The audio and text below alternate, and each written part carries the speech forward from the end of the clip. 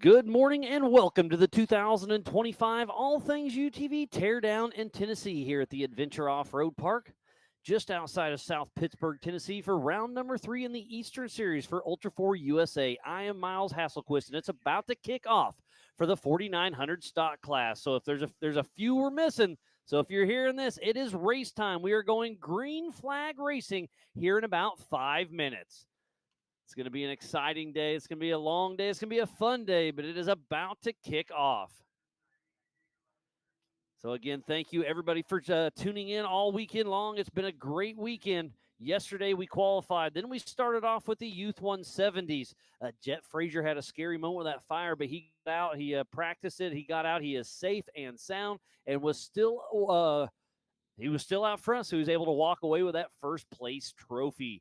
And then last night, it was all about Paul Wolf, who took that top spot. And then it was Josh Owen and then Cody Willenborg. So it was a great day of racing for everybody, and it's only going to get better. The rain set in last night just a little bit. It was a light, consistent rain, and then it broke the last night. But this morning, it's just a heavy dew. There's fog in the area, so the rain that did come through the trees is probably going to be stuck out there. The short course is probably going to be perfect this morning. But, man, it was a great race for sure.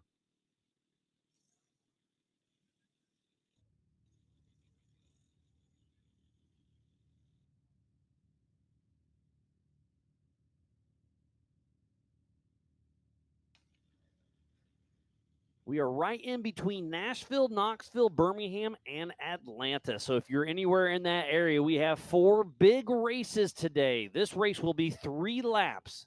It is 5 miles per lap, but it is some gnarly terrain out here at the Adventure Off-Road Park. It's going to be a great race this morning. We should have 11 taking off the line for 3 laps. Once the checker comes out, it is a Grand Prix, so it is a checkered flag for the rest of the field so we can keep this day moving. And then we're going to try to stay on track. So right around 10 o'clock, the Pro Modified presented by G-Force Racing Technologies will be taking off. And then at 12:30, we'll do the EMC, the 4600 Spider Track Stock, the 4500 Modified, and the 4800 Brannick Motorsports Legends class. And then at 3 o'clock, the 4400 Unlimited class will be taking off. And a quick count, it looks like all of our cars are here and ready.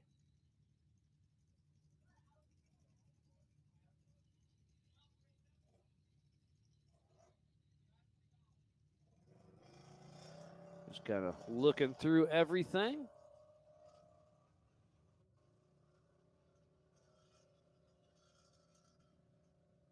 Making sure we are set to go. I got my timing pulled up, waiting for it to update.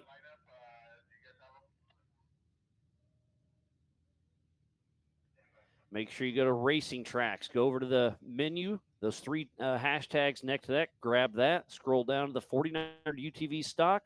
Click that button. Hit Show All. And you'll see them all right here at the start finish. They are on orange because they are lap number 1.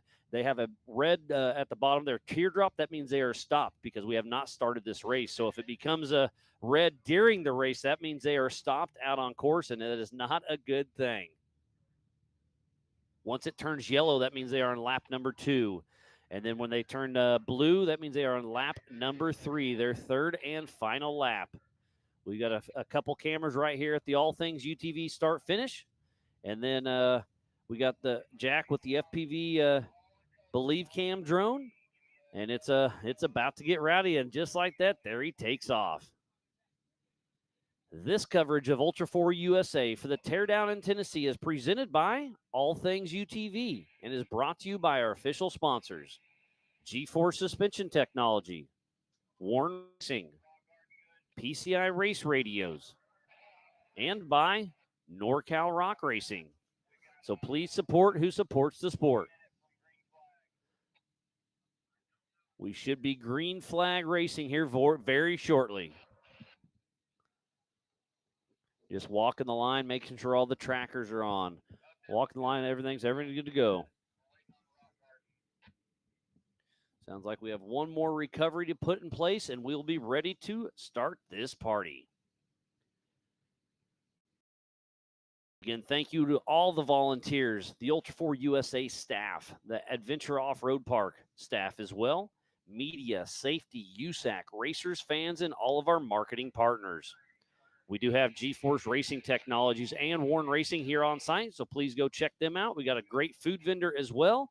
And then also Roxy's up there, Mega Merch, selling all the things. She's got the T-shirts, the hats, a hoodie if you want. You can do some early Christmas shopping as well. But we are, everything is in line. Everything is set. Just waiting for a couple little fine-tuning here, and we will be live racing here in just a moment. A great high and wide there.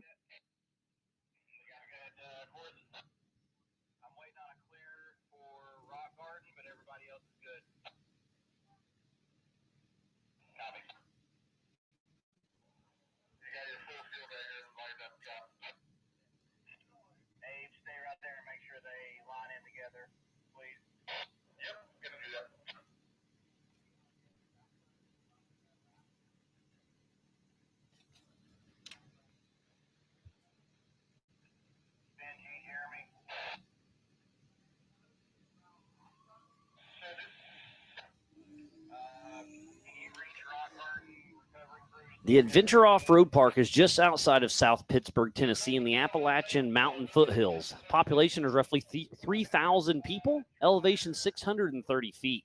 This park has over 600 acres, and it's absolutely beautiful. They've got over 120 trails, and they've got everything from mild to wild. They have been open since 2013. They are open 7 days a week.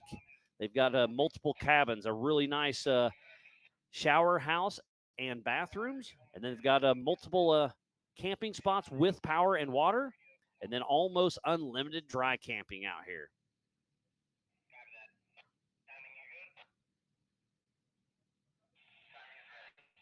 Lots of chatter over the PCI race radio, but it sounds like we are locked and loaded.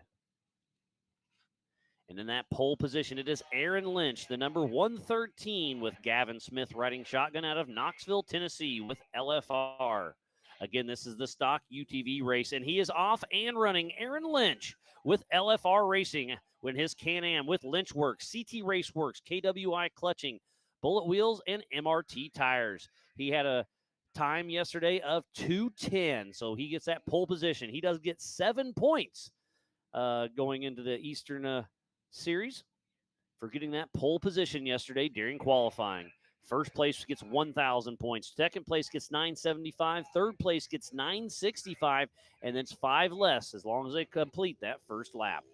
So off the line next is the number 64 of Kurt the Rocket Mackey out of Omaha, Nebraska with Mackey Racing.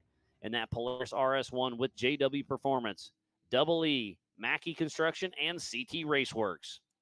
His time yesterday was a 2:20.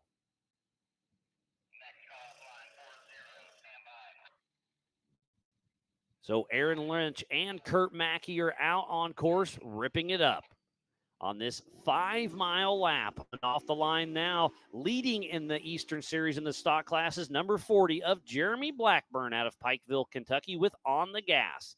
He's in that Polaris RS1, Jesus Christ, Valor Off-Road Wheels, HMF, Power Sports Nation, PRP, and HMF.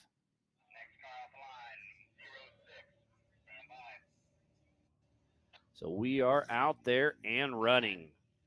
Up next should be the number 6 of Philip Papa Poe out of Tupelo, Mississippi with Dustin Robbins riding shotgun.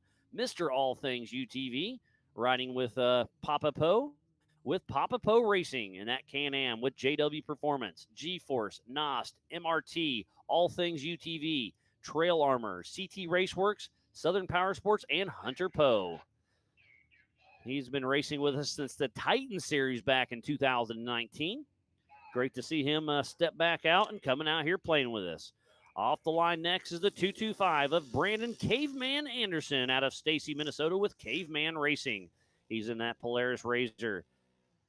Caveman Customs, RCV, Freedom Lifts, and Polaris Racing. So we do have Aaron Lynch, Kurt Mackey, Jeremy Blackburn, Philip Poe, and Brandon Anderson out on course. Up next is the 49-46 of Travis Fisher with his son Mason riding shotgun out of Sparta, Tennessee with Rusty Bucket Racing in his Speed UTV with TB Builders. His first race with us was this year at our first race in Rouse Creek, Pennsylvania. So we'll see how that Speed UTV can go against the rest of the field. Got a lot of Can-Ams, got a lot of Polaris Razors, and Travis Fisher in that Speed UTV. Off the line next will be the 788 of Dylan Schultz out of Hastings, Minnesota with Caveman Racing and his Polaris with Caveman Racing.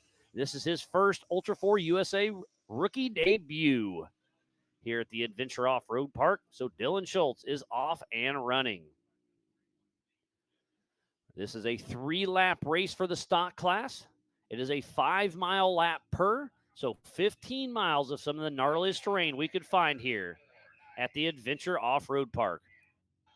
So off the line next will be the 4986 of Lawless McKenzie out of Middleton, Virginia with Lawless Racing in his Can-Am, CT Raceworks, Woodgate Petroleum, and OBOR tires. His first race for this year was also Rouse Creek, Pennsylvania. So we got a couple rookies out there running strong. We'll see how they fare up against the rest of the field. So off the line next will be the 1227 of Randy Shahan with Garrett Paver riding shotgun out of Wiley, Texas with Regular Guy Racing.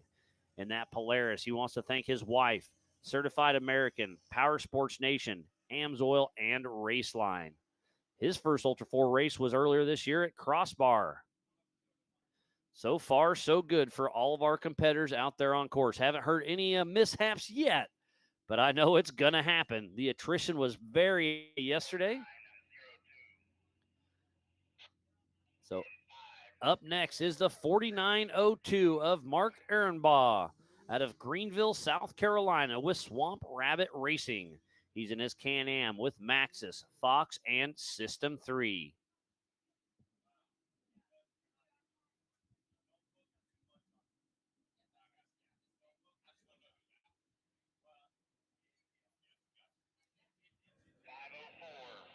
So up next is Miller Richmond, number 504, with Troy Digby riding shotgun out of New Orleans, Louisiana, with C. Miller Racing. He's in his Can-Am Maverick R with Maxxis tires, Raceline wheels, RCV, and CT Raceworks. And he wants to give a huge shout out to Anderson Racing. He had a mishap during qualifying, but he ran over there, asked if they had any parts. They sure did. So that's what I love about Ultra 4 USA is you have an issue out on course, everybody is all hands on deck trying to make it happen. So last off the line is William Vargo and Torn Husby out of Fowlerville, Michigan with Rollover King and his Polaris with Diamondback Builders and MRT tires. And this is his Ultra 4 USA rookie debut. Was in Badlands just about a month ago. So we have 12 cars out on course. So far, so good. We'll see how much chatter's going off on that PCI race radio, but all the cars are out there and running. So again, we need to give a huge shout out to Monster Energy, Warren Racing, Brannick Motorsports, All Things UTV, NorCal Rock Racing, Rock Crawler Suspension, Freight Factory, Spider Tracks, Factor 55, PCI Race Radios, G-Force Suspension Technologies, Metal Cloak, Maxxis Tires, and King Shocks. So please support who supports the sport. We would not be racing here without each and every one of those. There's a shot of the Brannick boulders that'll be coming out. Yesterday's lap time was roughly just over 20 minutes. Fast lap was Paul Wolf with 20 minutes, but I'm going to say the average today is going to be, 22, 24. We'll see how it shakes out for the stock class, but everybody's out there and running. So we started this morning at 7:30. All cars are on the line. We've got 12 of them out there ripping and riding. Our next race for Ultra 4 USA is Sturgis for round number 3 in the Ultra 4 USA Central Series during Bike Week at the Buffalo Chip, August 1st and 2nd. Looks like King, Shell Hill, and JTMW TV is tuned in. So thanks for checking us out. And it should be a great day of racing. We'll be racing probably till 6 o'clock. I doubt we have much for breaks today, but I'm okay with that.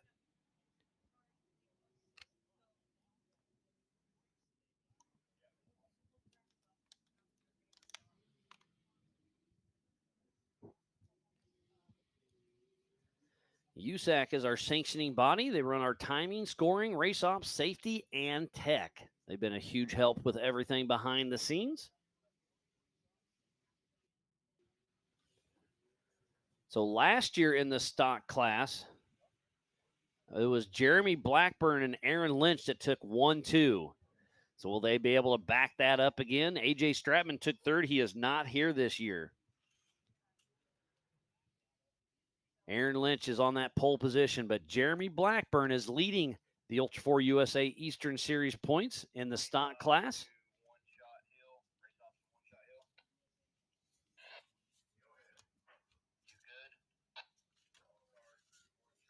Oh, and every car has made it through one shot. We were a little bit nervous with that, with the weather moving through. So great to hear that. So in the Eastern Series points, it is Jeremy Blackburn in that first position, who has not lost a race yet this season in the Eastern Series.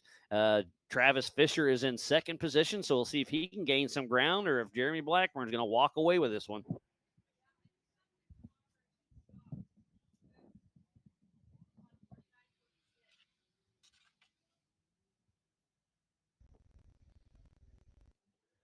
I hear a lot of noise out there, so that means it's not too far away. Somebody's having a couple issues out there.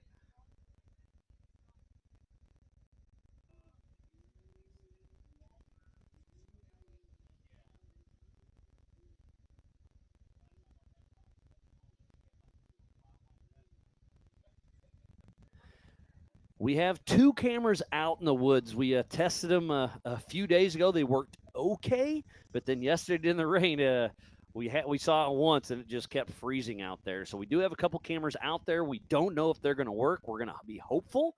But we do have Jack with the Believe Cam drone out here on site. We have the start-finish line camera you're looking at now. And then we also have a camera at the Brannock Boulders. So when they come out of the woods, we'll be able to see them tearing down there. And there it is. And there on the right side is the PCI pits. Coming at us is 25 miles an hour from the finish line, right where that UTV is driving right now, all the way to the start-finish line, or the start line. The finish is down there. But on your left going away from us in that, you can see the grass got all tore up yesterday. That is heading into the Brannock Boulders. They'll be drag racing there. And that tree line is where they head into the Monster Short Course. It's just kind of a long loop with some kickers, some little zigzags, and then they come back out. So that's our coverage we have here. Again, we tried putting a couple out in the woods. We'll see if they work. I haven't seen it pop up yet. Again, we tried yesterday, but, well, we tried Starlink, so I went out there for probably a couple hours trying different spots, and it's just the trees are so heavy out here. They're really hard to get signal out. And obviously we're struggling with that with racing tracks as well. But don't forget, we can download the data. And actually, I'm scrolling to racing tracks right now, and it looks like it's working better than it was yesterday. So the rain must have been messing with it. So Lynch at race mile 1.5, it looks like, moving at 18 miles an hour. And that was at 27. So it's a few minutes old. So he's probably closer to race mile 2. Again, it's so dense out there. We can't get video feed. It's a little bit of a struggle on our end, but we're making it happen. But again, we do download the data from racing tracks. We can rewind everything. We have that data after the race. We make sure they stayed on course. And obviously the tip alerts and everything else does help us for safety reasons as well and course compliance. So it's good for the racers. It's good for us here at Ultra 4. Philip Poe looks like he's in second place. Let's see, 41. So fairly accurate update about race mile 1.25 or so. Don't see any red teardrops. Well, as soon as I say that, I'm trying to zoom in.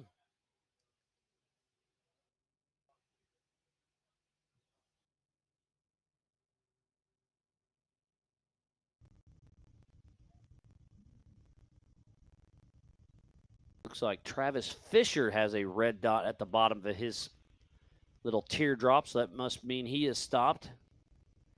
But again, there's so many tough spots there that he could be just doing half a mile an hour or winching or something.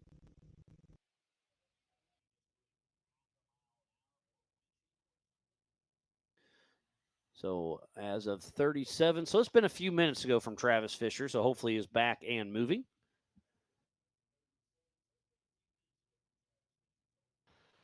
So again, go to Racing Tracks. Find the teardown in Tennessee.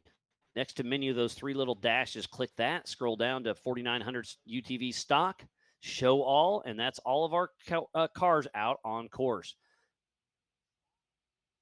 Teardrops are orange because they are on lap number 2. When they go to lap number 3, they turn yellow, and then on their third and final lap, they will be blue dots racing around out here. And at the All Things UTV finish line, go to ultra4racing.livemotorsports.com for the same timing I have here in the Big B studio.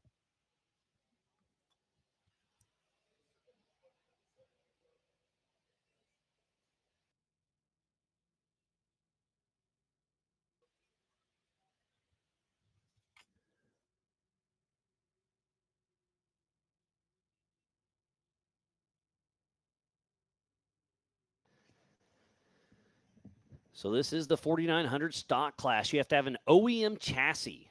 Must use stock suspension pickup points. Reinforcing is allowed. Must run front body and side plastics. The rear bed can be trimmed to fit a spare tire. Maximum of a 1000cc engine and a 33-inch maximum tire.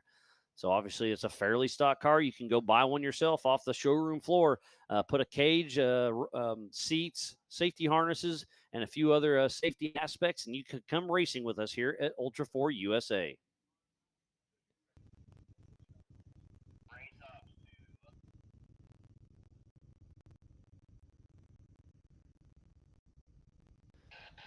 And there are cars at up down right now.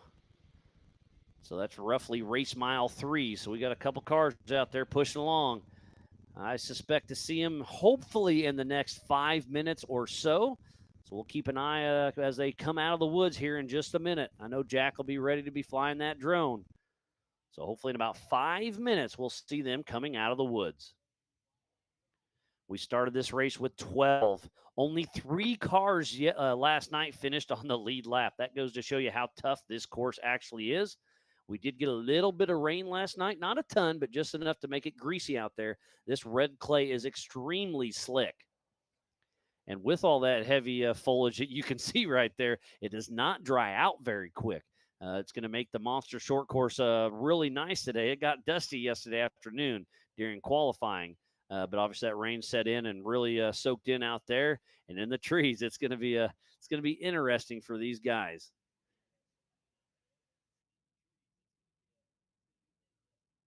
I hear some cars, so that means they must be getting a little bit closer.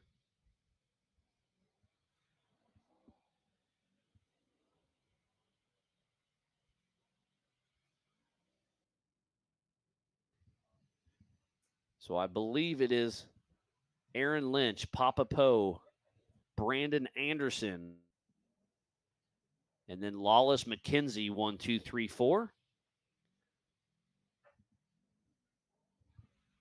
And then we got a stack of them over here, so I can't quite tell who's who. There must be a winch fest at the just past Bounty Hill, I would assume.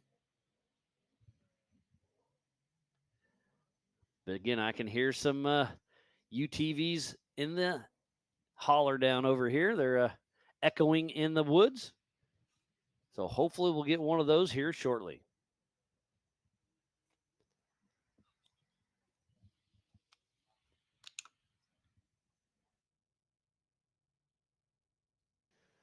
Our next race will be the G-Force Pro Modified UTV. That'll be a 4-lap race. And then at 12:30, we'll kick off the EMC, the 4500 Modified, the 4600 Spider Track stock class, and the 4800 Brannick Motorsports Legends class. Stock class will race 3 laps. The 45 and 48 will race 4 laps. And then at 3 p.m., the 4400 Unlimited class will race 6 full laps. It's going to be a wild day of racing for sure. So thanks again for everybody tuning in. Looks like Casey Gilbert's tuned in. Wish you were here, buddy. Looks like Jamie is rooting on Randy Shahan. See, 12:27. Let me skip over here. Looks like he's still moving strong. It looks like at 48. So accurate update. He was at 17 miles an hour at race mile 1.5. So Randy's still pushing. Thanks again, Jamie, for tuning in. Again, go to Racing Tracks. Find Teardown in Tennessee. The 3 hashtags next to menu, click that. Scroll down to 4900 stock UTV class. Show all, and you can see the same timing I have here in the Big B studio. And then also go to ultra4racing.livemotorsports.com for the timing.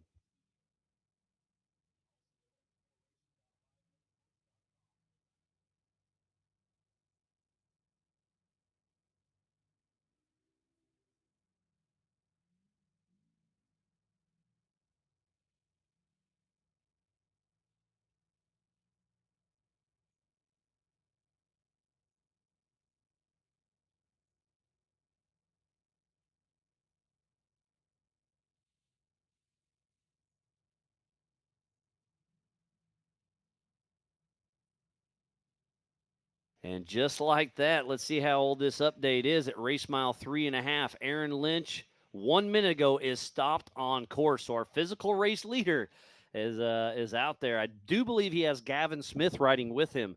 So hopefully they can get something squared away. But Papa Poe, who has came out of retirement, is starting to sneak up on Aaron Lynch, our pole setter for the UTV stock class. And Brandon Anderson is also showing stopped at 48, so fairly accurate as well at 2.5. So it's going to show you how tough this course is. We are at the 30-minute mark. We've been racing for 30 minutes. We were hoping to see a 22, 24 minute lap time, but it just goes to show you how slick this course is. This is going to make for a long day. It's going to be a good day, but it's going to be interesting to see how it all shakes out.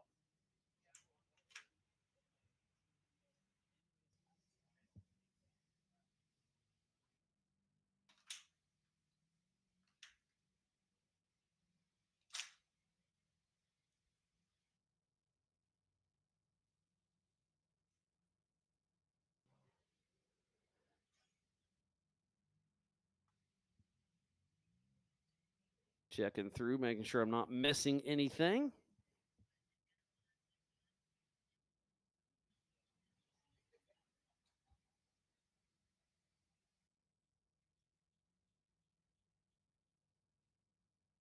But it looks like so far, so good. Lots of people send me info, so sometimes I got to check it out.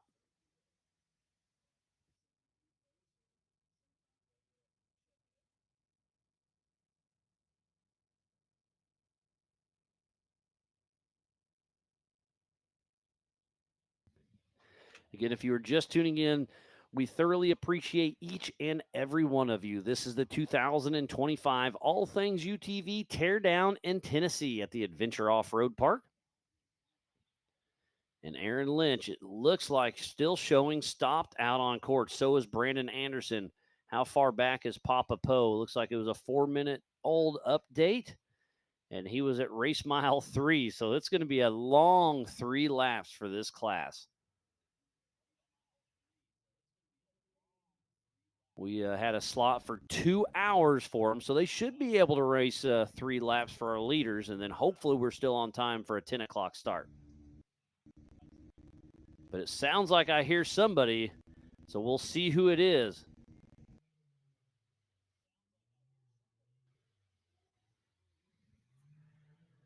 Somebody's ripping strong. And I don't believe we have any MAV Rs, because usually you can really tell who those are. So I can't quite tell who's running this one. Oh, Miller Richmond's in a MAV R, but again, that's not a MAV R here.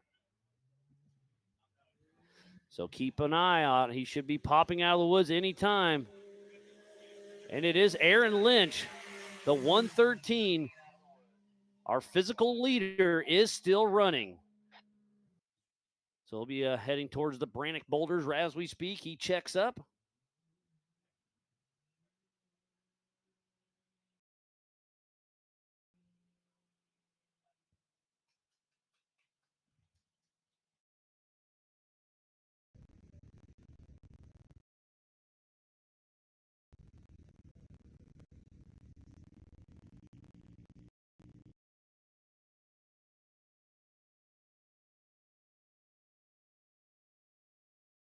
So Aaron Lynch, our physical race leader, number 113, with Gavin Smith riding shotgun out of Knoxville, Tennessee, with LFR and his Can-Am with Lynchworks, CT Raceworks, KWI Clutching, Bullet Wheels, and MRT Tires.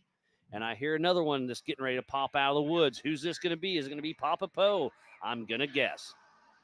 Somebody is all over the throttle. We'll get a lap time for Aaron Lynch here shortly.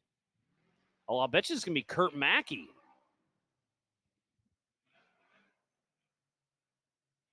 He took off in that second position. Haven't seen him on the tracker, but it is Kurt the Rocket Mackey, number 64, cruising along. So we'll see what kind of lap time. He's wiping off his face a little bit and still ripping it up. So number 64, Kurt Mackey out of Omaha, Nebraska with Mackey Racing and this Polaris RS1, JW Performance, Double E, Mackey Construction, and CT Raceworks. And here comes Aaron Lynch. He's coming through. Him and Gavin Smith are looking good. So our physical race leader is out on lap number 2 of 3.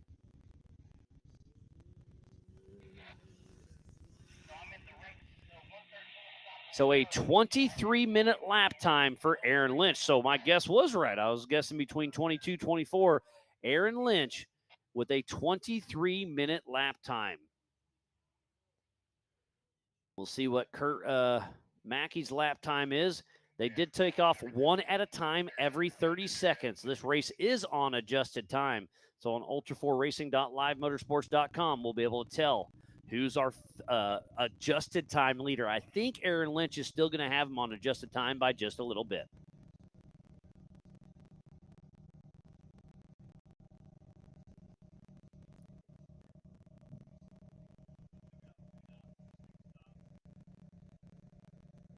And I hear another car or two coming in, and there it is. That's Philip Papa Poe.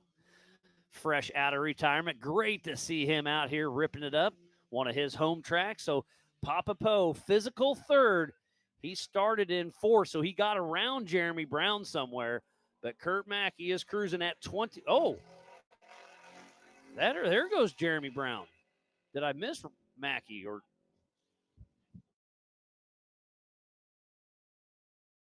so I apologize. I missed it. We have 2 RS1s out there. That was not Kurt Mackey. That was Jeremy Blackburn. So where is Mackey?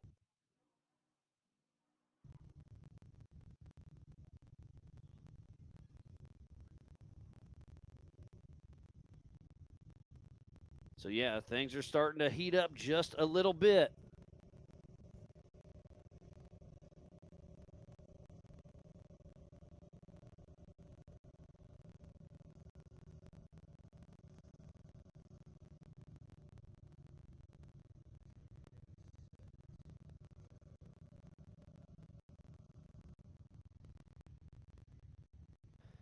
All right, so it is Aaron Lynch physically out front and on adjusted time. Then it's Jeremy Blackburn. Then it's Philip Poe.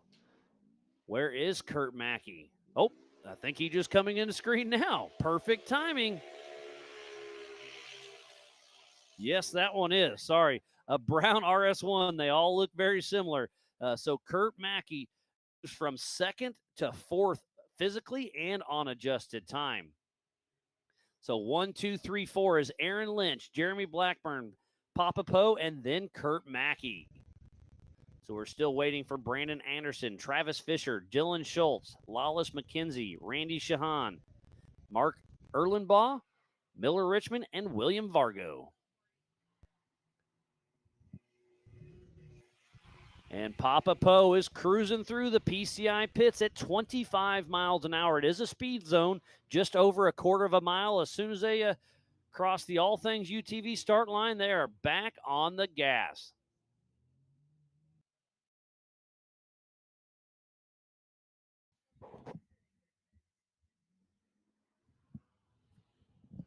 here comes another car. Who's it going to be? That's the 225 of Brandon Caveman Anderson. Out of Stacy, Minnesota with Caveman Racing and his Polaris, Cave Customs, RCV, Freedom Lifts, and Polaris Racing. And here comes Travis Fisher as well, with his son Mason riding shotgun out of Sparta, Tennessee with Rusty Bucket Racing and that Speed UTV with TB Builders. So I see Kurt Mackey cruising through the PCI pits. Again, it is 25 miles an hour as Travis Fisher makes it through the Brannock Boulders. So Kurt Mackey still cruising along that Polaris RS1 Razor 1000 naturally aspirated. It's been a good run so far. So it's been a great weekend of racing, and we are just getting started for day number 2 for the 2025 All Things UTV Teardown in Tennessee here at the Adventure Off-Road Park. And hopping in the Big B studio with me is Bob Humanchick. How you doing, buddy? Doing good. How about yourself, Mike? Oh, I'm doing great. Wish you had your car out here, but I get it. You know, life gets busy, doesn't it? Yeah, we had some issues after the Badlands race, and we had a lot of family events between the Badlands race and now, so we didn't have the time. Yeah, well, that's part of it. I hate to hear that, but you'll be out there giving it your all, won't you? And you're here supporting some of your other guys, and you'll be back. Yes, sir. All right. So. No, it's been a great weekend. It's been hot out here. Oh yeah. But this morning feels beautiful, doesn't it? Oh no, this is the best it's felt since we got here. Yeah, last night when the rain first started coming through, it dropped 15, 20 degrees, and I was like, finally. And then this morning I woke up, I'm like, I've got shorts on. I guess I'll leave them on. Right. Yeah, after yesterday, I was just like, you know what? I'm just going to go buy another fan. As soon as I went to the store, it dropped 20 degrees because of the rain. I'm like, man, do I really need to buy it? I bought it because I'm like, if I don't, it'll be hot again. No doubt. Miserable. There goes Travis Fisher heading out for his second lap of 3. So our leaders are heading out for lap 2 of Aaron Lynch, Jeremy Blackburn, Philip Poe, Travis Fisher, Brandon Anderson, and Kurt Mackey, 1 through 6 on adjusted time. But yeah, it's been a wild weekend for sure. And today is it's going to heat up, I think. Oh yeah, for sure. How long is the course? It's 5 miles. This race is 3 laps, so roughly 15 miles out there. Our next race is the Pro Modified. They'll do 4 laps. Okay. And then the EMC's, your class, you would do 4 laps as well in the 4,500 class and the 4,800 class. The 4,600 stock class will do 3 laps, and then the 4,400, 6 laps. So it's going to be wild out there. Have you been on course much yet this weekend? I got to see the first little bit of it. Okay. So the guy I'm out here supporting, Adam Ellington, his co-driver wasn't here yet, so sorry. I think I met his co-driver on the at the hotel on the elevator a couple mornings ago. Yep. But I got here first, and he wanted to see some of the course. I'm like, yeah, let's go out. I have all my stuff with me. Of course, I have my USAC, so it was just like, yeah, let's go out, take a look at it. So I got to see part of the course, and I mean, the last time we raced here was 3 years ago. Yeah, 2022. Yep, that was my first Ultra 4 Series race, and I remember it being very gnarly, and I don't think it rained much that week, did it? It did a little bit. Okay, but not like it has here. No, it's rained much more this time. But yeah, from what I remembered to what I saw, yep, it's still a very gnarly course. Yeah, so yeah, your race that you're sporting kicks off right around 12:30. So you'll be in the PCI pits, just making sure everything's running smooth for Ellington. Yes, sir. And anyone else that needs help. Yeah, we all help each other. That's what we were just talking about this morning. Miller Richmond, who's out on course right now, he had some issues during qualifying with the upper control arm, and Anderson Racing gave him some parts, and it was just like, what do you need? We got it, have it, and we'll figure it out later. Let's go racing. Exactly. So that was a Lawless McKenzie that just cruised on through. Number 4986 out of Middletown, Virginia with Lawless Racing, and his Can-Am with CT Raceworks, Woodgate Petroleum, and OBOR Tires. And Jack with Believe Cam is chasing him towards the Monster Short Course. Yeah, so it's the fastest lap this morning is a 23:11. That's by fast. Aaron Lynch. That's pretty. That's Paul pretty Wolf fast. in his open car, he did a 20-minute something. So for 23 in a stock car, that's pretty impressive. That's pretty quick. Because a stock car, you can only have a 33-inch tire open. It's open. How big a tire do you want to run? We've seen 37s on some of these UTVs. I think they look right on a 35. Yes, I can agree with that. So what's the next race you're going to try to make with us? In all reality, it's probably going to be King of the Hammers. Okay, no worries. I get it. I might. Yeah, life gets busy for sure. And I don't know if you know this, but racing isn't cheap. No, it's not. I know we're planning to, like, my whole kind of crew, we're planning to go down to Vegas to Reno to support Eric Weichel and okay. Hunter Biddle, I think, is racing that Yeah, one. So we're both coming of them. down to support those guys. Well, that'll be fun. So Lawless McKenzie there at the All Things UTV finish line, getting stopped, just making sure everybody is okay, and he is back and running. Again, this is the PCI Hot Pits. It is 25 miles an hour. About a quarter-mile drag. He'll be driving by us here in the big studio here in just a moment. On your far right is Live Race Course. That's why it's 25 miles an hour in the pits, keeping everybody safe and sound. And there he's about to cruise by us right here. Lawless McKenzie heading out for lap number 2 of 3.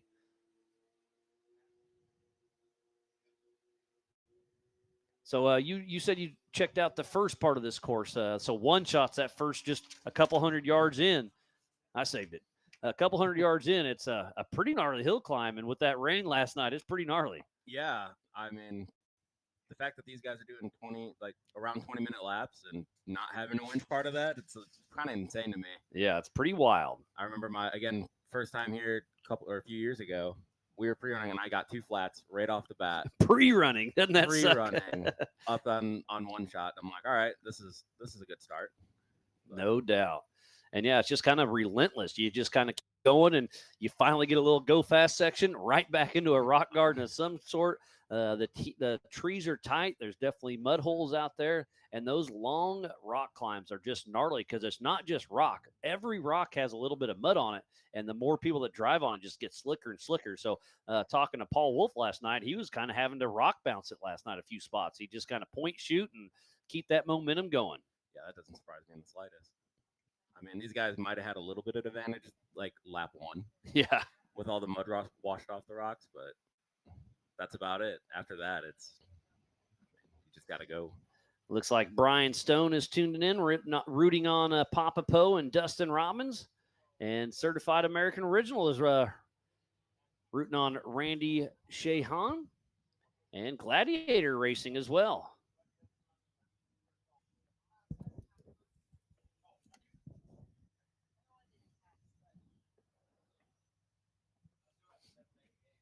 So far, so good for all of our competitors out there on this 3-lap race for the 4900 UTV stock class. This is the 2025 All Things UTV Teardown in Tennessee here at the Adventure Off-Road Park.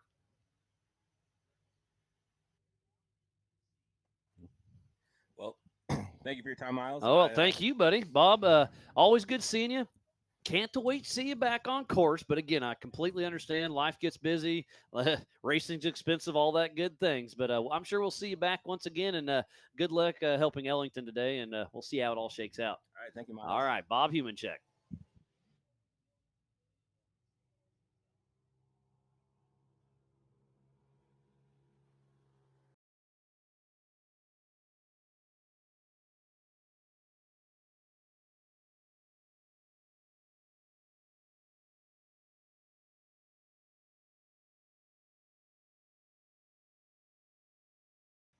And there is the 689 of William Vargo just cruising through the Brannock Boulders. Love getting some of our crew and racers that pop through the Big B studio. So if you're anywhere here on site, come on by, say hey. Looks like Dunford Racing is tuned in. Hate you guys couldn't make it here. I know you were signed up and ready, but fighting some of those those demons in the car you can't quite get figured out, but you'll get it squared away, and old Peyton will be out here ripping it up once again. And just they're agreeing with how nasty this course can be, especially when it gets slick out there.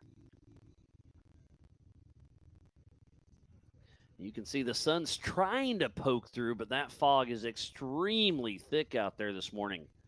I've been checking the weather too much. I'll check it again, but it looks like, rain's pushed till 4 p.m. now, and it's only 15%. So, again, that's 85% not raining, we're hopeful. So, we'll see. We could have a good race day. Well, we're going to have a race day regardless. We'll just see how it shakes out for the rest of the field.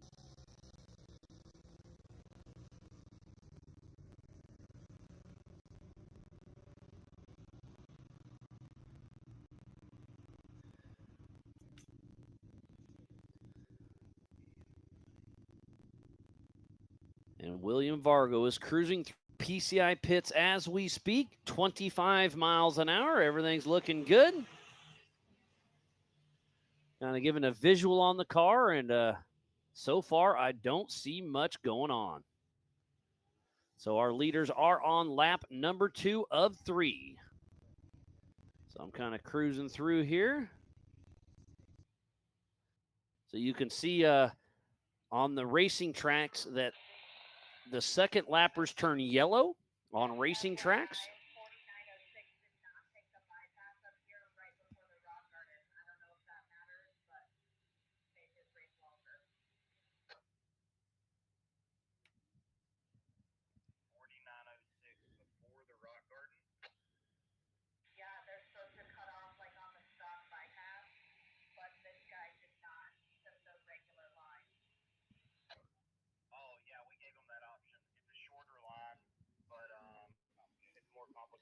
Just listen to a little bit of the PCI race chatter, but it seems like everything's going pretty smooth out there on course right now.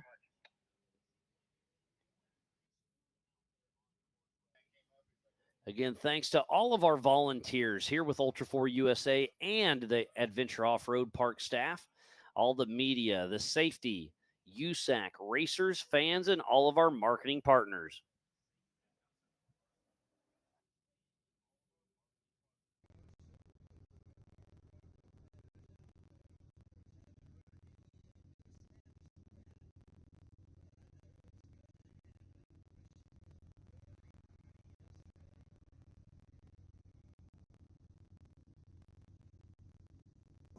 Well, it's been a great day of racing, and joining me in the Big B Studios, John Arnold. John boy, how you doing, buddy? I'm doing great, guys. It's good to be back at the track. Yeah, I know you had a brand new little boy, right? Yep, 5 months old. Yeah, and man, kids are. I've got 2 daughters myself. Ella's 10, Jade's 12, and man, every step of the way is a different step, but enjoy it all, man. I miss that age, but it's also kind of nice that they can feed themselves and wipe their butt and all that stuff. Oh yeah, we are definitely like every day it's something different. Oh It's yeah, really but cool. it's a lot of fun, and it's cool. You know, social media is the worst and the best, if that makes sense. But it's fun being able to watch, your kids grow up. Because obviously we're buddies. We don't hang out. We live too far apart. So it's great to be able to keep up and watch that. It's very cool. But And, there's a lot of information on there that you got to take with a grain of salt too. So Oh, for sure. But it's great to see you back here. You've raced with Jamie McCoy for a long time. I did text him a couple weeks ago, and it wasn't a no he wasn't racing, but he didn't make it. I hope he comes back out. But Papa Poe did come back out. Papa Poe did. Yeah, we're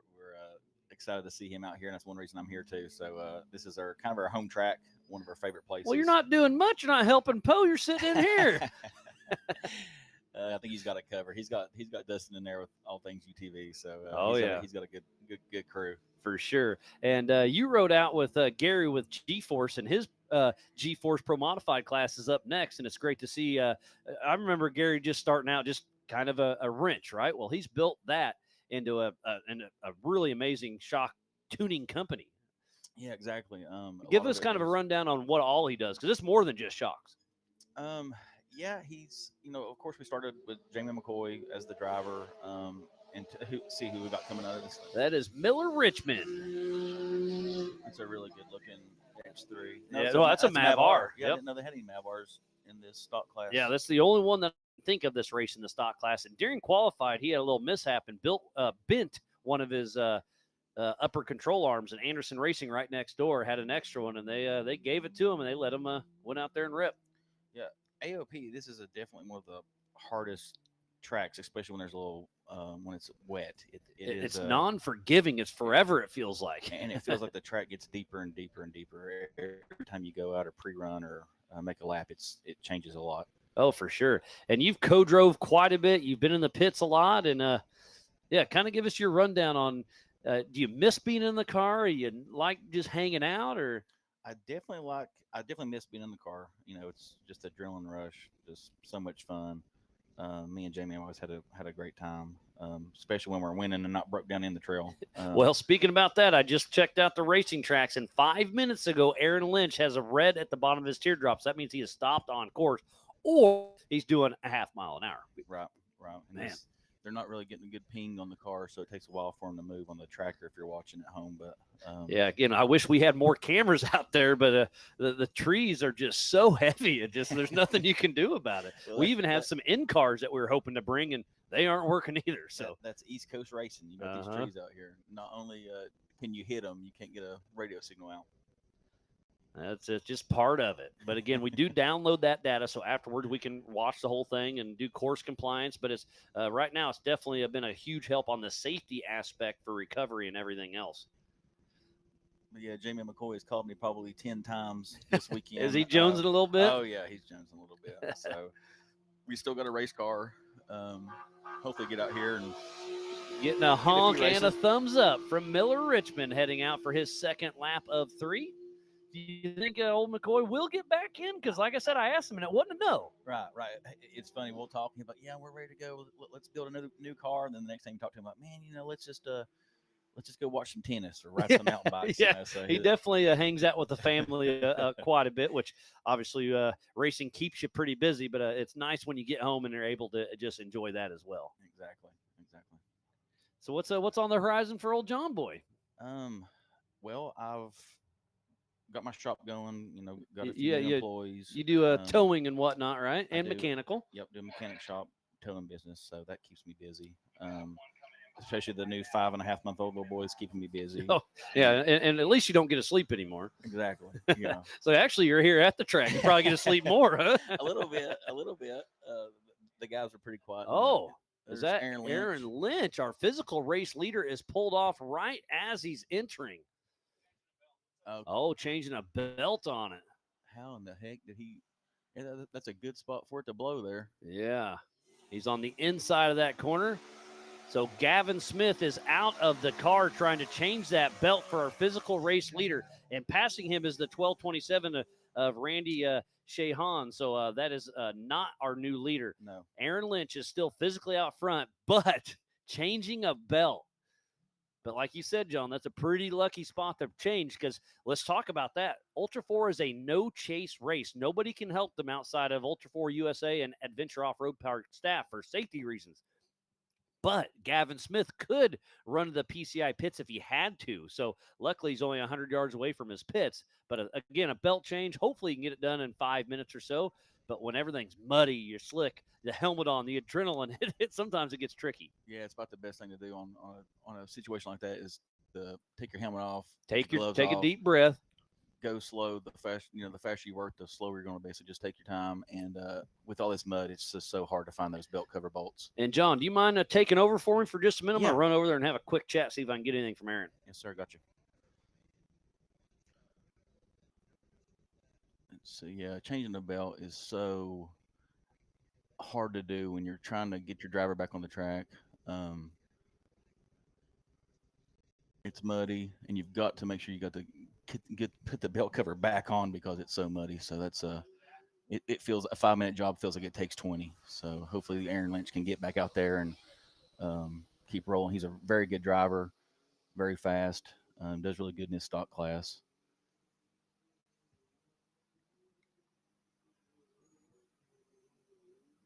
There was a number 40 was in second place, RS1. Don't hear him coming through just yet.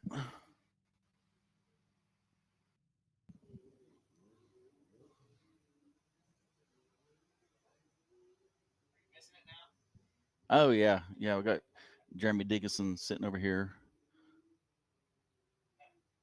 keeping up the race ops going on.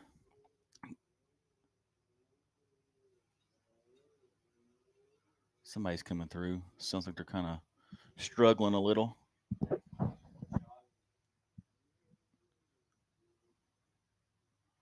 Hoping to see Papa Poe pop back through here in a little bit.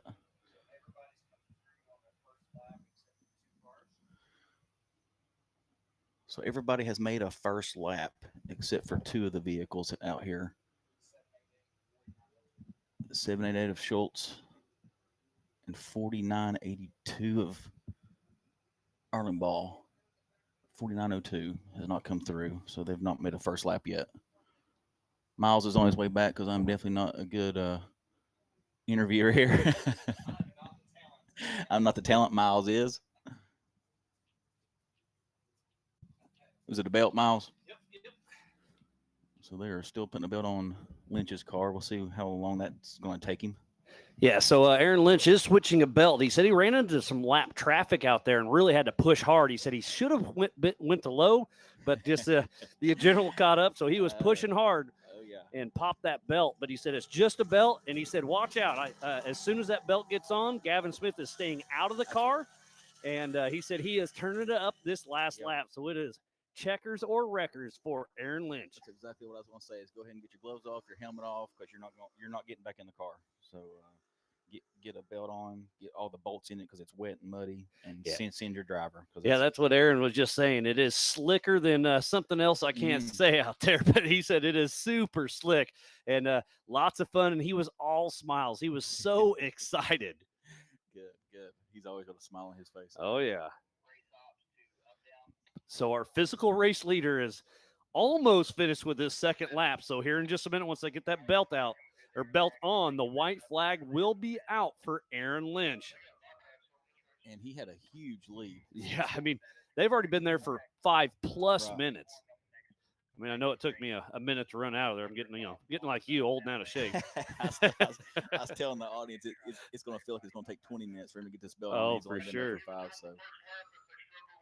But it sounds like he's got it fired back up. Gavin Smith is backing out of the way. All right, and Aaron Lynch, our physical race leader, is back in action. And there he goes. And he said he's going to turn it up. So Aaron Lynch is, we'll see what kind of lap time. Obviously, this lap time is going to be at least 5 minutes slower with that belt change. But and Aaron Lynch can turn it up. Oh, yeah, that guy is fast. He's raced with us off and on for quite a while. So it's good to see him back out there and running because you'd hate to lose this race over a belt. But, hey, it's been lost over less than that before. That is exactly right. And, again, to finish first you must finish. But he's got a brand new belt for this third and final lap for Aaron Lynch. So white flag, it will be out for Aaron Lynch, our physical race leader, the number 113 out of Knoxville, Tennessee with LFR Racing. It was a number 40 was in second. Yeah, that's Jeremy Blackburn. RS1? So, yep, we haven't seen him yet. So Jeremy Blackburn and Kurt Mackey both have RS1s. Well, now they're both brown RS1s, so there's kind of hard to tell. Well, John, it's always a pleasure, buddy. Great seeing you. Great catching up. It's been too long. We got to do this more often, but I'm gonna bring in old Gavin Smith. So again, John, always a pleasure. We'll see you around, buddy.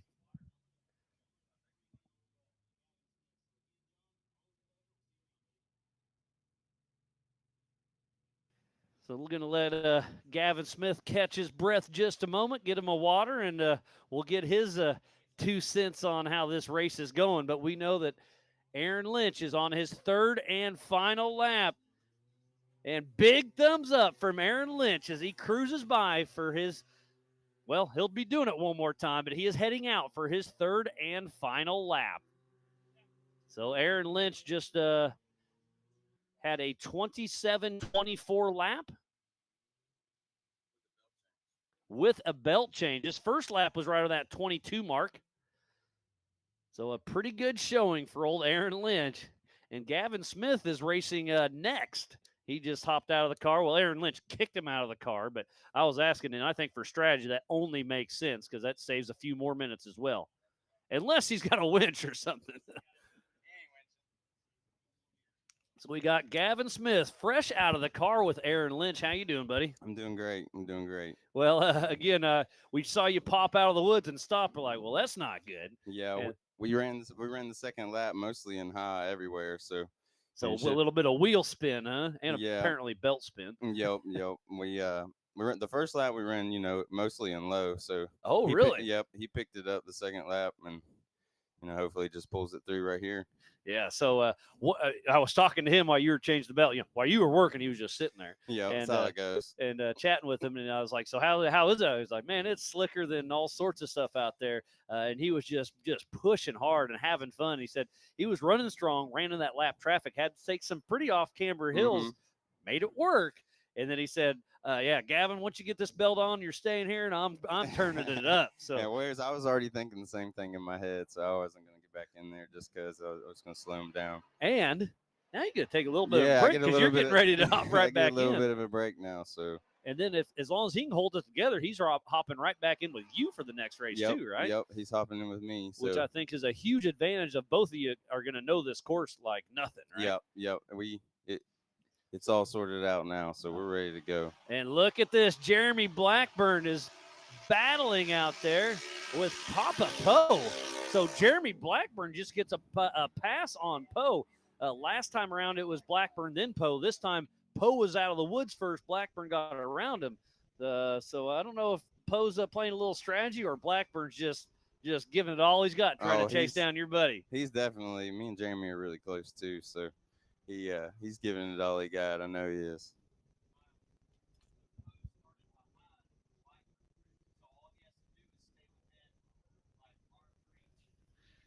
So Jeremy's keeping me in line here that Papa Poe's probably playing the smart game because this race is on adjusted time. They took off one at a time. So Poe just has to finish within 30 seconds of Blackburn. So as long as Poe sees Jeremy Blackburn, he's beating him on adjusted time. So he's probably playing that strategy game. Yeah, I would say.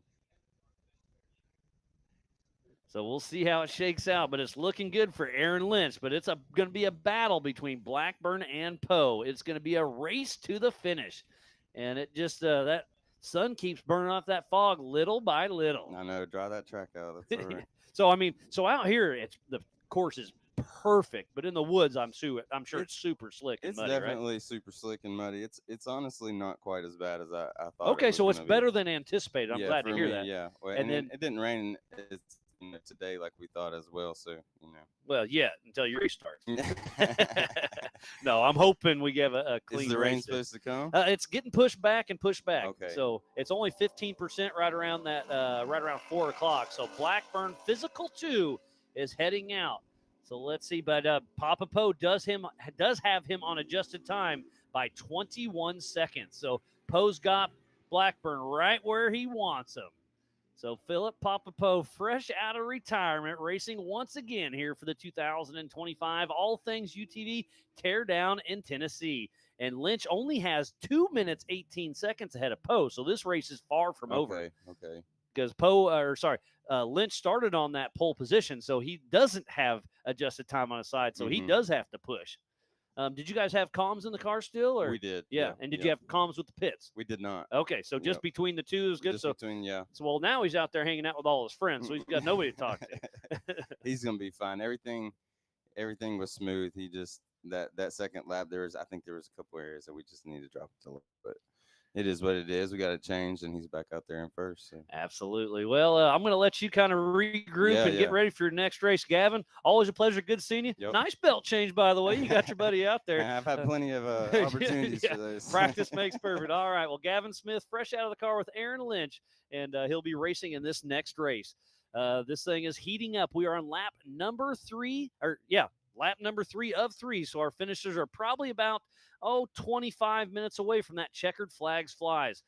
So while we have wait for some more leaders to come through, we're going to step away from the action. We'll be right back after this. Over 25 years of off-road racing dominance. Proprietary patented race technology. Proudly made in the USA. Unparalleled customer service and support.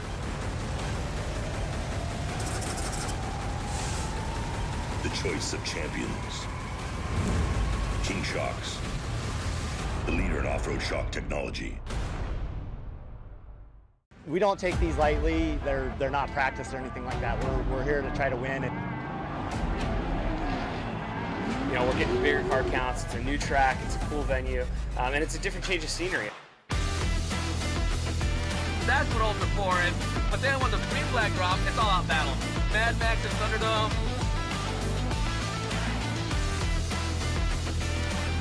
It's going to be tough. Competition is the best of the best.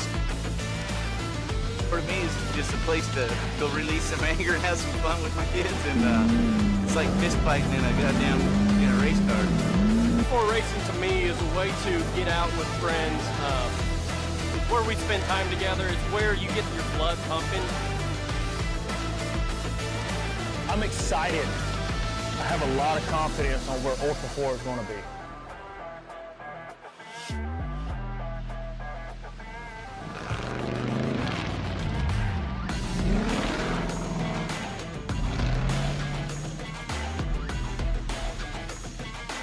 Ultra 4 is awesome. It's so much fun because you're just wheel to wheel with the guy next to you, and especially in short course. And what an opportunity to be able to race side by side with like pro level drivers, drivers that have won tail 8 previously, OG drivers that have been in this for 10 plus years.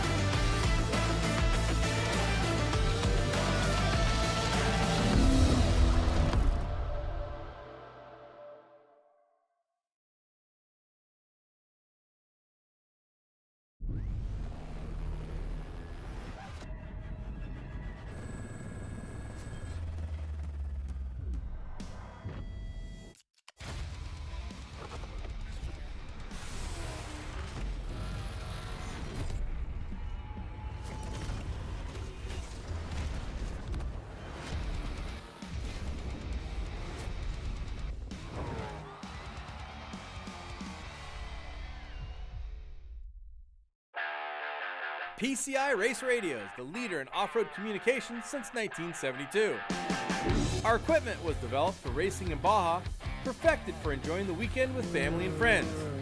PCI has the highest quality communications, navigation, and safety equipment, backed by the best support in the industry. Find us at hundreds of events each year, supporting our equipment on site and providing the PCI Weatherman Relay. See you in the desert.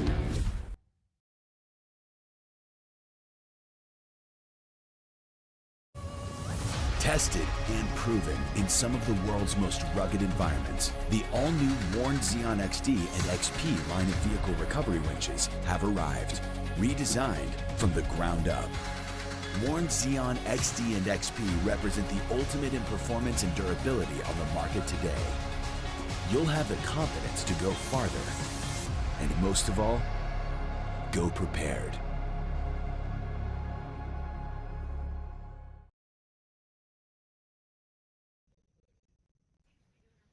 Welcome back to the 2025 All Things UTV Teardown in Tennessee here at the Adventure Off-Road Park. Again, I am Miles Hasselquist, and our leaders are on their third and final lap, and it is Aaron Lynch, 2 minutes, 18 seconds ahead of Philip Poe.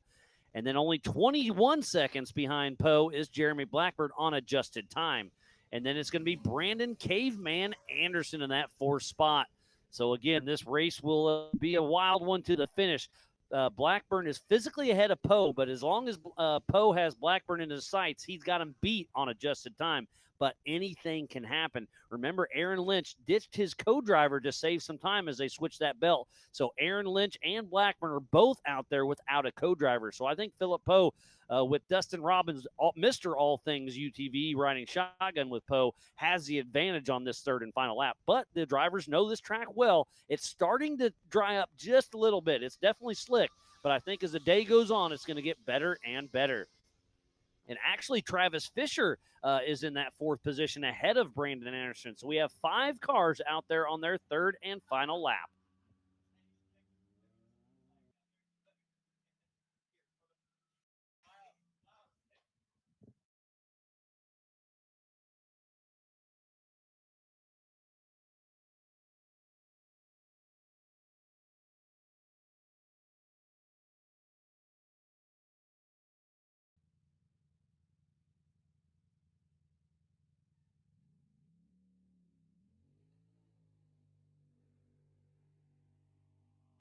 So Brandon Caveman Anderson going 22.5 miles an hour is what John Boy said. He's got his radar gun out here making sure everybody's behaving.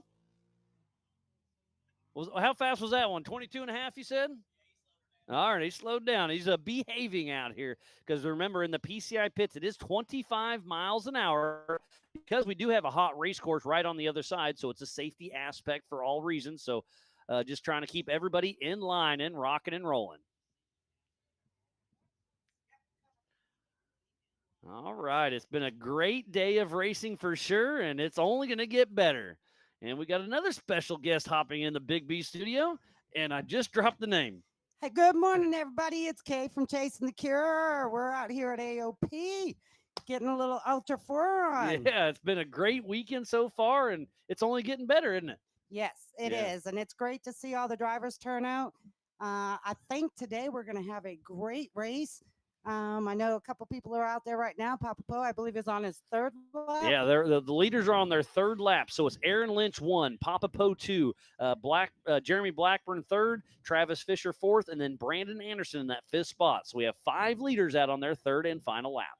Fantastic. So how you doing, Miles? Oh, I'm doing great. It's great to see it's been a little bit. Yes, it has. The last time we caught up was in Oklahoma. Yeah, that's right. Yeah, It's been a great year of racing, and we've been worried about the weather.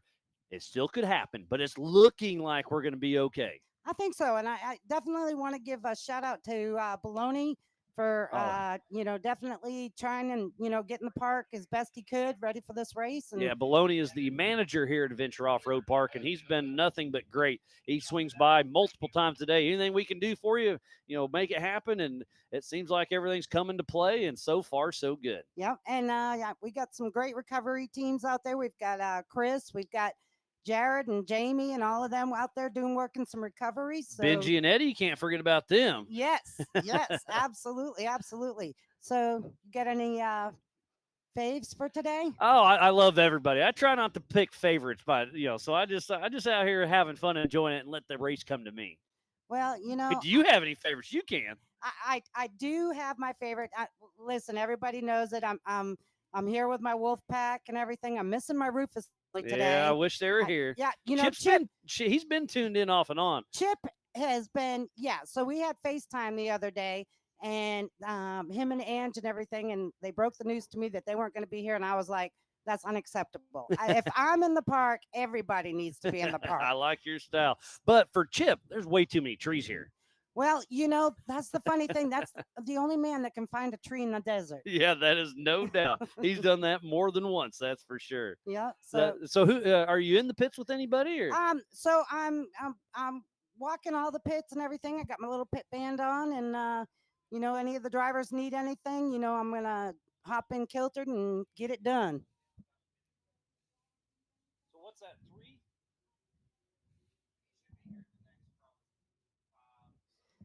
Sounds like our leader is already through up down, so he should be here in probably less than 5 minutes. So I was trying to get some. Sorry, who are you helping the pits? Anybody that anybody. Okay, but yep. So who's your favorite? Well, I mean, obviously today, in the 4400, I've got to go from Paul because he definitely has a target on his back. He's definitely the one to beat. He won last night. He's getting ready to race this next pro modified race, and then the 4400 he'll be in the UFO. So he's definitely one to try to beat. He is the top of the Ultra 4 game right now for sure. Well, I mean, you gotta go back a couple years, and I remember when he first started, and he started out an old trusty and everything, and he was just kind of the new kid on the block, and everybody doubted, whether or not. And I look at the years, he's definitely proven himself to be a solid driver. But for me personally, when I'm in the hospital, I'm the crazy one that the nurses are like, oh my God, she's watching those races. Absolutely. So, he is my solar flare slingshot. He is the glow. But all of the drivers out here have been phenomenal to me. The families. I want to thank all the wives and everybody and the kids that, pack up week after week and hit these races and all make of that. It happen. Yep. Yes. 100%. Absolutely. I was talking to Paul last night, speaking about, being the new guy a few years ago. He's over 40 podiums with Ultra 4 now. Yes. And we were talking about coming back. He's an old school rock bouncer. So he had to put his skills to work last night because it was that's when it was raining, and he said he had to hit some of these hills with momentum. Yes, I tried to get him to climb into kiltered, which is way smaller than what he's used to, and he's like, "No, I'm good. I'm good." So, who's that? Is that Lynch? No, It's not Lynch. That's the 4902. It looked like of Mark Erlenbaugh. So I believe this is just his. This is his first lap. So he definitely ran into something out there, but I haven't heard of anybody that's out of the race yet. Last night the attrition was high. So far, so good for these drivers. yeah. Well, I do know that Cheetah turtled not too long ago, a little bit out there, but he managed to get it back upright. So that's what happened. I did a little cat nap out there. Little turtle, get that 4-wheel drive going. So. Oh yeah, and it looked like when he came through there, he may have been only in rear wheel drive because he got a little squirrely there. But we'll see. At least he's moving. I wonder how the track is for the drivers today. I haven't heard much chatter yet about how the track is feeling. So Aaron Lynch, our physical race leader, broke down right there with a belt. So I ran over there and chatted with him. He said it is super slick, but it's not as muddy as he was anticipating. But just that top little layer is just slimy. This red clay here is super slick. So I hope that dries out a little bit as it goes on, but I don't think it'll ever dry out per se. No, and I mean, this is where you actually will see drivers showcase their skills and their ability to control their machines at speeds and corners. I mean, the course has definitely got some challenges out there. So, I mean, yeah, I think it's going to be a fantastic race all the way around today. We did have that 170 yesterday. Oh, yeah, that was scary. That fire, yeah, it went from white smoke to black smoke to big flames.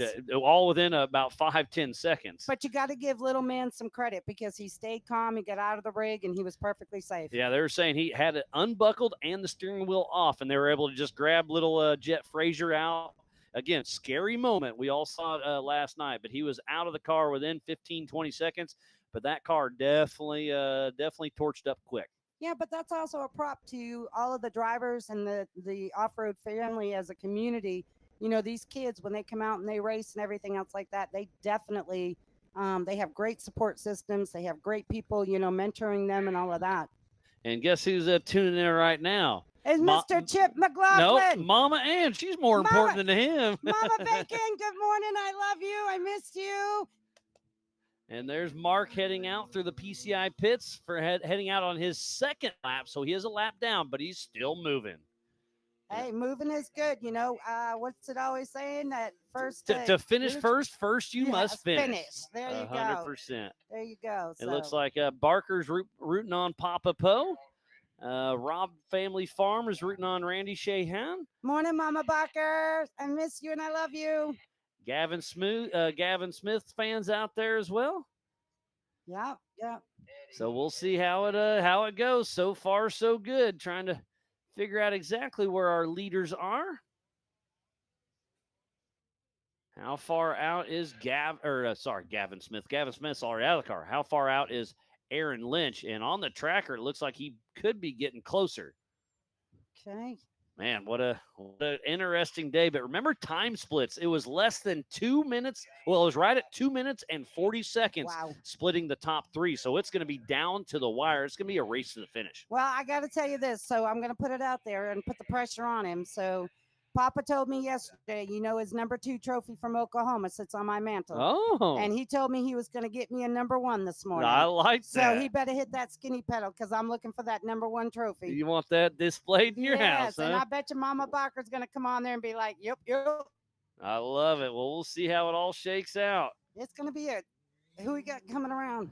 So that is our physical race leader of Aaron Lynch, physically out front, but he's got to get on the hammer to see if he can win this race. So we're about 2 minutes away from the checkered flag flying. Oh, for the one. Got a little squirrely. Uh-oh. Man, he is all over the. Yeah, he just got a little squirrely in the back. So we'll see. It's the 113 of Aaron Lynch out of Knoxville, Tennessee with LFR and that Can-Am with Lynch Works, CT Race Works, KWI Clutching, Bullet Wheels, and MRT Tires. He stepped away from the game a little bit, took a little break, had a kid, but he's going to start dabbling this year, and it sounds like going to hit it heavy once again next year, and I think this is going to fuel that fire. But again, this is unofficial. This race is on adjusted time. He started on that pole position. So Blackburn's got a 1 minute adjusted time fix, and Poe has a minute 30 adjusted time fix. So wow, it's going to be tight. close. Yeah, hopefully we'll hear the sounds of Papa Poe. I mean, Come on, Papa. Yeah, where's he at? And I can see him blowing through the Monster Energy short course right now. We are seconds away from the checkered flag flying. So unofficial first goes to Aaron Lynch. Nicely done, Aaron. And there it is. The checkered flag is out for Aaron Lynch. So now the time is ticking. How far back is Jeremy Blackburn and Papa Poe? Yeah, I mean this is definitely going to come down to a. I wonder if they're going to get bottlenecked up there. Oh, I hate the word of that, but Aaron Lynch is here in town, our physical fit first finisher. What a great run by Aaron Lynch. Nicely done, nicely done. It's always great when you see them finish and everything. You know, these guys put so much work into their machines and, you know, getting here and everything. It's great when you see them finish and you get to see that smile and everything. Definitely makes it more, I don't know. It's exciting. Just awesome. It's Yeah. awesome. It's just awesome. My nephew, Eddie, is actually going to be co-driving with Brandon. Reed? Yes, in Okay. the 54. So, yeah, shout out to my nephew, Eddie Kemp, later on today. I'm going to be a nervous Auntie Kay, but it'll be all right. Excited but nervous. Excited, yep. And I hear some cars out in the background. Who is it going to be? Is it going to be Jeremy Blackburn or Papa Poe? Last time through, they came through side by side. That's what I'm anticipating. I am definitely anticipating. So, and it's hard to even see the numbers now because we definitely got some mud up on these rigs. You're telling me. Yes. I've been trying to tell them apart this whole weekend. And I hear somebody. It sounds like Papa Poe. It does sound like Papa. It does. Come on, Papa. Show me that 06. Okay, and he's got 2 minutes of adjusted time over Aaron Lynch. Oh boy. That's definitely a Can-Am for sure. Is it going to be? No, that's Miller Richmond. Wow. So that's a Mav-R. So Miller Richmond is coming through. He is a lap down. This race is a Grand Prix finish, so he will get the checkered flag even though he's a lap down. So that's going to put him, I'm going to guess, top 5 or so. Nice. Possibly 6th.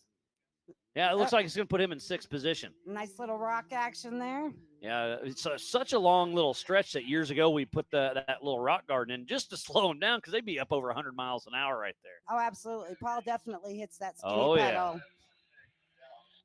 Uh-oh, well, it's not looking good for Philip Poe or Jeremy Blackburn. I think Aaron Lynch is going to take this win. We'll see. Again, unofficial, but just kind of looking at the clock, it looks like Lynch is sitting right where he wanted to be. And he told me he's going to leave his co-driver out and turn it up on this last lap, and that is just what he did. Absolutely, absolutely.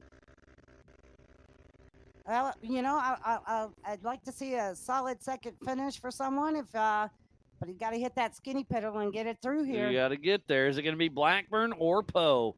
We're impatiently awaiting. Yeah. And Dumford Racing is rooting on Aaron Lynch on his unofficial win. And Jason, the 4,500 class is during the EMC race. We're going to kick that off right around 12:30. Looks like we're going to be basically right on par for today so far. So EMC race is at 12:30. And then the 4,400 race should be right around 3 o'clock. So thanks again for tuning in today. Yeah, I definitely want to give a shout out to All Things UTV and everything. Dustin Robbins, yes, absolutely. Who's actually riding with Papa Poe. Yes. Oh, yes. and we got a car just outside. Another one pulled off right where Lynch had to switch. Oh. Is that Papa? No, it's definitely not Papa. Nope. That's Vargo, if I'm not mistaken. Is that William Vargo? Is that Vargo over there? So William Vargo came out of the woods, but then stopped. Oh, I hear some noise. It sounds like Jeremy Blackburn. How far back is Papa Poe? Who's going to get second? Who's going to get third? There is a 30-second time credit to Papa Poe because they started on adjusted time. And it is Blackburn out of the woods first, so that's our physical second. Nice job, Blackburn. All right, so where's Papa? All right, I started my unofficial time watch for Jeremy Blackburn when he hits the Brannock boulders. How far back is Papa Poe? Yeah, it makes you wonder where what they're hitting back Oh, in through who there. knows? I definitely see more and more mud coming out. So as the day goes on, either it needs to dry up a little bit or it's going to get a whole lot wetter. Yeah, time will tell. Well, Kay, always a pleasure seeing you. Great Thank seeing you. Good to Miles. see you. It's All in great good to see fun. you. We got Aaron Lynch, our race leader. So thanks for coming in, saying hey, and we'll see you after a bit. Come back by later if you get bored. We got a lot of great race fans and family out here having some fun, but Aaron Lynch is getting ready to hop in the hot seat. We saw Miller Richmond come through. Oh, here comes Papa Poe. Is that him? Yes, it is. But I think Blackburn's going to win this by 30 or get second place by 30 seconds. Unofficially, we'll see when they cross the line. But it is Aaron Lynch 1, Jeremy Blackburn 2, and then Philip Poe in that third position. Remember, there's a 30-second time split between Blackburn and Poe, but I think Blackburn's going to beat him by a minute. So it's going to be really, really close. Lynch, you ready, buddy? You can take a break if you want. I'm not sitting over there. I don't care if you get it wet. So we get our unofficial physical first place winner and on adjusted time, Aaron Lynch. How you doing, buddy? Good, Miles. How are you? Oh, I'm doing great. And thanks for breaking down right there so we come have a chat. That was perfect. I didn't want to. You know? I get it. And how slick did you say it was over there? Dude, it was slicker than a Minder's Dick, man. Dude, there's rocks everywhere. We was sliding. All my guys was like, hey, man, what kind of prep you going to do? I said, man, when you buy all the best parts in the world and you got CT on your back, I said, you just show up and race, man. No, I like it. And you were pushing strong. And you said you fought some lap traffic out there and really had to push hard, and that's what toasted your belt, right? Yeah. Well, I caught some lap traffic up here on this ledge on lap 2, and being a dummy, I high-shotted it in high.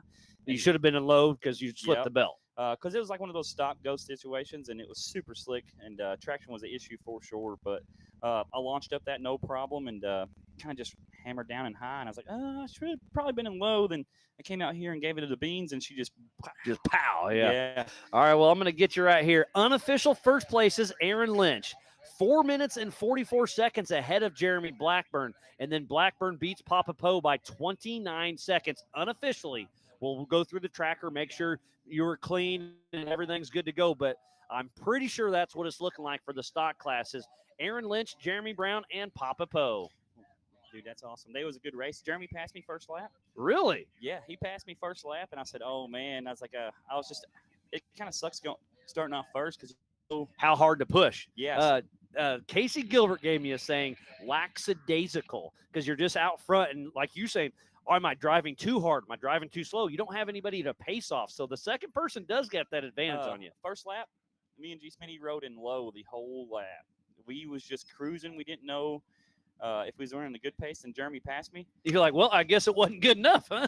Yep. Then Jeremy got hung up on this little ledge over here, and I said, see ya.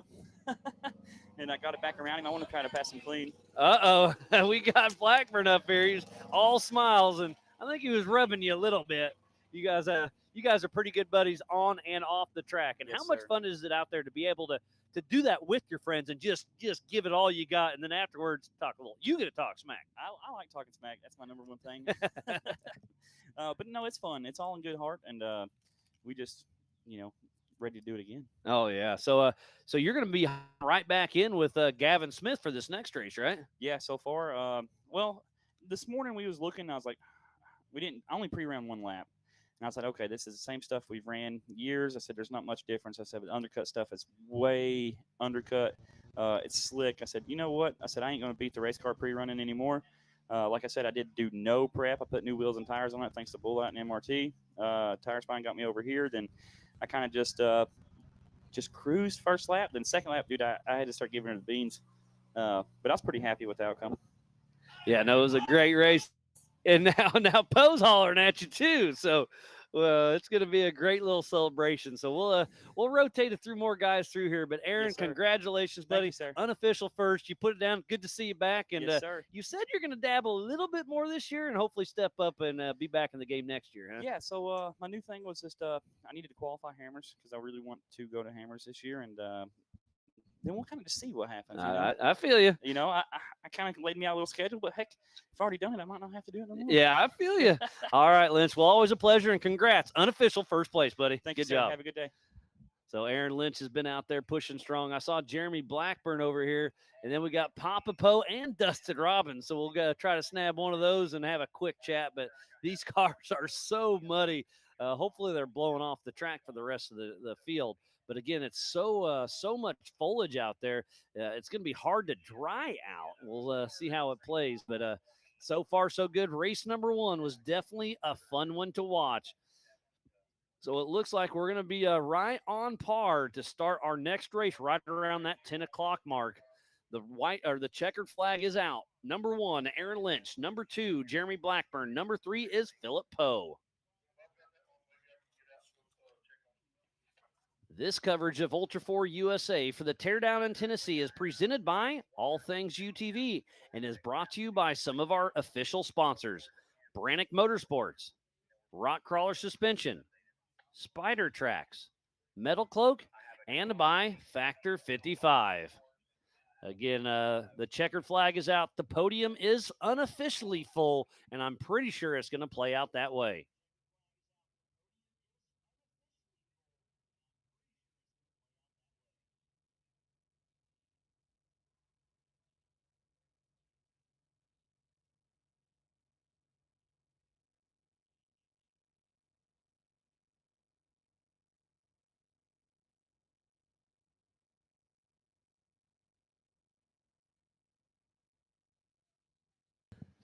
We got Papa Poe fresh off. It looks like your third spot. You came through after that second lap. You and Blackburn came out of the woods side by side. He passes you.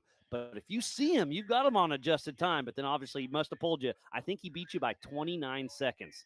After racing 3 laps, how impressive is that?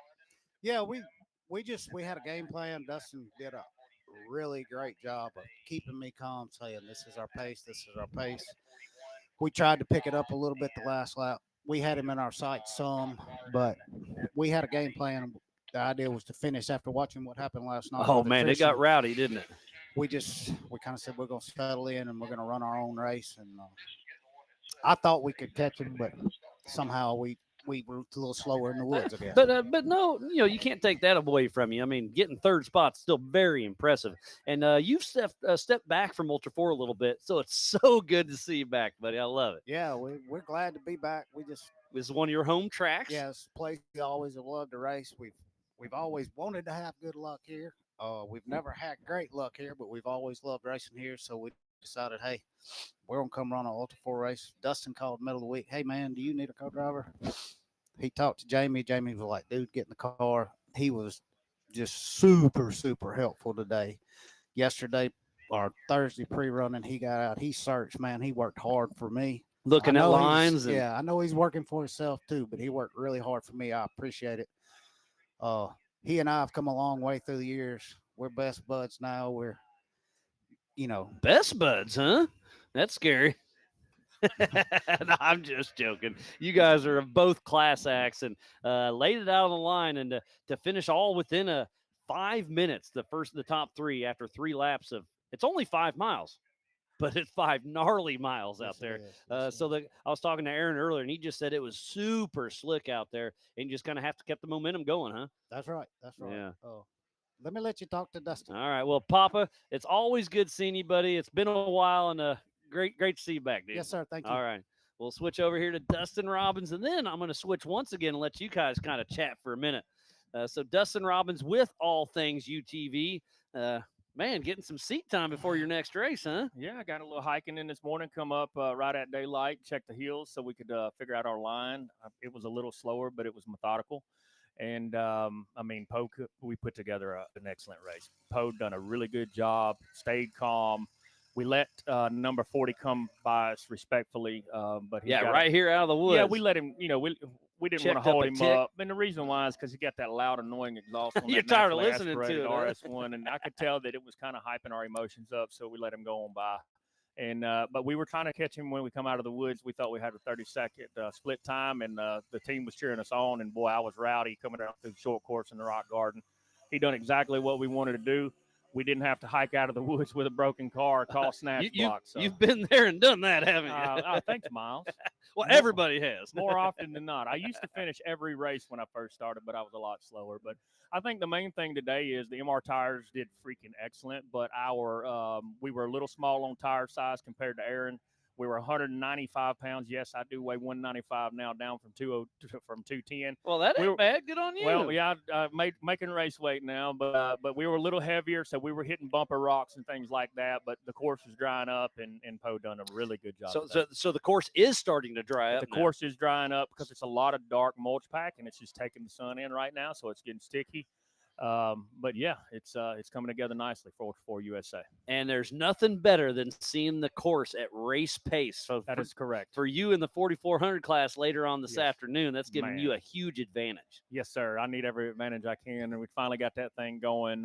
Special thanks to James Schofield and all those guys. But I've got that course memorized, so you're ready. Yeah, we're ready to rock and roll. And you're in that single seat Jimmy's car. You've had it for a couple years, but you've only raced it a little bit. You've kind of fought the new car blues on it, but it looks like you got her dialed in. You're ready to rip with the big dogs. Huh? Yeah, I showed my lack of experience yesterday during qualifying, but the car's bad to the bone. It's making Schofield power, about 900 horsepower to the rear wheels, and she's ready to rock and roll. I'm super excited about that. Oh yeah, it's going to be a great day, and again, congratulations on getting on a podium here with Poe, and then we'll see how it shakes out for the 4,400 race. Yes, sir, I'm ready. Yeah, well, Dustin, again, this is the 2025 All Things UTV Teardown in Tennessee.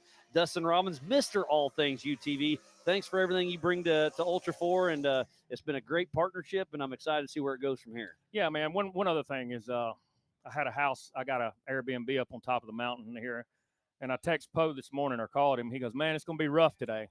And the thing about it is Poe was down here below the clouds, and I was up above the clouds. He wasn't seeing what I was seeing. You saw So it, I said, look, it's a lot different view from up here, brother. I'm looking at my view. I'm going to wipe your cloudy view out, and we're going to go get on the podium and try to win this race, and that's exactly what we did. Awesome. I love it. Well, again, congrats, and I'm excited to see how it goes, and thanks for being the presenting sponsor for the Teardown in Tennessee, buddy. Man, thanks for the opportunity. And give us a kind of a shout-out to All Things UTV. Obviously, All Things UTV. What do you need? You got it. And where else better to test your products than when you're racing Ultra 4, right? Yeah, man. So living the dream. I started back in 2004 in the motorcycle industry, supercross technician with a really good rider. And then the UTVs come out. I started with a Mule 210 or 2010. Old school. We called it a Bigfoot kit. Had vampires and Vision wheels on it back then. They were the first aftermarket wheel that I can recall. Remember when that was cool? That was cool. And I asked my lead mechanic back then, my mentor, I said, what do you think about these? He goes, anybody that wants them don't need them. Anybody that needs them don't want them. I said, well, that's a good thing. So evolution from the Mule. And then we got into 2008 when they really, really popped off with the Polaris Razor 800. I had the old 800 back in the day. Yeah, they were savage. They were savage. But I was tired of working on it. We started right there, and then I hated them because it made me look bad because we couldn't keep them together. So it looked, my skill level looked terrible because they would go out and fail. Yep. There was a little bit of alcohol involved with the drivers back then, but anyway. So I got away from it, and then in 2014 when they come out with the XP 1000, I bought one, and I said, I'm going to go after the UTV industry.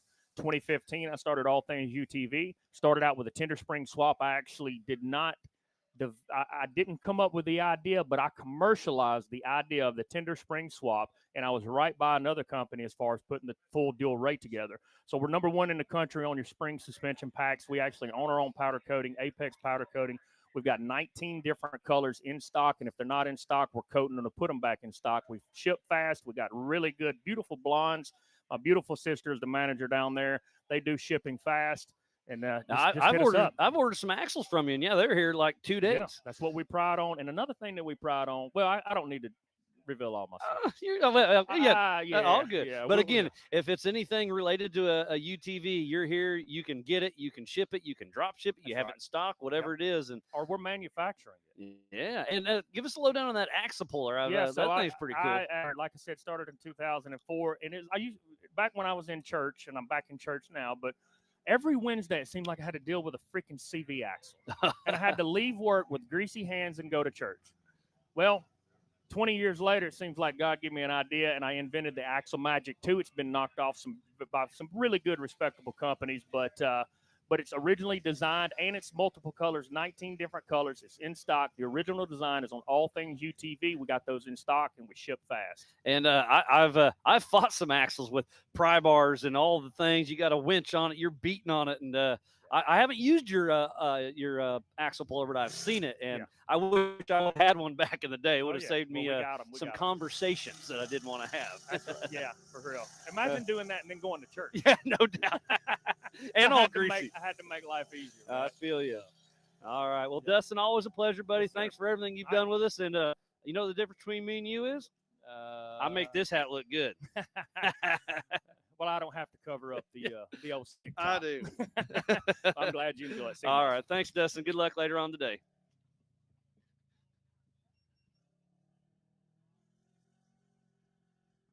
All right, I was looking through the crowd. We got Jeremy Blackburn over here who crossed the line in second and on adjusted time beat Papa Poe by 29 seconds. And your last time through, heading out for lap number 2, you passed him right here in the infield, and then you just had to turn it on. Right before that happened, there was a car flipped over on that one-shot line, and I actually had to winch around it. So time I winched myself up, I was by yourself. You're in a single-seater. Yeah, it was. I trained a pretty good lot, try to stay in shape, but that right there took it out of me. It got you. Huh? But anyway, hey, rounds of shape. Oh yeah, but the car on its top, and I had to apologize to a good friend of mine. I thought it was Aaron Lynch, and I knew he was the champion in 23, and I knew he was going to bring it. And I thought maybe where I was out of breath or whatever, I thought it was him. Maybe it was false thinking or whatever. But anyway, I got around him. Then Papa Poe got around me. So, okay. So when I come here, I knew Papa Poe started behind me, so he had like 45 seconds on me, so I put on a charge, and nobody probably seen it. But that tabletop down there, I come in a little bit too hot. Uh-oh. It donkey kicked me, and I had to do a panic rev and a side-by-side, but I was able to let the front wheels grab. So you were a little nervous, huh? Yeah, I had to, but you got to stay calm out there. I had a little too much adrenaline going, but you see, you centered a little too hard there, bud. Oh, yeah, for sure. But you were able to keep her together. Yeah, I mean, if you don't send that RS1 on this track, it ain't going to make it, brother. Yeah, and again, let's talk about that. You're in a naturally aspirated 1000 RS1 against all these turbo machines, so you're down by up to 100 horsepower. Yeah, but to be honest, Miles, on this track, I don't really feel that's at a big disadvantage. Except for in the monster short course. Yeah, that I might lose 10 seconds there, we'll say give or take. But the thing that hurt me on this track was the wheelbase. Okay, just being short? Yeah, on lap 1, I actually did it. I don't know if Aaron was having problems or what. I did get around him. I knew he wasn't running his normal pace. This was before I thought he flipped. Well, so he was talking about that. He said he was racing, and he loves being on the pole because you're the fastest, but you don't like being on the pole because you don't know how hard to push. So he was just driving a race that he thought he was good, and all of a sudden, here you go. He's like, oh, I'm not driving fast enough. He was in low side, so then he clicked her into high and then popped the belt. Yeah, at that point, we turned it on pretty good, but then we made it that one-shot line. And I had a line I was doing in pre-running. I'd like walk the right side of it. Well, I couldn't make it today. So Aaron one-shotted by me, checked out on me, and I sit there forever. Finally hit those Toyo tires hooked up.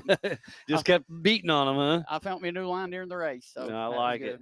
But yeah, man, it's of course it was a good time out here. And I know you love this place. You come out here and wreck wheel a fair amount, if I remember right. Well, I raced here in 22. Okay, just raced here. Yeah. But you love the tight technical because that's like you said, you don't have the horsepower, but you like the tight technical rock crawling and the woods, the trees, and that RS1 Razor, the visibility in those things is amazing. I've only driven my buddies a little bit, but I love how you can see everything. So a course like this really played into your favor. Oh, yeah. Every disadvantage that car has, it has advantages in other ways. I do think the vision's advantage. It being narrow, I can squeeze through little spots. So I love my RS1. Yeah, you got a couple of them. You got a pre-runner and you got your race car, and you're probably going to get another one, I bet. Well, this track in 22 was when I learned I needed a pre-runner. Yeah, no doubt, because you don't want to beat on your race car too much. No, that's it. Yeah, well, congratulations. Unofficial second, buddy. Anything else you got to say to everybody? I want to congratulate my buddy Aaron. Man, he brought it. He brought the best day. I hate that I come up short, but man, Aaron's a competitor. I hope he comes and races next year and makes stock class great again. Yeah, heck yeah. I want to thank my Lord and Savior Jesus Christ for keeping me safe out there. Power Sports Nation, I couldn't do what I do without them. let's see, Valor Off-Road Wheels, HMF Exhaust, Off-Road Beast, just everybody, my wife, man, she takes good care of me on my meal prep, just everybody that's a part of my small program. Thank you, and God bless everybody. All right. Well, always a good time seeing you, buddy. Good job. And we'll see how it shakes out. We'll give away some of those Big B trophies out later on this evening after the 4,400 race. But, man, what a great showing it was by all of our competitors out there. Unofficial first is Aaron Lynch. Unofficial second is Jeremy Blackburn. And unofficial third is Papa Poe. Last night it was Paul Wolf, then Josh Owen, and then Cody Willenborg. And up next is the Pro Modified G-Force Suspension Technologies UTV race. It looks like we're going to be right on track. So our next race should be kicking off at 10 o'clock. I'm going to switch over to the tracker, see if I see much more movement out there. I see a lot of red dots.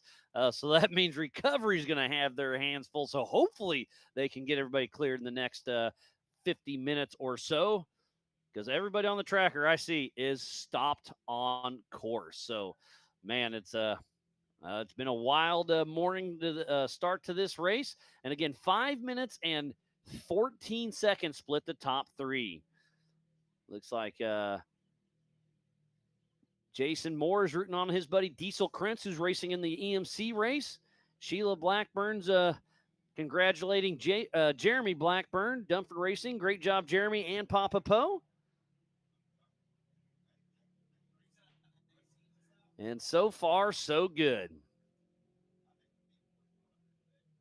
Yeah, we tried to get some cameras out in the woods, but Starlink wouldn't work. Cell service was spotty.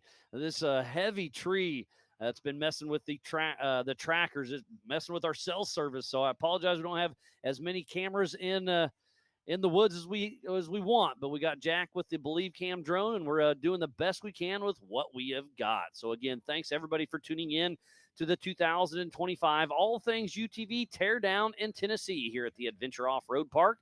Going to give a huge shout out to Monster Energy, Warren Racing, Brannick Motorsports, All Things UTV, NorCal Rock Racing, Rock Crawler Suspension, Freight Factory, Spider Tracks, Factor 55, PCI Race Radios, G-Force Suspension Technology, Metal Cloak, Maxxis Tires, King Shocks, and Big B. So please supports the sport. So again, we don't have any more moving out on course, so I think we're going to step away from the action for just a little bit, and we'll be back live racing right around 10 a.m. Thanks, and we'll be have another great race coming up soon. Over 25 years of off-road racing dominance. Proprietary patented race technology. Proudly made in the USA. Unparalleled customer service and support. The choice of champions. King Shocks, the leader in off-road shock technology. We don't take these lightly. They're not practiced or anything like that. We're here to try to win. And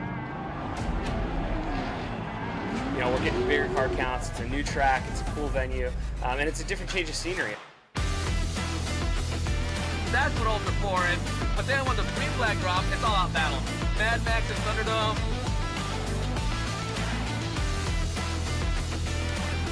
It's going to be tough. Competition is the best of the best. For me, it's just a place to go release some anger and have some fun with my kids, and it's like fist fighting in a goddamn race car. Before racing to me is a way to get out with friends. It's where we spend time together. It's where you get your blood pumping. I'm excited. I have a lot of confidence on where Ultra 4 is going to be.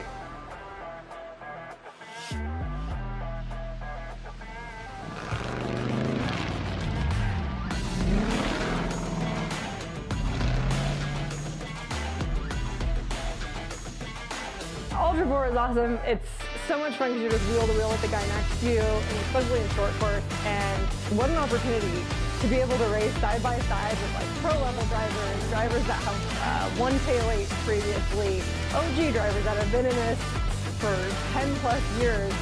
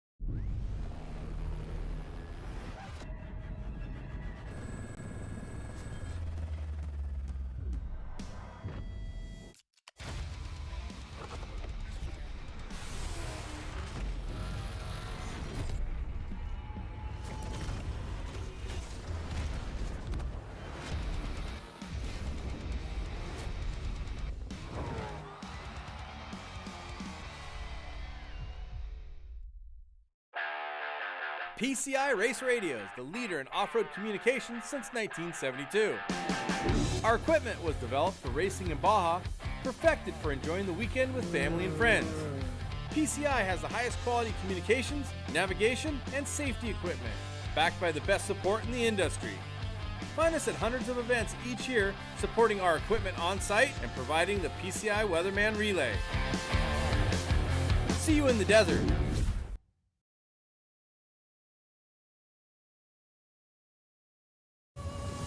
Tested and proven in some of the world's most rugged environments, the all-new Warn Xeon XD and XP line of vehicle recovery winches have arrived, redesigned from the ground up. Warn Xeon XD and XP represent the ultimate in performance and durability on the market today. You'll have the confidence to go farther, and most of all, go prepared.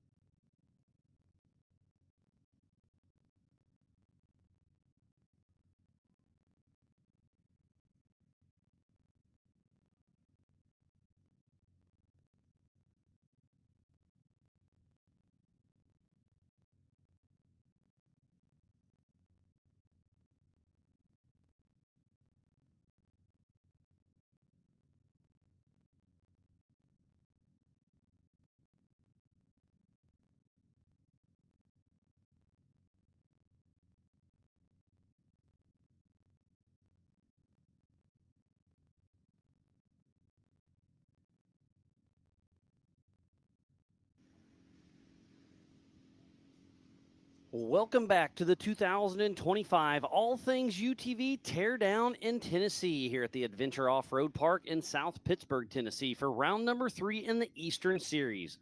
I am Miles Hasquist, and we are about to take off with the G-Force Suspension Technology Pro Modified UTV race. This is going to be another great race. We just wrapped up the stock class. Unofficial winner was Aaron Lynch. Second place, Jeremy Blackburn, and unofficial third is Philip Papa Poe. And on that pole position, taking off first is going to be the one and only of Paul Wolf, then Brandon Davis, Nick Anderson, Jim Flory, Gavin Smith, Mark McCleary, John Schaefer, and I don't think Todd Beckett got his car back together. We'll see. I hope he did, but he took a pretty good hit in qualifying yesterday, and I haven't seen him show up yet.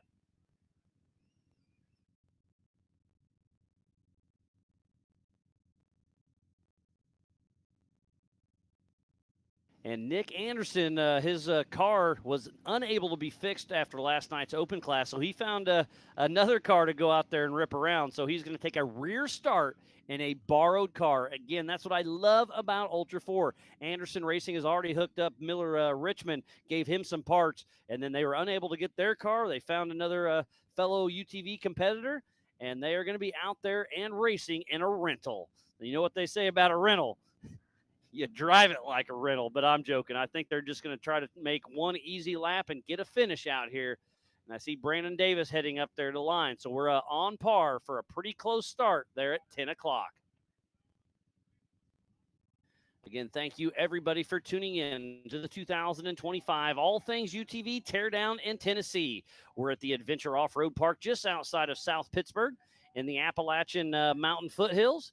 Population is roughly 3,000 people, elevation 630 feet. There is over 600 acres over here with more than 120 trails on it with everything from mild to wild. They've been in business since 2013. Sean, the owner of the park, was here this morning chatting with us. Great guy, great park. He's had baloney out here all week long, the manager out here, and keeping everything running smooth. They are open 7 days a week to go trail riding. This weekend, it's $35 a day and $55 for the weekend. They've got multiple cabins, a nice shower and bathhouse, so come on out to AOP anytime. But if you're anywhere between Nashville, Knoxville, Birmingham, and Atlanta, come on out and watch some Ultra 4 USA racing. It's about to go live racing for the G-Force Pro Modified class. In that pole position is the 1018 of Paul Wolf, who won his open class last night. We had Jet Frazier ripping it up as well last night. Had caught fire, but he is okay, but he was still able to win that race. We had Tinley Murray running a good one out there as well. We had Eli Robbins had a little bit of a hiccup during qualifying, as well as Carolina Clare. But then Caden Nolick was able to keep running around. So it was Jet Frazier, Tinley Murray, and then Caden Nolick last night for the Youth 170s. And then the open class, it was Paul Wolf, then Josh Owen, and then Cody Willenborg. And the race we just had now was Aaron Lynch, Jeremy Blackburn, and Philip Poe. And now getting ready to take the line is Paul Wolf, Brandon Davis, Nick Anderson, Jim Flory, Gavin Smith, Mark McCleary, John Schaefer. And actually, Nick Anderson has moved from third to the back of the pack because he isn't in a car that he did not qualify in, so you have to take a rear start.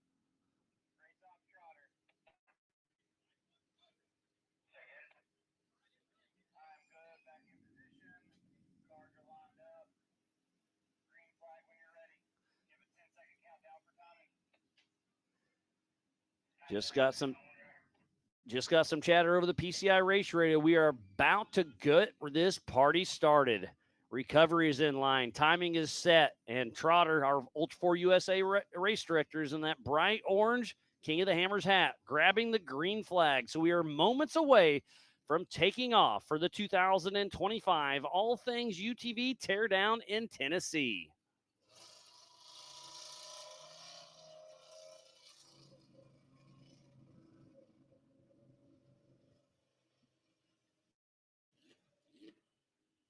Looks like the cars are in line. Todd Beckett is not. He hit a tree during qualifying, tore the car up pretty good, so he was unable to get it fixed to make the start line. Hate to see that for them. And again, the story is going to be Nick Anderson, who had to take a rear start because his car was unable to be fixed after last night's open race.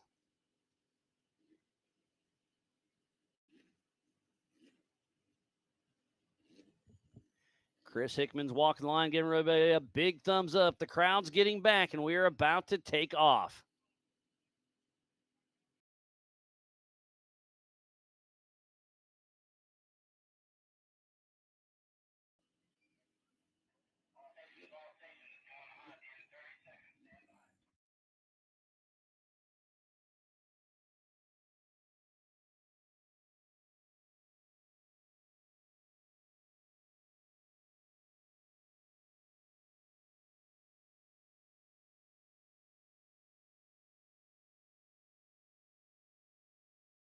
And here we go, the 1018 of Paul Wolf out of Alton, Illinois with Wolf Racing and his Can-Am Maverick R with Badlands Off-Road Park, Alltech, Nitto, and Raceline Wheels.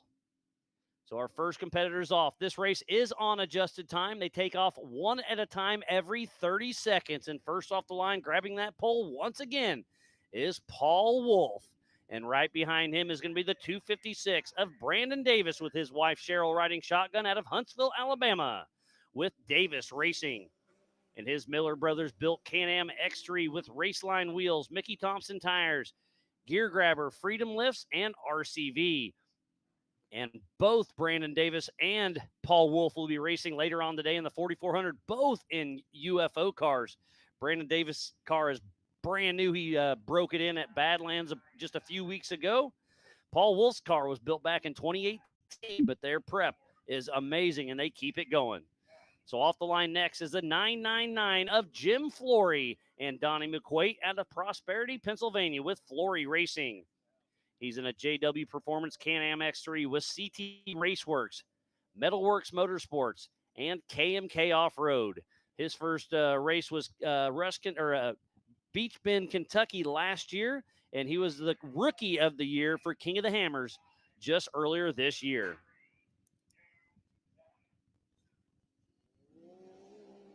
So next off the line, fresh out of the passenger seat, is a 304 of Gavin Smith with Aaron Lynch riding shotgun out of St. Albans, West Virginia with G. Smitty Racing. He's in a Can-Am with Lynchworks, Mountain Made Off-Road, CT Raceworks, MRT, FP Racing, and Double E. He's been racing with us for a couple of years now.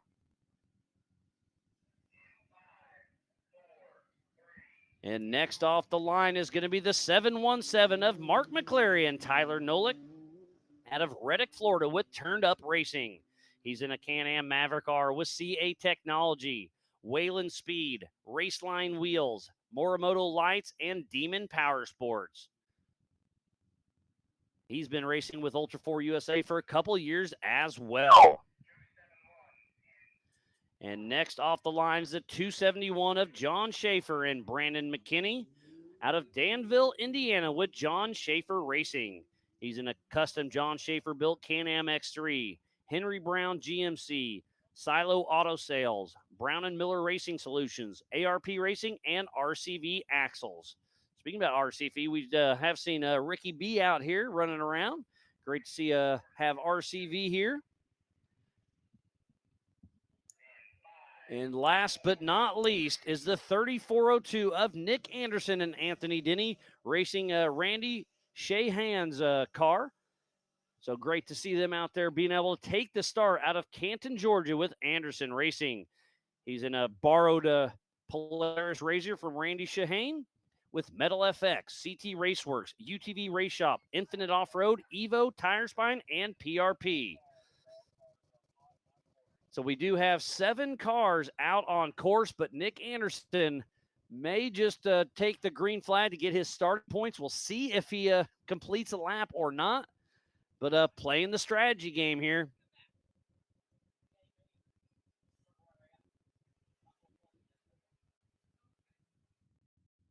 So all the cars are off the line and running.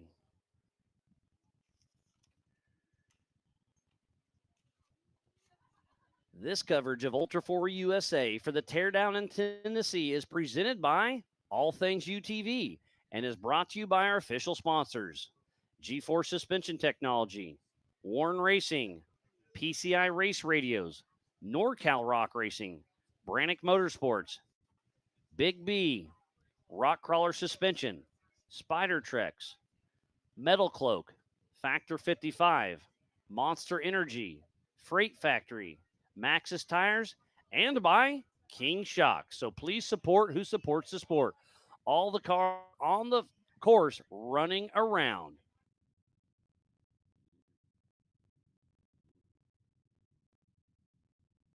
So Nick Anderson does take the start in Randy Shahane's borrowed car and is already going to pull off the course. Does not want to tear up that car for him. So he does get his starting points for taking the green flag. So he'll get 200 points for Nick Anderson. So our fast lap of the weekend was by Paul Wolf, just over 20 minutes last night in the rain. It was wet this morning for sure, but the stock class definitely blew off some of the mud. So I suspect to see Paul Wolf in here in the next probably 15 minutes or so. So again, it was Paul Wolf out front, then Brandon Davis, Jim Flory, Gavin Smith, Mark McClary, John Schaefer, and Nick Anderson, who was already pulled off, and Todd Becca was unable to make the start.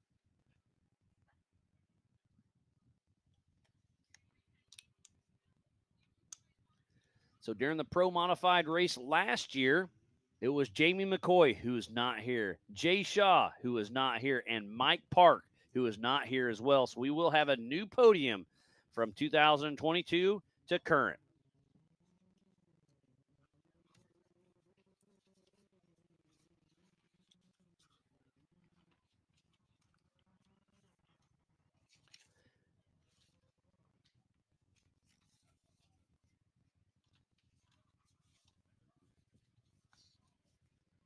Flipping through some papers here. So for the Ultra 4 USA Eastern Series, it is Nick Anderson in first place, but he is already off the track. And then it's Adam Brown. Oh, I'm in the wrong class.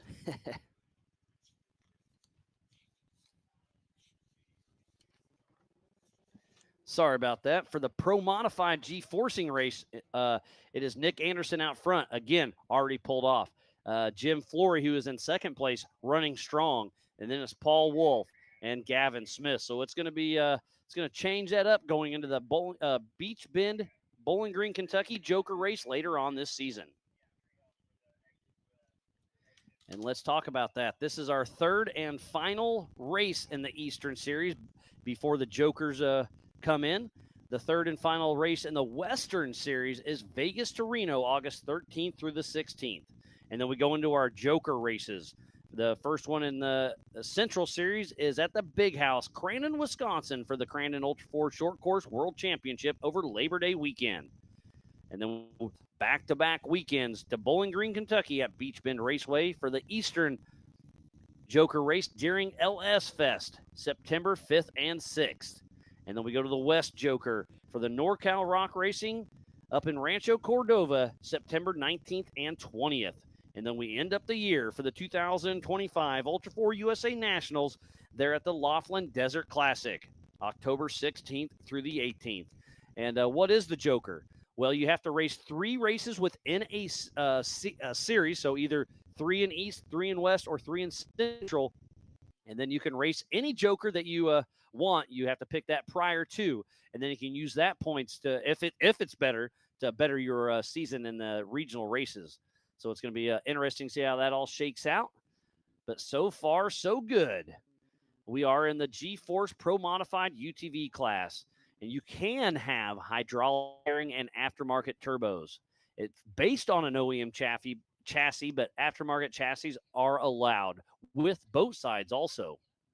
Must use stock suspension pickup points. Reinforcing is allowed. Must run full front plastics, 1,000cc max engine, and you can have up to a 35-inch tire compared to the stock class. It's only 33.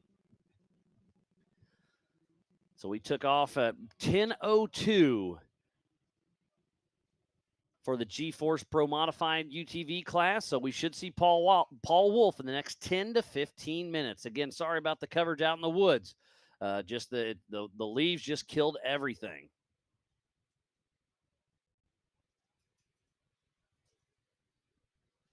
Samantha Blackburn's congratulating Jeremy Blackburn. Well, that must be his kids from his daughter Ava, his #1 fan. Love that the family is back home still being able to keep up with the Ultra 4 USA races. Again, a huge shout out to all of our volunteers, the Adventure Off-Road staff teaming up with the Ultra 4 USA staff. We have media, safety, USAC, racers, fans, and all of our marketing partners.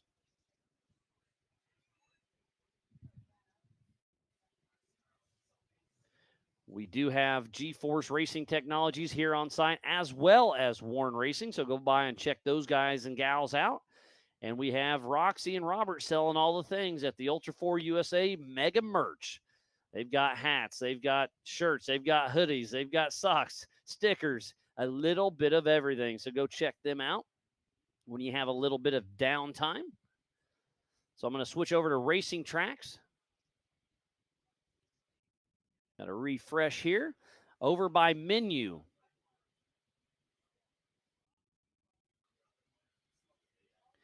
You see the 3 little dashes on your left by menu. Click that. Scroll down to 4,900 modified. Click that one. Show all. And that is everybody that is out on course. And if you see a red dot at the bottom of their car, that means they are stopped. Nick Anderson is stopped here in town because he took the green flag and pulled off because he was in a rental car. And Paul Wolf's car is not pinging at the moment, but he is out there battling with Brandon Davis, who's doing 28 miles an hour. And then Jim Flory's not too far behind him with an accurate update at 8 miles an hour. And then we have, got to zoom in a little bit. And then we have Gavin Smith right behind Flory with an accurate update. So I believe it's Wolf, Davis, Flory, and Gavin Smith. 1, 2, 3, 4 out on course. And then it's Mark McClary, John Schaefer. So we got 6 cars out there running strong for the G-Force Suspension Technology Pro Modified class.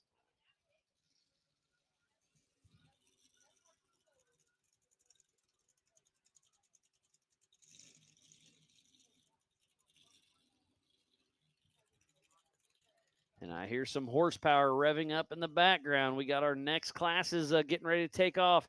The EMC takes off at 12:30 p.m. Central Time. That is the 4,500 modified, the 4,600 Spider Track stock class, and the 4,800 Brannick Motorsports Legends class. So we got the camera pointed at the All Things UTV start line, waiting for Paul Wolf or Brandon Davis to come out of the woods. Who's it going to be first? I mean, Paul Wolf took off first, so it should be him, but Brandon Davis is definitely pushing strong.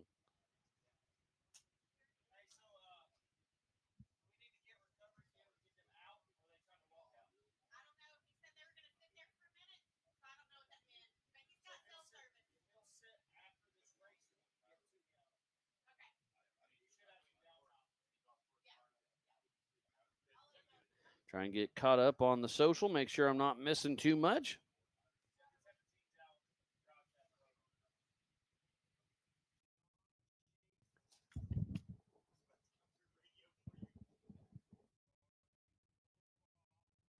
And just getting some word, Jeremy Dickinson over the PCI Race Radio. 717 of Mark McClary is out with a broken drive shaft. Tough break for him.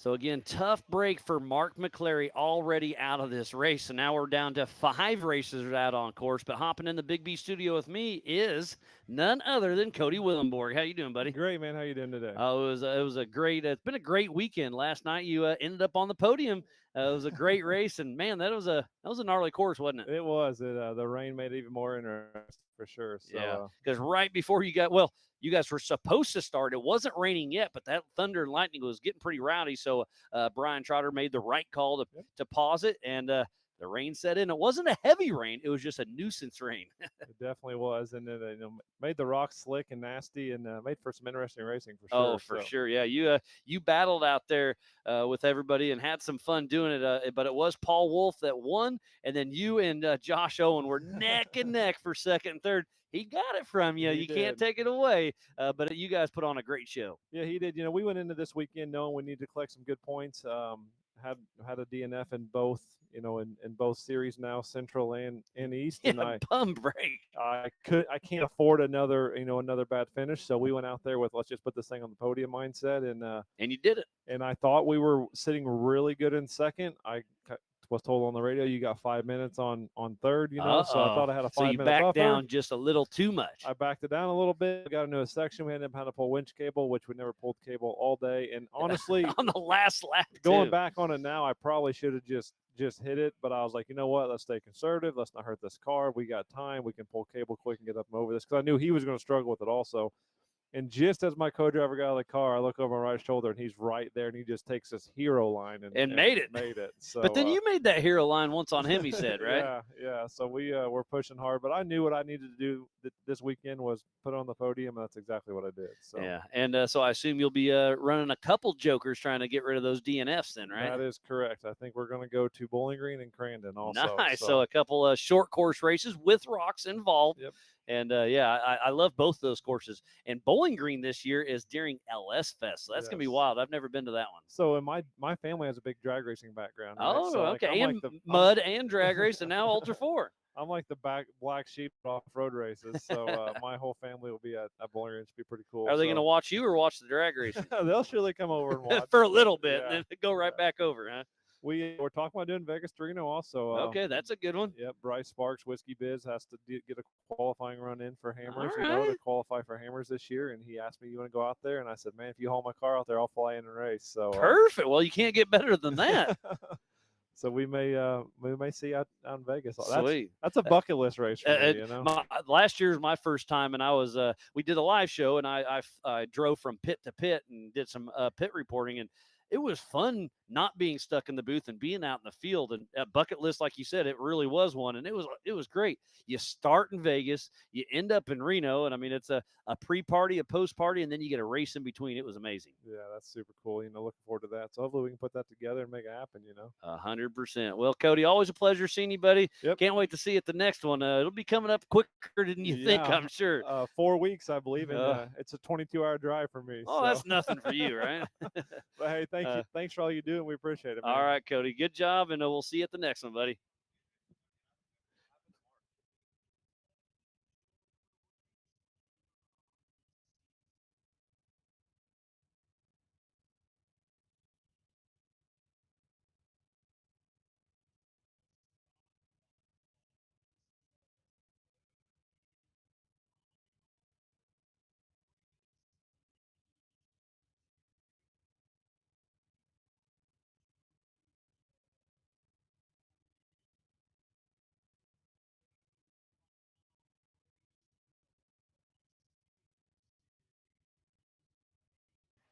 Great little chat with Cody Willenborg, and this is a 4-lap race, 5 miles per. They took off one at a time every 30 seconds.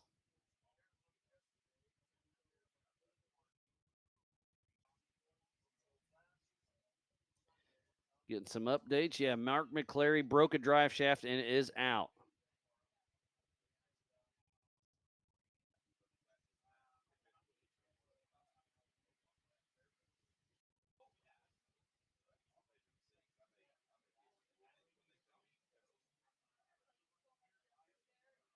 Looks like Benji's trying to tech that camera out in the woods, so I'm doing a little behind the scenes, see if we get that camera up. And here is Racing Tracks. You go to Teardown in Tennessee. There's going to be a menu button at your top left. There's 3 little hashtags next to it. Click that button, and it'll drop down. Go to 4900 UTV modified. Show all, and you can see what we see right here. And obviously, the pings are off with all this foliage out here, just like our cameras. But Racing Tracks does a great job. We do have all this data. We can download it and check it after the race, but it's absolutely amazing for course compliance and safety as well. So you can see Jim Flory, looks like, let's see, he pinged at 19, so 3 minutes ago. Brandon Davis pinged 3 minutes ago. Gavin Smith 2 minutes ago, so pretty accurate. But I hear a car in the background, and it's definitely a Mav R, so I'm looking at lap times. This is probably Paul Wolf getting ready to come out of the woods.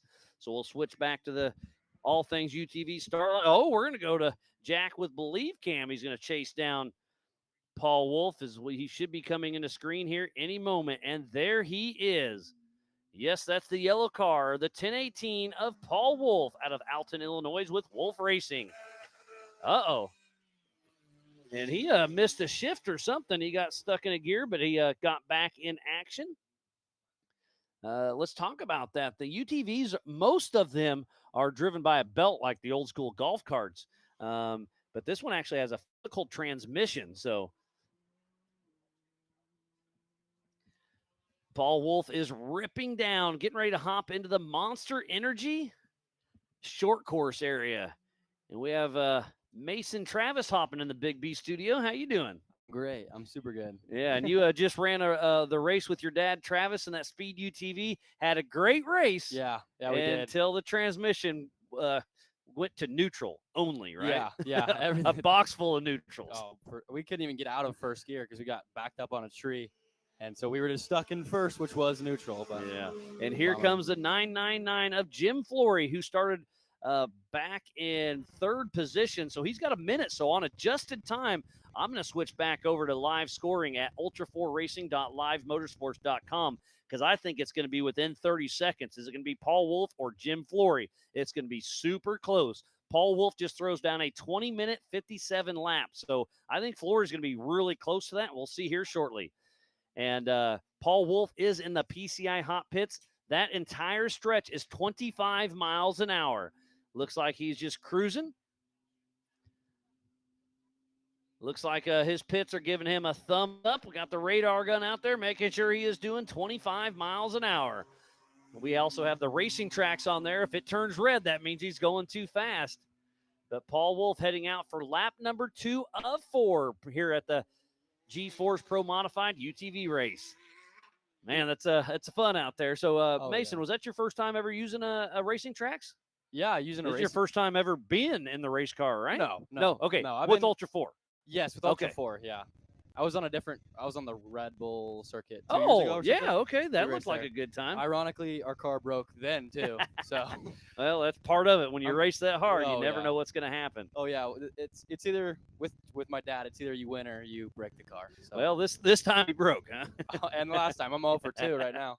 Well, it's all in good fun. But how much fun is it out there, racing with your dad? Oh, it's great. I mean, he gets a little extreme, and so it's funny actually. As a co-pilot for anyone else, it's like, oh, go faster, you got this, like, build confidence. For him, he was telling me to calm him down.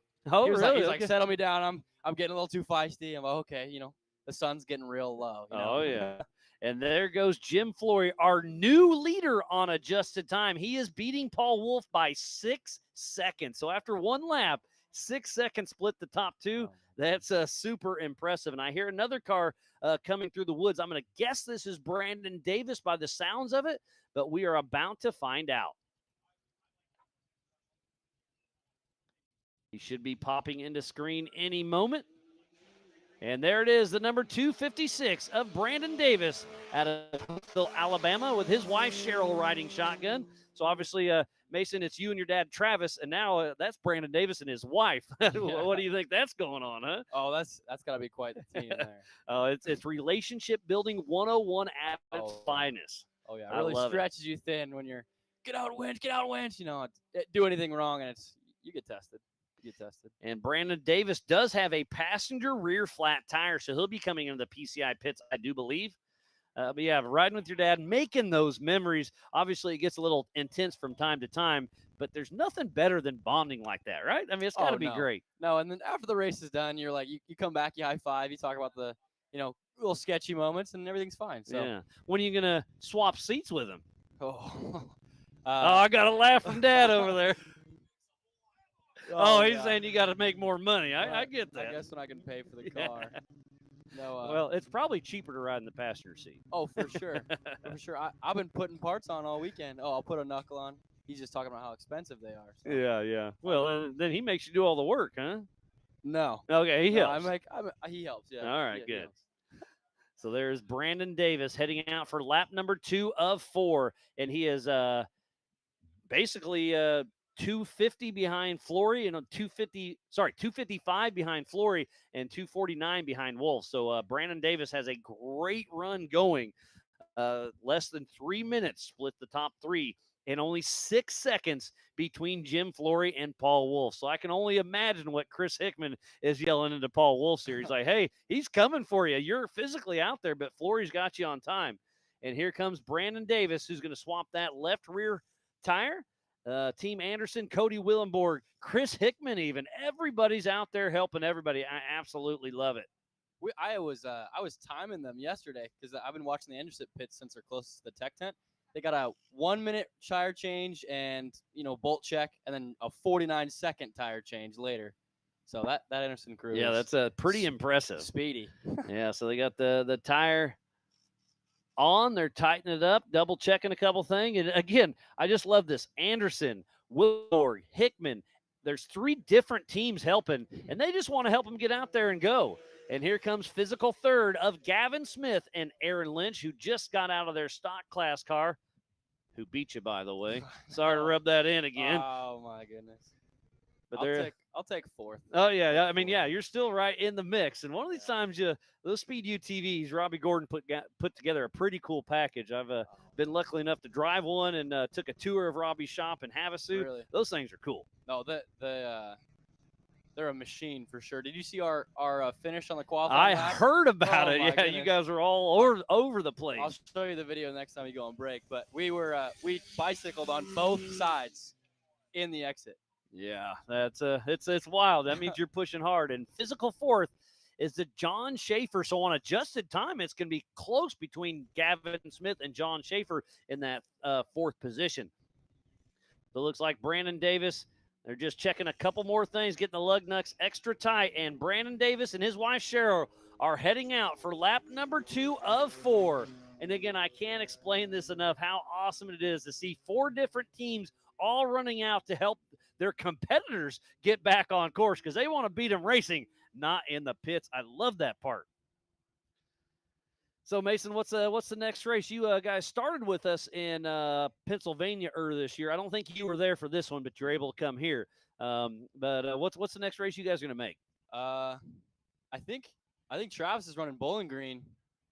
Yeah. Yep. All yeah, right. He's running Bowling Green. And you got to head back to work, right?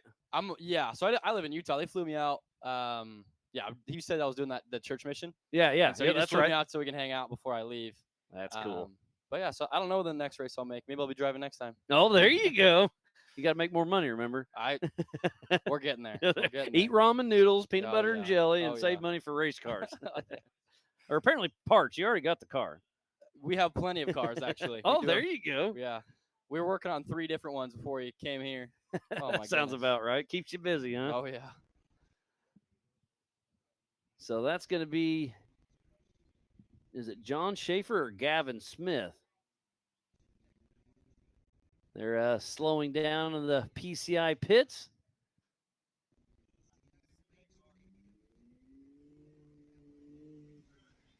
So that is John Schaefer. Did I miss Gavin Smith? Or maybe he's in the pits further down. I can't see him. So John Schaefer heading out. So on adjusted time, it is Jim Flory out front. Physical leader, but in second place is Paul Wolf. Third place, Brandon Davis. And John Schaefer is only 24 seconds ahead of Gavin Smith on adjusted time. So Less than 5 minutes for the top 5, and that's all we have moving out there. So all of our competitors out on course are moving strong. Of Jim Flory, Paul Wolf, Brandon Davis, John Schaefer, Gavin Smith. Out of the race is Mark McClary with a drive shaft. Nick Anderson was in a rental car, so he took the start for points. And then not able to take the green flag was Todd Beckett because he hit a tree pretty good during qualifying. And those lap times are crazy. 20 20-minute flat laps are insane. Yeah, 20-minute, 51 seconds, up to 25 for Gavin Smith. So pretty impressive. I think our fast lap was 21 in my class. Oh, or that's 20. pretty good. It's good. Yeah. I ran a 32 fast lap. So Your dad did. You were just riding co-driver, remember? oh, yeah. It counts. It counts. It looks like Ray Kempton's rooting on Paul Wolf. He's got a pretty good crowd watching. I'm going to switch over to racing track, see what I can see out here.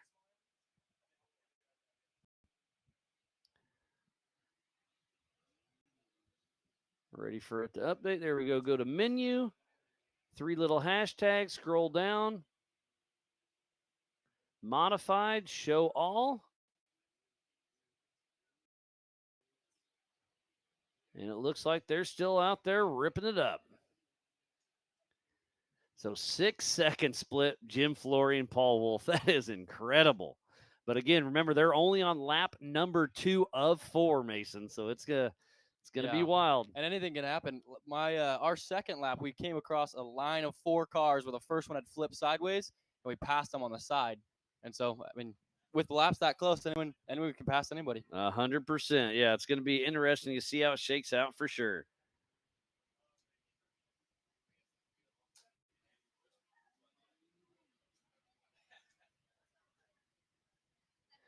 Looks like we do have our tree. Benji's got the camera up out in the woods. We'll see what kind of service we get when he gets some action back there. So, Caleb, if you can kind of flip to it, let's see what the action is out on course, even if they're in the car. There it is. Okay, I see some grass. Awesome. So we were able to, man, that rain's been goofing with it. We couldn't get our Starlinks to go through the trees, but we got a little bit of cell service, and right now it looks perfect. I'm going to find out where Benji is.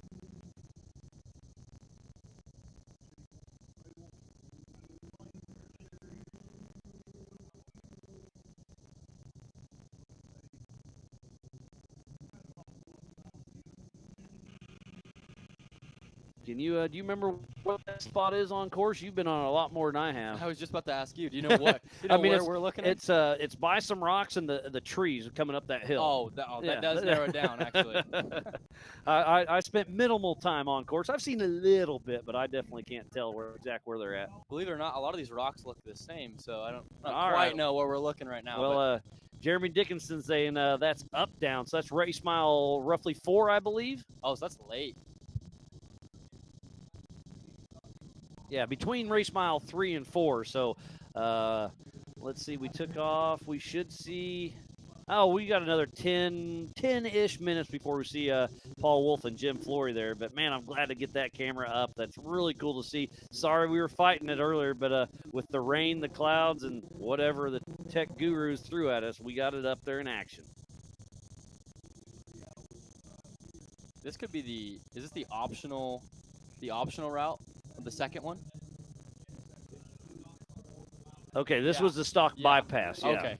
I've actually never been to the top of this hill, actually. Okay, because you guys were able to take the legal bypass for the stock Yeah. UTVs and stock class for the EMCs. Yeah, there's that road right there. We just bypassed it right there. I've never actually been to the top of this hill. Nice. Well, I'm excited to see some action here, and there isn't much action here in the hot pits. We'll just leave it here and patiently await. And it should be Paul Wolf first, but him and Jim Flory are battling pretty hard, so we'll see how it plays out. It's been a lot of fun watching everything out there. And you guys had a great first 2 laps, and then the transmission let go, but I think you're still unofficial 4th, so that's still a very solid finish. Yeah, and I think that you should add 4th to the podium. I'll stand on the floor. Yeah, there you go. But I'll give me a medal or a ribbon or something. Yeah. We don't give participation trophies out too much. I'm sorry. Bummer. What if I ask really nice? Well, we'll see. I'm not making that call. But yeah, it's been a great day. Thank you, everybody, for tuning in to the 2025 All Things UTV Teardown in Tennessee here at the Adventure Off-Road Park. We started yesterday with qualifying, and we got a car. That is Paul Wolf's. So Benji's got the spot. What a great shot. And look how rough it is. I mean, he's doing what, 5 miles an hour maybe? Now we're going to spin around and see him keep coming. So Paul Wolf is making his way through, and you can see how tight and technical it is, how big these rocks are. There's one of our recovery crews with Adventure Off-Road Park. Nice. Thank you, Benji, for bringing that. Obviously a little distorted, but it's fighting the trees just like everybody else. Looks like Paul's fighting the trees. Yeah, too right no now. doubt. And so Paul Wolf took off first. Flory took off third. So he's got a 1 minute split. So we'll see how far back. I wish I would have started a timer, but I didn't.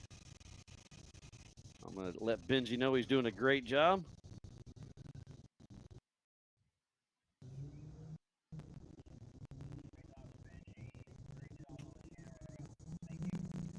All right, yeah.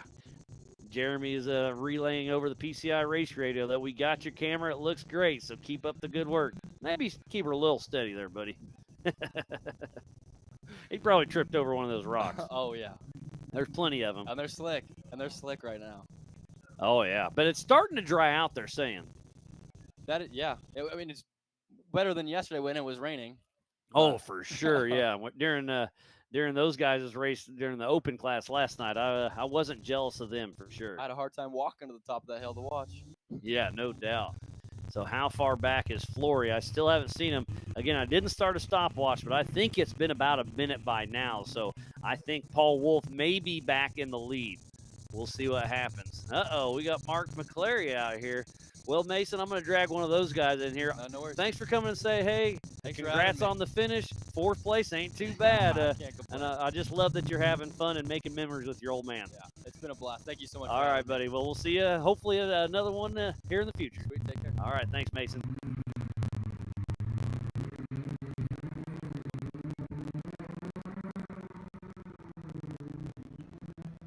So I'm going to let Mark McClary, he just had to hike like 100 yards, so he's real out of breath, but we'll get him in here in just a little bit. He hiked a lot further than that. I'm just giving him a hard time. Okay, here comes a car, so this must be Flory. So I'm going to say Paul Wolf has a probably 30-second to 1 minute lead on adjusted time. Again, this is just my guess. You guys can do the same math I'm doing.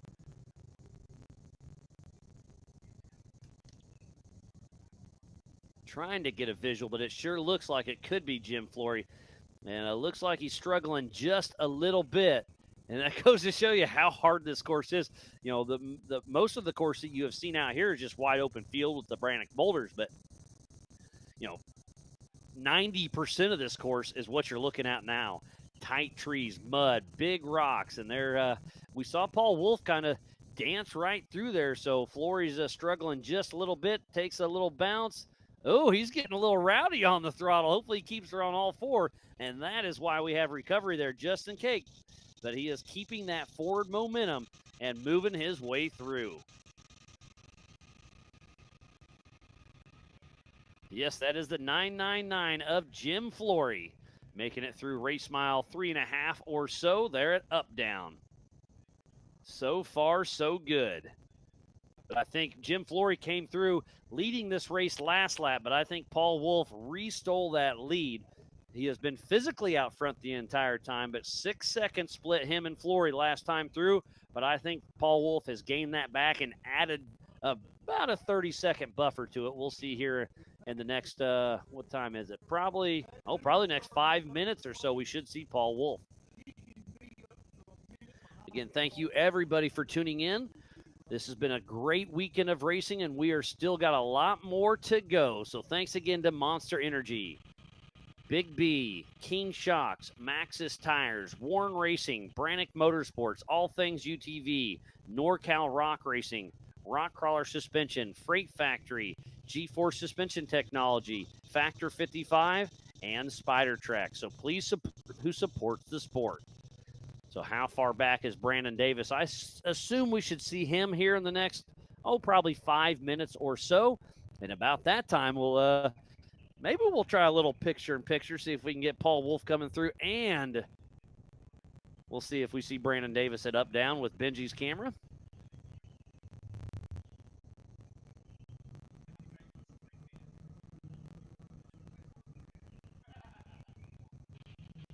Goodby's even giving McClary a little hard time over here.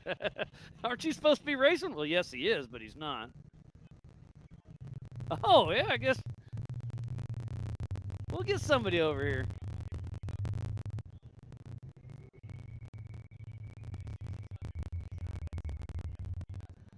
It's been a lot of fun. I'm just listening to the banter over there. Everybody's giving each other a hard time. It looks like Mark's coming over here.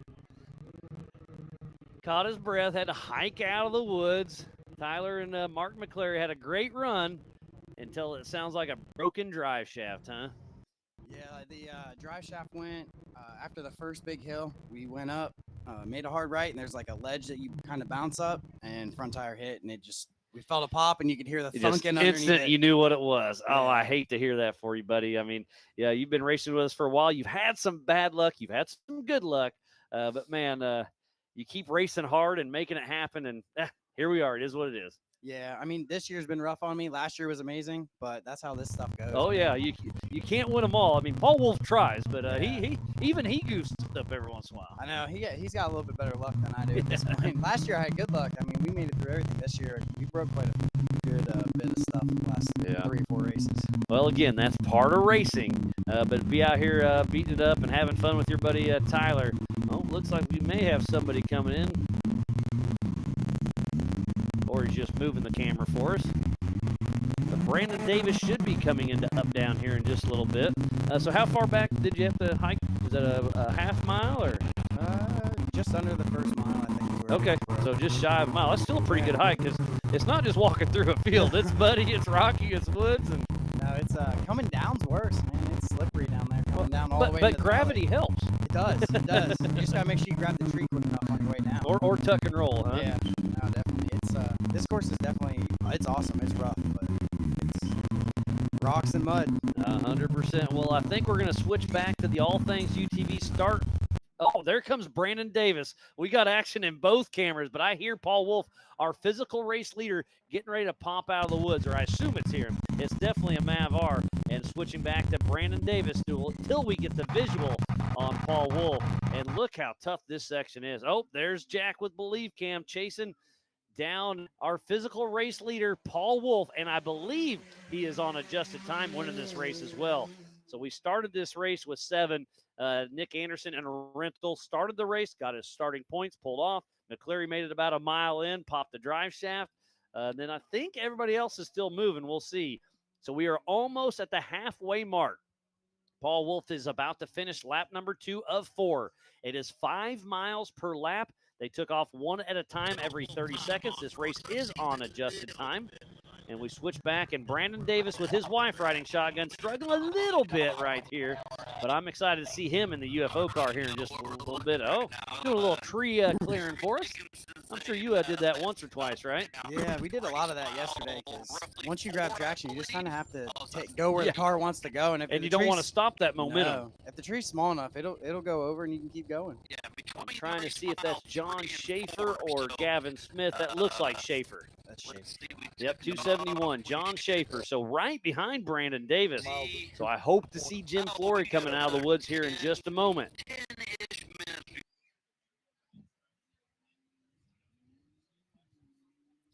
So yeah, Benji's telling me race mile 2.7 is up down, so roughly 3.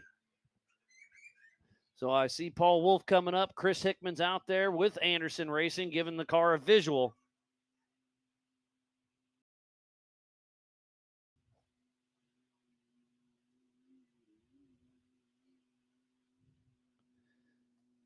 He's shaking the car back and forth. Everything's looking good, so they're going to give Paul Wolf the thumbs up as he's heading out at his halfway mark.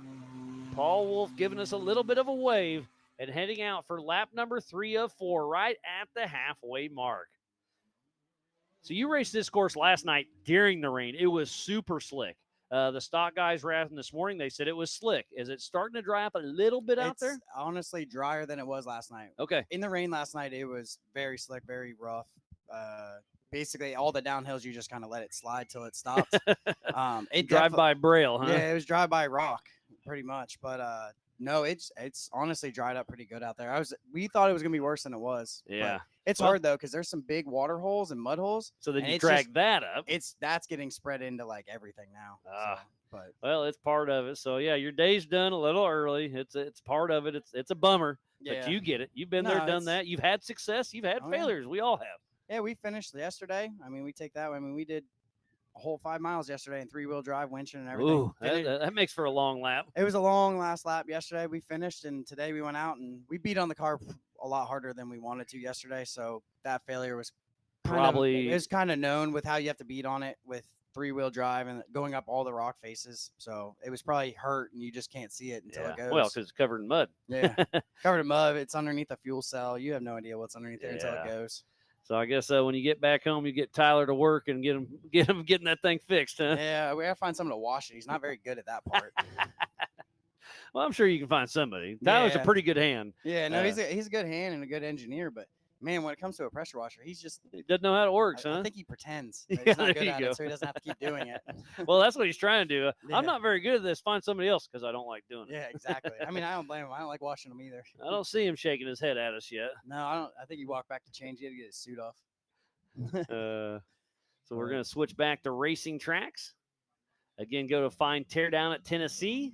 Hit those 3 hashtags. And here comes Jim Flory, physical second. So I think Paul Wolf just picked up, I'm going to say 3 minutes. We'll find out as he comes through. But Jim Flory, physical second, is hitting the Brannock boulders as we speak. So All right, Jim well- Flory had a 6-second lead, and now Oh, he did? yeah, He's but had now- a good year. Jim but- has had a yeah. He very was good year the this year. King of the Hammers Rookie of the Yeah. Year earlier. I so. did. I was out one time when he was out at the first rookie program, and he went out and rode with us, and he came through, got that Rookie of the Year, and he's had a really good year this year. Absolutely. Well, Mark, always a good time Yeah, seeing you. good to see you. Tough I'm break, gonna- but what's the next one we'll see you at? What's the next one? It's Sturgis, yeah, right? We'll be You'll there. be there? Yep, Perfect. Sturgis, then straight to Vegas to Reno. And they almost doubled the mileage at Sturgis this year. So Oh, it's that'll going to be be good. That'll be it's still awesome. short course, but I'm going to call it an endurance short course because Okay. it's going to be close to 5-6 miles. That'll be awesome. With that little rock section, the big, huge bank turns. Yeah, and no, that'll be it's sweet. fun. I'm ready for that. That'll be awesome. Well, Heck yeah. I'll see you there, buddy. All right, buddy. Good seeing you, and better luck next time. Thank you. All right, Mark McClary, who broke a drive shaft heading out. Tough break for him, but he'll be back to fight another day. So we should get the timing here very soon for Jim Flory. I'm going to guess that 3-minute mark. We'll see how close I am. And it's 2:48, so that's not bad.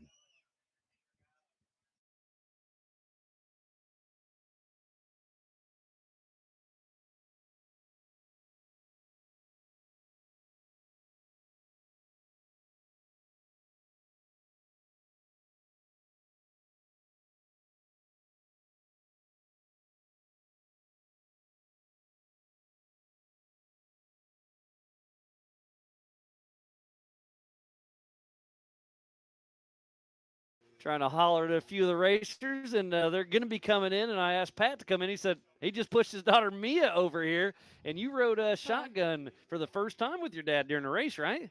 Yes, sir. Yeah. Yes, How much fun did you have? a lot. Yeah. I think he had you outside of the car winching a little bit, didn't he? Yep, almost every round. Almost every round. But did you have fun? Yes. Yeah. And how much fun is it out there making memories with your dad out there racing? I mean, that's awesome. I can't think of something better. Yeah, it was pretty fun. I think this one was better than desert, honestly, because it was easier to tell where the turns were instead of Yeah, the wide open GPS. desert. Yeah, the GPS is a little tricky. I've tried it before. I'm not a navigator. I'm okay behind the wheel, but that navigating is a big job. But in the trees, there isn't a whole lot of places to go. So just follow the track and keep on rocking. Yeah. They told us some turns were behind the arrows, but sometimes it was right at them, Well, some of those arrows are gone because the rain blew them away. So and some of the danger signs too. yeah, oh for sure. We definitely fight that on the East Coast out here.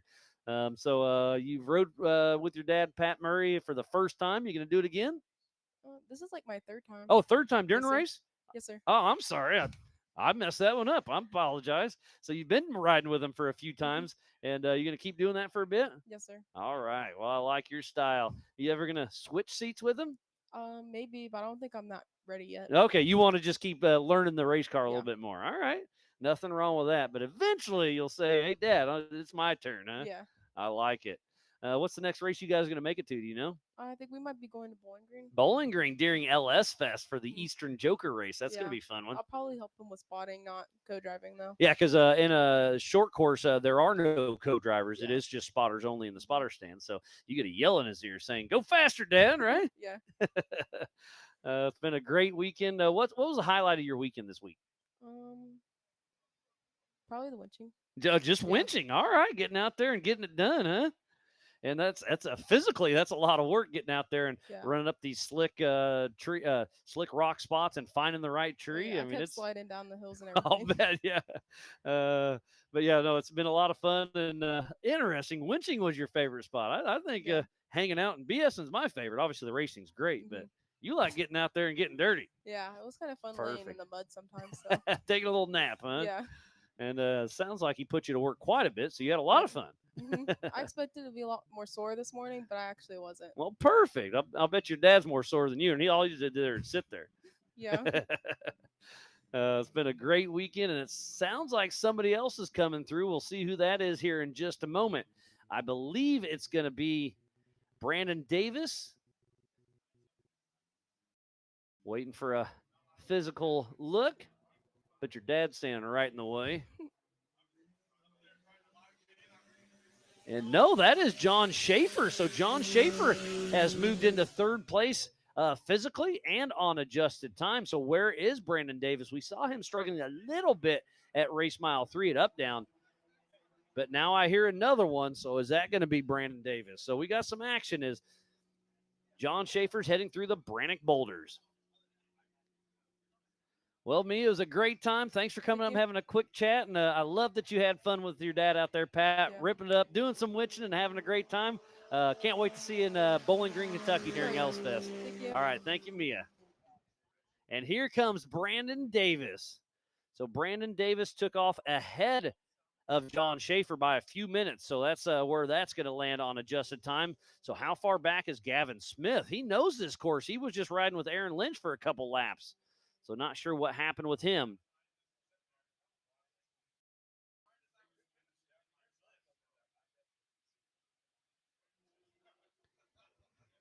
So Paul Wolf is out front by 2 minutes and 48 seconds. And then it's going to be John Schaefer. And we're waiting on Brandon Davis and Gavin Smith.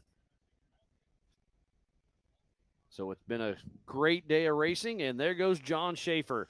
3 minutes, 29 seconds behind Flory. And 6 minutes, 17 seconds behind Paul Wolf. So our top three are all within 6 minutes of each other. Still a great run out there.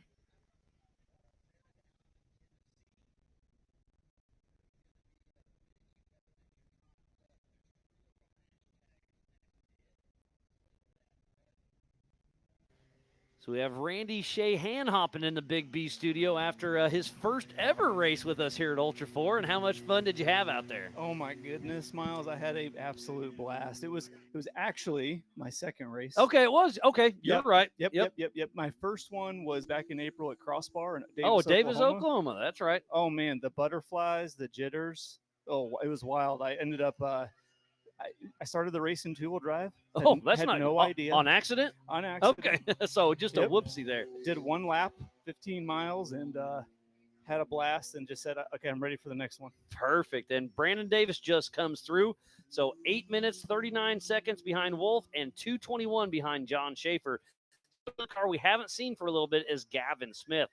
So not sure exactly what's going to happen there. But, yeah, you just came out of the stock class. You're top 10 for sure. Probably in that 7th or 8th spot unofficially. We'll see how it shakes out. But after the race, you said, I still get one more lap. And, well, you're new to this. So it is a Grand Prix finish. So what's that mean is once the leader gets the checkered flag, nobody else can go back out for a lap. You had another lap, but you just didn't have the time to do it. So sorry for your luck there. But you are an official finisher here for the 2025 All Things UTV Teardown in Tennessee. So, and you came up and you were bummed you couldn't get that extra lap, but you were so stoked, like, I'm a finisher, right? I'm like, you finished this race, buddy. Oh, man. You know, that was the goal here at the beginning. If you don't mind me sharing a little about my story. 100%. I took a 2014 Razor XP. So, a turbo. 11 years old. Yes. And I did a full restoration on it. I put super ATV parts on it. Oh, nothing but the finest, huh? That's right. It made And I it, said, though. you know what? Let's see what this thing will do. I've got 4 kids at home under the age of 14, and I said, we're going to do this on a budget. We're going to give it a shot. I started a little YouTube channel called @RegularGuyRacing. Okay. Yeah. I like the Regular Guy Racing name. I like that. Just a regular guy. I'm a husband, a father, a son of God, and this is what we do. We try and we have fun, and it's just a blast. Yeah, I mean, it really is. Obviously, here at the racing, I do all the talking and whatnot, and a lot of people recognize me. It's a lot of fun, but I get to go home, and I'm a regular guy at home. I still have to, make breakfast for the girls and make sure they're to their tennis and pick them up from school. I love that part. Yeah, I've been really blessed. I've had a few sponsors that have stepped up and helped.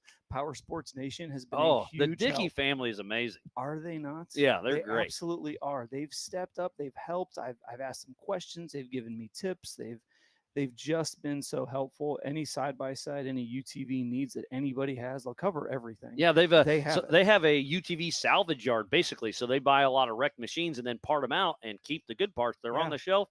They ship them out within a couple days. They've even offered us for our some of our recovery rigs. Hey, if you need something, let us know. We'll see if we have it. I mean, they race with us quite a bit, and I see PSN all over there. So absolutely, it's great to see them helping you out. Certified American, they came out and helped as well. It's a certifiedamerican.us. They determine what's made in America, what's not. So that's wild. We try to do American-made parts as best we can, minus the super ATV stuff. That's all right. I'm aware. We're working on that. So as more races come, I've been able to have some help from key people. AMSOIL has been a big help with fluids. So I've been really blessed. It's really just been a wonderful chance, wonderful opportunity. It's such a fun sport. It's great. Well, I'm glad you've came in, you took it on fully, and like I said, when you came and asked me the Grand Prix finish, saying I saw a little bit bummed, but I saw 97% super stoked when I said you were an official finisher. Yeah. So baby steps, right? Oh, hey, you're here, you're coming, and you're under gun with an NA 1000 Polaris, so I'm okay with it. Randy Blackburn in the stock class as well.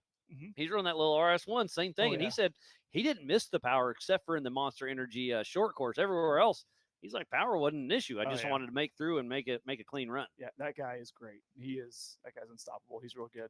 He's been great to work with too. Yeah, it's been a lot of fun, and again, congratulations. Thank and again, I love you were just so stoked coming up, all smiles, and it's just been another great day. Yeah, you know what? It's fun to be a regular guy, like I said, husband, father, all that stuff, and find something that just gets you giddy excited. Oh yeah, and you found it here with Ultra 4 USA. Well, and thanks, here comes Paul Wolf, our physical race leader at race mile 2.7 at Up Down. Well, Randy, always a pleasure. Thank you. Great. Thanks for coming up and saying, hey, I love getting the behind-the-scenes stories because I talk all day. I forget what I have to say. So anytime you guys have a quick little spit to hop in, we love it. Yeah, well, I appreciate Ultra 4 and all there's so many people I see that Yeah. are always here, that are always working behind the scenes. Oh, you being so one of much them. behind the scenes, for Yeah, sure. so many. So I'm really grateful for everybody and all their work too. Well, thanks for coming out and supporting us, buddy. Thank you. All right, Randy. Bye. We'll see you at the next one. Oh, what is your next race going to be? Possibly Sturgis. All right, that's in a see. month. Yep, we'll see. I'll be there. Yeah. All right, Randy. Thank Thanks you. again, buddy. Bye. So Paul Wolf at race mile 3 through Up Down. Benji's out there running the camera, bringing us some action. Finally got some sun to pop through those trees, so great to see some action from out in the woods. So we'll see Paul, I'm going to guess here in the next 5 to 10 minutes or so. And again, out front, it's the 1018 of Paul Wolf out of Alton, Illinois with Wolf Racing. And then it's the 999 of Jim Flory out of Prosperity, Pennsylvania with Flory Racing. And then it's the 271 of John Schaefer out of Danville, Indiana with John Schaefer Racing. And then it's Brandon Davis, the number 256 with his wife Cheryl riding shotgun out of Huntsville, out of Alabama with Davis Racing. And it looks like we have Philip McGilton is going to hop in the Big B studio with me. He co-drove last night with Adam Brown, if I remember right? Yeah, exactly. Yeah, I jumped in with Adam Brown. He's actually an Alabama guy, and I got to meet him. I met him pretty much the first time up at Roush Creek, PA. Just earlier this year, right? Earlier this year, yeah. I didn't ride with him until this time, but just super cool guy. He's close to home, so it's always good to make new friends. Oh, for sure. And there's nothing better to pre-running than at race pace. So you saw, of course, last night until I think a supercharger exited the chat. Yeah, unfortunately. So, yeah, no, that's great. I mean, for us, anytime, especially courses like this, are so tight. There's so many different obstacles and things out there. And yeah, sure, GPSs do a lot, and but it's the mental notes is for more sure. important, especially being a single seat like me. I really can't can't sit there and stare at my GPS while I'm racing, so I need to try to get as much. You need to be watching the course. Right. So I need to be eyes over the hood watching. So it's good to get out there and see the course and get it sorted. So. And in the Eastern Series, you're sitting in first place just ahead of Jonathan Dawes, but Paul Wolf's still in the mix. Yeah. The NPA, he took the start, only got starting points, so he's going to have to use that joker. Yeah. So he needs to finish here strong to be battling with you. We'll see how it shakes out. So it was fun. I went over and visited him this morning, because we're good friends. We like to back and forth quite a bit. I went over and seen him this morning, just like, yeah, hey man. So he's great to race against. The guy's super fast. He's awesome. He gets it done. But we've had some pretty good back and forth here for the last few races. We were at Bowling Green. We had a pretty good battle there on the short course at Bowling Green. Oh, yeah. It was a great battle. Yeah. So that was a lot of fun. And that's our Joker race. So I'm excited to go back there. We learned a few things there about the car and make a few changes for that race, going back for the Joker race. And then, again, we went to Badlands up there, which is an awesome place. It's got rocks, desert, and all that. And we had a good race up there for almost 4 to 5 laps up there. We were back and forth. So. And it was like last night's race in the rain. That was awful. Gosh, yeah, I know. Back to Badlands, you and Paul Wolf are battling, and Paul Wolf's one of the premier drivers, just like yourself, but he's got the target on his back. He said, man, Philip was there, and he was pushing me harder than I wanted to drive. Yeah. And you had him until, would you have a steering issue? No, I had it was a weird break. I actually had my front right brake rotor exploded. Huh. Yeah, well, that's not good. No, yeah, and when it blew up, it actually wiped out the brake caliper and wadded everything up in the wheel and locked me right in front. Okay, so you went from going to no go. Yeah. And brakes are supposed to help you stop. They're not supposed to. Well, it did keep help you me stop. I guess couldn't right. do It did its anymore. job. It worked. just didn't release. So then I was able to jack it up and get the things knocked off there and pinch the line off where I could kept going. But then I went to put the car in reverse and I actually lost reverse too. So I was just like, you know what?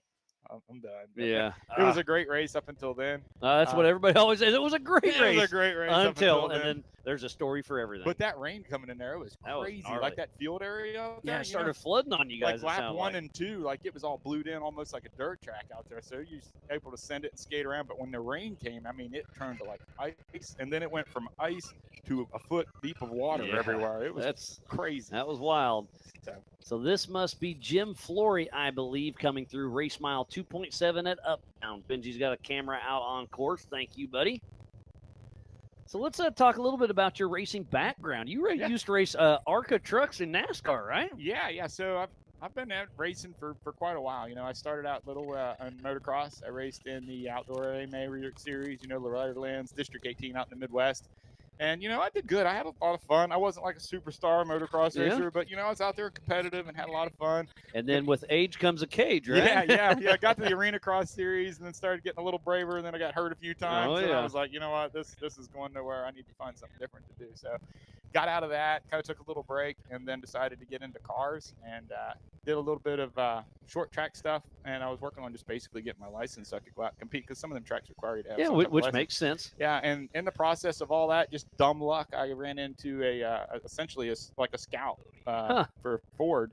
And they actually picked me up on their Ford driver development program. So it was just dumb luck and right place, right time. And there I was driving on the Ford development program, ran an ARCA Remax series, and they had me in just about everything. I ran high-dash cars, and, SA super late models. Awesome. I knew about the ARCA truck, but I didn't realize how broad it was. That's cool. So I did that. I drove like the little shifter carts, which are probably those are cool. That's like the funnest racing ever. Bang for your buck, man, all day long. Those things are great. Did that, and then I got into ARCA and raced in that for a couple years, and then stepped away from Ford and went to drive for Toyota in the 22 truck for Bill Davis Racing, and raced with them guys. And then I finished up, and when 2008 came, the economy kind of took its crash. We all know about that. Yeah, everything tightened up, and at that point in time, I kind of found myself without a seat. So I stepped away, but hey, it was a great experience. Got to meet a lot of people and do a lot of good racing, and took a little time off. And then it was just like I did some Top Truck Challenge stuff out west. Okay. And I got to meet that sounds pretty wild. Yeah, it was wild. But I got to meet like Adam Woodley and all those guys. Like he's here on site. He's here. He's camped over there with us. Got to meet a lot of those guys, and that's when they kind of introduced me. I was doing a little rock crawling stuff because I was always kind of a hobbyist four-wheeler guy. And then they were like, dude, you should come check the four stuff. I'm like, well, what is it? They told me, they're like, man, well, it's like basically rock crawl, but we're going to go fast. Yeah. We're racing. I'm like, yeah, rock crawlers that go fast, but Yeah. fast cars that need to rock crawl. So it's a hybrid, and that's Yeah, what an Ultra 4 car is. So, and I was thinking, well, shoot, that's perfect. Like, take my motocross background, you couple that with the circle track, go fast background. That sounds like a perfect thing. So Yeah, it's going to be easy, right? nothing to it, right? So I took my Avalanche Engineering rock crawling car, and we went to Roush Creek. I think it was back in 09 then? Would have been 12, maybe 10 or 13 12. yeah, okay. Somewhere in there, right in there. I can't remember exactly. Oh, which sorry, year. not 09. The first one ever was 2012. 12, I think. Yeah. I think it was either 12 or 13. I went there, and we took this quarter elliptical suspension rock crawling I actually car. just watched that video from, I just dropped the name, Will Gentile. Oh, okay. Rewatched that before our race there, and I do remember your name now. You say that. Yep. No, it was awesome, and I mean, it was, and it's awesome to look and go back and watch those videos and see how much the sport has evolved. Yeah, look, I mean, you literally had a trail rig that you put a little bit of safety on. You have a race car that has to go rock so crawling. crazy how fast, and that's not that long ago. You know? I mean, it's evolved a lot. But no, we went there, I ran that, and that's when the hook got set. You know, Oh, it's yeah. just, oh my God, this is fun. We built the first 4400 car, and went to kick the hammers. And here We got- comes Paul Wolf, our physical, right? Yeah, that's Paul Wolf, our physical race leader. So he is he'll be grabbing the white flag, right? I believe so. Yeah, he's out on lap number 3. So yeah, the white flag will be out for Paul Wolf. I actually just stopped at his camp on my way up here. You know, I was kind of seeing because he was running second. They said, well, you know, On adjusted time by 6 seconds. By 6 But seconds. then he picked it up and already stretched it Yeah, out to they almost said with 3 the minutes. issues yesterday with that car, they said, well, they was just kind of feeling it out. See, so it looks like he's set sail now, and here he comes. So awesome to see him doing good. So one more lap for Paul Wolf. Last time around was a 21:10, but he had a 20:50 lap earlier. So he's staying smooth and consistent. Jim Flory got stuck a little bit. He was a little off pace. And here comes John Schaefer, I believe. It's hard to tell these cars. You guys need to watch these in the pits when you come through for me. We need to come up with some way to get the numbers to at least stay clean. So I think everybody's tried something. And yeah, it's just tough out there in these conditions. That spot right up through there, that's a tricky little spot coming up through there, especially in the UTV. I rode there yesterday, and I mean, there's a couple different lines, but man, you got to get aggressive, but not too aggressive to tear stuff up, and the guys are doing good with that. And I know Josh Blylow of Big B, they have some kind of secret sauce they put on these cars to keep them clean. So maybe I'll go talk to them and see what they do, because those cars were always clean out there on course. Yep. And speaking about UTV, you've got one. You race it sometimes. Where's it at? Well, they actually what started out. Here comes Paul through. See. Looks like Hickman's out there on the radio. He's turning the wheel back and forth. Paul's messing with Hickman a little bit, and he is out for lap number 4. Big thumbs up from Paul Wolf, our physical race leader, and who's been on the pole in every class. He has won every class.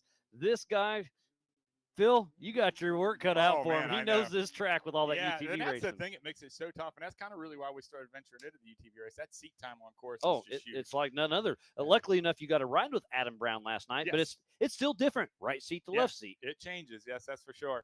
But no, it looks like his car is all healthy and happy. Tires up, so he'll be tough. Yeah. So why aren't you racing the UTV back? Well, our UTV, we actually got one with the idea we were going to run it in stock class, and then it kind of took off from there. And it's not completely done yet. So I did race one of Paul's backup cars there for a couple races this year. We did run a UTV. That at is Hammers. right. I forgot about that. Yep. You were racing Paul's old car. Paul's old car, yeah. So we ran it. And you've only flipped it a couple times right in front of me in Pennsylvania. Yeah, I was trying. That was perfect. If you can't go fast, put on a show, yeah. right? If you can't win the show, be the show. Yeah, You did it that time. Yeah, so I ran that for a couple races. I believe I ran Oklahoma with it and Roush Creek, and we raced at Hammers as well. UTV class. Well, let's keep rolling with the UTV. You have a UFO that's kind of a UTV. It started out as one. That car is beautiful. Yeah, this thing's exciting. We've been working on it. Jesus, I think we dropped the car off to start the project after Havasu Nationals. Wow, so that's been a couple years. I've had the donor car on the trailer at Havasu Nationals, and we actually took it up to UFO from there, and that's when the project started. And So- I've seen you up there with Joe a few times. He was just texting me asking when you race. So told him 3 o'clock. Yep. So we've been up there back and forth, and it's just been an ongoing project. Like I said, we're going on 2 years now, and it's not because we haven't been working on it. It's just when you start to build something like that from scratch, Completely different, because that is, he can build a UFO. Well, they're very similar, so you kind of rinse, repeat, you tweak what you know, but he's learning along the way. Yes. And it is a Can-Am Mavar, Yes. but then it's got the Joe Thompson twist on Yeah. it, man. Yeah, The so- UFOs are beautiful cars. Yeah, and it's awesome when you see it in person. I mean, it's just essentially it's a UFO. It looks just like I think Marco and the rest of them was there. Was at the shop looking at it the other day, and you park it next to the. It's smaller, just smaller. Yeah. It looks- it's a baby UFO. Yeah, it's essentially a baby UFO. You sit next to it, and it's identical looking, but it's just miniature. Yeah, So- and let's talk about that. It's kind of a UTV, so you can race that in open class. Yes, you can race that in 4400 as Yes, well. So correct. It'll be both 4900 open capable and 4400. And I assume you're going to keep the Campbell chassis for now. Yep. The plans is right now to keep the Campbell chassis both in the UTV, and then just kind of feel it out and see what we like. Which track would you feels better Right, for yeah. what? Like I wouldn't want to take that little car out for like a Crandon or a Bowling Green Yeah, or nothing. absolutely not. I'm not going to put myself in that or anyone else in that situation with Yeah. that. So we'll hold back with it there and use it. I mean, like a course like this, it'd be perfect. Oh yeah. man. So you kind of wish he was here, don't you? Yeah, I do. I told Amanda that the other day. I was like, man, I wish the thing was there. This would be a perfect type of course It for it. really would. Small and tight, but that's. And kinda will neat. you race it in the UTV class some? Yeah. I mean, might as well, right? Yeah, we're planning to race it in the UTV Open class as well as 4400 on select races. So everybody keeps asking about hammers. They're like, well, what are you going to do come hammers? What are you going to do come hammers? So Yeah. We're actually going to go out and do some pre-running out there. Who we got there? I missed it. I guess my start line camera went down. I got to go fix that. But that should be Jim Flory, if I'm not mistaken. You mind if I leave you ahead. just for Yeah, a minute? go ahead. All I'm right, I'm going actually to go gonna- check a camera out real quick. So you're All right. stuck with Philip. All right, yeah. So I'm going to try to watch this camera and see what we can see the distance back to second place. So Paul's still out front, Finley in second. So, but starting to kick up a lot of dust out there. He said we had rain last night, and they're calling for a little bit of rain here today. But looking like it's getting a little dusty out there today, right now. But the course looks good. Looks pretty awesome. You can see down there in the short course area how much dust actually gets kicked up there. So if you get caught up with some traffic going into that area, you got to be a little bit careful because that dust can really get you sideways. But Miles took off and left me sitting here, so now I'm the show. So, but no, it's pretty awesome. This is a great place to race for anybody watching this from home. It's never actually been out here to AOP.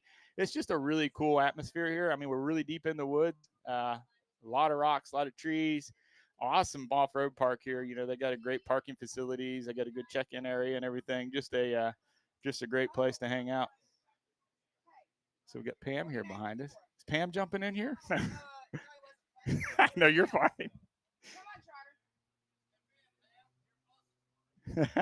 So there we go. We get Pam. You got to bail me out here. Who we got coming past here? Do you remember this? All right, that is Jim Flory. Yeah. so He Jim was Flory. out front just a little bit Okay, so earlier on, Flory and now in he's second. back in second, I believe. Okay, yes. How you doing, Phil? I'm doing great. Yeah, I I'm was just not sitting here. expecting this. Yeah, me neither. I come over and next thing you know, Miles said, "You got it. I gotta go." Oh, because So- his camera went down. That's right. That's yeah. right. Yeah. So he left me here in the booth. So I'm trying to do the Well, best I can. here. And So I'm on my that's way cool. down to go talk to because he's out of the race over there. Oh so. gosh. Well, it looks like Miles is coming back. Yeah, so we- exactly. I'll let him have a seat back. But There you go. Hey, Well, good good to luck out see you. there.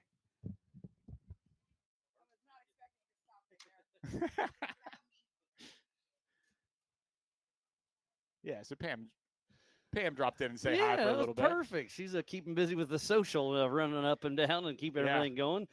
So Jim Flory is only 2 minutes 48 seconds on the fourth and final lap behind Paul Wolf. So I think we got our start line camera back, and that'll be important here in a little bit, in about 20 minutes or so. It's going to be exciting. I tell you what, I'm a little bit surprised. I haven't seen many people coming by with flats and stuff. So it looks There's been last night, Willenborg came by every time with a flat tire. really? Yeah. But I am surprised that wheels and tires, I thought they were going to be a little more important. But tire spines here and those things have been helping those guys out. That's great. And then if you look at like the tires and the people and the companies we work with, the tires, I mean, everything's came a long way with that. Guys has gotten things figured out on the treads and compounds and all that stuff. Oh, yeah, it's pretty impressive. And where else better to test it than here at Ultra 4? Absolutely. Yeah, I made a post online earlier about, Yokohama coming here and then just the amount of abuse they take at this course. And here comes another car coming out of the woods. Let's see. This should be John Schaefer or Brandon Davis. We should have a visual at the start line here in just a moment. And there's Jack with Believe Cam. So that is John Schaefer, the 271, physically in that third position. Looks like he's got a soft right rear right now. So you jinxed him. You I'm said sorry. no. I should have never said anything about it. Hey, John, sorry about Phillip, but Yeah. he just got you a tire. Yeah, but it looks like it may have a little help inside of it because it's soft, but it ain't down. So Well, let's talk a little bit about the 4400 race at 3 o'clock. That's the biggest and baddest cars out there. Yeah. And you're taking off P3, so two Yeah, spots P3. behind Paul. What's Yeah. your strategy? I mean, you have to push Paul, right? Oh yeah, you got to push. Man, I made some mistakes in qualifying yesterday. I got a little Western down there coming towards the end. I got a little driving over my head, and but gathered it back up and was able to get a third. So that's really not a bad spot No, to it's start in. and again, adjusted time. Adjusted when time. the first guy takes off, he's racing himself. Yeah. When Cody Hardesty that's in front of you, he takes off 30 seconds behind, and then it's yourself. And Yeah. I'm going to talk about Cody Hardesty. I don't try to pick favorites by no means, No. but he doesn't race with us a whole lot. But No, that no. kid is fast in the woods. He so is good in the woods. you're in an IFS. Let's talk about IFS versus straight axle. Yeah. I don't think the IFS has a better advantage on the wide open, the bigger stuff, the desert. In the rocks and the trees, I think solid axle has a slight advantage. Yeah, you take a course like here. I mean, that looks like that's Brandon Davis. That's Brandon so Davis. That's physical fourth. So between 3 and 4, it's going to be pretty close between John Schaefer and Brandon Davis.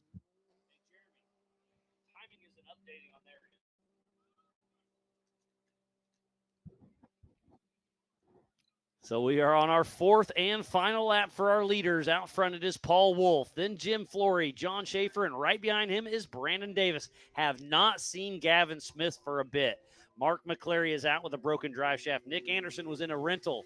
Oh, and John Schaefer's still on that soft right rear tire. I'm surprised he didn't pull in the PCI pits and swap that. Yeah. So I mean, you look at corrected time and he's coming. So I mean, really, and this is a testament to the spine and that technology there. I mean, look, he has the confidence. You know what? I can keep going because I'm sure he knows it's down, but it's like, hey, or corrected does he? time. I assume he he should. does. I'm sure his pits are going, hey, you're down right rear, and he's. But one more lap. It's only 5 miles. I'm saying only 5 miles. Yeah. Distance wise, it's not that long, but it's a tough 5 miles, obviously. And that right there is really showing like it's almost like it's a competitive advantage. So if you're going and running against that, you got to try to get those. Oh, yeah. That's a big time saver in a race. And he like knows this. that Brandon Davis is right behind him. Yeah. Brandon Davis's car. That is what car is that? Oh, that's a Miller car. That's right. Okay, that's a Miller car. Yep. Right. I don't remember if it's Hunter or Cody. I can't remember. I knew that's thought a it was Miller car. Brothers chassis for so sure. You know that's a really good piece. And then he'll be racing against you later on in his UFO yeah, and his too. new UFO car. So big thumbs up from Brandon Davis. Yeah, and that car looks healthy. No tire issues. Uh-oh. What's he doing? Go, bud. I think he may have been going a little bit fast, so they slowed him down for just a tick. Oh, okay. And that's a guess. Yeah, no, that's good. That's awesome. So it is 25 miles an hour through the PCI pit. So we had to slow him down just a tick. Again, my guess. But we try to keep everybody honest and keep everybody safe as well. Right. And that keeps it fair. I mean, it's cool right here. You can come through and pit. The way we set up the pits here, this is unique compared to any other races. It's nice because sometimes the pits are really tight. Yeah. And it's tough to fit and in. we're able to back our trailers right up here, so we don't have to put everything in a truck and haul it off to a remote spot. But it makes it that's one of the really nice things about AOP. Parking's not an issue. yeah, not an issue. But we were talking a little bit about the IFS and the straight axle stuff and comparing like a Cody Hardesty. Thank you for reminding. Yeah, but Cody, he was he's fast. Yeah, I mean, he's got that TMR car. And that car's a straight axle car, and it's pretty narrow and small. Yeah, you guys are pretty wide. What are you, a 102? No, I'm not. I'm 92. I was way off. yeah, I'm 92, and I think Paul's a smidge wider. He might be closer to 94, I think. Don't quote me on that, but I think he's a tick wider than me. But I'm not sure about Cody's car, but Cody's car is significantly narrower, so that's going to be a real advantage on a course like this. And let's talk about steering too. Straight axle cars can steer sharper, right? Yes. They have like up to like 50-degree steering in the especially front. in a Miller car. yeah. So that car, he'll be able to pivot around in that, and he showed it in qualifying yesterday. So Yeah, I think he's one of those ones out of the field. It's like, hey, he could jump up there and surprise you. Oh, and, for sure. And he's starting ahead of you. So you're gonna be following his line and watching him, hopefully.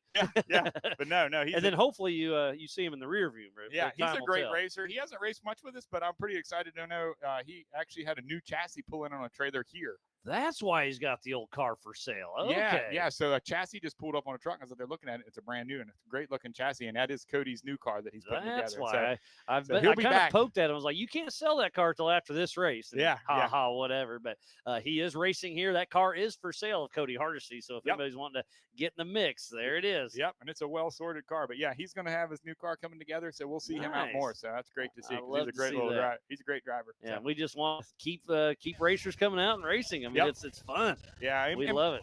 And like what you were saying on the IFS and straight axle, this is one of those courses where the advantages of an IFS car are not quite as prominent as what you would see at maybe some of the other desert type courses and things like that. Yeah, because the rocks in IFS picks up, the other solid axle, when it pushes down on one side, it pushes up on the other. IFS, you kind of like a UTV, one tire can just be in the air floating. So you have a lot more traction on the ground with the solid axle. Yeah, it can be a little trickier in some of this type of stuff for sure. And that's something I'm still learning. I'm in my second year in the IFS program. Yeah, because you raced a solid axle car for quite a while. Correct. Yes. Where'd that car go? That's Branning's. Oh, okay. So it went from Derek West to you, and then Stan's. Cadenberger. That's correct. He's got. It's actually Stan's car. Yes, you were right. Yeah, Caden Stan's gets to car, drive, and I believe that's his grandson. Yep, that's his grandson. So and that went to Crofts in between also. Yes. Oh yeah, because you and him swapped. Yeah, we had a little deal going on where he ended up with that. It's a big long story, but the end result is it ended up with Branding. So there is Paul Wolf, our physical race leader at Up Down, starting to struggle a little bit. Hopefully the car is okay, but again, he danced through this a couple times pretty easy, but now he's fighting it a little bit, but gets his way through there. I'm kind of surprised. He chipped McLaughlin to tree there a little bit. I'm surprised to see him over there on that side. I wonder if he's got something going on with his car. We're all just patiently awaiting. Yeah, looks like there he goes. He's moving now. Just may have been stuck between a rock and a hard place, if you know what I mean. That's a little bit of a longer line there, but it's probably a little bit safer line. That left side, you got to kind of do a little bit more banging and bouncing. It's quicker, but it's a little bit more harder on parts. Which one are you going to hit? I'm going to go the left way. Now, but on a 40-inch tire on a big car, it's a little bit easier to get up to on that left side. But in the UTV, it's definitely the quicker on the left line, but it's a little bit more violent up through there. So he may just be playing it smart, taking care of his equipment, getting it around to the end. I get that for sure. That Paul Wolf out front. And, my timing did update. He has a 4-minute, 6-second lead over Jim Flory. And then Jim Flory has a 2-minute 24 over John Schaefer. And then John Schaefer is ahead of Brandon Davis by 3:04. But it's less than 10 minutes between our top four. So the saying is, to finish first you must finish. The attrition has already bit, it looks like, Gavin Smith and Mark McClary. And obviously Todd Beckett clipped a tree during qualifying, was unable to get out there. And Nick Anderson's car was broke from last night. He got a rental, and he's out there. He got starting points, so now he can use the Joker to his advantage. Yeah, and Chris Hickman's walking by, just nervous pacing. Yeah. Oh yeah, but he's out there on the last lap. Everything's good. Do you think? Yeah, I saw he almost clipped you, but I think it was a joke, maybe.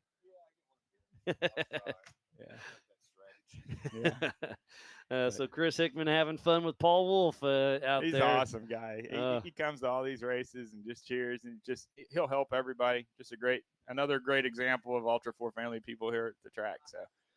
All right, and Benji's saying the car, Paul Wolf's car looks like it was in good shape, just had a bad bounce. Okay, so that's right. Thank you, Benji, for that update. Yeah, I think attrition's huge here. Well, I think in the open class last night, they only had three finishers on the lead lap. Yeah, so I mean, how many took the start? We had 10, at least 10, somewhere. Something like that. 10 to 13, I thought maybe something like that. It's in here somewhere. Yeah, but still, only 3 finishing the entire race. That says a lot, and so pretty cool. And I think we'll see that in this race as well as the 4,400 race. But I'm probably going to get off here. I don't go blame down you. And, hey, thanks for filling in for me for a little bit. Yeah, and no come problem. And say, hey. I'll try my best here. But no, great talking to you guys. And again, we'll go out there and give them action. All right. Well, McGilton, you're going to be taking off at 3 p.m. The biggest and baddest names in the sport are going to take off. And you're taking off P3 behind a couple fast dudes. So. Oh, yeah. So we'll have to be smart. But no, just before I jump off real quick, big thanks to some of the sponsors for our program. You know, we got Southern Tire Mart at Pilot, which is, again, a company, nationwide. Yeah, huge company. They're outside of our Ultra 4 program, so it's great to see a company like that come in and start getting involved in the sport. They're just awesome. All the people that race here and stuff, and even any racing series and that, we all travel all over the United States. I've had my fair share of travel. We're always pounding highway, and we're always having trouble with trucks and trailers and tires, just all kinds of stuff happening out there, guys. Southern Tire Mart, there are 258 stores now, and they're growing every day. Get a number, give them a call, because they pretty much have service people everywhere, and they can come get you off the side of the road. I'm sure they've saved you more than once, right? Oh, gosh, yeah, they're awesome. So great group of people there, and, we got Yokohama that's helping us with tires, which we're going to put their product to work out here. And Schofield, I think he's here running around. He's done a great job. I saw Tech and Tune check you out a couple times. Yeah. So he just stands around, drills. He's got that thing dialed in, so we're going to put her to work today. But great talking to everybody, and have a good day, man. We'll all see right, y'all. buddy. Well, good luck, and we'll see how it plays. I'm excited for it. Thanks, guys. Thanks, Philip McGilton.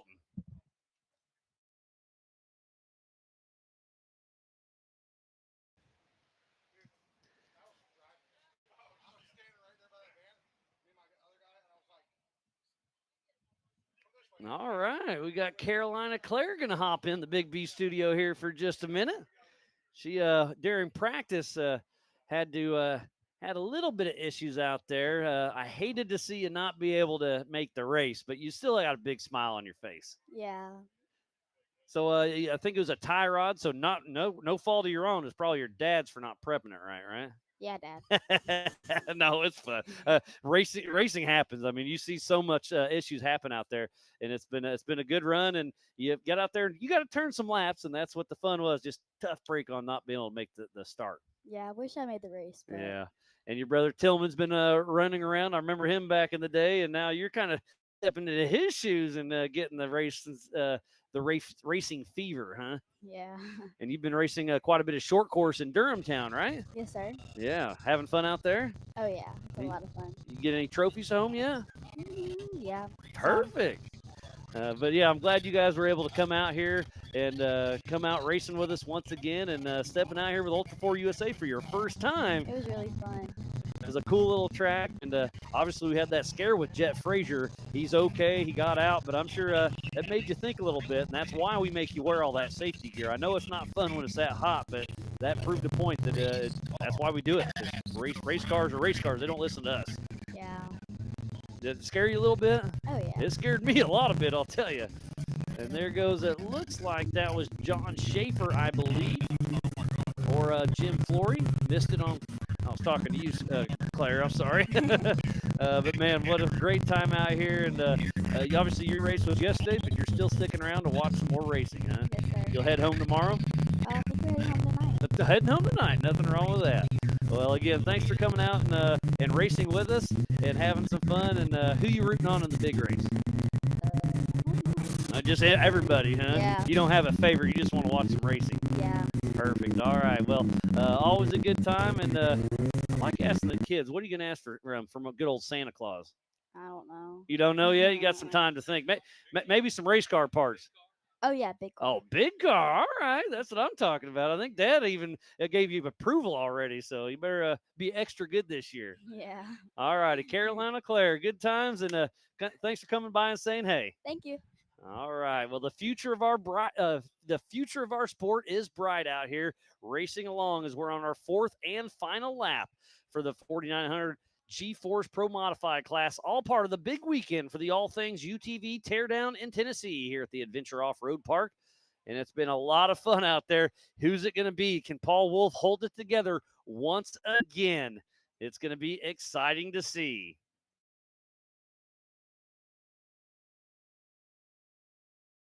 And I hear a Mavar in the distance, so I believe that is Paul Wolf.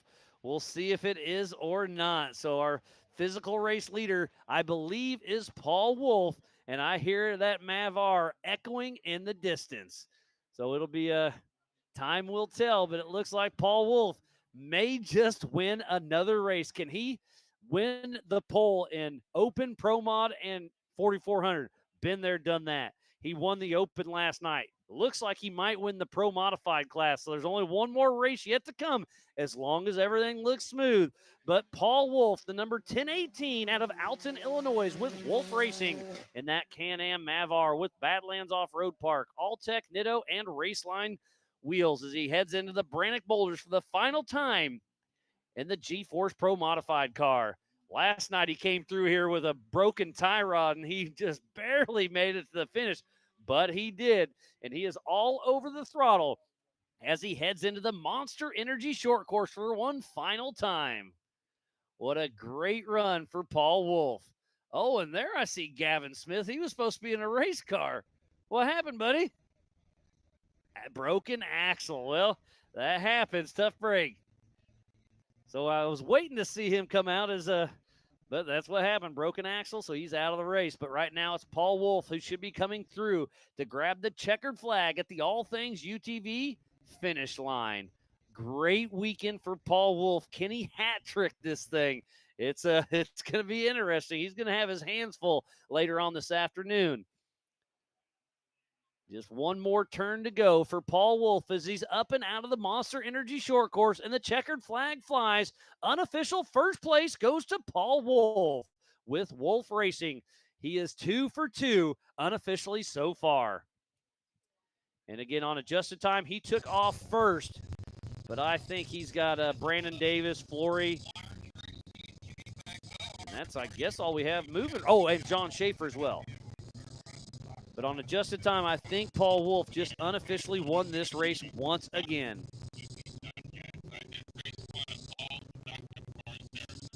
I think he's going to have probably 5+ minutes on adjusted time here.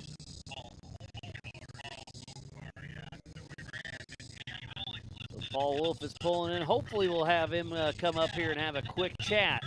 But who's it going to be next? Is it Jim Flory or John Schaefer? They have been back and forth all race. And Brandon Davis still isn't out of the mix if Flory or Schaefer has an issue.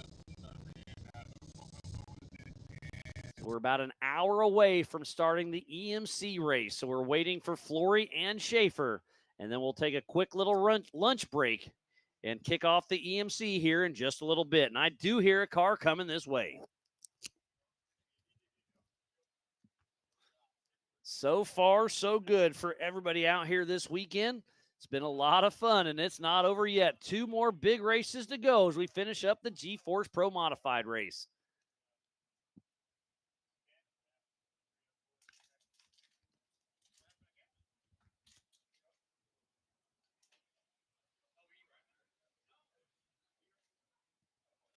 I heard something. I may have heard something over off in the pits. I don't see anybody coming out yet.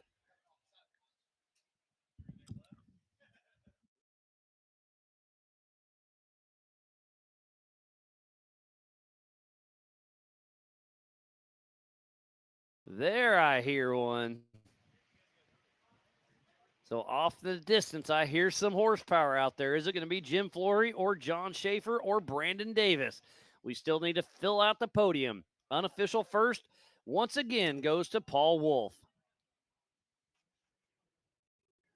This coverage of Ultra 4 USA for the Teardown in Tennessee is presented by All Things UTV and is brought to you by some of our official sponsors: Monster Energy, Freight Factory, Maxxis Tires, King Shocks, Brannock Motorsports, Rock Crawler Suspension, Spider Tracks, Metal Cloak, and by Factor 55. So please support who supports the sport. Without all these amazing marketing partners, we could not do it today. I'll run through that list off and on for the rest of the day, but we've got a lot of great people behind us to make Ultra 4 USA what it is. So if you're building a trail rig, a mall crawler, a race car, whatever it is, go check out these amazing partners that help us do what we do. Well, again, I thought I heard somebody coming. Oh, and Benji's telling me that it is Jim Flory, then Brandon Davis. He has not seen John Schaefer come through up, down.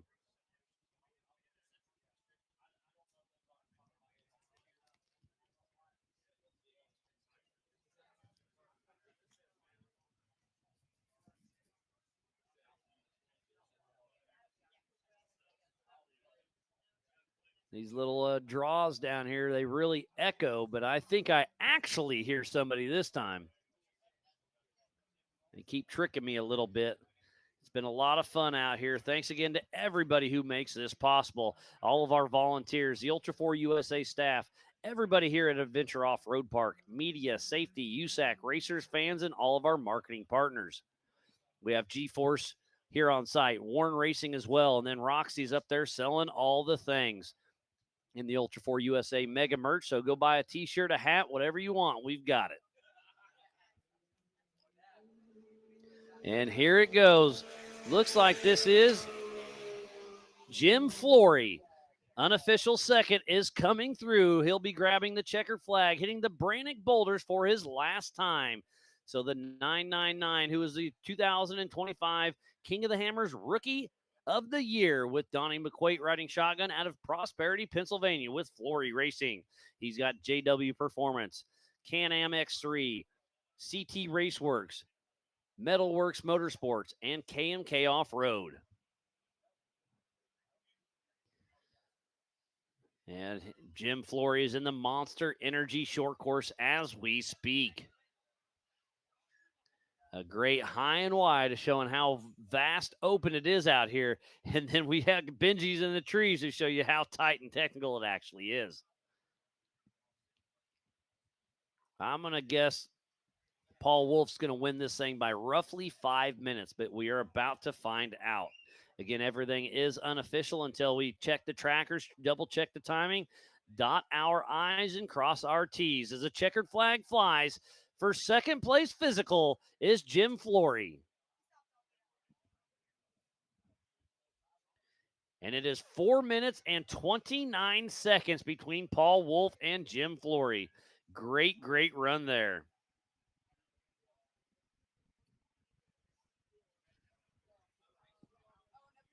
And just got an update from Racing Tracks. All VCP are good for the stock class earlier today. So we'll be able to give out those Big B trophies later on.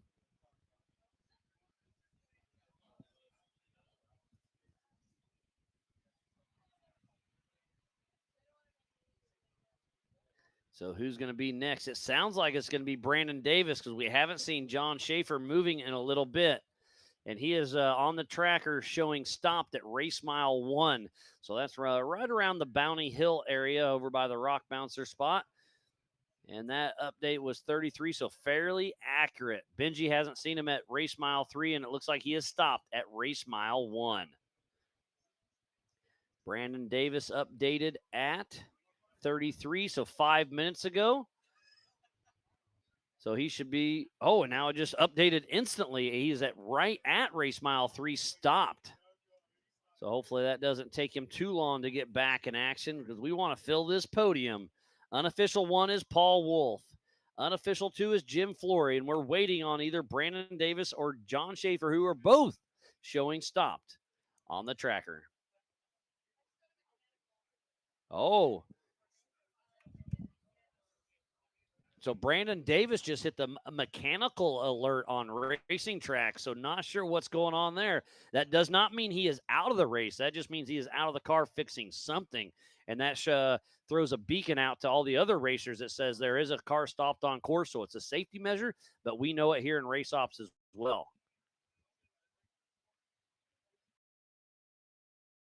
Come on, Brandon. Come on, John. Let's get somebody across the finish line. The attrition has been high this week.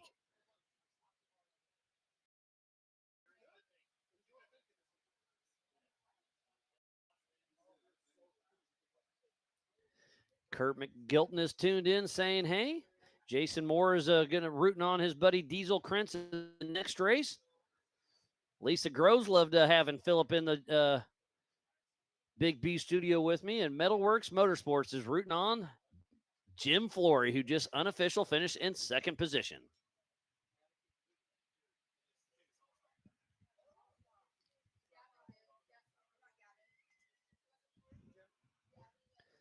So Jim Flory, unofficial second. Now Brandon Davis just hit his mechanical alert right there at race mile 3. And John Schaefer has not been moving from race mile 1 for just a little bit. So while we wait for a few of our competitors to come on through, they're stopped on course. Hopefully they can keep moving, but we're going to step away and hopefully get a third place here coming in just a moment. Over 25 years of off-road racing dominance. Proprietary patented race technology. Proudly made in the USA. Unparalleled customer service and support.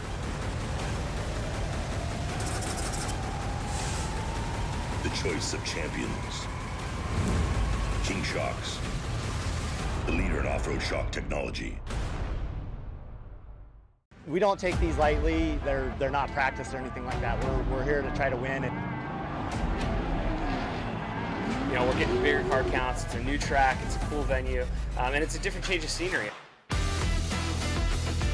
That's what Ultra 4 is. But then when the green flag drops, it's all out battle. Mad Max and Thunderdome.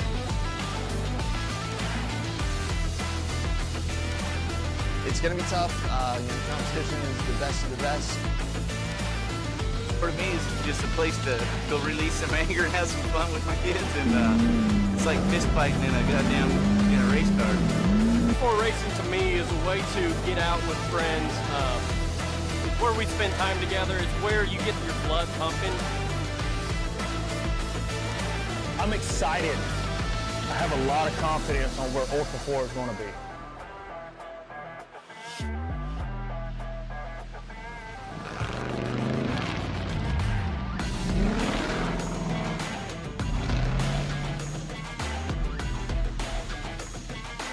Ultra 4 is awesome. It's so much fun because you're just wheel to wheel with the guy next to you, and especially in short course. And what an opportunity to be able to race side by side with like pro level drivers that have won tail 8 previously, OG drivers that have been in this for 10 plus years.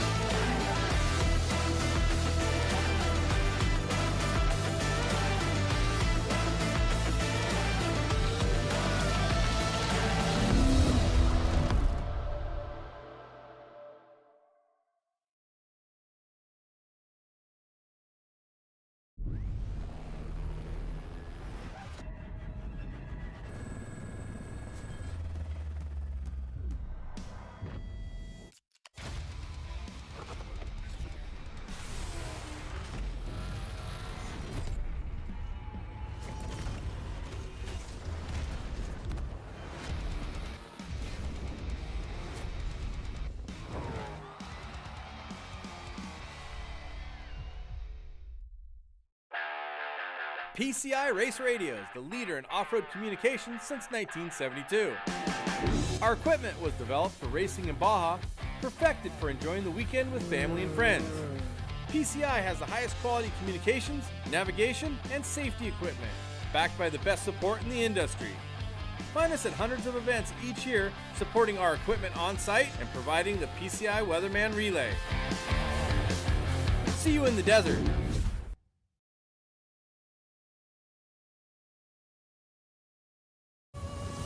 Tested and proven in some of the world's most rugged environments, the all-new Warn Xeon XD and XP line of vehicle recovery winches have arrived, redesigned from the ground up. Warn Xeon XD and XP represent the ultimate in performance and durability on the market today.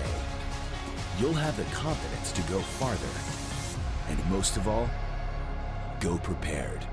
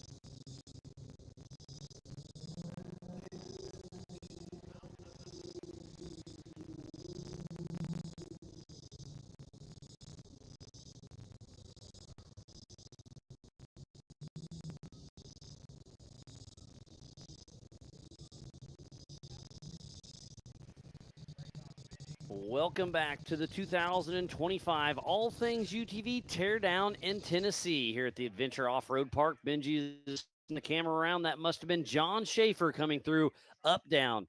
Brandon Davis is showing stopped on the tracker, still with the mechanical, and haven't seen much. Oh, John Schaefer is back moving. That's right. Okay, so John Schaefer is moving. So is he going to be able to get around Brandon Davis with that mechanical alert or not? So Brandon Davis having something, some kind of struggle out on course. Hate to hear that for him. We'll see how it all shakes out.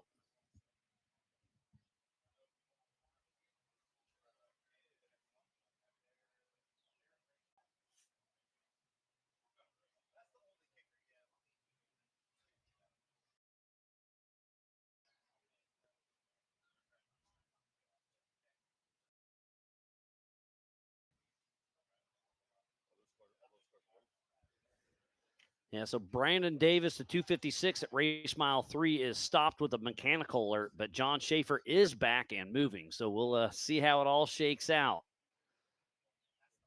But again, unofficially, Paul Wolf won with a 4 minute and 29-second lead over Jim Flory.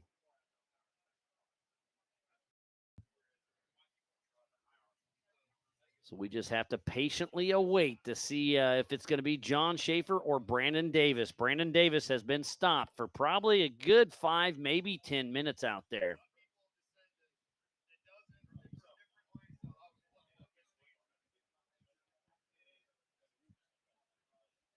So it's been a good showing today and yesterday. Qualifying was a lot of fun yesterday. Then we did the Youth 170s where Jet Frazier won it.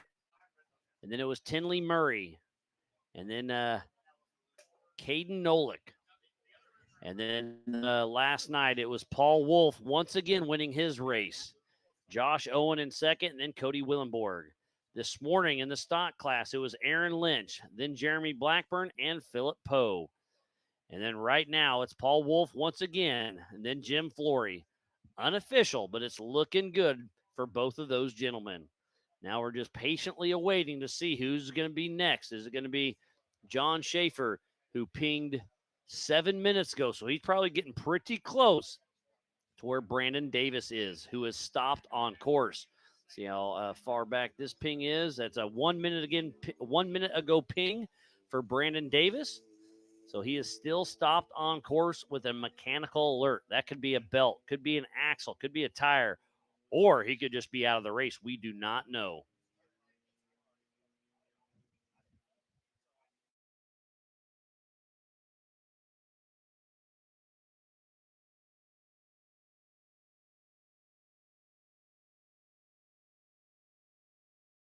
So Anthony Denny with Anderson Racing just ran over to me, and Brandon Davis sheared the lug studs off the right rear of the car. So I don't think there's any fixing that quick and easy. So as long as John Schaefer can keep moving, he may get that third place podium.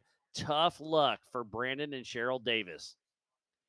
But Brandon Davis will be able to redeem himself, hopefully, in the 4,400 race at 3 p.m.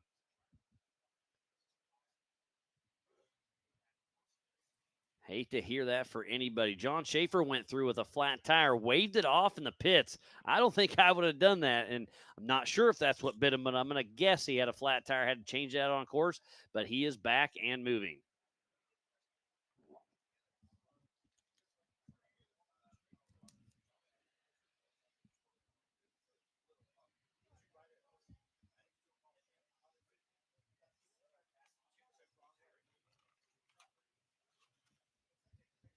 This coverage of Ultra 4 USA for the Teardown in Tennessee is presented by All Things UTV and is brought to you by our official sponsors, G-Force Suspension Technologies, Warren Racing, PCI Race Radios, NorCal Rock Racing, Brannick Motorsports, Big B, Rock Crawler Suspension, Spider Tracks, Metal Cloak, Factor 55, Monster Energy, Freight Factory, Maxxis Tires, and by King Shocks.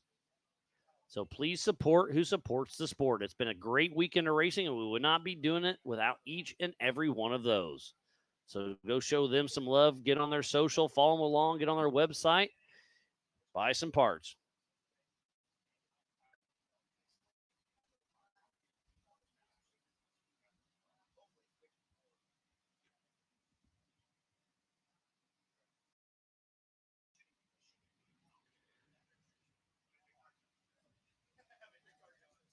John Schaefer updated 10 minutes ago, so he's probably past Brandon Davis, and now he knows that he's in that third spot hunt. We'll see if he can make it happen.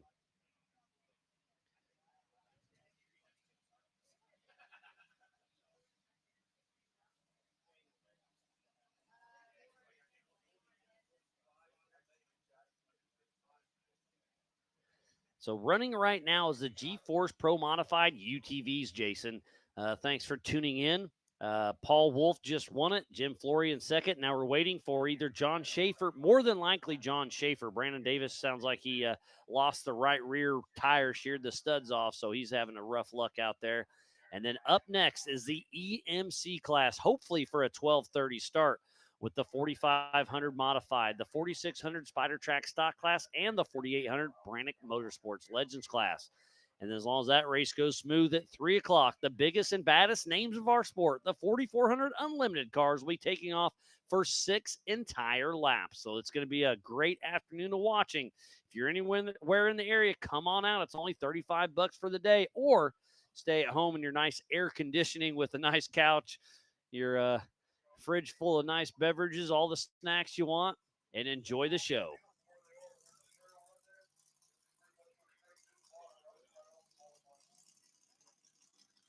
I'm going to restart up here, see if I can get my racing tracks to ping John Schaefer once again. And Paul Wolf's got his UFO pulled out, fresh off his Pro Modified unofficial win. Now he's taking that car out and going to do a little tuning on it or something. So I got back on racing tracks. Tear down in Tennessee. Go next to menu, those 3 little dashes. Click that. Scroll down to modified. Show all. And it still hasn't updated on my end. John Schaefer still with a 12-minute-old ping. Again, these trees are making havoc. But we do have this. We can download all this data and then double check, make sure they hit all the VCPs, make sure they didn't hit any of the ghost VCPs. And VCP is a virtual checkpoint. They're out on course to make sure you stay on the course. And it just kind of helps us keep course compliance.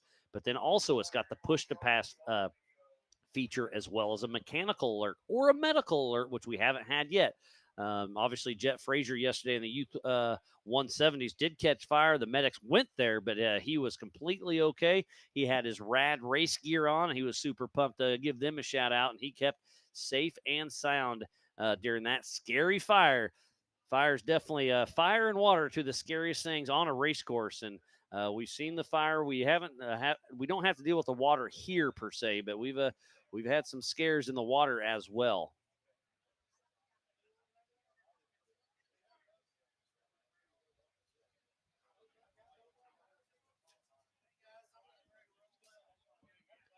It's been a lot of fun out here again. Thanks to each and every one of you who is here on site and back at home for tuning in to the 2025 All Things UTV Teardown in Tennessee.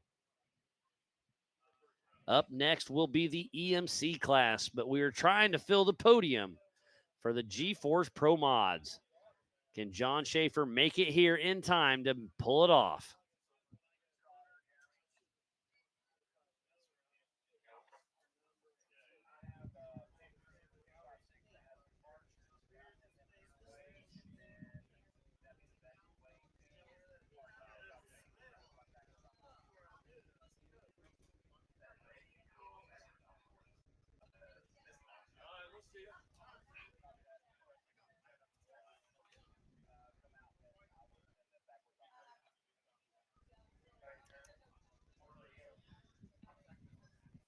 Just listen to the PCI race radio. Sounds like recovery crew is in action trying to recover Mark McClary and Brandon Davis. So once we get John Schaefer across the line here, hopefully here any minute, we'll be able to take a quick break and get everything reset for the Everyman Challenge race, 4,500, the 4,600 Spider Track Stock class, and the 4,800 Brannick Motorsports Legends class.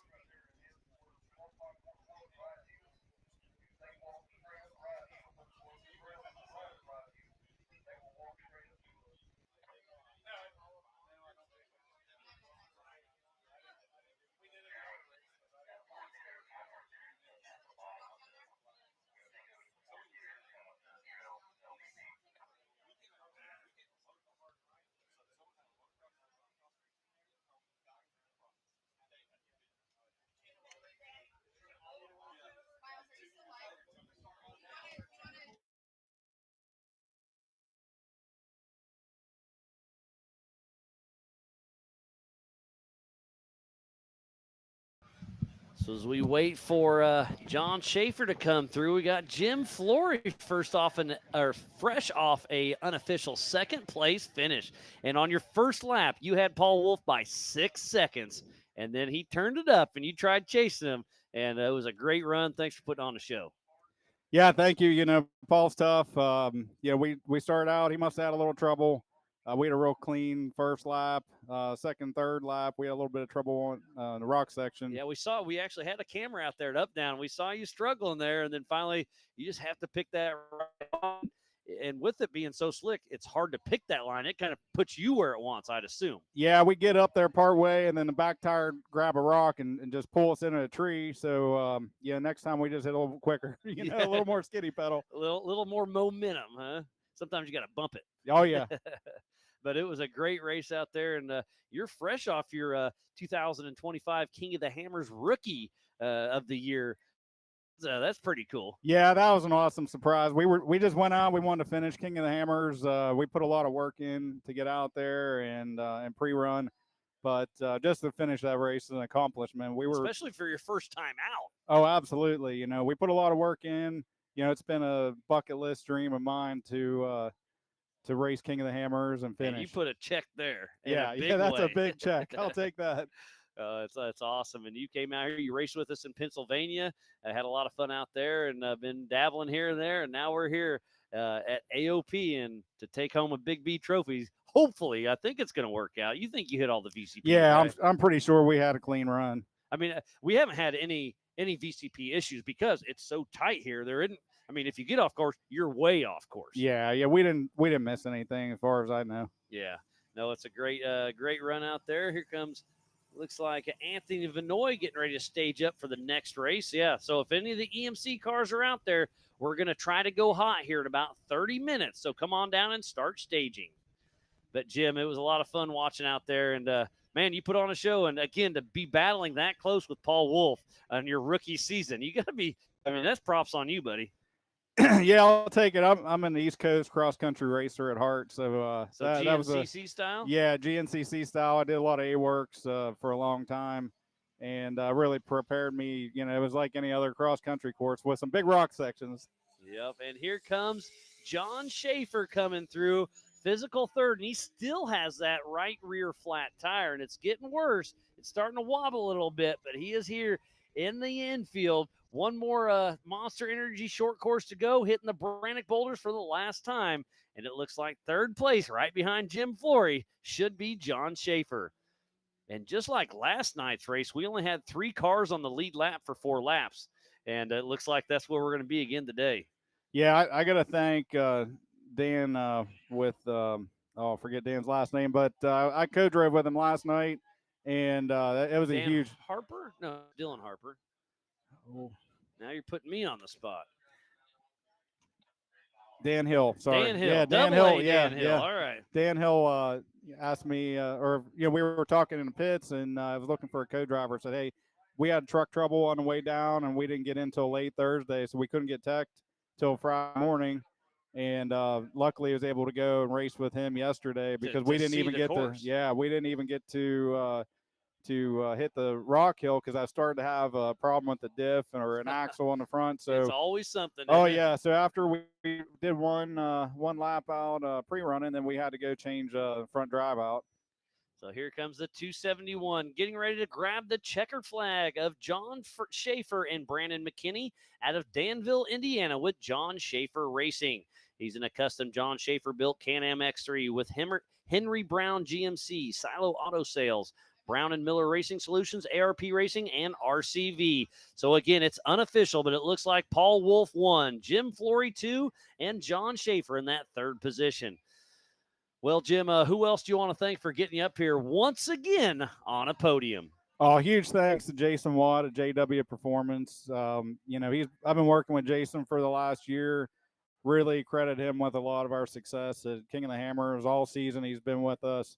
And last night, you know, we had an issue with the front drive, and between Jason and I and my co-driver Joe, we got it all swapped out, and everything was flawless today. Yeah, you had a great run, and again, to be battling that close and leading this race for just a moment, that was pretty exciting. So congratulations on an unofficial second. We'll see how it shakes out. But Jim, always a pleasure, and congrats, buddy. Yeah, thank you, Miles. All right, Jim Flory, unofficial second. Well, it looks like we got about a half hour to go, and then we'll be taking off for the EMC race. So we're going to step away from the action, but get ready. It's going to be another exciting one to go. So don't go anywhere. We'll be right back in about 30 minutes. Have a good one. Over 25 years of off-road racing dominance. Proprietary patented race technology.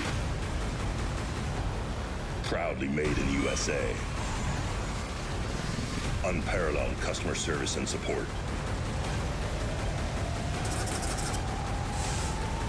The choice of champions.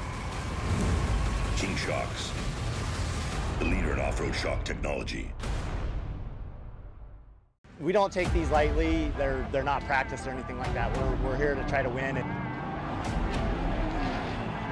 you know, we're getting bigger car counts. It's a new track. It's a cool venue, and it's a different change of scenery. That's what Ultra 4 is. But then when the green flag drops, it's all out battle. Mad Max and Thunderdome.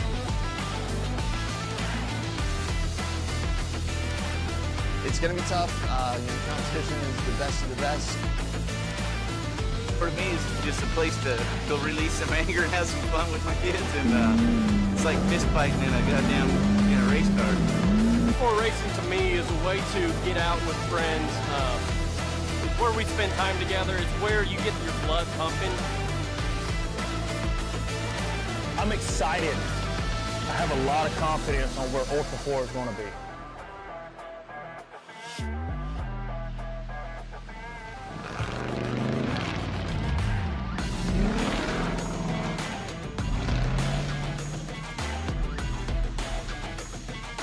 Ultra 4 is awesome. It's so much fun because you're just wheel to wheel with the guy next to you, and especially in short course. And what an opportunity to be able to race side by side with like pro level drivers that have won tail 8 previously, OG drivers that have been in this for 10 plus years.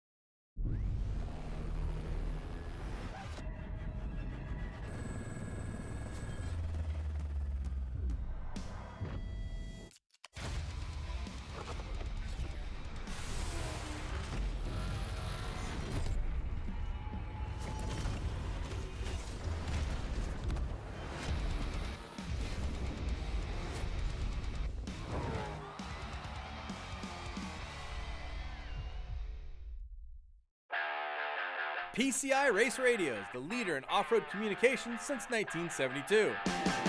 Our equipment was developed for racing in Baja, perfected for enjoying the weekend with family and friends. PCI has the highest quality communications, navigation, and safety equipment, backed by the best support in the industry. Find us at hundreds of events each year, supporting our equipment on site and providing the PCI Weatherman Relay.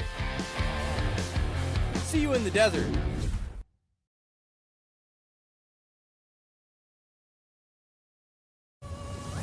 Tested and proven in some of the world's most rugged environments, the all-new Warn Xeon XD and XP line of vehicle recovery winches have arrived, redesigned from the ground up. Warn Xeon XD and XP represent the ultimate in performance and durability on the market today. You'll have the confidence to go farther, and most of all, go prepared.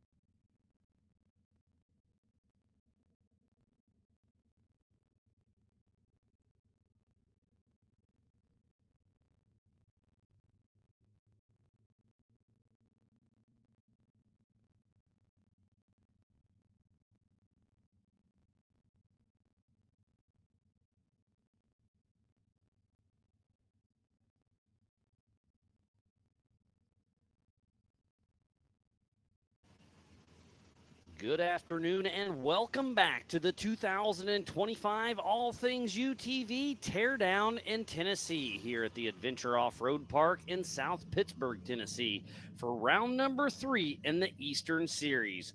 Again, I am Miles Hasquist and we are about to take off with the 4500 modified class, the 4800 Brannick Motorsports Legends class, and the 4600 Spider Track stock class. Again, this is a 5-mile lap. The stock class will run 3 laps. The mods and the legends will race 4 laps. So it's going to be very interesting. They will take off one at a time every 30 seconds. In the 4500 class, we have 3 cars. In the 46, we have 5. In the 48, we have 5 as well. So it's going to be very exciting to see this next race. Again, a huge unofficial shout out to Paul Wolf in the Pro Modified Class 1.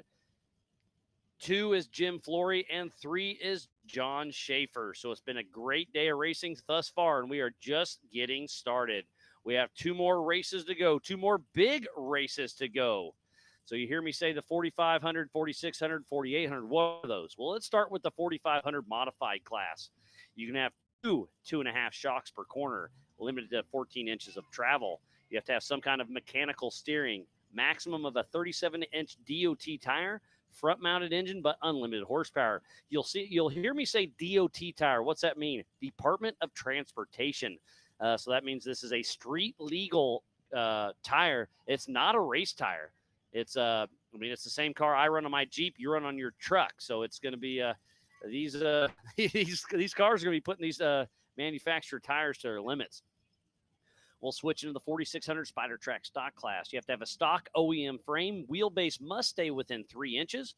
You have to have a factory engine, but may be replaced with any available engine in the same year, make, and model. Has to have a factory transmission.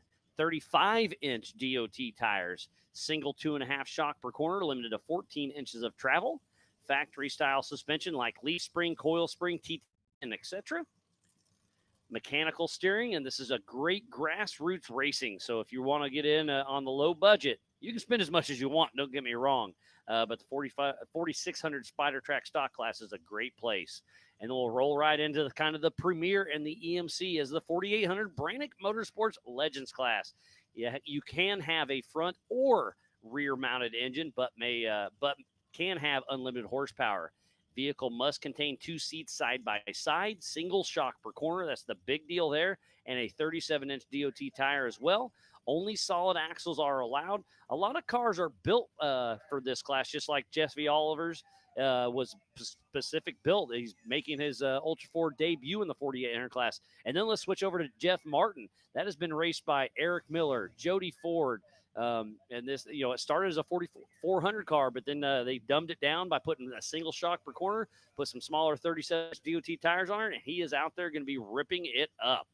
So again, we have 3 classes racing all at the same time. So it's going to be very, very important to go to ultra4racing.livemotorsports.com. That'll show you in the leaderboard on what class they're in, what place they're in overall, and everything else. And then racing tracks. I'll refresh here. So you hit racing tracks, go to Teardown in Tennessee. Next to menu, those 3 hashtags. Grab that. Now go to 4500, show all. Now you scroll down to 4600, show all. Scroll down to 4800, show all. So now you see all of those orange dots here at the All Things UTV start line. And you see how there's a red at the bottom of their teardrop. That means they are stopped. They are stopped. They have not started. And then you see the 8115 of Adam Ellington. He's probably going to take a rear start. He just called me just about 3 minutes ago that they may miss the green flag. But when his time takes off, that's when his time starts. He can still start. He'll just be a little lack on time. But they're thrashing. Just wanted to give you guys and us here in Race Ops a heads up that Adam Ellington may miss the start, but he still plans on taking the start.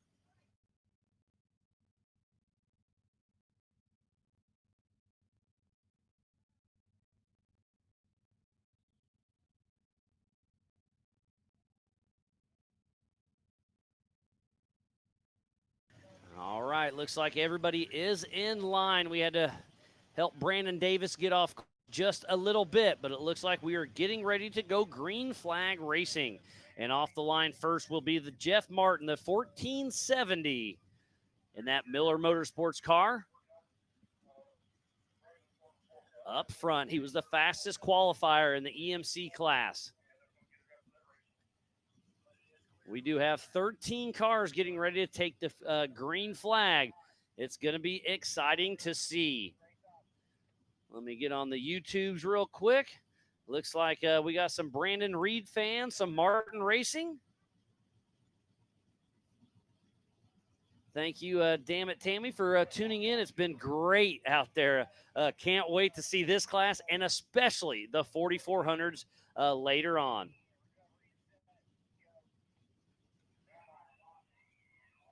All right, 1 minute warning from Brian Trotter, our Ultra 4 USA race director. We are about to get this party started.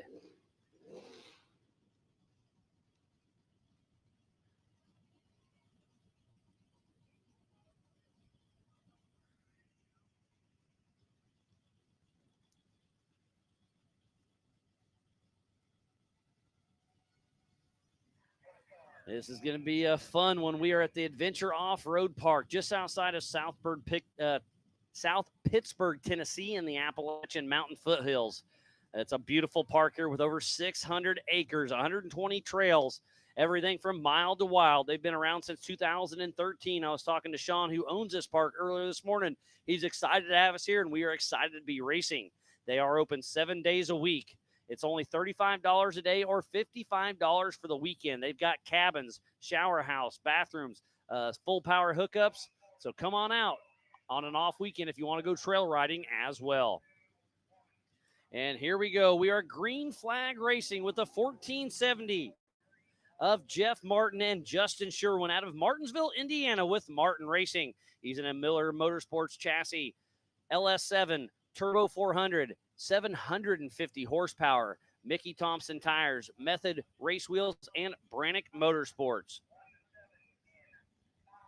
And off the line now in a brand new Miller Motorsports chassis will be Jesse Oliver and Randy Cole riding shotgun out of White Lake, Michigan with Oliver Racing. He's in a brand new Miller Motorsports Pro chassis with a Mass Motors LS 408 with 600 horsepower.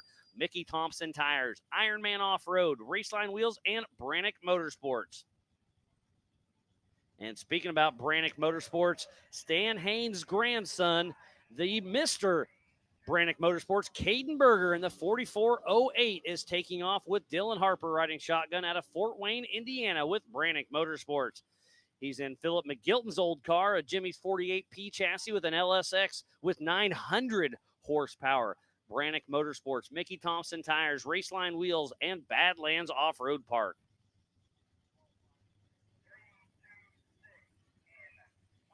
And off the line now, the first in the 4600 Spider Track stock class and fourth overall, huge bragging rights goes to Corey Day and Jonathan Terhune out of Uniondale, Indiana with Day Racing. He's in a 2001 Jeep Cherokee with Brannick Motorsports, Mickey Thompson tires, Raceline wheels, Ironman 4x4 fab, ACNC cutting and fab, Hunt's Auto Salvage, Team Indiana, Ford Excavating, Warren Racing, Factor 55, and his wife, Sarah Day.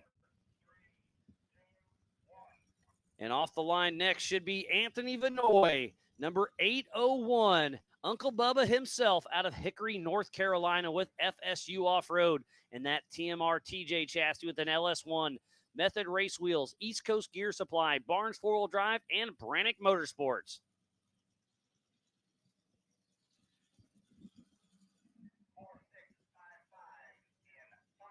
And off the line next, second in the 4600 Spider Track stock class is Sergio Pinillos, number 4655, with Rob Craven riding shotgun out of Mount Dora, Florida, with Warren Racing.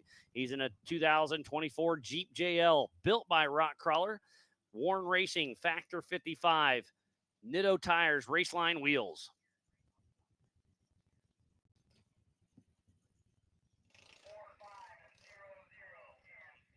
And off the line now in the 4500 class, 4500 of Diesel Krentz and Eric Spindler out of Lincolnton, North Carolina with Team Stacked.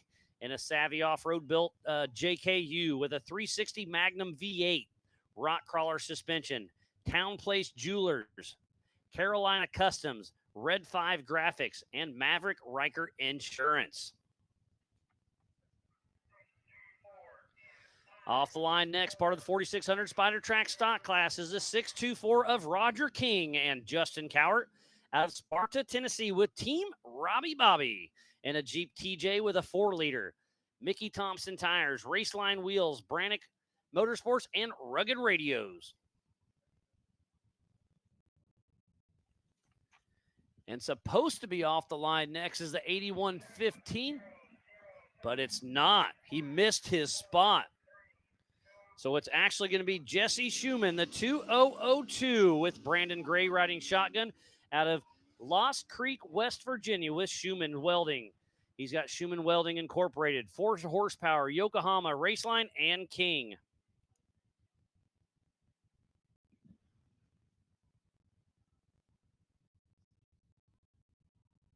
So off the line next should be the 4673 of John Rice and Randall Holmes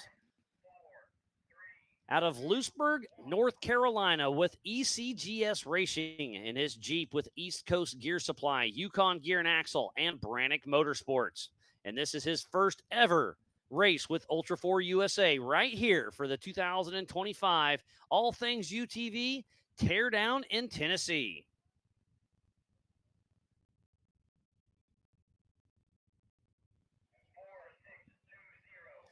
In the 4620 of Ryan Cowan out of Jacksonville, Florida with Ryco Racing. And that 1998 Jeep Cherokee with a 5.9 V8 and Warn Racing. Remember, we have 3 classes racing all at the same time. They are scored separately. So make sure you pay attention to ultra4racing.livemotorsports.com. It really won't matter till they cross the first lap. And taking off right now is the 142 of Brandon Reed and his brother Brad riding shotgun out of Baroda, Michigan with Reed Brothers Fab Racing. Sounds like he was still in neutral when he took off, but he found the gear and he is off and running in his home-built Bronco chassis with an LS53.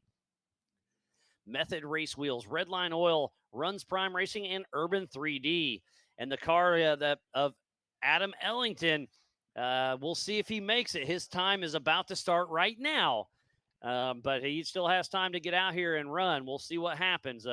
He was scrambling the pits last second. That's part of racing. So we have the 4500 modified class, the 4800 Brannick Motorsports Legends class, and the 4600 Spider Track stock class. The stock class is running 3 laps. 45 and 4800 are racing 4 laps. So it's going to be interesting to see how this goes. Still waiting for Adam Ellington. I don't see him yet. Tough break for him. His race has already started, and he's still in the PCI pits.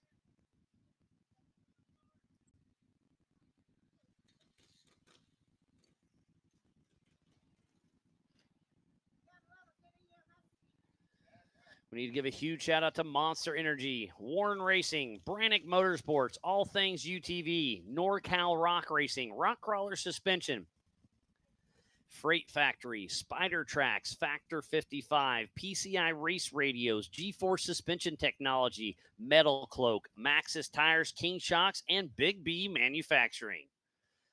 They build all of our trophies for us all season long. They've got some really cool big podium trophies that they get to take a picture with, and then they get to take home a plaque from each race. And again, thanks to Josh and Rusty Blyler with Big B Motorsports for helping us out all season long.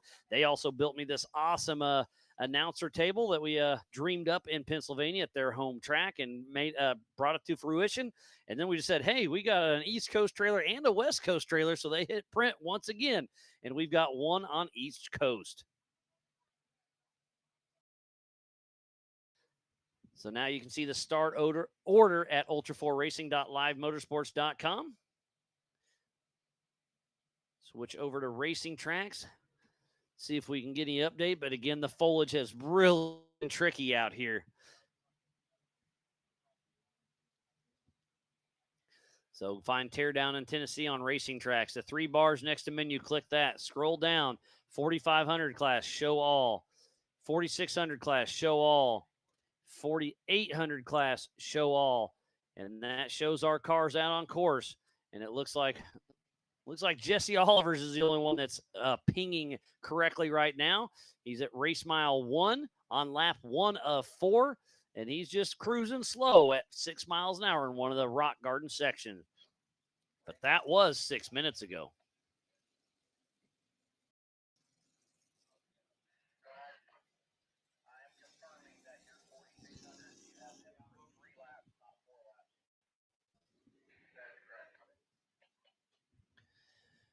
Well, it's been a great weekend so far, but we just started the EMC race.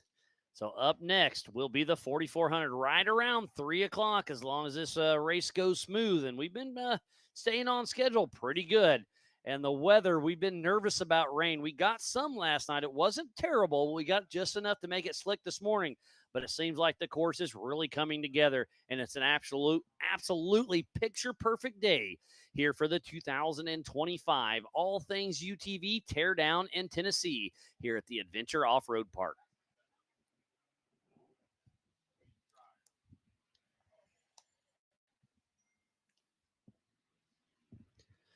These cars are the Swiss Army knife of off-road. We race King of Hammers up in NorCal, over in Badlands, Vegas to Reno, Kentucky, Crandon, Crossbar Ranch. We go over mountains. We hit short course, hit the jumps, tight trees, mud, dust, desert, whoops. These cars can do it all and do it all well. See Derek Ausler running through here. Why aren't you racing, buddy? Oh, smile and laugh. All right. He went and hid from him. Maybe we'll get him in here in a little bit. So there's up down at race mile 3. Benji's got a camera out there. Looks like he's tripping a little bit, but hopefully he can get his footing back and get back in action. Trotter, you may have to run up there and save Benji, too. 2 recovery trucks.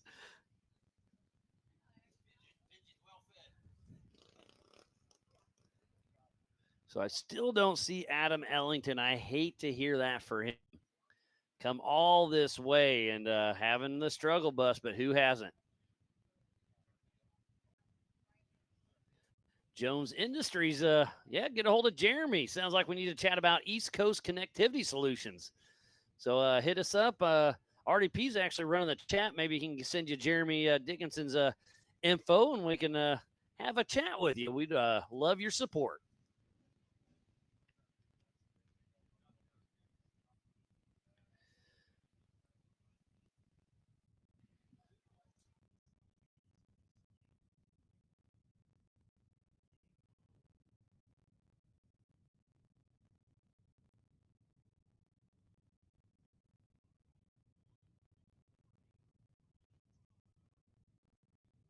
So we have been racing for 12 minutes right now. The UTVs are running a 20-minute lap.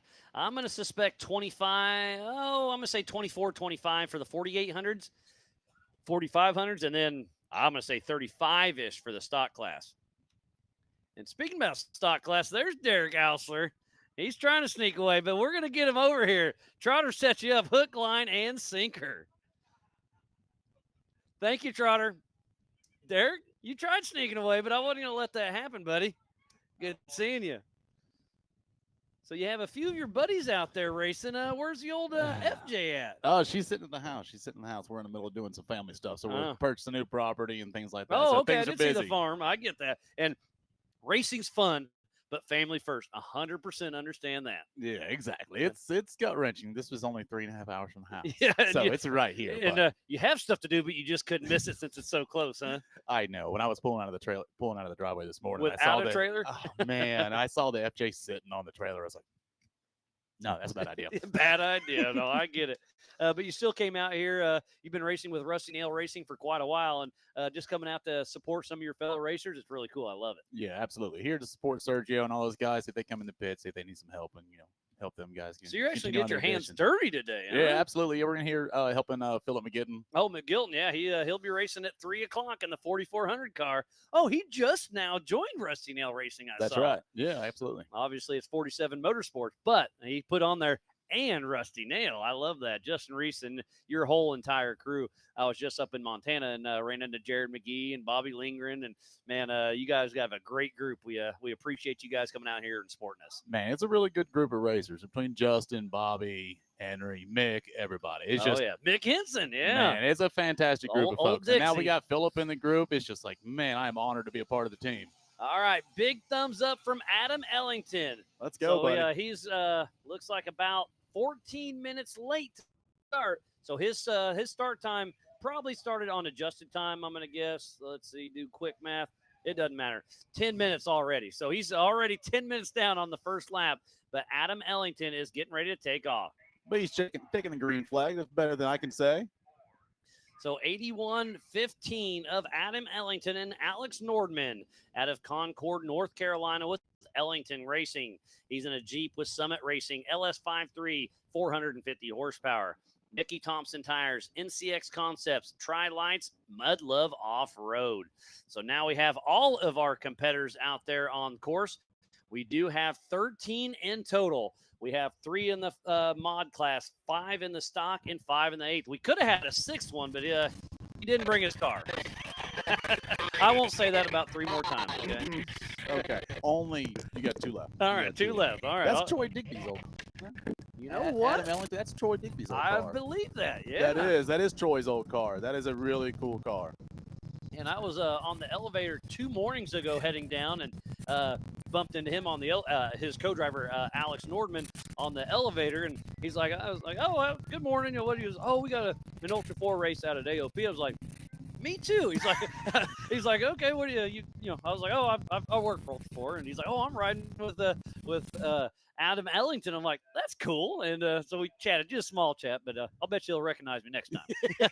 He's in the elevator. I don't know if you heard of this thing we're going to do. It's called Ultra 4. Oh yeah, he did that exactly. I was like, yep, I've heard about it. And I actually help out with it from time to time. Well, a lot lately. You got your hands full, Miles. We really appreciate all the work you guys put into this. It's a lot of fun, and again, I'm stoked you're getting your property put together, and hopefully we'll see you back on. Oh, absolutely. We got plans to come back and do some more racing. We got plans to be a Nora real big. Oh yeah, Nora's a fun one also. That looks like it's Jesse Oliver, I'm gonna guess, and it looks like a right front flat tire. That's a brand new Miller Motorsports chassis, and he started in second position. So where's Jeff Martin? Unless we missed him coming through. That could be Jeff Martin on screen. He had a tow rope or a power strap or something hanging out the back of his. It was on the start line too. So just some kind of strap. I wasn't worried about it. Yeah, no doubt. And then touched to the front of them, and we're not racing. We're drafting. We're just saving miles per gallon. Well, it's been a great day, and thanks for having a quick chat. I saw you try to run away, but Derek, always a pleasure seeing you, buddy. Now, hey, get in the pits and do something, all right, buddy? All right. Derek Hausler, one of our 4600 Spider Track stock class racers, normally, but he's helping his buddies out in the pits. And, man, this looks like a Miller chassis. So I think that's Jeff Martin, physical second, who started in first position. But it looks like Jesse Oliver is out in front at race mile 2.7 at up down. But Jesse Oliver, don't forget, he had a flat tire about halfway through this race. Is he going to try to make it all the way to the PCI pits or not? Time will tell. He was a spy sergeant.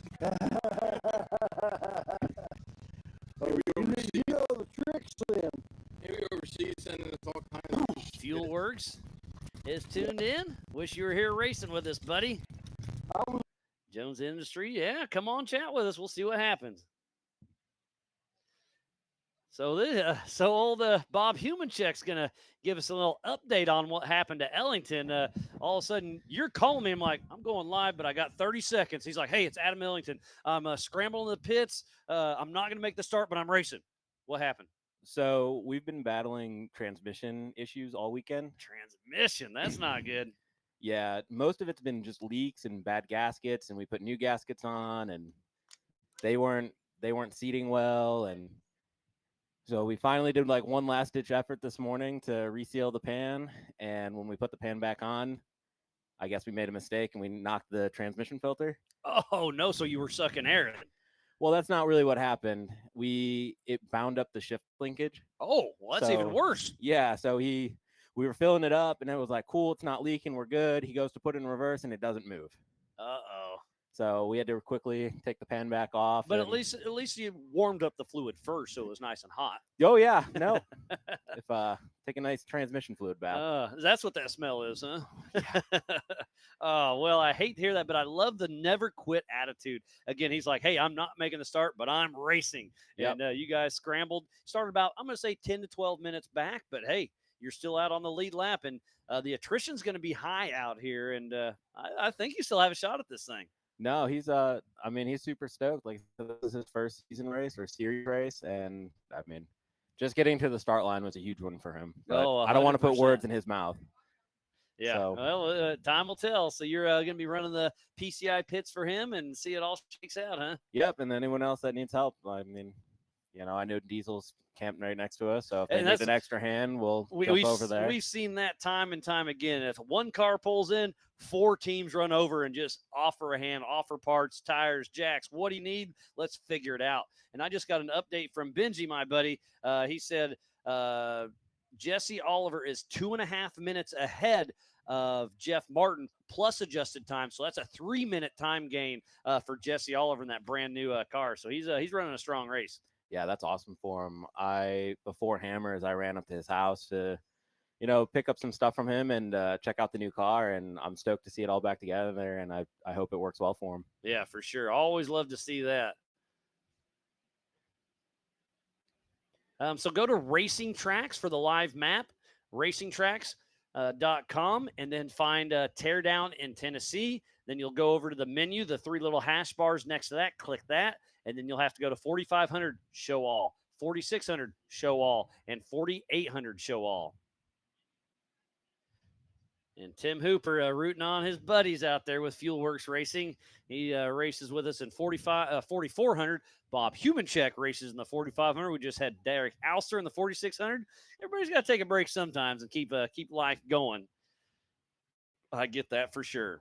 For sure. But thanks, Miles. I'm going to head back over to the pit. Thanks for the quick update, because it's always like, they're not coming. I don't know why. Well, now we know why. The transmission just one of those things. Like I said, hey, call Miles. He's like, I don't have Miles' number. I do. Here. Yeah, no, I appreciate it, because I fed that into Race Offs, and we knew it. So thanks for the heads up. Yep, no problem. All right, buddy. Well, I hope I don't see you again for a little bit. All right. Hopefully. All right. Well, always a pleasure, Bob. Good seeing you, buddy. Yes, sir. And hopefully get that car across the finish line. So Adam Ellington with that transmission issue, you're scrambling to get it going. You think everything's in line, and then you accidentally just bump the wrong thing just wrong.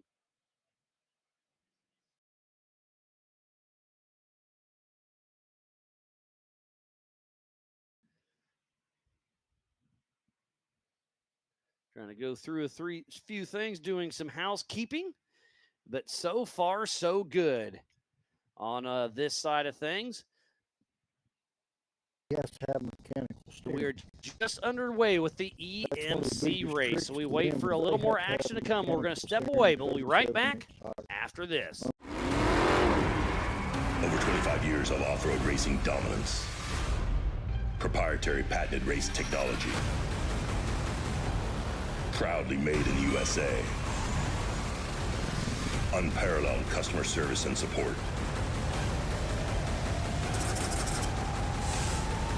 The choice of champions.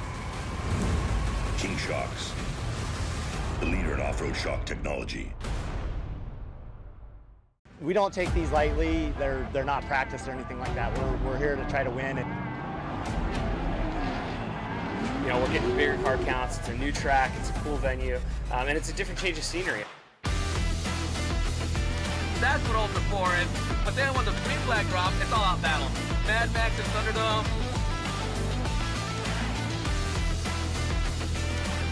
It's going to be tough. Competition is the best of the best. For me, it's just a place to go release some anger and have some fun with my kids, and it's like fist fighting in a goddamn race car.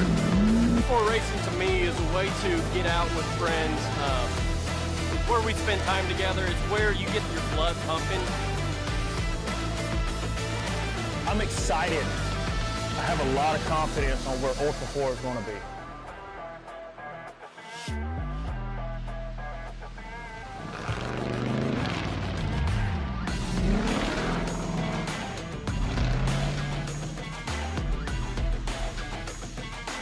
Ultra 4 is awesome. It's so much fun because you're just wheel to wheel with the guy next to you, and especially in short course. And what an opportunity to be able to race side by side with like pro level drivers, drivers that have won K8 previously, OG drivers that have been in this for 10 plus years.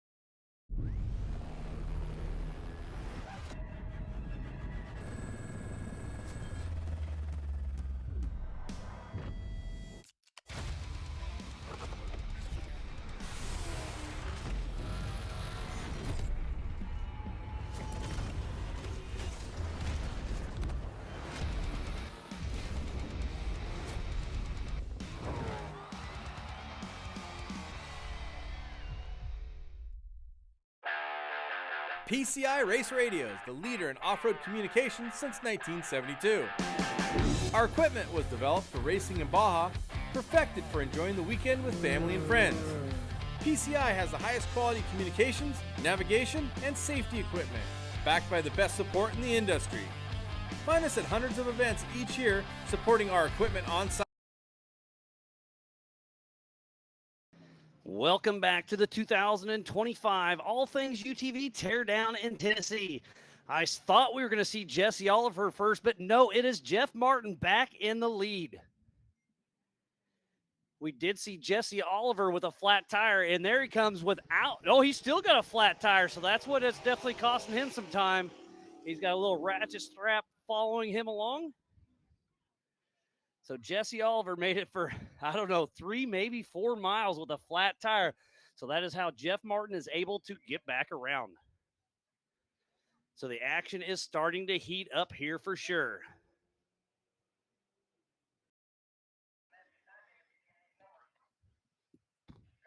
So I'm going to switch back over to ultra4racing.livemotorsports.com. Well, we got Luch over here, buddy. How you doing? We're going to bring in a young fan of the sport. Good. We got to get that get a little closer. There we go. Luch, how you doing, buddy? Good. Got How that are you? fresh King of the Hammers hat on. You must went over to saw Miss Roxy, didn't you? Yeah. Yeah, that's pretty cool. What are you thinking so far of the Ultra 4 race? I don't know. It's amazing. Yeah, you're having fun. Is this your first time coming out to one of these? Mhm. And hopefully not your last now, huh? No. Do you have any favorite racers, or are you just coming out because it's racing? I'm just coming out because it's racing. It's something to do, huh? And you're having Yeah. fun. So Jeff Martin, it did pull into the PCI pits. It looks like just for a visual.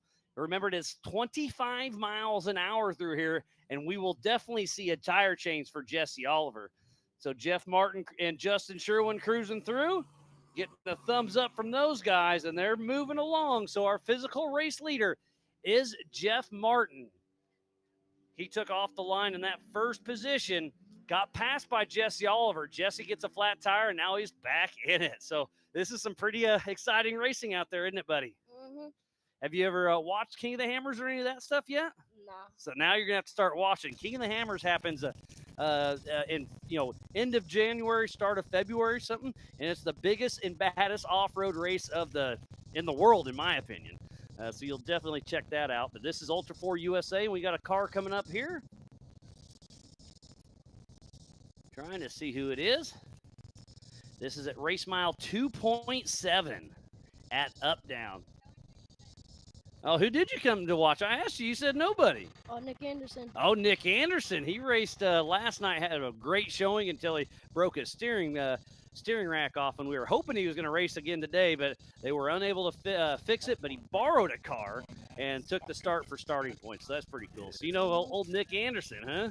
They're a great group of people. So that looks like it's Caden Berger. Flipping back to that shot. Looks like he's definitely having some kind of issues out there. Not sure exactly what it is, but it is so tight and technical out here that it really puts these cars through its paces. And after lap number 1, Jeff Martin has an 11-second lead over Jesse Oliver, but Jesse Oliver is still in the PCI pits getting that tire change. And when a tire comes apart, it can do more damage than just having to change a tire, because if it starts separating, it can take out some brakes, some brake lines, and whatnot. So I don't know. We'll see how it shakes out.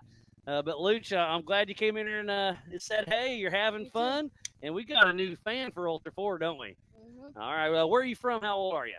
I'm from Florida. Oh, all the way from Florida, huh? Mm-hmm. And how old are you? 9. 9 years old. My birthday is July 10th. Oh, you're almost 10, huh? Uh-oh. Getting old on us, huh?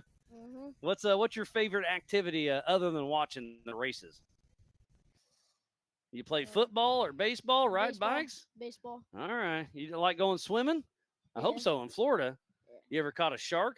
No. No, I did one time. Well, they caught the shark. They let me reel it in. So I got the picture with it. So it looked like I was cool, but I wasn't. I went fishing on like 2 weeks ago. Where at? In Florida. Where at in Florida? I think Fort Pierce. Oh, cool. Was that a good time? Yeah, I caught a lane snapper. Oh, pretty good size one then, huh? Yeah. Nice. All right, Luch. Well, thanks for coming and say hi, and enjoy the rest of the weekend. It's going to be a good one. Thank you. All Thank right, you for buddy. having me. Yeah, thanks for coming up.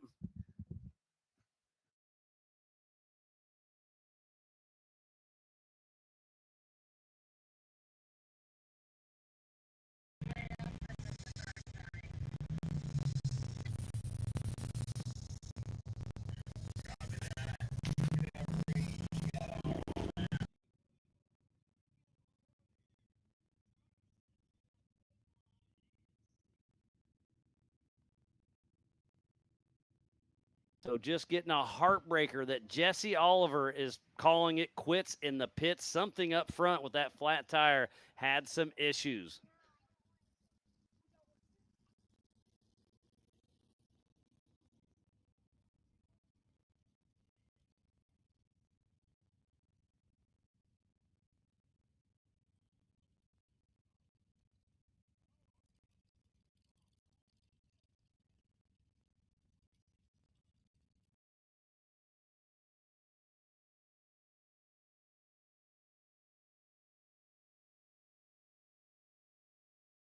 So heartbreaker coming from Jesse Oliver is he's having issue in the pits. I'll try to get an update when I can. Jesse Oliver in that brand new Brandt car. He was so excited to debut it. He's been racing Ultra 4 in the 4500 class for such a long time, and he decided to want to step up into the 4800 class. Bought a Miller chassis, got it going. And it looks like Pam's texted me. She probably telling me. So Jesse Oliver has a broken kingpin. So, he's not calling the race. Chad Hunt gave him a knuckle. See, Timmy, Indiana coming through in the clutch. They're going to try to put a knuckle on it and keep on going. He's still technically in second position. If I was having to change a knuckle, that'd take me a long weekend, but they could probably do it in 20 or 30 minutes over in the pits with Team Indiana. Not out of the race, just having a little struggle bus. And I hear somebody else coming. I'm going to guess with that noise, it's probably Caden Berger. Okay, I'm getting the official. Yep, it should be Caden Berger coming through with Brannick Motorsports in the 4408. That car's been around a long time. Derek West raced it for a bit. Then Philip McGilton had it. And then Brian Crofts. And now Caden Berger.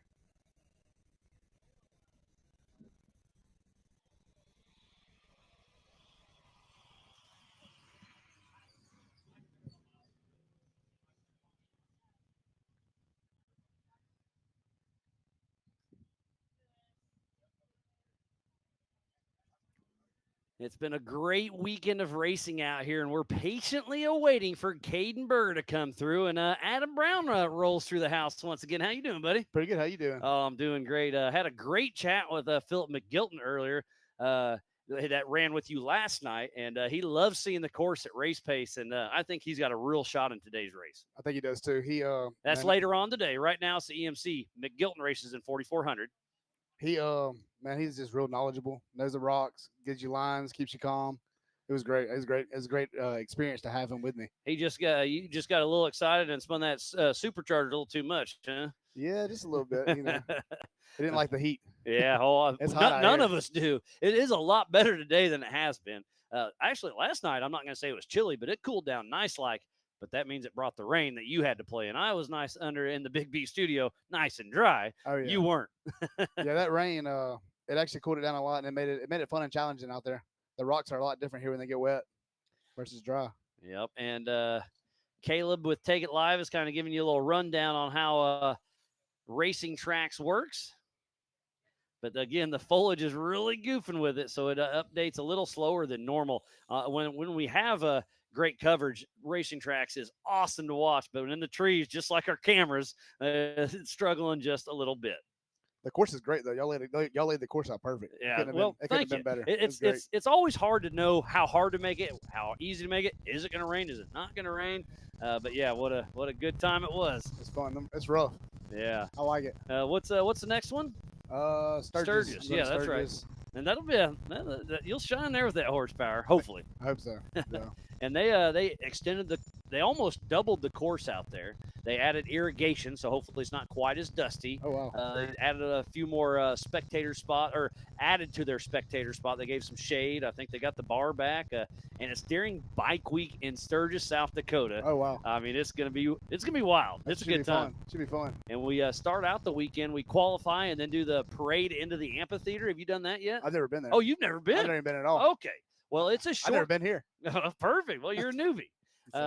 It's a short course, but I'm going to call it a short course endurance because it's like 5 or 6 miles, but it's pretty wide open. There's got some really good jumps, a small rock section, and the elevation changes for a short course is really big. They've got some really big sweepers. It's a fun, fast course. So that sounds like a good time. It's going to be excited great. about it. Yeah.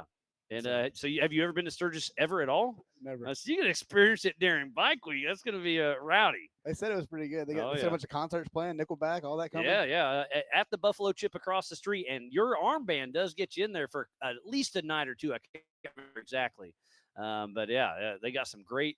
I think Jason Aldean's playing, Nickelback. There's a big list. Go to Buffalo Chip and check out who's playing. It's a party. It'd be fun. It'd be fun for the crowd too that comes and watch. Yeah, and the Buffalo Chip, obviously they're bikers, but motorheads are motorheads. So it's funny to watch a group of bikers on Harleys come over. They pull up and they're like, "What are these idiots doing?" But they stay and watch, and it's vice versa. It's fun to go watch the burnouts over at the Buffalo Chip, and man, like I said, like-minded people do like-minded things, and having fun is what they do. It sounds like I don't need to bring my pre-run. I need to load my motorcycle in there. I think you should, because pre-running's not that hard. It really isn't. So yeah, bring the bike out. I might do that. I'm gonna bring the scooter. You gonna bring the scooter? Oh yeah, a little 150. Do a burnout on it? I've tried. I'll try it. You want a burnout contest? Let's do it. I'd probably be like you and burn up a belt though. Probably blow the motor up like I did. I hope not. You didn't blow the motor on the race car. Okay. No, I did before Hammers. Oh, I was leaving for Hammers the day before, and the motor blew up, and I had to get Polaris to ship me a motor to the lake bed and change it. Nothing like doing it in the dirt when you could do it at home in the shop, right? Yeah, the shop with fans blowing on you. Well, it sounds like we got some more cars coming in. I'll let you get out of here, but Adam, always a pleasure. Good seeing you, and thanks for sticking around, buddy. Yeah.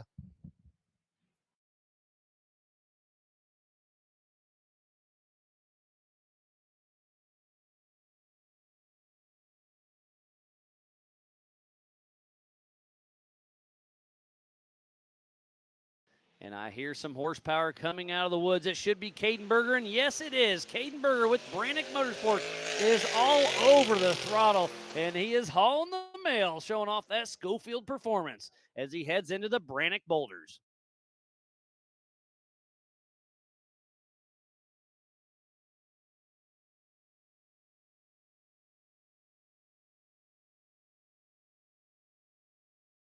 Well, Pam's been running up and down the PCI pits. She's telling me that Caden Berger does not have communication to the pits. Something went off.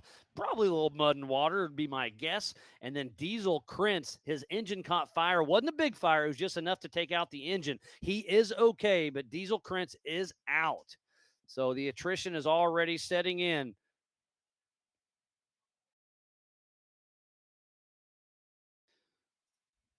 And we had Adam Allington, who took off late off the line with transmission issues. Didn't make it very far, and he pulled back off. So not sure what happened to him. We can only guess transmission. That's what they've been fighting all week. So tough break there. But, hey, we're living it, we're doing it, and we're racing. So Caden Berger getting ready to head out for lap number 2 of 4 here for the 2025 All Things UTV Teardown in Tennessee. So Caden Berger out here ripping it up and having some fun. We'll see if he pulls into the PCI pits or not. And we got another racer hopping in, drawing a blank. Ellington. Oh, you are Ellington. Yeah. Okay, I was talking to Bob just a minute ago. Yeah. So you've been fighting transmission issues. You put the pan on, everything's good to go, but it wasn't. It wasn't. So you called me real quick and said, hey, we're going live. What's going on? You rattled off. Thank you for the update. And then you took off, but you didn't make it very far. What happened? Well, when we were out. We couldn't shift. We didn't know what was going on. And then after you took off the line? No. Okay. Right before I called you. Yeah. And then we figured out the shifter linkage. We figured out we were hitting the filter. We knocked the filter when we put the pan on. That's not funny, but it's funny. It's like you do all that and something as stupid as that. So I called you. I was like, hey, we're working. We're going to try. Yeah. And we dropped it. We got the filter adjusted, threw the old gasket back on just enough for the car would drive, and we took off. And at least we got the start. So, but what happened? Just transmission? We're still leaking. So, okay, so you didn't want to burn up the transmission or catch fire. Yep. So, Again. Yeah. Been there. So Caden Berger is in the PCI pits doing something out there. Not exactly sure. But, man, the attrition out here, you still got a big smile on your face. So that's what matters at the end. It's been fun. Yeah. As rough as it's been. It's been fun. We made the best of what we had, and we were able to get a start. And I mean, that's all I can ask for. That's all you can do. And did Alex tell you I met him on the the elevator earlier, and we kind of like, you know what Ultra is? Like, I've heard about it. But he was all smiles. Him and his girlfriend were out there having some fun. And there goes Corey Day, first in the 4600 Spider Track stock class with Team Indiana. And that old Cherokee, he is leading the 4600 Spider Track stock class in points. Let me flip through 48. So we have Jeff Martin, who's leading this race in first place. Caden Berger, who is in third place, is still running strong. So this could mix up the points. And then Corey Day is running away with the 4600 Spider Track stock class in the Eastern Series Championship. Lots of chatter on the PCI race radio. I think you're not the only one that's having some issues out there. No. Well, it's a good time. Sorry about the struggles, but you're still here having fun. And who are you going to be rooting on in this race and the next one? I don't know.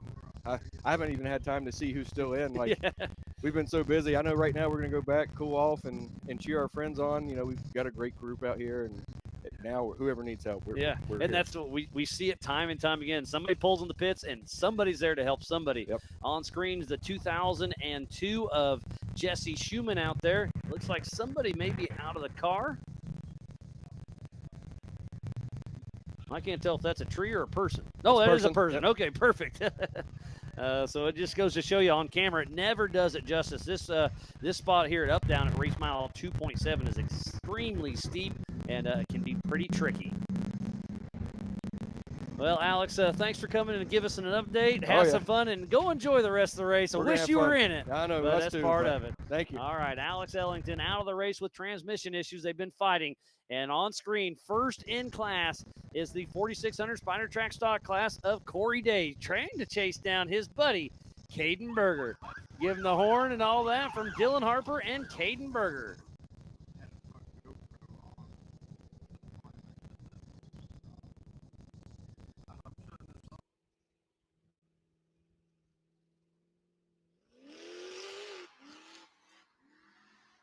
So I heard Anthony Vinoy is out too.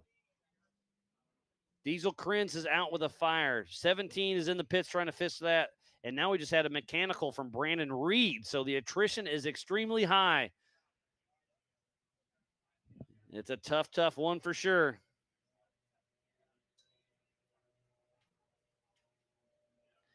And look at this, 4th overall, first in class, out there tearing it up. Corey Day and Jonathan Terhune having fun.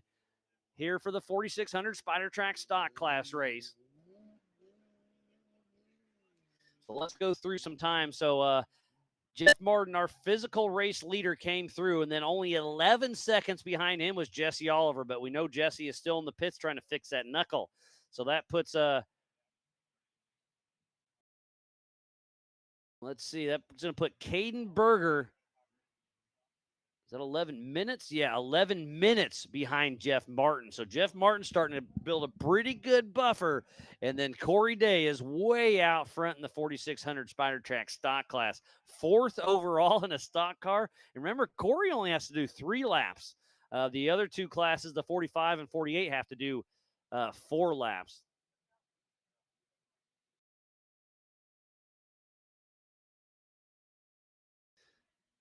So we see Diesel Krent stopped. We knew he had a fire. We have Roger King stopped as well at race mile 1. So there's a lot of, you go to racing tracks, if you see the yellow cars, they're on lap number 2. All the orange cars are on lap number 1. And if you see red at the bottom of their teardrop, which is way over half the field, that means they are stopped on course. So this is a tough break here. And I think I see Diesel's son over here. You want to hop in for a minute? Yeah, a little peer pressure, huh? So Diesel's out there, and it sounds like he had a little bit of a fire on the engine. He's okay, but the car's done. We're all good. It was just really unfortunate. I thought we had a good shot at this one. Yeah. Look, the car felt good when we went out pre-running. Yeah, well, yeah. I hear it in your breath. Yeah. That's all you can say. And there. Ooh, 1470, a race leader with a tip alert at race mile 2. So just before this one. That could be him on screen, actually. Is that Jeff Martin, possibly? A yellow Miller car? It looks like it.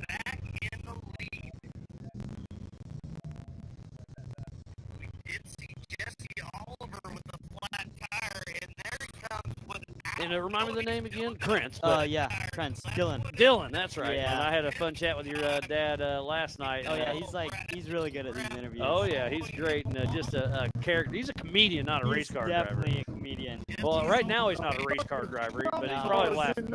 Yeah, well, I don't know. This one's kind of tough. Yeah. I mean, to have all your ducks in a row and then have some issues, it's just such a bad race. Yeah, it's a real bummer. I know the team back at the trailer is really down. Yeah, well, that's part of it. I'm pretty sure that looks like Jeff Martin right there at Up Down. It's hard to tell with all these brown cars, but that's definitely a Miller car. We know Jesse Oliver's here in the pit, so Jeff Martin at 2.7, still moving. Well, Dylan, thanks for coming and say hey. Oh, yeah, no problem. Do you know why the fire started, or just engine fire or something happened? I'm not sure. I just remember we were watching the live camera, and when I saw some fire come up, they said it's something with where the cold air intake, the intake filter popped off, and it came out of there. That's not good. Well, tough break there, but you guys will get it fixed. You'll be back, but obviously you're a little down right now. Yeah. Try to get pumped up and enjoy the rest of the day, because it's it's part of it. You're going to have good days. You're going to have bad days. And it actually feels pretty good outside right now. It's beautiful, isn't it? With the wind. Oh, boy. And you got a pre-run with your old man the first day. How cool is that? It was really cool. Like, it was definitely the craziest experience I've ever done. Yeah. Well, cool. Well, keep doing the pre-run, and eventually maybe you can ride shotgun during a race. Like little steps? Heck yeah. Oh, yeah. Well, I was talking to your dad last night, and he said he's pretty stern on you, and he's pretty happy with the way you've grown up. So congrats on making your dad proud. Thank you. All right, Dylan. Good seeing you. Oh, there we go. Get that wire out of the way. Nice being on here. Yep, congrats, and we'll see you at the next one. See ya. Dylan Krentz. Diesel's out of the race with a fire issue. Looks like Pam's got another update for us.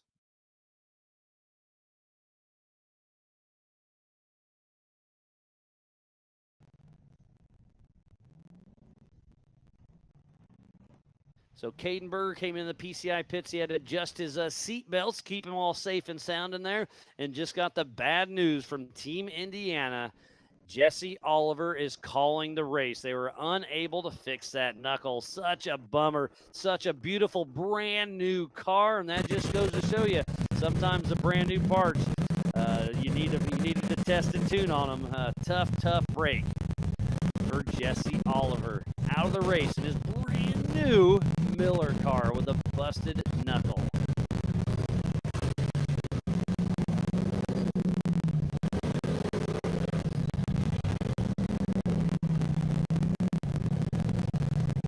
We heard the 4673 of John Rice was limping a little bit ago. Not sure if he got back and moving much, but look at all of the red at the bottom of these teardrops. And just like that, the Racing Tracks pops up, and it just does show the 1470 of Jeff Martin back moving. So Corey Day came through. I missed that, but apparently they pulled the hood probably for try to keep that engine a little bit cooler.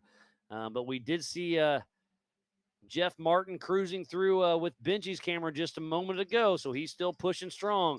And I think the next one we should see is Sergio Pinillos. And I hear something in the backgrounds. We'll see if that's at what year is that? Sergio's got a 2024 Jeep JL with less than 500 miles on it. So it's still in great shape as he comes jumping out of the woods. Sergio Pinillos is out there ripping strong. He's got his buddy Rob Craven. Oh, no, I don't want to. You get out of here. You're supposed to be over there in the race car. So Jesse Oliver is going to hop in here. I know he doesn't want to do it, but he's going to hop in here. Tough break. Jesse Oliver, you were leading this race at one point. You and Jeff Martin were battling. You got a flat tire and I guess a knuckle, huh? Yeah, the flat tire happened early. I earned it. Okay, well. Kudos to Mickey Thompson. It stayed together for the rest of the race. Yeah, I hit something a little too hard. So it took out the tire and it took out the knuckle at that point, you think? Hard to tell. Okay. There's more than one rock out there.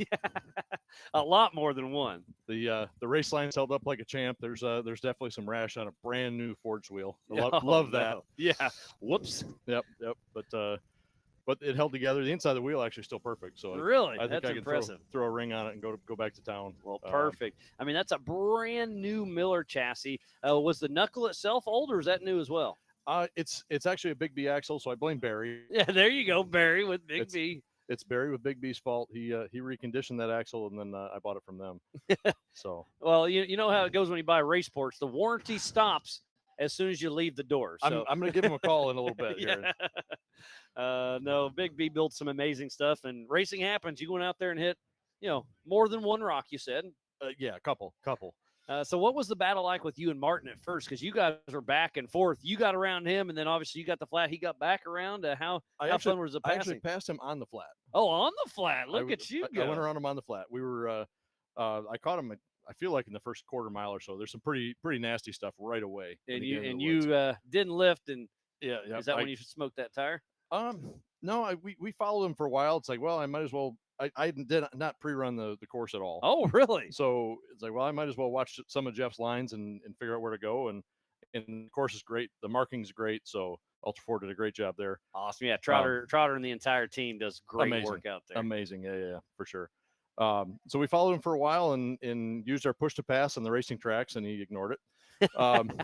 And he kind of tucked into the woods missed a turn. I was able to dive inside him and get the pass on the flat. And but then he got back around you because he came back through. So what was that pass like? We did the same thing. We missed a corner and no pre-running. So I think we actually took a bad line through one of the real ugly, I don't know if it was excavator or what. There's a couple of them out there. Which trail it was, but he took a left line, I took a right line, and as soon as I get into it, it's like, ooh, this is not the one. Yeah, this isn't the one I meant it to be, huh? Yeah. So we were able to get through it and get in behind him, and then it's like, well, he's going to get around us in the pit anyway because he was still on 4 tires and I wasn't. Yeah, well, that's part of it. You were going to switch the axle real quick, but then they noticed the knuckle, I assume, and said, "Hey, Jesse, we got an issue." Huh? Yep. They pulled me out and said, "Well, you're broke. You want us to try and fix it? It's it's a 45 to an hour fix. It's like that's an hour and a half race." Yeah, best case. Yeah, because Chad Hunt, it sounds like, offered to give you a knuckle, and he did. He gave me. It's actually the kingpin bolt that broke. Oh, okay. So he gave me the kingpin bolt. and we dropped it in so I could get it back to the trailer. Okay. Well, at But least it's, you're able to drive it to the trailer, not do any more damage. Right. So we'll have to see. I don't know what else is broke, and you never know. The knuckle could be cracked or any number of things, and then we just become a trail plug if it breaks again. So. Well, at least you're understanding, and looks like there goes Sergio Pinillos and Rob Craving. Jack with Believe Cams chasing them around. Yeah, give it up to Jack with the drone and Caleb back home with Take It Live. I'm just up here chatting away, but they are the real heroes behind the scene, bringing you this great action. Benji's out on course with this with one of our cameras, and man, being in the woods, it's a tough race to cover, but I'm having fun watching it. Oh, I'm sure. We saw the drone come screaming by us when we were going through the rock pile. It looked like it only missed us by a foot or two. So, well, a miss is a miss. So a miss is a miss. I have knocked one of these drones out of the air before. Do you think that's what cut your tire? Maybe it was Jack's fault. Could be. Hey, there you go. You never know. How hard is it when you hit a drone? I think it's gonna hurt the drone more than hurt you. I feel like it. Yeah, for sure. Well, I hear somebody coming out of the woods, and that's our physical race leader of Jeff Martin, who's out there ripping and running in that Miller Pro chassis with Justin Sherwin riding shotgun out of Martinsville, Indiana with Martin Racing. He's leading the 4,800 points in the Eastern Series and running away with this race as he's about to finish lap number 2 of 4. So he is basically at the halfway mark as he clears the Brannock boulders. How many cars have been through? Just a few. Right? Well, let's switch over. So there's only 4 that are out on their second lap, and Martin's about to be on his third lap. So Anthony Vinoy out with issues. Sergio Pinillos, we just saw him cruise through, so there's actually 5 cars. Diesel Krentz had an engine fire of some sort. Have not heard or seen from Roger King. I did see Jesse Schumann moving just a little bit ago, but he has not finished the lap. John Rice was limping at one point. Haven't heard from Ryan Cowan. Brandon Reed was having an issue as well, and Adam Ellington is out of the race. So attrition, it's already taken out half the people. Oh, and you're part of half of that people. Sorry, buddy. That's a little hurtful, but I know. You're right. I know. You're not wrong. It's just such a heartbreaker. You guys pour your heart and soul into it, and you've been building this new car for about 6 months, probably. 9 months. We started in September. Yeah. And you were hoping to debut it before here, but I'm glad you didn't to work out all the kinks, and now you need to work out the kingpin kinks. My naive self thought I was going to have it at Hammers this year, and yeah. Well, again, I've seen so many people push way too hard to the end and not make it. So you did. You slowed down. You checked up. You got it here, and then you did find a weak link, a knuckle. Who would have thought? Right. That's what took Casey out of Hammers. There's a million of those failures too. So it is what it is. And you said you sold the old 4,500 car to one of your buddies, so he'll be out racing later this year or Hammers? I think he's going to do some local stuff first and get his feet wet. Instead of coming to one of the toughest races of the year with a brand new car, he's going to try and ease into it a little bit. Well, you can't say a brand new car. You've been racing that thing for a long time. Brand new used car. Brand new used car. He's new to driving it. Yeah, there you go. Yep. So, Jesse, I hate that bad luck for you. It happens. Yeah. Racing's racing. I was leading until. Oh yeah, hey, every time I was having a great race until. There you go. So Jesse, always a pleasure, and I assume you're going to stick around for the 4,400 race. Yep. Yes, sir. And now you're watching your buddy that you were racing take out for his third lap of 4. He's a nice guy. He's a great guy. He's a great guy. So. Yep. Well, hopefully you get that car back, figure out the front axle, and now, hey, at least this part you don't have as much prep to do. Well, there's that. There's that. So, but you still have to power wash just as much. Yeah. We'll see. Maybe Quentin will do that. Hey, there you go. We'll see. I like it. All right, Jesse. Always a pleasure, buddy. Good seeing you. Tough break, but I'm glad to see you out here having some fun. Yep. All right, Jesse Oliver, who was leading this race until he wasn't. So it's been a great weekend, and the attrition keeps setting in. So Jesse Oliver, tough break for him, but glad he came into the Big B studio and had a little chat with us.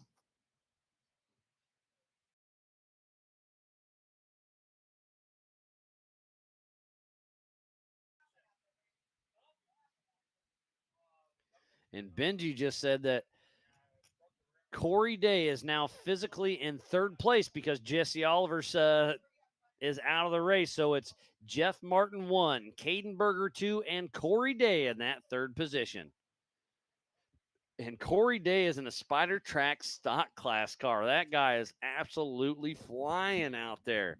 to be able to hang with the big dogs in the 4,800 Brannick Motorsports Legends class. Kudos to Corey Day. Him and Jonathan Terhune, part of Team Indiana, just out there having a blast. This coverage of Ultra 4 USA for the Teardown in Tennessee is presented by All Things UTV and is brought to you by our official sponsors, King Shocks, Maxxis Tires, Freight Factory, Monster Energy, Factor 55, Big B Motorsports, Metal Cloak, Spider Tracks, Rock Crawler Suspension, Brannick Motorsports, NorCal Rock Racing, PCI Race Radios, Warren Racing, and by G-Force Suspension Technologies. So please support who supports the sport. Without all those amazing marketing partners, who would not be racing here today for the 2025 All Things UTV Teardown in Tennessee. And I hear another one. This must be Caden Berger getting ready to come on out.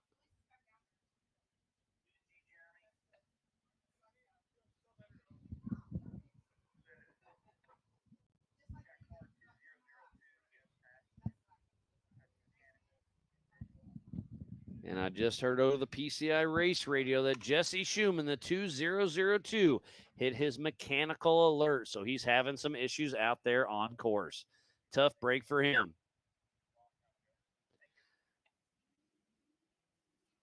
And we hear some horsepower off in the distance. We think it's Caden Berger. We're about to find out. But joining me in the Big B studio is Brandon Caveman Anderson. How you doing, buddy? Good. How are you, Miles? Oh, I'm doing great. You had a good run going earlier. Yeah. It was, until what happened? The left front knuckle ripped off. Oh, that's a something. Yeah, and then the broken ball joint ripped the wheel in half. Oh, sweet. So you're having a great day. Yeah. Oh, I hate to hear that for you. And you're a mechanic for Polaris, right? Yep. You work in the what division?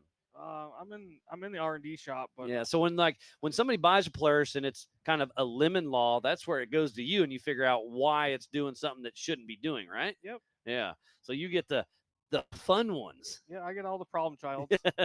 Well, apparently you have a problem child on your hand right now, but that's just a bad luck failure, right? Yeah. I mean, and have you got it recovered yet, or is it still out in the woods? Nope, just got her back. No, nice. New A-arms on it. And oh, so you went out and just completely put an A-arm and fixed her up, huh? Yep. So you're ready to go ripping again?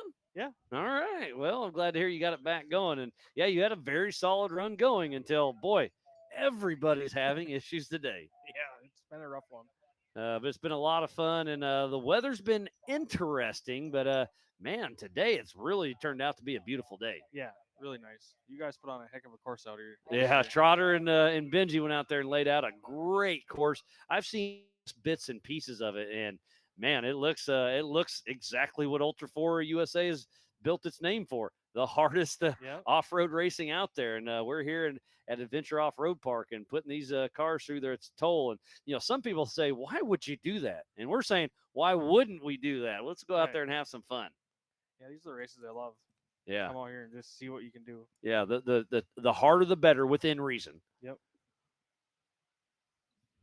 So what's next on the list for Caveman Racing? Hopefully do Sturgis. Sturgis, that's a fun one. And if I remember right, you got a Harley, right? No. No, you don't? Okay. Well, if you did, you should bring it, or maybe go rent one. Maybe. I have more fun on two wheels in the woods, though, than I do on the blacktop. I get that, yeah. And then you have fun on three wheels in the woods a little bit ago. Yep. Well, it's all in good fun, but part of it, everybody has their issues. Anything exciting and new, or? No, nothing new. Yeah. Just trying to keep everything ready for race season and working, and so I'll be up in your neck of the woods next weekend. I'm heading up to Red Wing. Got some family up there. Gonna visit my grandpa who turned 100 years old just a few months ago, and gonna come up, hang out, and check her out. Oh yeah, that is a pretty gnarly one. So when you say you ripped the left front off, you weren't lying. No. Yeah, you're out of Stacy, Minnesota, right? Yep. Where exactly is that? Outside the Twin Cities? Yeah, just north of Minneapolis. North of, okay. Half an hour. So up towards Duluth then? About an hour and a half south of Duluth. Okay, so between the cities and Duluth, closer to the cities. Yeah. the Twin Cities, St. Paul and Minneapolis. Yep, nice. Beautiful part of the country, except for the state bird, the mosquitoes up there. They're terrible. Yeah, they've been really bad. And it won't stop raining by us. So Okay, so it's thick up there. Well, I'll have to remember that. Yeah. Well, congrats to your grandpa. That's a milestone. Man, it really is. I'm not gonna make it that far. I promise. I got good genes, but man, he's a great dude, and yeah, thank you. It's pretty cool to see him 100. So every chance I get when there's a chance to do a family function up there, I try to make it up there because at that age you never know. So it's great to see him still enjoying it. Yep, that's awesome. Yep. All right, Brandon. Well, good seeing you. Fun race. Tough luck. Thanks, so get Miles. that car back together, and we'll see you up at Sturgis during Bike Week at the Buffalo Chip. See you at the next one. All righty. Brandon Caveman Anderson, who had a good race earlier on today in the Pro Modified class. No, you're in the stock class. Yeah, stock class early this morning, so you had to get up early like me.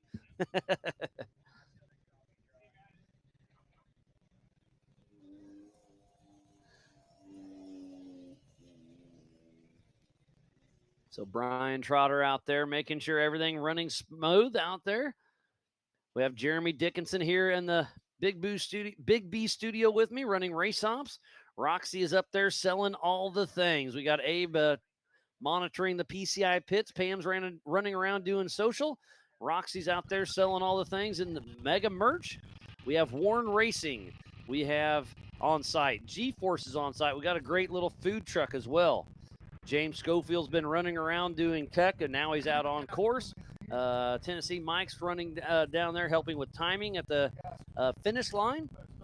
Benji and Eddie have been running recovery for us with the Adventure Off-Road Park crew. Now we've got a small team, but it's a great team.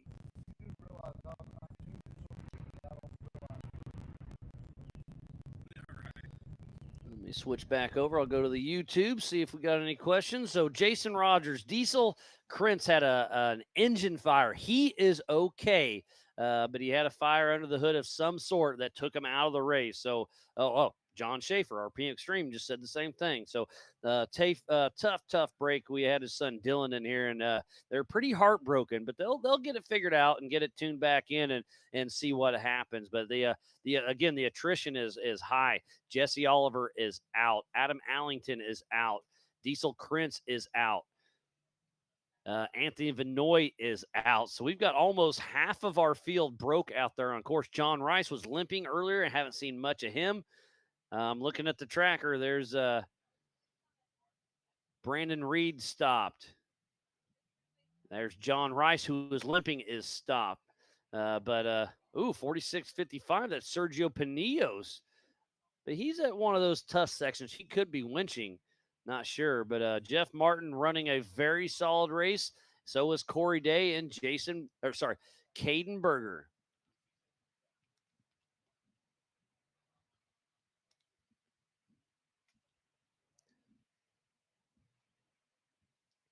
So still waiting for some of our racers to come through.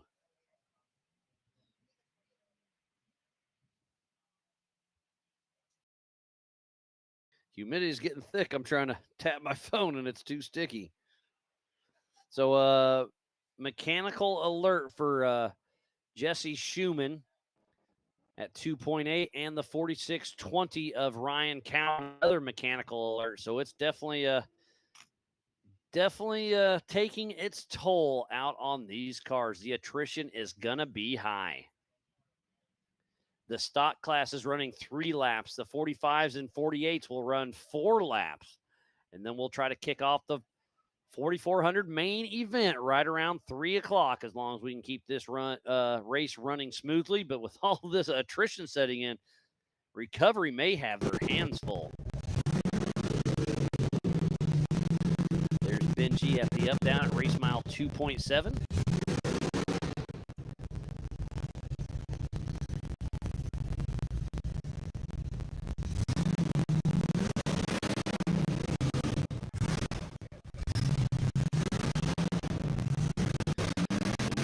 That Brannick does not have communication with Caden, so we don't exactly know what's going on. And you can see it's pretty still down here. All of our sponsor flags are just kind of barely moving. It's been a hot weekend. Yesterday evening and this morning was beautiful, but when we were setting up on Wednesday, it was one of the hottest days I've been around, and as well as yesterday, most of the day till that rain moved in, and it's starting to get a little hot and muggy once again, but that's part of it.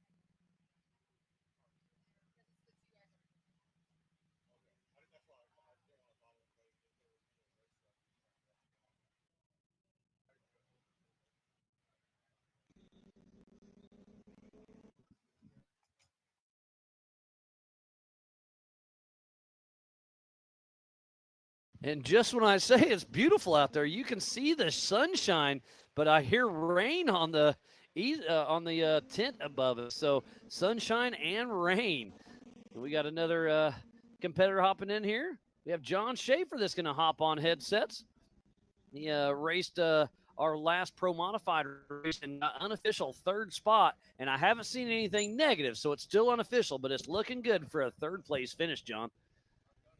Yeah, this is a first race for us here down in Tennessee. Actually, our first Ultra 4 race. We've been doing King of Hammers for the past 3 years. I'll say I recognize the name, but you've only been doing King of the Hammers, huh? Yeah, Okay. yeah. So this is we want to change things up a little bit, and we use this race to actually test some stuff for us for King of Hammers next year. Nice. Yeah, and we have two John Schaefers that race Ultra 4, John Schaefer in UTV and John EMC, and that's how I have it in my phone. I have John Schaefer UTV, John Schaefer EMC. Yeah, So it gets confusing. The first time I was pretty lost, but now I'm starting to get it figured out. But yeah, you're out here racing and put third against a pretty stacked field. You got to be pretty excited for your first Ultra 4 regional race. Yeah, absolutely. We're can't be more pleased with all our friends and family and everybody else out here. And yeah, it was an awesome event. It's a really rough course. It's different than what we're used to racing to at King of Hammers a little bit. Yeah, but, a lot yeah. different. I mean, there's trees here. Yeah, lots of them, and it's wet and everything's slippery and slidey. But yeah, I know we had an awesome time. Thank you all, you guys, for putting this on, and can't wait to come back here. Oh, it's a big puzzle without the marketing partners, without the parks, without the racers, without the fans, without Ultra 4. We couldn't be doing all this. So it's a team effort, and thanks for supporting Ultra 4 USA and putting on such a great show. It was a fun race to watch, and it was you and Brandon Davis on that last lap. Both of you are stopped as like, oh boy, who's going to get moving first? All of a sudden you take off. Brandon Davis, I assume you passed him. He was missing a right rear tire, it sounded like. Yeah, we were going back and forth for a little bit. It was fun racing with him out in the woods right there. But yeah, we lost a belt.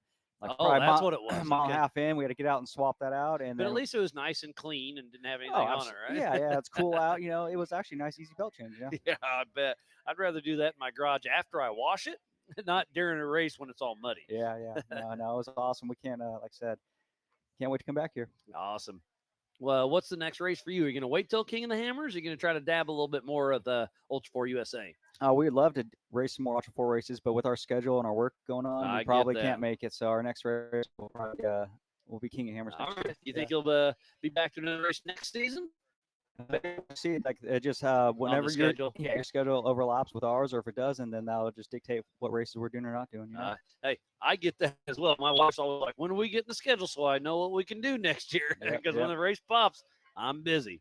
Absolutely. All right, John. Well, congratulations. Unofficial third, but definitely stick around because it's looking good. What a great race. All right. Thank you. Take care. All right. John Schaefer in the UTV class with a great run out there this weekend and taking home some Big B hardware.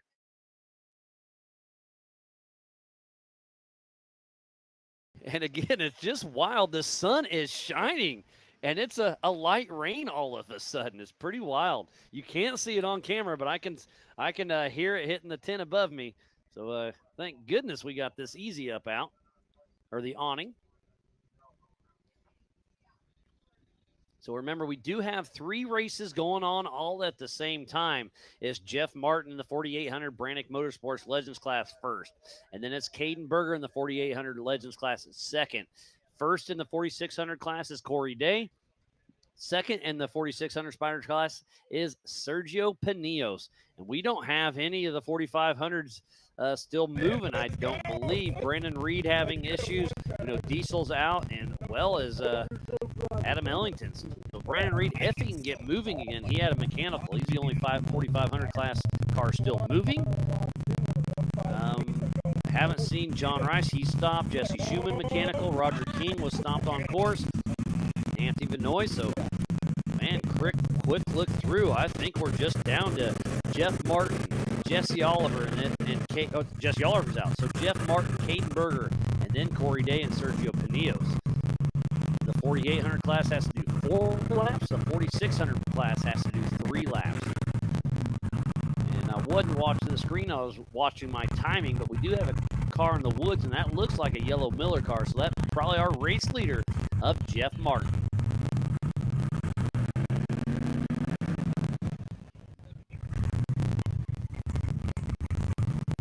It's definitely been a wild weekend of weather out here for the 2025 All Things UTV Teardown in Tennessee here at the Adventure Off-Road Park.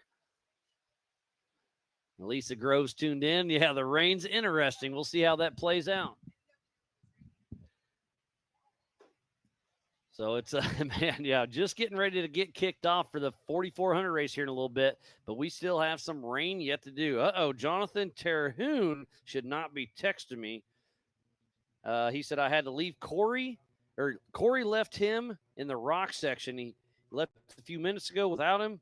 Lap 1, we were clean, no winching. On lap 2, the rocks moved and the trees down and a broken car forced him to winch twice. So he's going to wait there in the rocks for him to get out there on lap number 3. And I love that. Jonathan Terhune co-driving for Corey Day. Corey Day leaves him because he knows he can make the rest of the course cleanly, hopefully. And then when he gets back there, he'll winch him again and hop in and drive towards that checkered flag. We're still waiting for Corey Day to come through. Rust Bucket Z is rooting on Sergio Pinillos. Tell him to have a Sunday drive on a Saturday. Oh, and Jeff Martin has a flat right front flat tire. So our physical race leader having some tire issues. Remember, all of these tires in all 3 classes are DOT tires, which is Department of Transportation. So we'll see if this rain makes it a little slick in the rocks. It started to dry up and get pretty nice, but now it falls right in during the EMC race for the 4,600 Spider Track stock class, the 4,800 Brannick Motorsports Legends class, and the 4,500 mods. But I don't think we have any of the 4,500 mods still moving. And we only have 2 in each class for the 4,800 Brannick Motorsports Legends class and the 4,600 Spider Track stock class.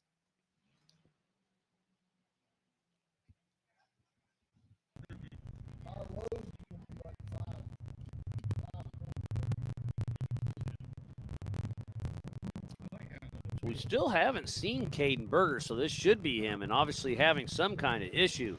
And it is Caden Berger, and he is all over the throttle, full throttle, just flying through there. So he had some kind of issue out on course, but the car definitely looks extremely healthy, and he is pushing hard as he hits the Brannick boulders.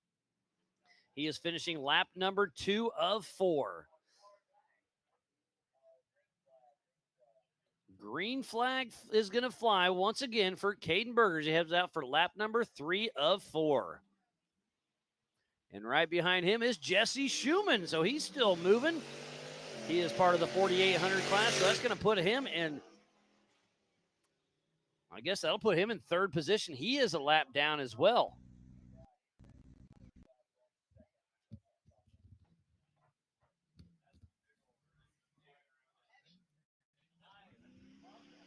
Jesse Schumann with that old school Bronco.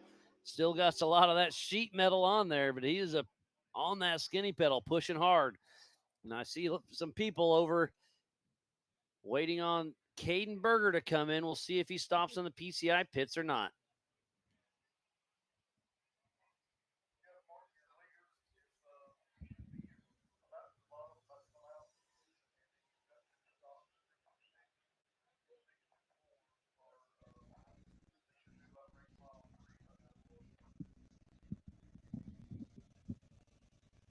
So Caden Berger looks like he's going to come into the PCI pits. I see the orange cone at 25 miles an hour. He's going to be cruising on. You can see him basically right center of screen right now. So he's going to pull in, and we'll see what he does in the pits. Too far away for me to get to. Looks like they're definitely checking the right front. Not exactly sure what is going on.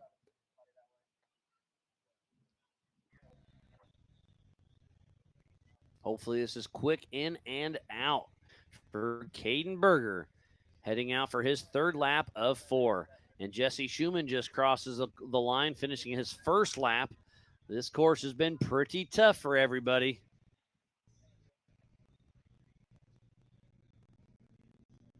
Oh, Eric Spindler is updating me. Diesel Krentz co-driver said the power steering line broke, so fluid got on the headers and lit up. So tough break.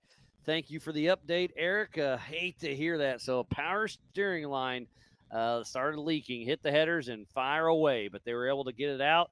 They are okay, but the car will definitely needs a little bit of love now.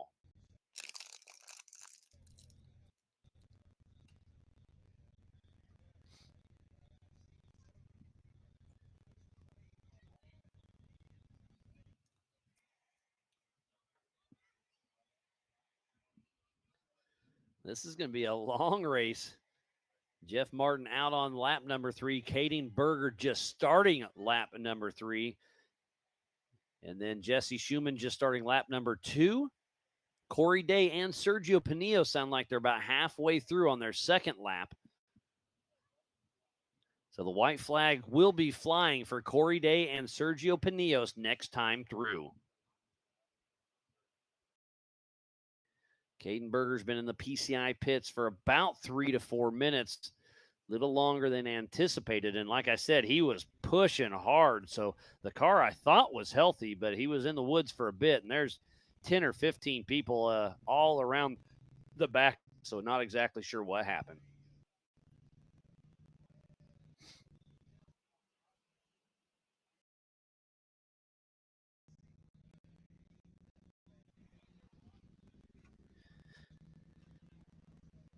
Switch over to the YouTube, see if anybody's asking any questions. Looks like everything's going pretty smooth there, and we've had a great audience all day. So thanks everybody back at home and here on site for tuning into the 2025 All Things UTV Teardown in Tennessee here at the Adventure Off-Road Park.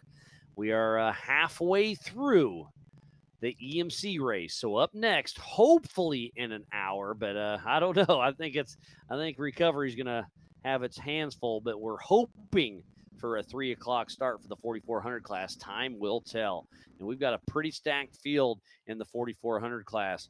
We have Paul Wolf, Cody Hardesty, Philip McGilton, Brandon Davis, Chad Hunt, Dustin Robbins, Jonathan Dawes, Roger King, Kevin Porterfield, Justin Joseph, and Zach Savage. So it's going to be another fun race to watch. But I do see the front number plate on Caden Berger's car is a little tore up, but they're giving thumbs up, hitting the siren. And the 4408 of Caden Berger heading out for lap number 3 of 4. So Caden Berger is at his halfway mark. And Jeff Martin has a 21-minute lead over Caden Berger. And the fastest lap of this race looks like it was Caden Berger. No, it was Jesse Oliver with a 25:56.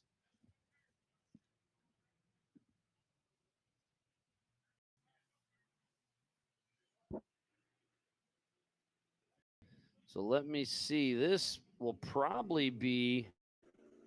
Oh, is this Jeff Martin already? It is. Jeff Martin with a right front flat tire. Our physical first place will be getting the white flag as he enters into the Brannock Boulders. So Jeff Martin, the number 1470, running an amazing day with his buddy Justin Sherwin riding shotgun out of Martinsville, Indiana with Martin Racing. He's in a Miller Motorsports Pro chassis with an LS7, 750 horsepower, Mickey Thompson tires, Method race wheels, and Brannock Motorsports. And you can see the clouds are starting to form. Looks like almost fog during the day. I don't know what's going on. Just a tick of rain a moment ago, but it looks like it has stopped once again.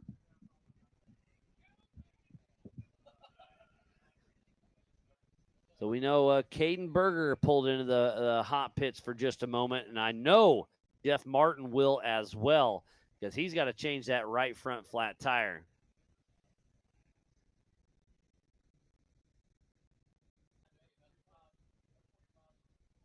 All right, the white flag is out for the 1470 of Jeff Martin. He's heading out for his 4th and final lap.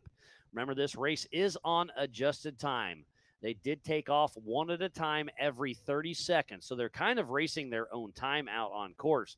But he's got a big lead over at least 21 minutes plus. Well, they both are stopping in the pits, but a 20-plus minute lead over Caden Berger.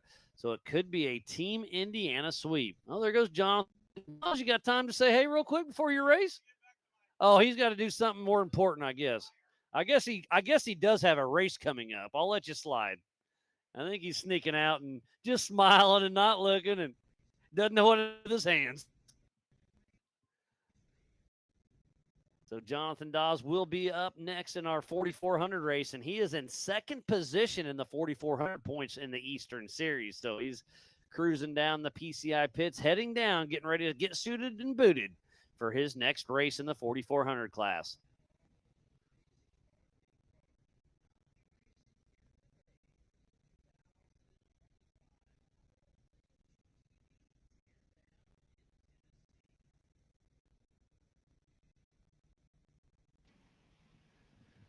So Jeff Martin is in the PCI pits. Not sure exactly what's going on. Obviously, it is a tire for sure, but is it more than that? Because a tire change in the pits with all your team should take, 3-4 minutes, and they've been there at least that long.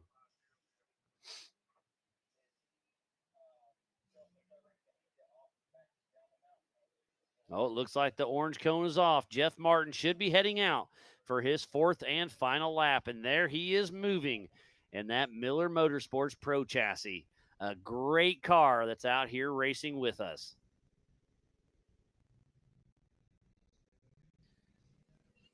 Jeff Martin and Justin Sherwin heading out for their 4th and final lap.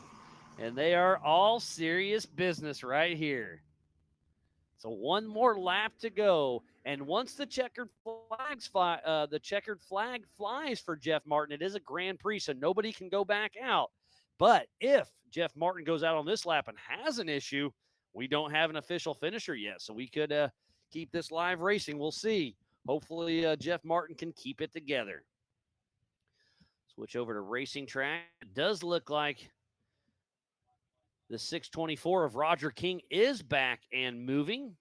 Looking for 326. There he is. So roughly 2.5. So hopefully we see him. And where is Sergio Pinillos, the 4655? Looks like he is, how old's this update? 53. So about 10 minutes ago, he's at race mile 1. Corey Day, 10 minutes ago, was at race mile 2.5. So it's we'll see. We're hoping to see our stock class guys come through there, because if Martin can get around on a hot lap and pass, they won't finish for 3 laps. They've been stuck with 2. But Corey Day and Sergio Pinillos are still moving, so we're very hopeful they have a good day. And again, Roger King, haven't seen him for a bit, but he is back and moving. Updated about 10 minutes ago, so hopefully we see him as well. He is a lap down, but still pushing. Ryan Cowan is still stopped. Diesel Krentz is still stopped. John Rice stopped. Anthony Vinoy stopped.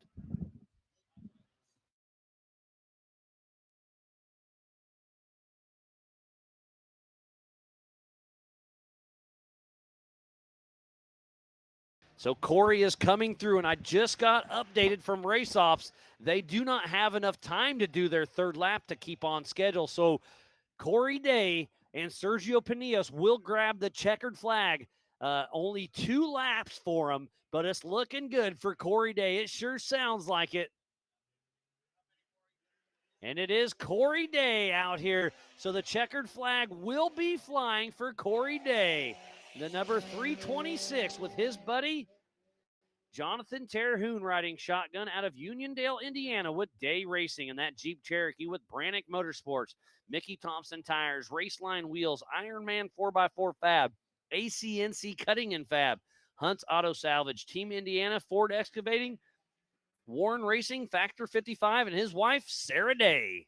He's got both of his kids running around here this weekend. They're a couple cute little gals. They remind me a lot of my daughters, Jade and Ella, just at a younger age. So Corey Day will be grabbing that checkered flag here in just a moment. He is down to the Monster Energy short course, and a great day it has been. So much fun watching all the action. And I don't know if Corey knows it or not, but the checkered flag's going to be flying, and he is going to have a clean sweep here in the Eastern Series. He has won every single race out there. He is entered in the Eastern Series. Started off in Roush Creek, Pennsylvania, then in Bowling Green, Kentucky, and now the checkered flag is flying here at Adventure Off-Road Park. So a perfect season in the Eastern Series for Corey Day. Again, it is unofficial, but it's looking good, and Team Indiana is going wild down there. Corey Day, our unofficial first-place finisher in the 4600 Spider Track stock class. So we do have Jeff Martin out on his fourth and final lap. We'll see if Caden Berger will get that lap or not.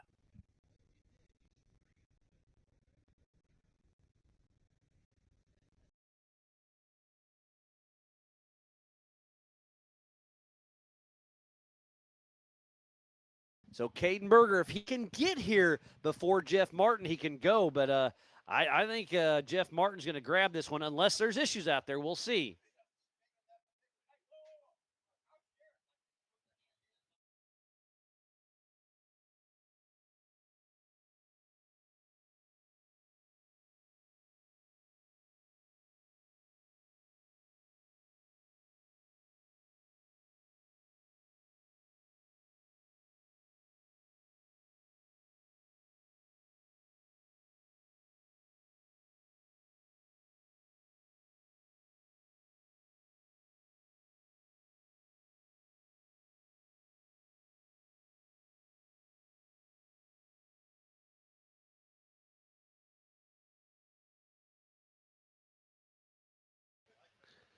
Thank you again for everybody tuning in to the 2025 All Things UTV Teardown in Tennessee here at the Adventure Off-Road Park. The checkered flag just flew for unofficial first place, Corey Day in the number 326.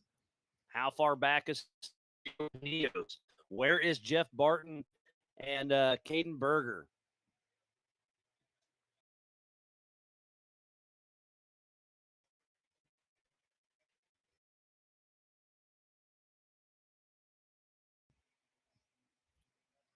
Kind of cruising through racing tracks, and when it pings, if they're in the woods, it's not showing up on my end. Again, we do download that raw data after the race so we can dot our I's and cross our T's. But it's looking good for Corey Day. And I have heard nobody missing any VCPs because it's so tight and technical out here. If you miss the race course, you're going to be way off the race course. There's no really good shortcuts out here. So it's been a pretty easy race to call.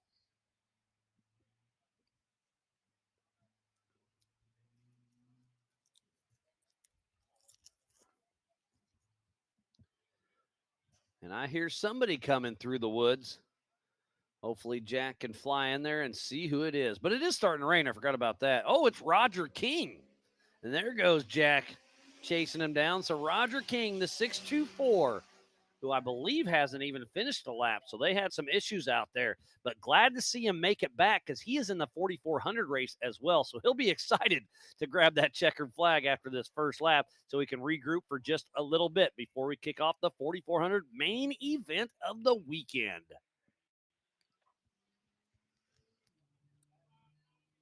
But at least Roger and Justin were able to see the course at race pace. Obviously had some kind of issues out there.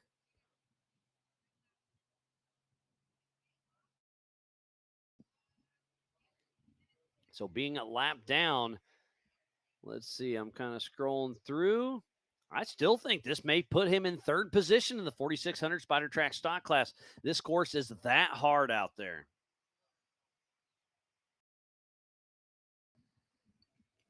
And it just started sprinkling once again. Looks like there's a small chance here for the next hour or so. Then it clears back out. It's been an interesting weather weekend for sure.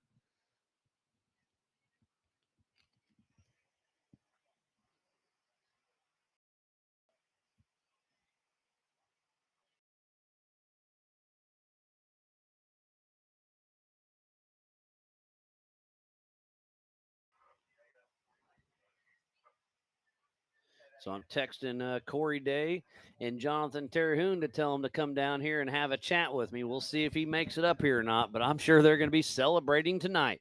But they can't celebrate quite yet because they still got to run pits for their buddies that are racing in the next race as well.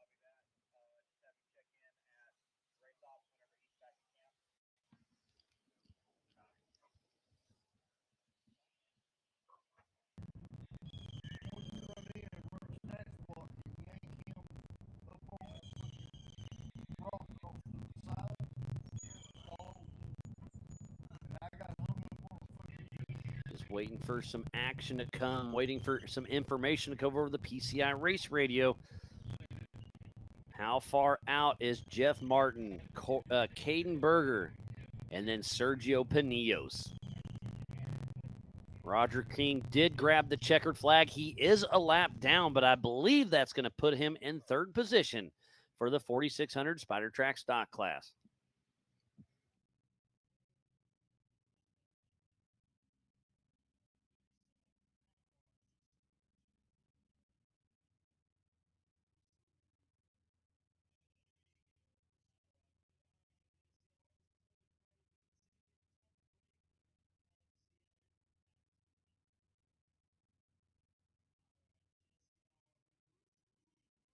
Sounds like John Rice is having some overheating issues, so he is out of the race. But hopping in the B studio is Jeremy. You run the Sims out at King of the Hammers. I remembered that, right? Right. Yeah, we're Reckless Racing. We've been doing the Sim stuff for a couple of years now, and bringing our stuff out to King of the Hammers. Yeah, it was a lot of fun. And this year we had a little bit of a grudge race, and I got to beat Jim Marsden, and I just drew a blank. I was Big hair. I was there for that. Was it Vaughn or no? Who I remember you guys had that showdown. Oh yeah, that was fun.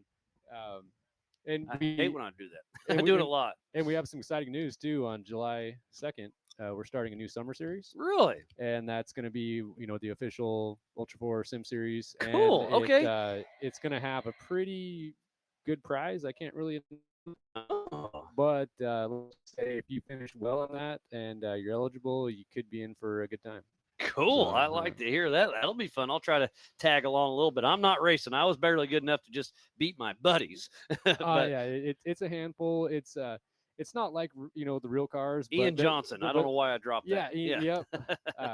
But there are some similarities to where if you can get a car around in that sim, you can get one around in real life, and vice versa. Yeah, my first time driving, I just went like it's a video game, right? It's a wide open throttle, and I wiped it out quick. So then I really learned you kind of have to drive it like a race car. You have to be smart in these certain areas, and it was very realistic. It was cool. Yeah, it's tough because you don't get the sense of speed. Yeah, so you don't realize you're going 80. Yeah. And when you're in a 800 horsepower car, you get to 80 really quick. So. Yeah, but the Reckless Racing Sim thing, it was really fun. It was, and you had the qualifying course at King of the Hammers. I'm sure you have something up your sleeve for that again this year. Yeah. So we last year we went out there, we scanned it with drones and generated computer models, and then put that in the game. And you say you scan it with a drone, so you literally just take a video of the ground and it inputs it into your system. More or less, it's a multi-step process. Yeah, but yeah, wild. we have a backing from the game developers, BeamNG. Okay, and they kind of help us get that developed along with a bunch of third-party enthusiasts like ourselves. And it was so cool how realistic it was. I mean, there's the main rocks obstacles there. You had the semis on the side. You had the arch and everything. It's like, wow, it's incredible. Yeah, we tried to get as close as we could. That way, the more immersion you get, the better it feels. And then we have Tom and Isaac, the BDR and RCC guys. They're mad geniuses on creating the cars. It's incredible. And yeah, I got to drive. I think it was Raul Gomez's UFO. Right. Yeah, they made that one. And then a lot of guys like Jason Shearer are, really supportive of helping them out. Really? So, cool. I mean, they're everything from gear ratios to spring rates and everything are accurate. And you can in there. input that into the system. It's crazy. Yeah. And so it's a lot of fun. it you kind of, like I was saying earlier, you can't just go in there and think you're going to be a hero and like, I'm going to show Jason Shear how to drive his car. Like, no, it's not going to happen. No, like, he's actually going to drive it and show you why he's King of the Hammers champion. Exactly. So but it's a lot of fun. And if anybody wants to try it, it's recklessracing.com will get you there. It's REKLES. And explain, I mean, I've sat down and I had a driver's seat, a steering wheel, and a computer monitor, but you can kind of do it as simple as you want on a computer, right? But you still have to have the steering wheel.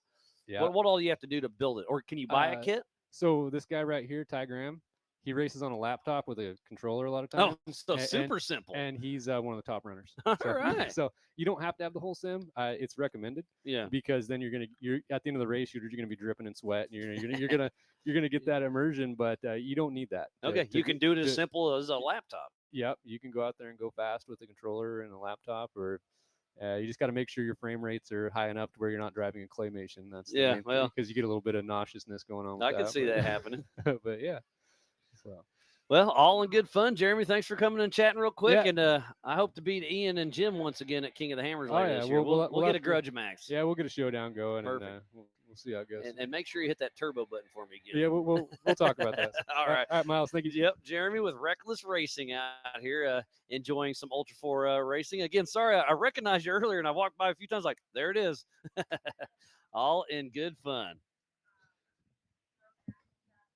And Corey Day looks like he's coming up here to have a chat with us. Our physical first place winner in the 4600 Spider Track stock class. And he even drove his race car up here. He was ready for more. And again, an unofficial win for Corey Day. And if it sticks, he sweeps the entire Eastern Series, starting off in Pennsylvania, then in Bowling Green, and right here at AOP. Big smile from Corey Day. Love it. Looks like he's trying to get those gloves off. Maybe they're a little sweaty. Or a lot sweaty. Taking a deep breath, but coming into the Big B studio, we have unofficial first place winner of Corey Day, who that's going to put you in third overall. I mean, how impressive is that? Oh, what a blast. Yeah, in a Jeep Cherokee. A stock Jeep Cherokee. That's modified, but you were out there running with the big dogs. Once again, you qualified fourth overall. Yep. And went out there and put out a blistering pace. Yeah, I had a lot of fun. Had it full anticipation of just going out and running a clean first lap and seeing where we stacked up and see what kind of gap we had on the other guys in stock class just to get to the finish. Had a good first hill climb in this rock garden, just full beat down. Never got out of the car and winched the first lap. Oh, you made it up, huh? But we were beating her down.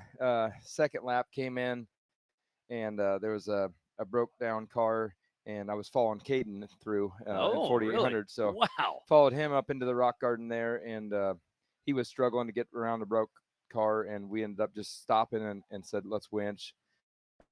Broke car actually winched us the first 150 foot. Oh, I love that. And just a little bump through a tricky spot, and then we drove to the next spot. There was a down tree, and that was our safe line. So Terhune got out and started pulling winch, and he said, you know what, I'm gassed out. You know this course. Go. He's like, I'm going to take a break. Come like, back go. and get me on your next lap. Yeah. That you didn't go out on. I guess he's out there still. I wanted it. I wanted it bad. It looks like these guys are going out for another lap yet. Yeah, because they were in the pits before the checkered. So, but there isn't enough time to go out for another lap. So we're going to close the start line so we can get everything lined out for the 4400 race. So we did cut you a lap short. I'm sorry about that. Oh no, but no, the time, I mean, I had I think a 40 some minute first lap, and I think that one was over 50 with so you couldn't have made it in the amount of time. No, it's very fair to be the unofficial first place here for the 2025 All Things UTV teardown in Tennessee in the 4600 Spider Track stock class. Corey Day getting it done once again. Oh yeah. And I don't know if you heard me as you were pulling up. Clean sweep in the East. Yeah. Pennsylvania. Yep. Kentucky, and now here in Tennessee, making it happen. I mean, you won this thing, and now you can run the Joker race and replace one of these races if you finish better. Right. Oh, I guess you can't because you won them all. So just go out there and have fun, huh? Yeah, I was hoping for the extra 7 at Bowling Green so I'd have a little bit higher score, but it's all good. I had an absolute blast this season. huge shout out to Goodby and all USA. I mean, to have 3 races in the East and true East races, I know this one's Central Time Zone, but this is one of my favorite Half parts. hour over there. Yeah, it's just we're right close there, enough. right there. Terhune was trying to bust us on it, but Yeah, he's right. He But, is but we're calling this East. Yeah, and then I was fortunate enough to have enough time and help with Team Indiana to get the car ready in between here, and I ended up racing Badlands for the Central race. So, Oh, that is right. Yeah, we were just there a few weeks ago. It's been busy. yeah, it's been a very busy spring, early summer here. Yeah. So it's gonna be nice to have some time off, hang out and party with Team Indiana the rest of the summer, and then hit some Joker races. I'm so. sure you guys are going to party tonight after that victory, Oh too, right? yeah, we're going straight to the creek. Perfect. Yeah, I was hoping to go now, but with this rain, it'll cool me off enough. Getting ready to hop in with John Dawes in 4400. Yeah. So Well, at least you know this course, so Yeah, it's definitely going to be helpful for getting in with Dawes. He was in second place in the 4400 Eastern Points. right, So, right. We're looking for a clean finish. He doesn't really care for the short course. He did really well this year at Bowling Green, but he'd rather do these tight woods races. So I yeah, get he was that. hoping to do well here and then lock in the season at least second. oh, that'd be killer. So yeah. we'll see how it shakes out. And the rain picks up once again. Yeah. It's a full rain again, but it doesn't look like it's going to be lasting too long. But I'm glad I'm sitting under here and you're getting in a race car. I'm Right, not going to right. lie. Oh, it'll feel good because that humidity earlier. Oh, was it killing was us. bad. Yeah. So honestly, I was shocked. First lap set out the first hill climb that's like hard clay. I was fully expecting that to be greasy But it from the dried rain out from the pretty rain good, last huh? night. That was nothing.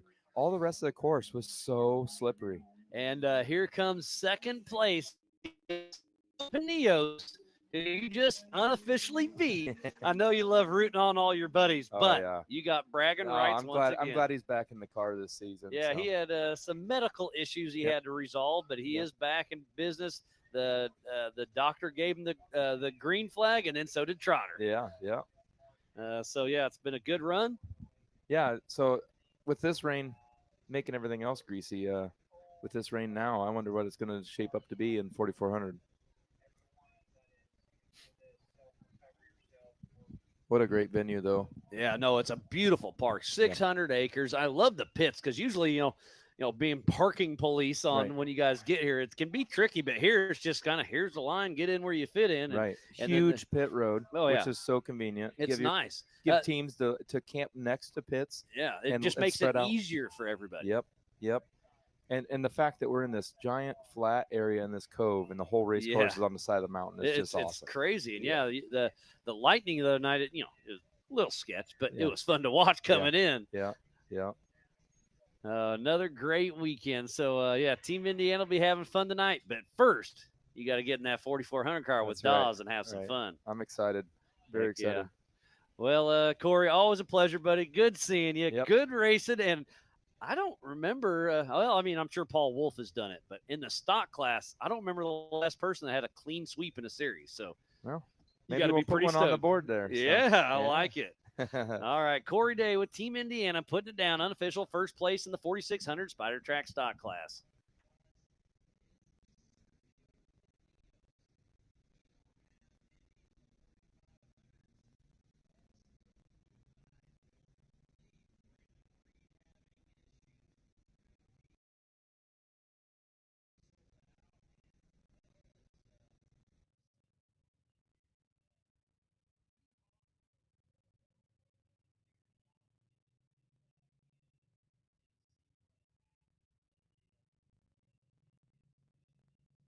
So the checkered flag flies for Sergio Pinillos, unofficial second place in the 4600 Spider Track stock class.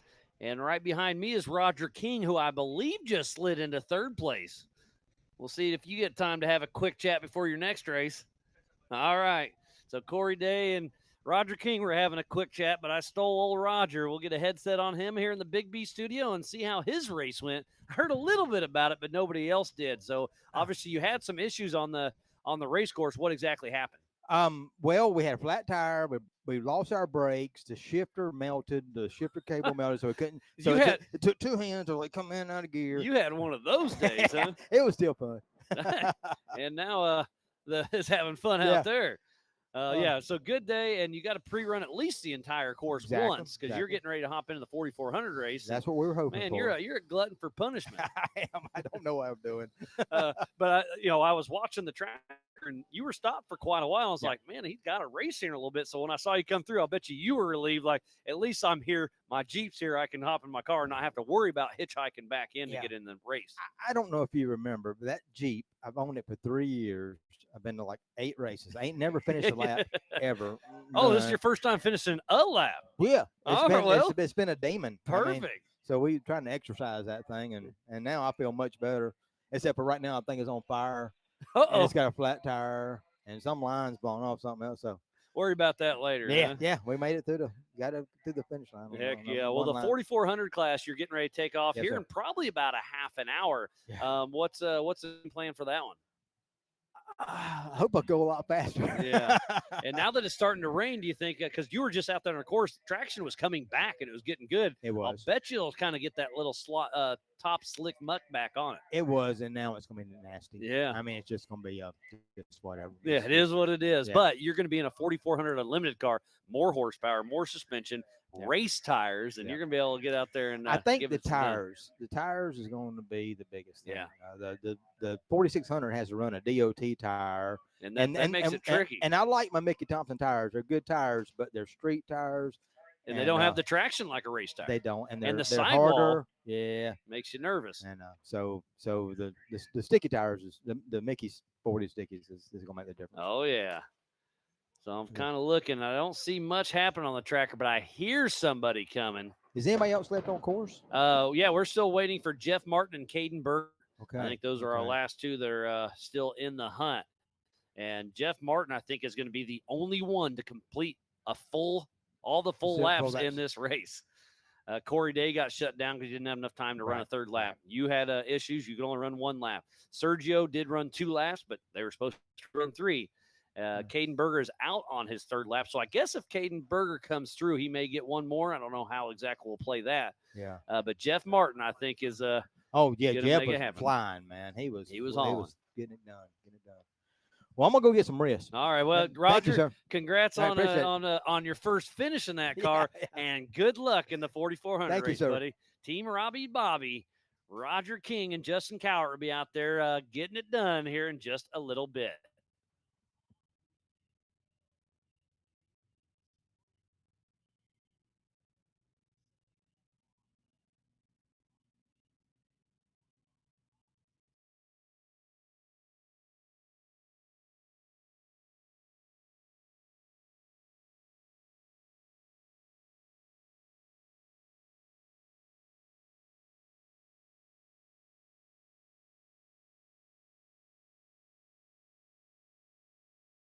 All right, getting a little update from Jeremy and Race Ops, and Jeff Martin and Caden Berger are both broke out on course.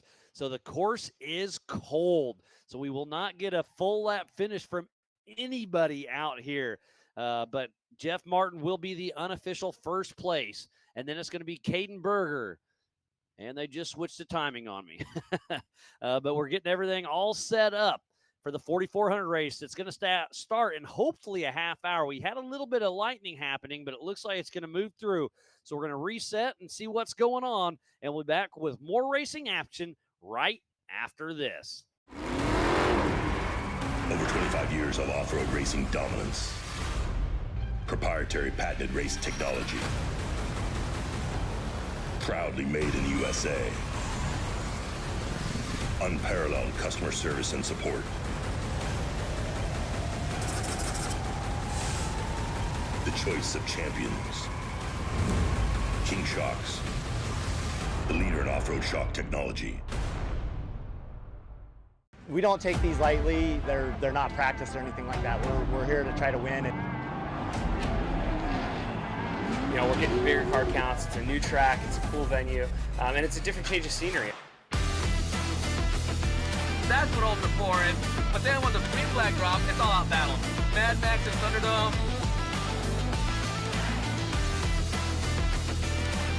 It's going to be tough. The competition is the best of the best. For me, it's just a place to go release some anger and have some fun with my kids, and it's like fist fighting in a goddamn race car. Before racing to me is a way to get out with friends. It's where we spend time together. It's where you get your blood pumping. I'm excited. I have a lot of confidence on where Ultra 4 is going to be.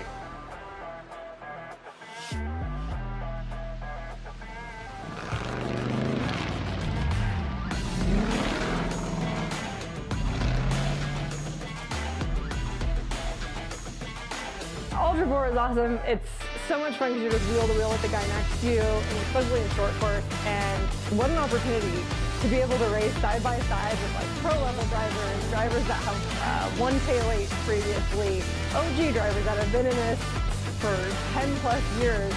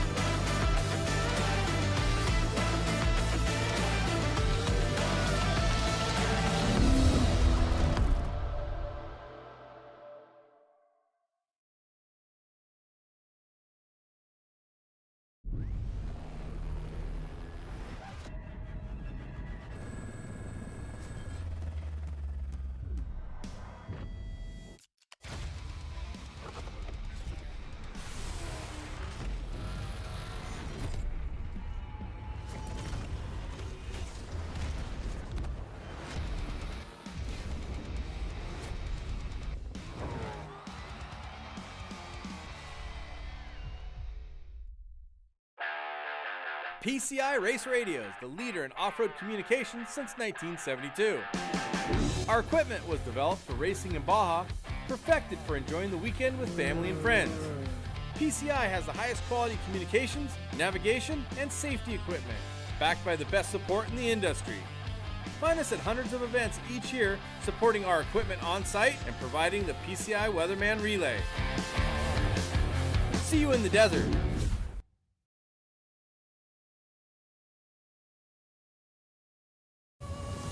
Tested and proven in some of the world's most rugged environments, the all-new Warn Xeon XD and XP line of vehicle recovery winches have arrived, redesigned from the ground up.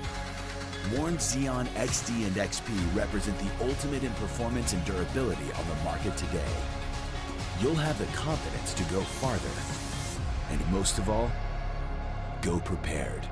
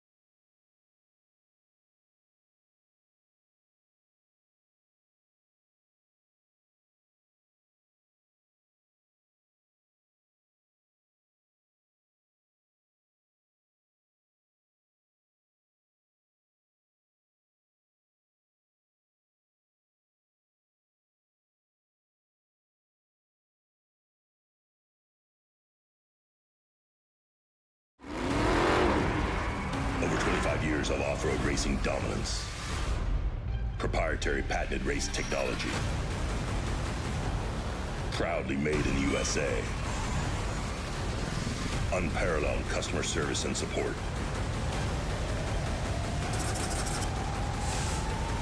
The choice of champions. King Shocks, the leader in off-road shock technology. We don't take these lightly. They're not practiced or anything like that. We're here to try to win. And you know, we're getting bigger car counts. It's a new track. It's a cool venue, and it's a different change of scenery. That's what Ultra 4 is. But then when the green flag drops, it's all out battle. Mad Max and Thunderdome.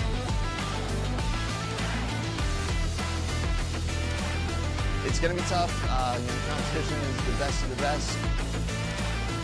For me, it's just a place to go release some anger and have some fun with my kids, and it's like fist fighting in a goddamn race car.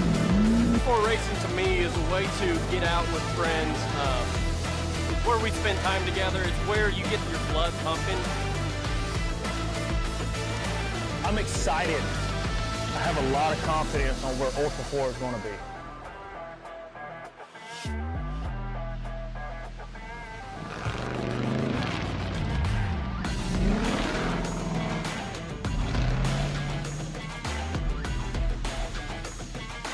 Ultra 4 is awesome. It's so much fun because you're just wheel to wheel with the guy next to you, and especially in short course. And what an opportunity to be able to race side by side with like pro level drivers that have won tail 8 previously, OG drivers that have been in this for 10 plus years.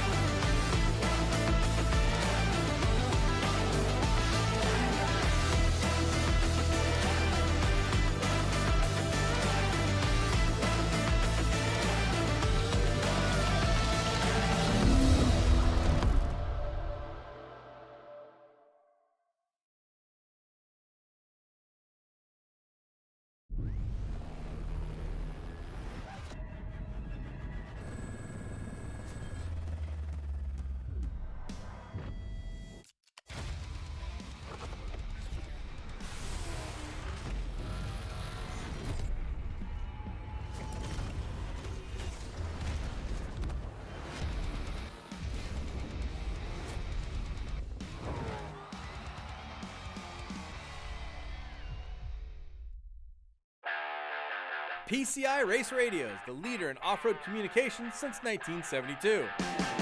Our equipment was developed for racing in Baja, perfected for enjoying the weekend with family and friends. PCI has the highest quality communications, navigation, and safety equipment, backed by the best support in the industry. Find us at hundreds of events each year, supporting our equipment on site and providing the PCI Weatherman Relay. See you in the desert.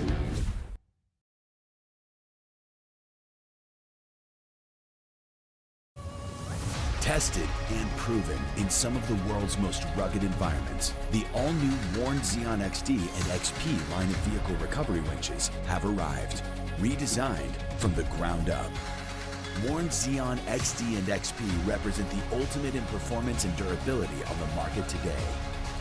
You'll have the confidence to go farther, and most of all, go prepared.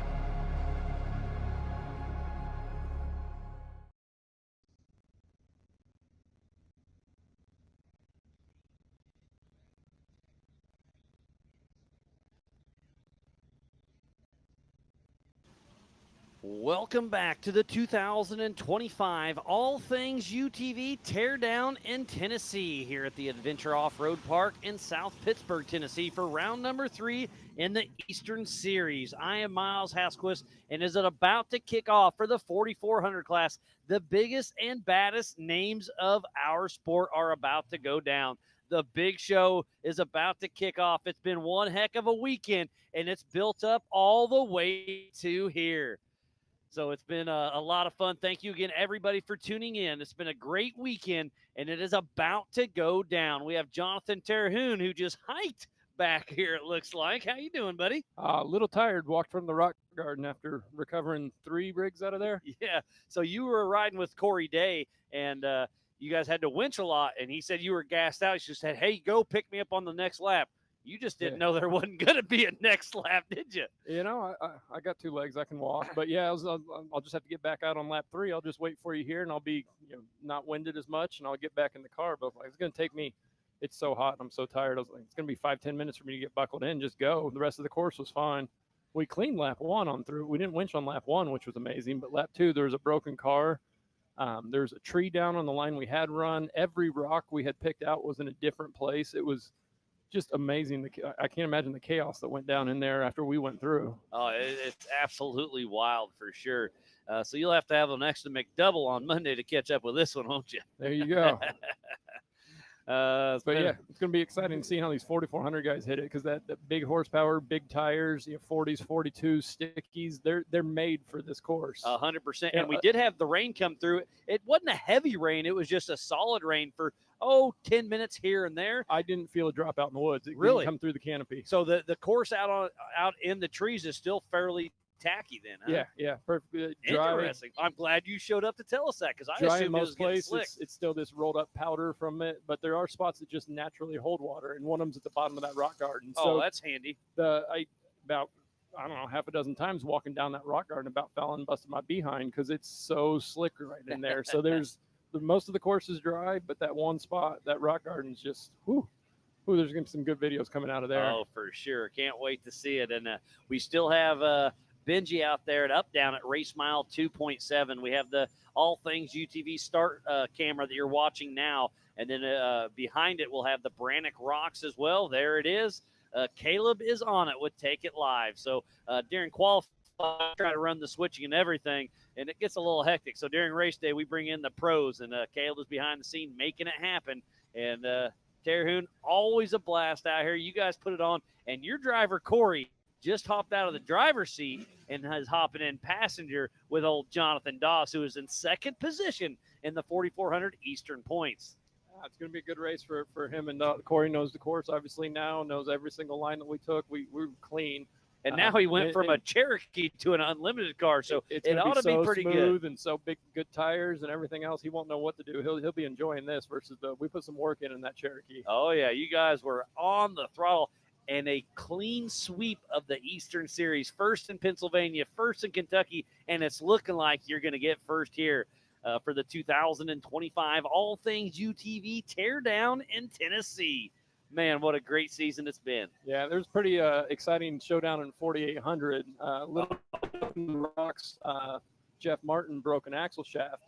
And it was an axle. Okay. Just back 200 yards behind him, Caden had a flat tire and some other issue going on. When Jeff, I helped pull winch cable with him. Justin got out as co-driver, and we winched for a while, and it started hitting 240, 250. Uh-oh. And he's like, I don't know what to do.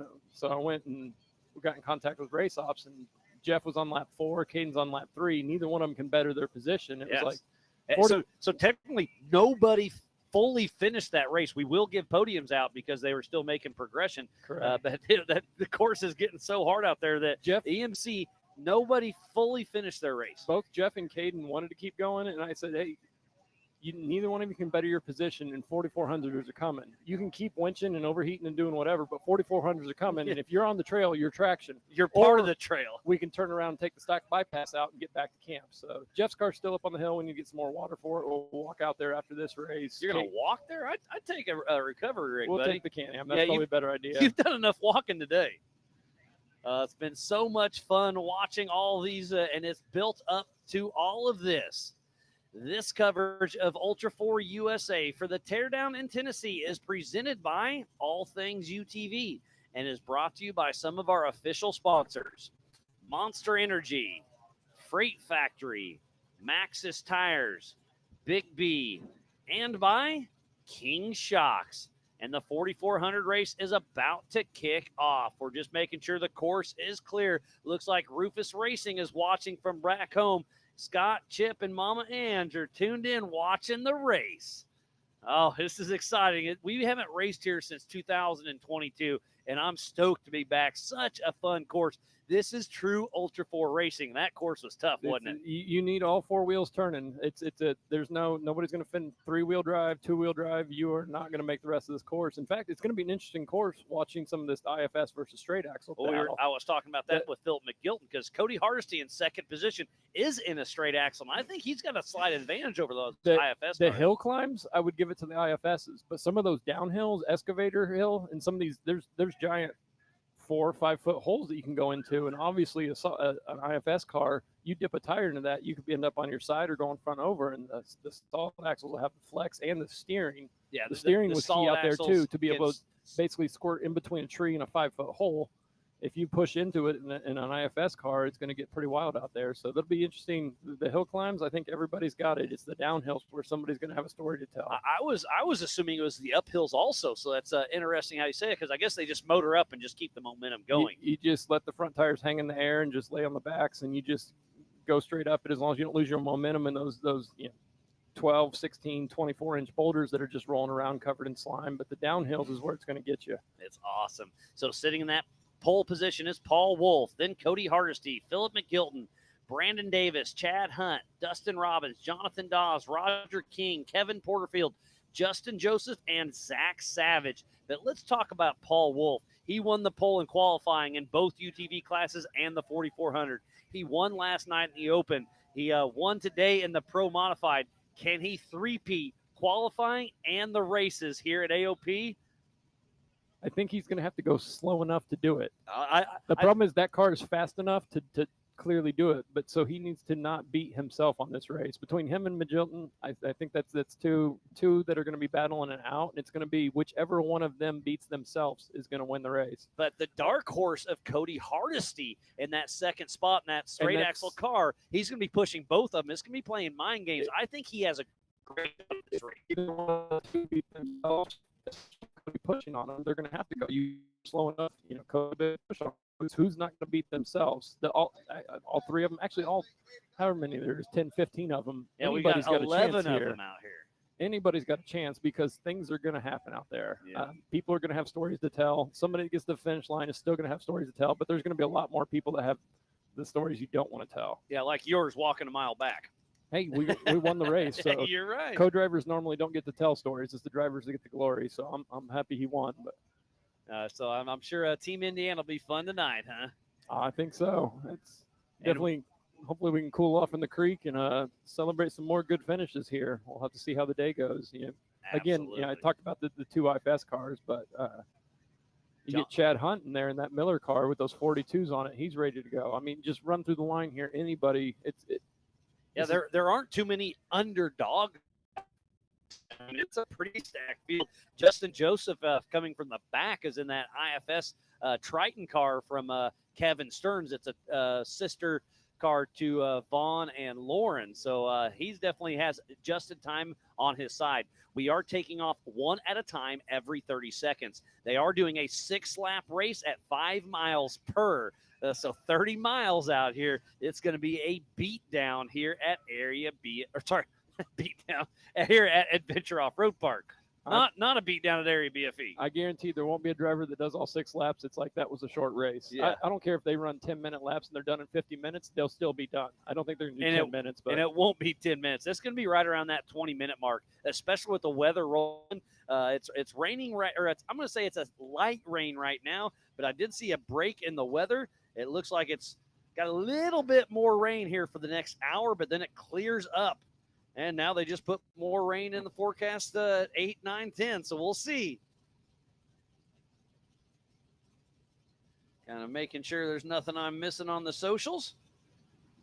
Oh, and Rufus is actually having a pool party watching from that one. That's a smart way. Enjoying it. I know they're having some FOMO right now. You can tell them I'm having FOMO missing the pool because I'm drenched from head to toe sitting here in this fire suit, and being in a pool would be it'd probably be drier if I got in a pool right now. Yeah, no doubt. It is a hot one back in the woods. The cars, everybody I talk to is saying temps are running high. We sat on 240 for most of the first lap. It normally runs around 210, 220. Jeff Martin was saying the same thing, sitting around 245.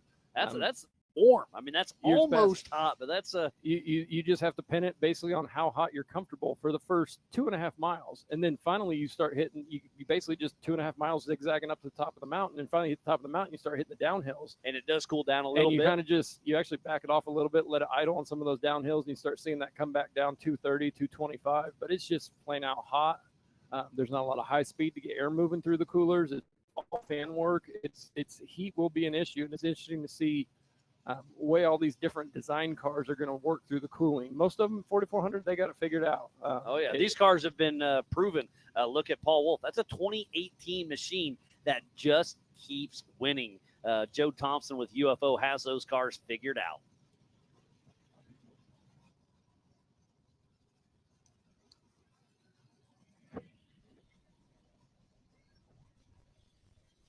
So again, if you're just tuning in, we thoroughly appreciate each and every one of you. This is the 4400 Unlimited class, all part of the All Things UTV Teardown in Tennessee here at the Adventure Off-Road Park, and we are moments away from kicking off the biggest and baddest names of our sport. It's been a great weekend of racing, but it builds up all to this.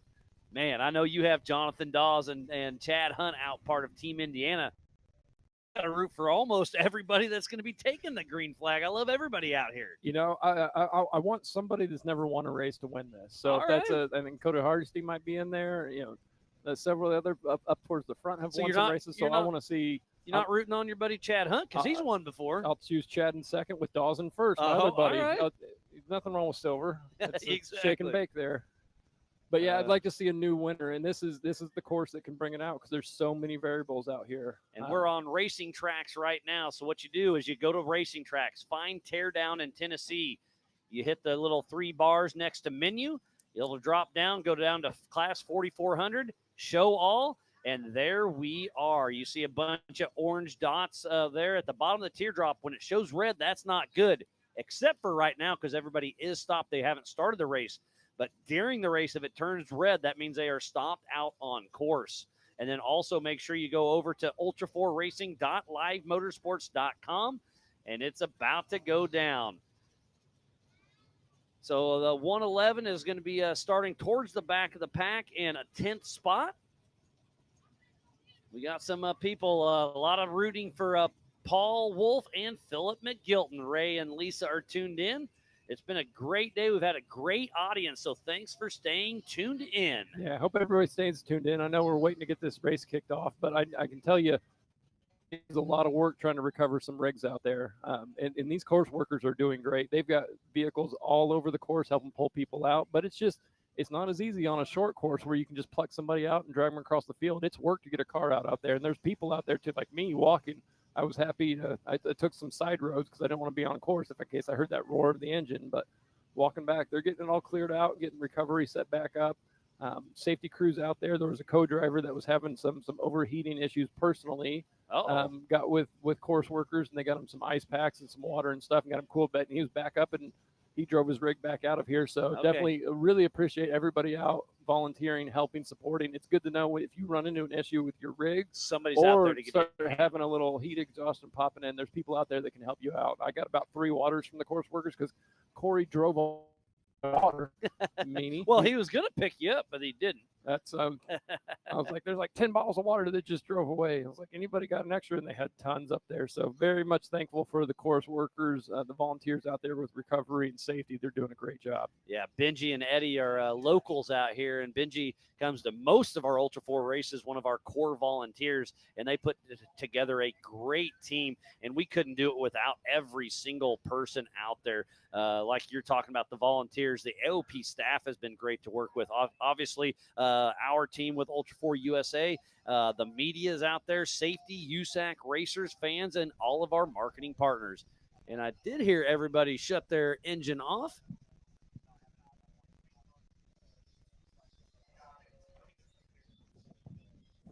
Sounds like we are still clearing course. We have one more car unaccounted for. So once he gets down here and off, we will be live racing. So we just told everybody to shut off, cool down. There's lots of fans on the car, or, actual fans that are blowing on the drivers to help them cool off. They're taking one last drink of water, and hopefully we go live racing here in just a couple moments. Yeah, it's pretty interesting. Like, it kind of look like F1 teams that run out with all the DeWalt or Milwaukee coolers. Everybody runs out there with those, but they just set them blowing on the driveway. We're not trying to, cool. We're not F1, but it's pretty seeing everybody with these battery-powered fans, and I'm just looking over there. I'm like, I got to get one of those. Yeah, you wish you would have had one walking down the mountain, don't you? We didn't have one sitting in line. We didn't have one up on the mountain. But it feels magical. Somebody walked by with a blower and just shot at my fire suit for about 10 seconds, and it was amazing the heat that was blowing out of it. It felt really good. Yeah, it's pretty cool. So we are here at Adventure Off-Road Park, just south of South Pittsburgh, Tennessee, in the Appalachian Mountain foothills.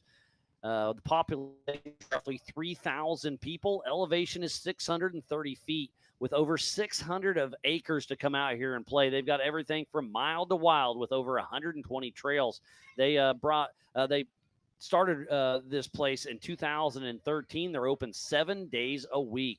I'm going to go over here, and Ray Kempton's rooting on Paul Wolf. And, if you're on the YouTube channel, we have a little bit of a break. Who do you think is going to win this race? You want to hear how Jeff's day went? We can get Justin sit down and tell you how Jeff's day went. Sounds good. Terry Hoon, always a pleasure seeing you. Congrats on your win with Corey Day, and sorry about your hike. Oh, I loved it. We'll get some more in 44. I like it.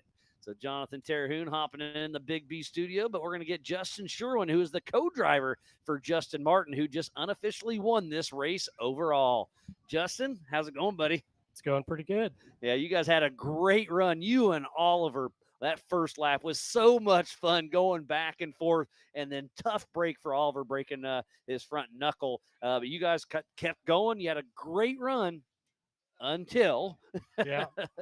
We got started on our lap 4, and we drove right by Caden. He was stopped. We stopped, talked to him for a minute, see what he needed, and we couldn't really help him much. He needed some tools we didn't have.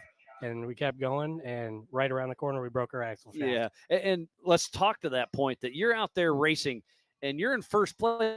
You still checked on your buddy to make sure he's okay. You would have gave him a tool if he needed it, but you didn't have the right stuff. And this is a no-chase race. Only volunteers that are out there for recovery can help you, or fellow racers. So, if you're in the same spot, Aiden would, which I know he would, to check on you.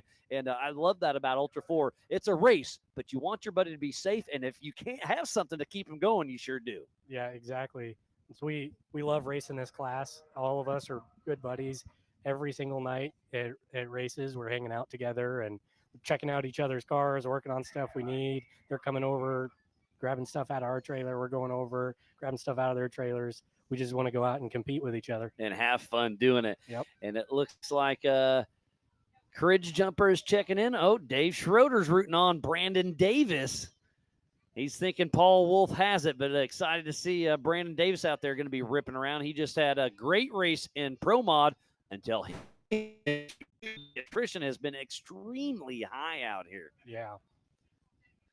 No, it's been a lot of fun, and we'll be handing out those Big Deep B trophies after this race, so make sure you get Jeff up there, and we'll give those away. Pam's got awards all set up, and it's going to be another fun night, and then we get to celebrate. For sure. Yeah, Jeff's back at the trailer. He's getting some water in him. He was getting hot out there. So it sounded like the Miller car was getting hot as well. Super hot. We had that thing pegged on lap 4 going up that hill. I wish you would have made it to the finish, but that's part of it. Yeah.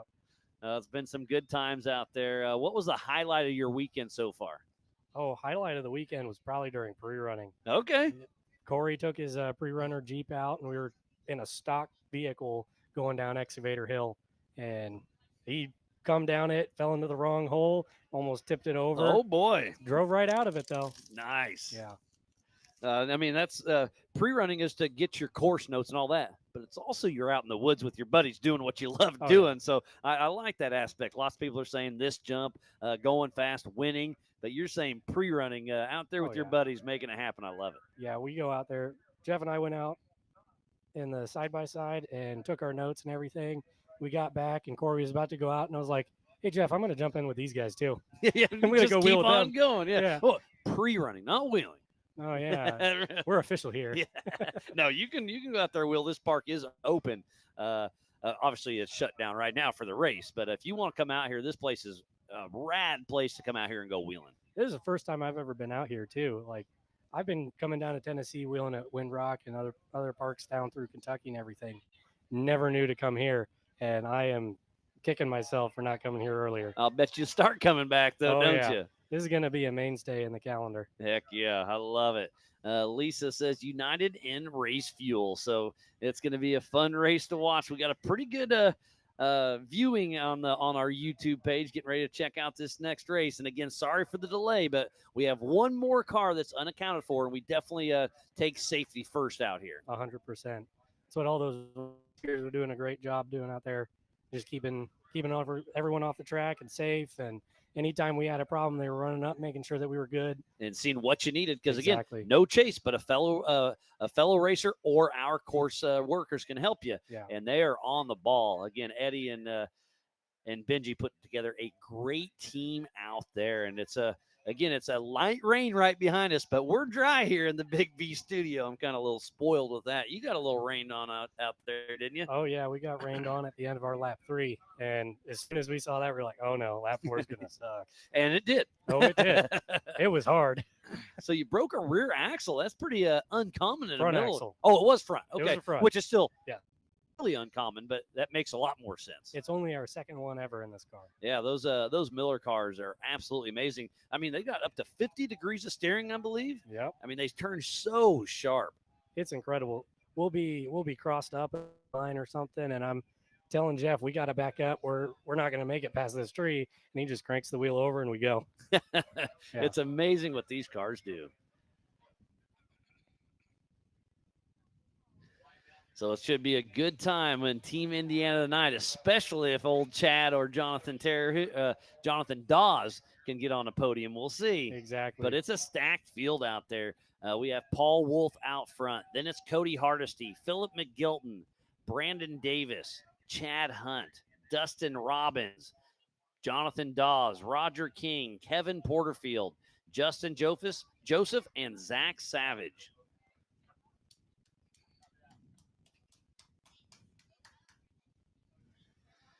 Well, I'm sure you're ready to take that fire suit off, but you're probably going to stick around for the start? Yeah, hopefully, if they get started here soon. All right. Well, always a pleasure, Justin. Good seeing you. Congrats. And it's unofficial, but it's looking good. Yeah, we're hopeful. All right. Well, thanks, Justin. Thank you.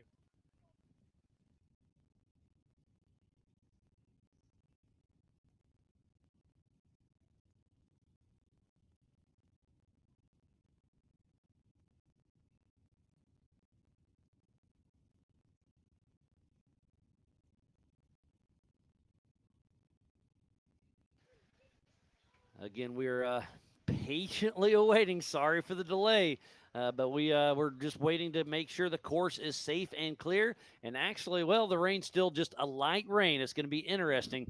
But another Nick Anderson fan is hopping in here. We got Titus. How's it going, buddy? Good. You having fun out here? Yeah. And how do you know old Nick? He's my cousin. Oh, he's your cousin. Okay, so brought the whole family out here to Adventure Off-Road Park, and you're having fun. Yep. What are you excited about now that your cousin's done racing? You just excited to watch these big guys go out there and battle? Yeah.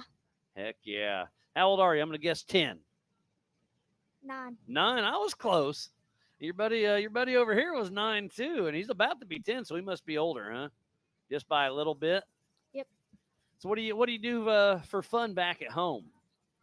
Play the PlayStation. Oh, you're one of the video gamer guys, huh? Yeah. Do you get out there and do any sports or anything else? Baseball, football, and basketball. Okay, so you're not a gamer. You do sports as well. I like to see that, getting out there and having some fun. Okay, I just got I heard word earlier, and they may cut it down, and they just did. So this race is a 5-lap race now, not 6, due to the weather and the time restrictions. So we did cut 1 lap down, and I don't think there's going to be anybody out there that complains about that. So Nick had a great run going last night until a steering gearbox sheared off, and he was unable to get that car fixed last night. So he got a rental, and at least he got his starting points for today. Yeah. Yeah.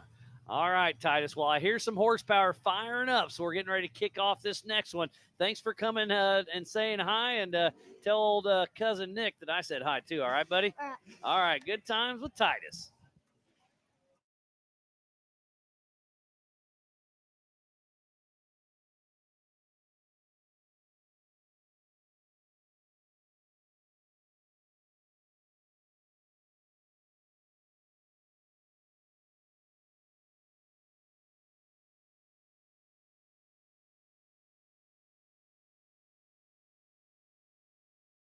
Just getting an update from Race Ops. It looks like we are about to go green flag racing.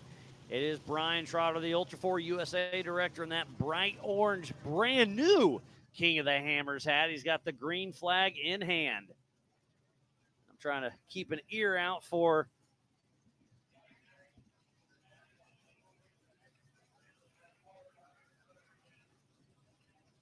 just trying to keep an ear out over that PCI race radio to hear what it sounds like. Everything is good from Race Ops.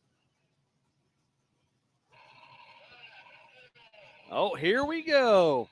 The 1018 of Paul Wolf is about to go green out of Alton, Illinois with Wolf Racing in that 2018 UFO single-seat IFS machine with an LSX 434, Nitto tires, Raceline wheels, VP, and Radflow. And Jack is trying to chase down Paul Wolf, but Paul Wolf is on a mission.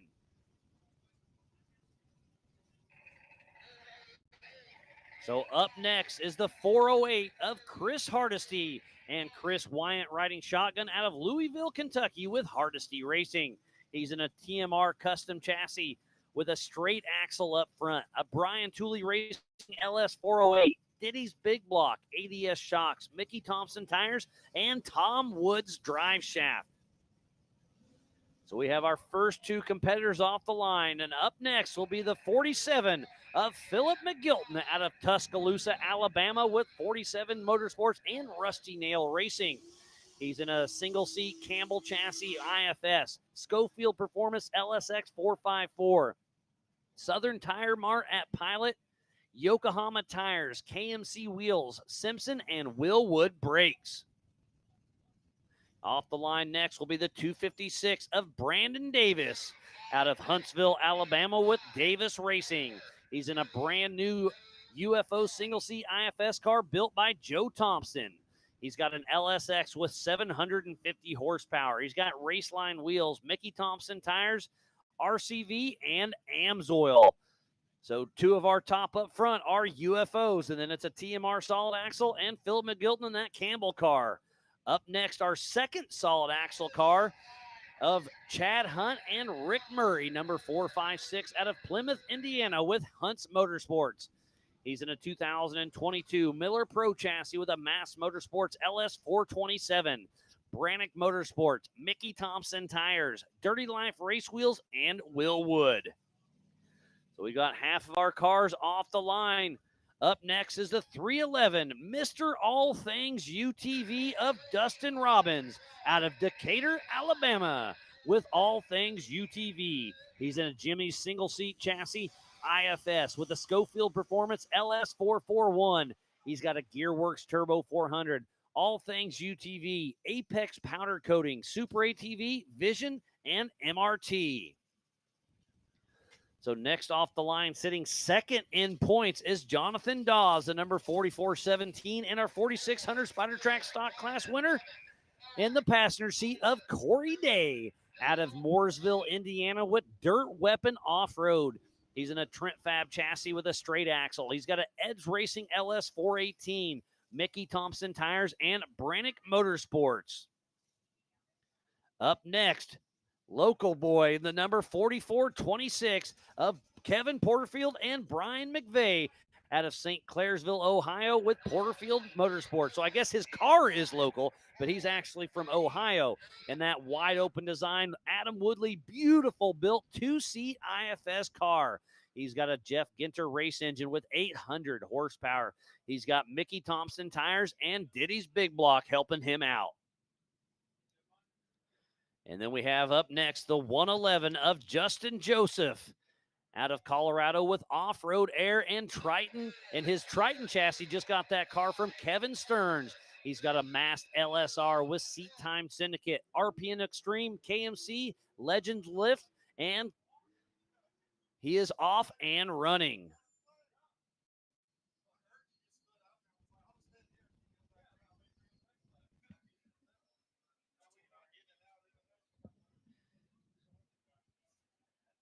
So this is Justin Joseph. I actually missed Roger King out of Sparta, Tennessee with Team Robbie Bobby. He was in a partially committed Diddy's Big Block chassis with an LS3 Raceline wheels, Mickey Thompson tires, and Yukon. But right off there was Justin Joseph.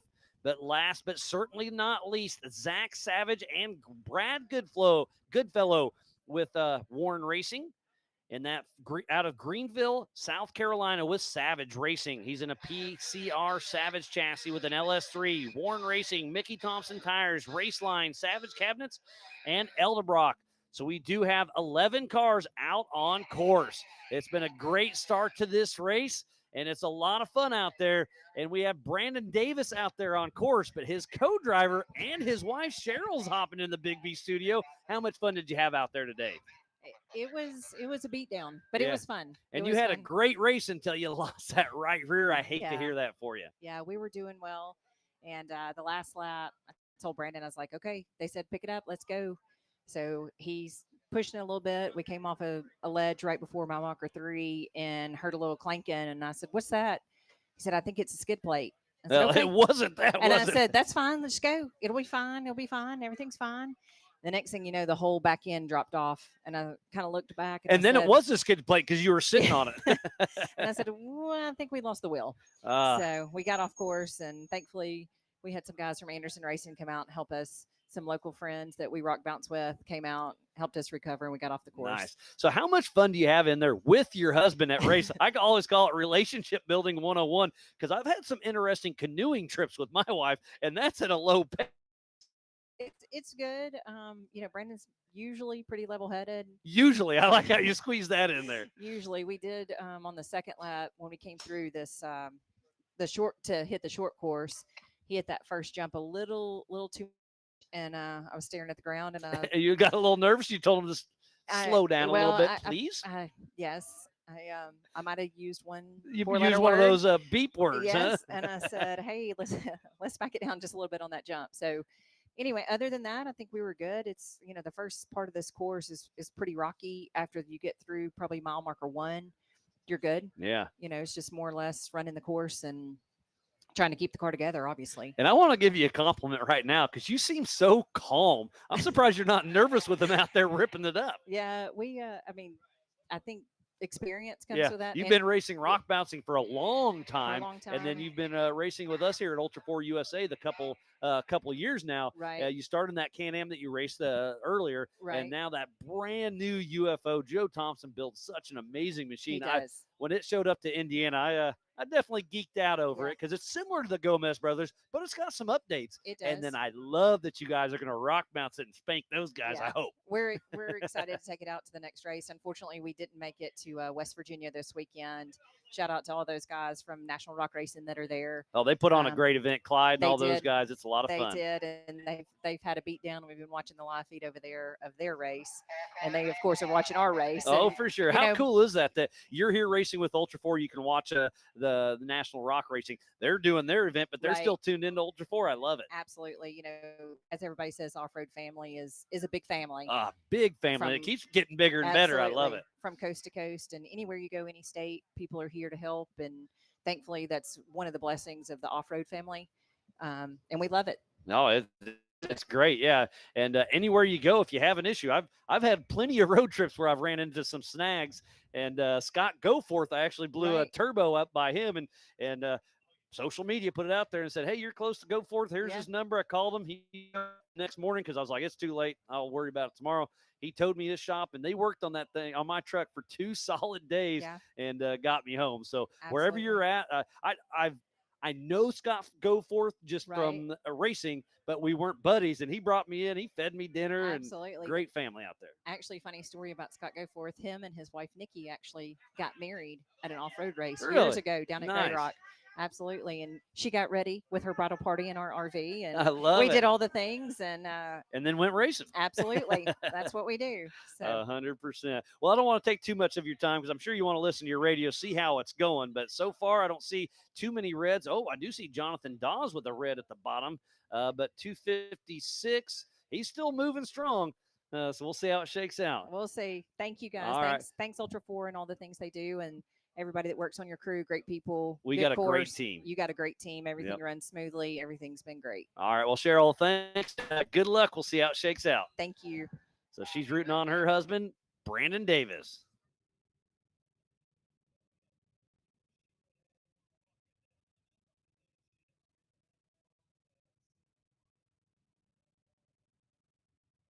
So just want to give you a quick update. Once again, we did announce at the beginning of this race it was supposed to be 6 laps. But with the weather coming in, we dropped it down to 5. So this is only a 5-lap race at 5 miles per. So it's still 25 miles out there, and it's going to be rowdy.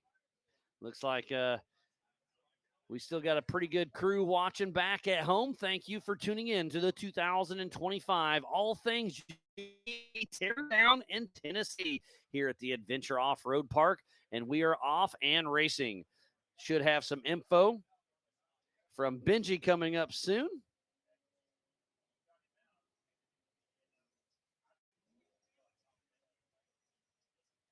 Making sure I'm not missing anything. Lots of people keep me updated online.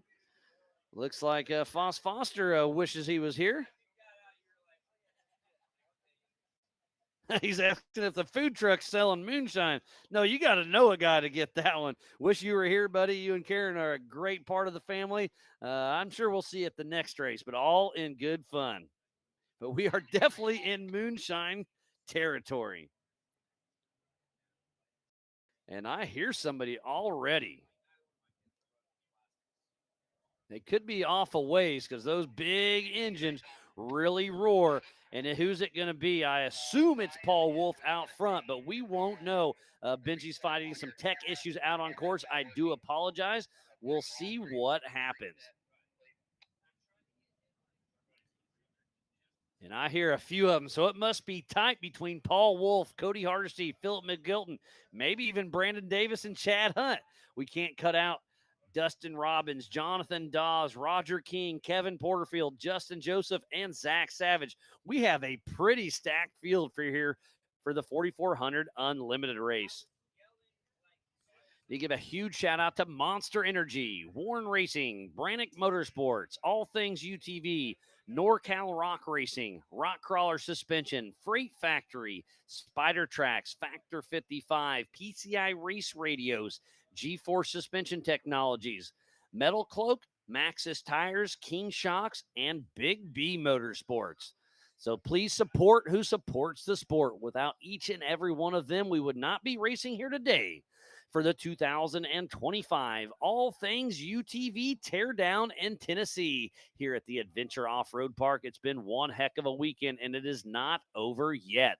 This is the big race, the grand finale, and it looks like the rain has slowed down, so I would call it a heavy drizzle right now. But I was talking to Terhune, and he said the woods, the foliage is so thick out here. It wasn't really getting too much mud out there, and obviously that's why we're struggling with our camera out there, and the racing tracks is pinging at different times. But everybody is still moving that we are aware of. I do see Jonathan Dawes. What time was that? A 34. So I think that's an accurate update for Dawes. And at the top of one shot, we have Roger King and the 4426 of Porterfield in that area as well. So definitely having some struggles out on course, but we'll see what happens.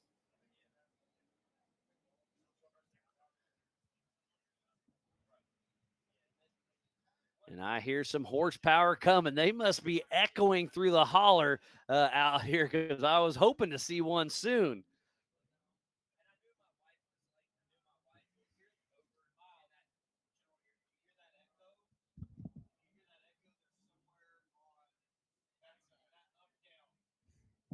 Okay, so they're out by Benji when we're hearing that echo. Over on that side, Schofield says. Yeah, it's not a hill, that's a mountain.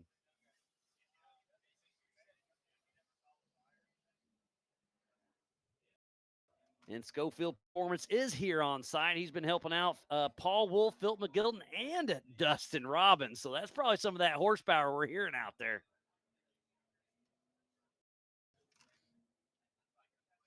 And again, it's just echoing through there. So we don't know where they're at.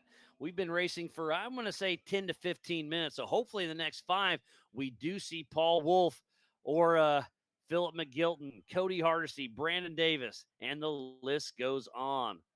Looks like Jeep King is watching from the boat. That's a pretty good seat to have. It's a little, well, actually, it looks like the rain just did stop. So hopefully you're enjoying your time out on the boat, but still watching some off-road racing. That sounds like a good time.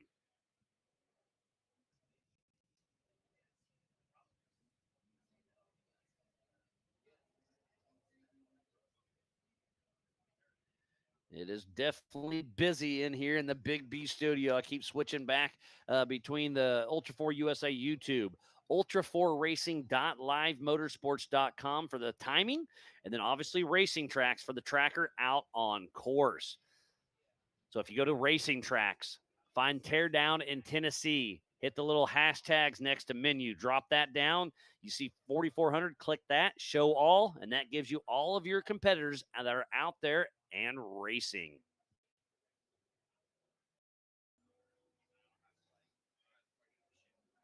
Man, these 4,400 still definitely rumble through for a while.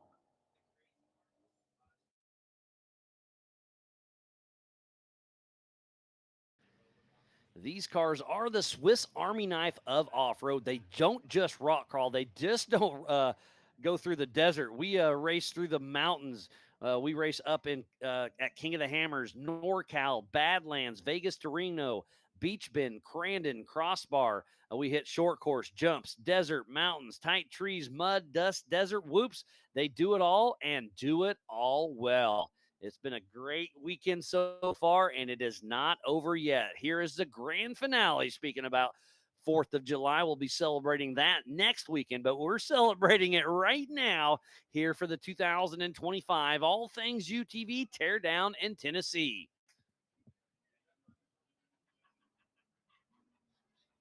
So far, so good. We're having a lot of fun. And we'll be giving away those Big B trophies later on this evening. All right, now I actually hear somebody coming close. And I'm going to guess that's Paul Wolf, but I don't have a physical. We got the camera on the All Things UTV start line. Who's it going to be? And I'm standing up patiently awaiting it. It is Paul Wolf, the 1018, with Wolf Racing physically out front first. Remember, they did take off one at a time every 30 seconds. So this race is on adjusted time. So Paul Wolf flying through the Brannock boulders. And how far back is Hardesty, McGilton, Davis, or Hunt? And it is Cody Hardesty still in second position. And I think it's going to be neck and neck on adjusted time between Paul Wolf and Cody Hardesty. And out in the field, it's getting slick as you can see him hitting the brakes, getting a little crossed up, but keeping her under control through the Brannock boulders. So Cody Hardesty is pushing on Paul Wolf. Oh, we are on lap number 1 of 5. This is heating up and getting exciting. So how far back is McGilton and Brandon Davis? How about Chad Hunt and Dustin Robbins? Good times had by all. I absolutely love this. It's been a long week and a lot of work, but I don't care. I'm here for it until the bitter end. So Paul Wolf is in the PCI pits. We'll get a time on him here shortly to see what kind of lap time. I'm going to guess that was a 21-minute lap. We will find out shortly. He is in the PCI pits where it is 25 miles an hour for an entire quarter mile. So he is driving by his pits right now on the radio with Chris Hickman, and he's checking out the car, wiggling back and forth a little bit. But it's looking good for Paul Wolf heading out for his second lap of 5. And he's putting the visor up, cooling down, but getting ready to drop her down and getting the hammer on.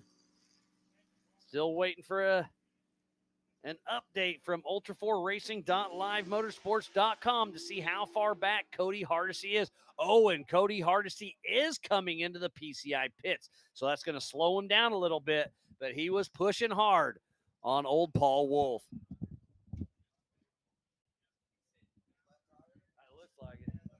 So it looks like a right rear flat tire for Cody Hardesty. So he is in the PCI pits. This will cost him a couple minutes. Tough break for that young man. He is definitely one to watch out here. It's only him and Paul Wolf out on lap number 2. So where is Philip McGilton, Brandon Davis, Chad Hunt, Dustin Robbins, Jonathan Dawes, Roger King, Kevin Porterfield, Justin Joseph, and Zach Savage? This is starting to heat up. Paul Wolf has won every single thing. He's put a steering wheel in his hand this weekend. Can he do it again here in the 4,400 class? Right now, it's looking good. But to finish first you must finish. So there is Cody Hardesty, Jack with Believe Cams cruising around. You can see them changing that right rear tire. They're giving him the hand signal. Not yet, but precious seconds are ticking away, and him and Chris Wyant with Diddy's Big Block absolutely know that. Well, lap 1 was pretty fun.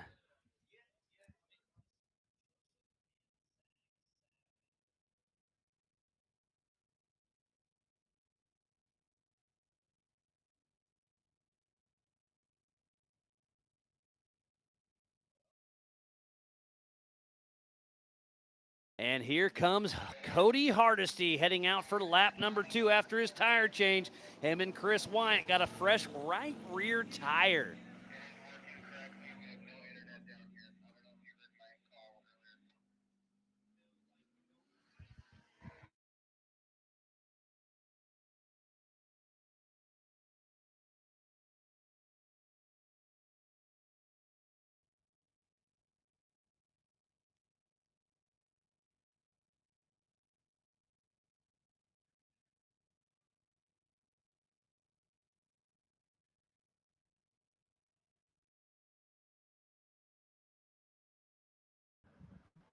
So we have Paul Wolf out front. Then it's Cody Hardesty. And now hopping in the Big B studio is Dylan Harper. How you doing, buddy? Man, I'm doing good. It was a tough weekend, but we didn't give up. Yeah, you had some issues in qualifying. Yeah. You ripped something apart. I think Josh Owen helped you weld that up. Oh, my God. I couldn't thank the guys at Mash Your Motor enough. Not only this time, but every single freaking race they've helped me out. Everybody's here to help everybody. And I hear some horsepower getting ready to come out of the woods. Who's it going to be? Paul Wolf and Cody Hardesty have been running a great race out here. And it is Philip McGilton being chased closely. Who is this? That's Dustin Robbins going for a pass. Yeah, baby. And right front flat tire. Philip McGilton has a left front flat tire, so they are pushing so hard, but a pass right here in front of everybody. What a great race between Dustin Robbins, who started in 6th and now is in physical 3rd. So on adjusted time, it's going to be close. We're trying to get our timing updated. They had a cell phone crash or something on their end, so they're trying to get that sorted and get some timing updated for them. But, man, what a great race between Dustin Robbins and Philip McGilton coming in. Dylan, that was awesome. Yeah, that was good. I'm glad we got to watch that together. I mean, Dustin's getting after it, too. We'll see if they pull in. I think we got another car coming as well. Yeah, I do want to talk about your race, but this action's too fun. We got to watch this. So you're gonna stick with me till we get some break in the action here, and it's not happening yet. So who is this one gonna be? I'm suspecting we should see Brandon Davis or Chad Hunt coming through, but Dustin Robbins is on a heater, starting in 6th and has already moved into 3rd position. And it is Brandon Davis, the 256 out of Huntsville, Alabama. Interesting to see. No flat tire, I don't believe. Yeah, it's only been Paul Wolf and now Brandon Davis with no flats. Everybody else has had a flat tire. So that just goes to show you how hard they're pushing. And these are race tires. Yeah, they're going for it. I mean, and they're putting it to the ground, too. It's going to get slick out there. We'll see who's got the best, but a lot of sharp rocks for certain. And if you missed it from the beginning, we were supposed to do 6 laps with the delay in the weather. We did cut it down to 5 laps. So the leaders are out on lap number 2 of 5. They started one at a time every 30 seconds. This race is on adjusted time. And now we have Philip McGilton and Dustin Robbins in the pits. So now it's a battle in the PCI pits. Who's going to get out first? Is it going to be Dustin Robbins with All Things UTV or Philip McGilton with 47 Motorsports and Rusty Nail Racing? Man, this is wild, Dylan. I love it. Yeah, it's good. It's good. It's I want to see what's going on, but I mean, we'll wait and we'll get to my story and all once we see what happens here. We're on the same page. Yeah. I want to see This what's is going great. on. I want to see what's going on because it's a battle in the pits. Who's going to change this tire quicker? Is it going to be McGilton or Robbins? The other thing too, I think Brandon Davis might be able to pick up a little bit of time here. Yeah, if they're still changing a tire, he could move from. Well, he started in 4th, so he could get back that 3rd position. We'll see. Without a doubt. And he is racing at 25 miles an hour. How hard is that to come through here knowing you want to go, but you can't? Oh, it's just one of those things. You got to. You got to. Everybody's watching. Look at this. And Dustin Robbins gets ahead of Brandon Davis just barely.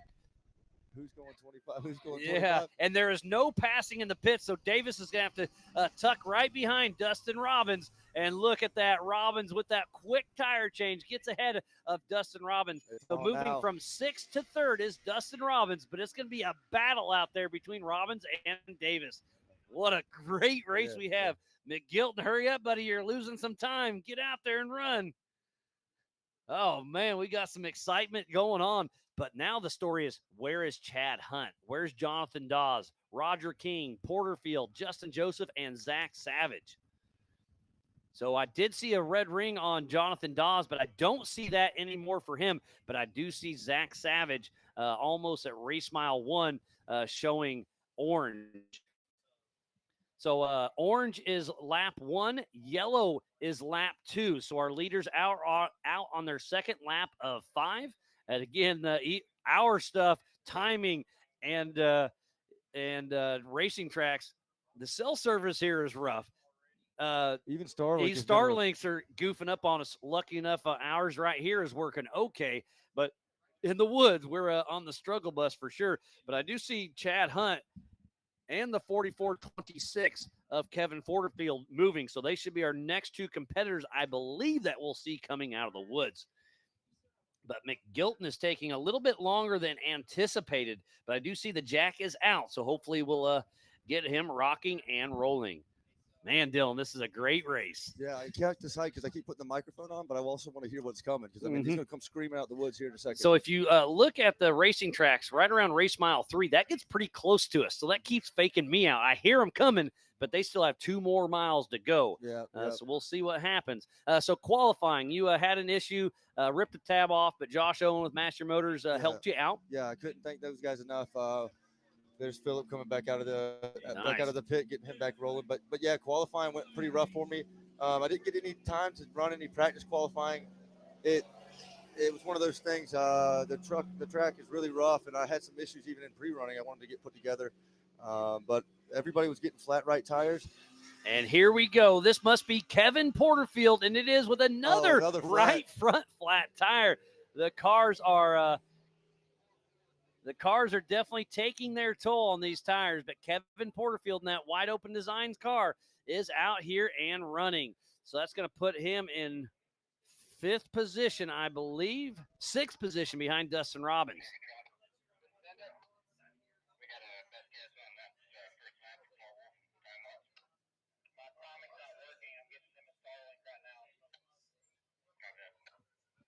So again, the timing guys, their Starlink crashed, so we're trying to find them another one to get this timing going. So you guys are just as interested as I am to see it on ultra4racing.livemotorsports.com.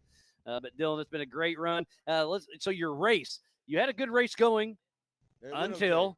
It's one of those things, it's racing, but I'm still learning. I'm pretty much self-funding this thing, so it's a process, and learning how to get through it's pretty tough. And I've heard that racing's expensive. It's a little bit more expensive than I anticipated. The cost of ownership is a lot more, or the cost of keeping the car up is a lot more. Yeah, the car ends up being the cheap part. Yeah.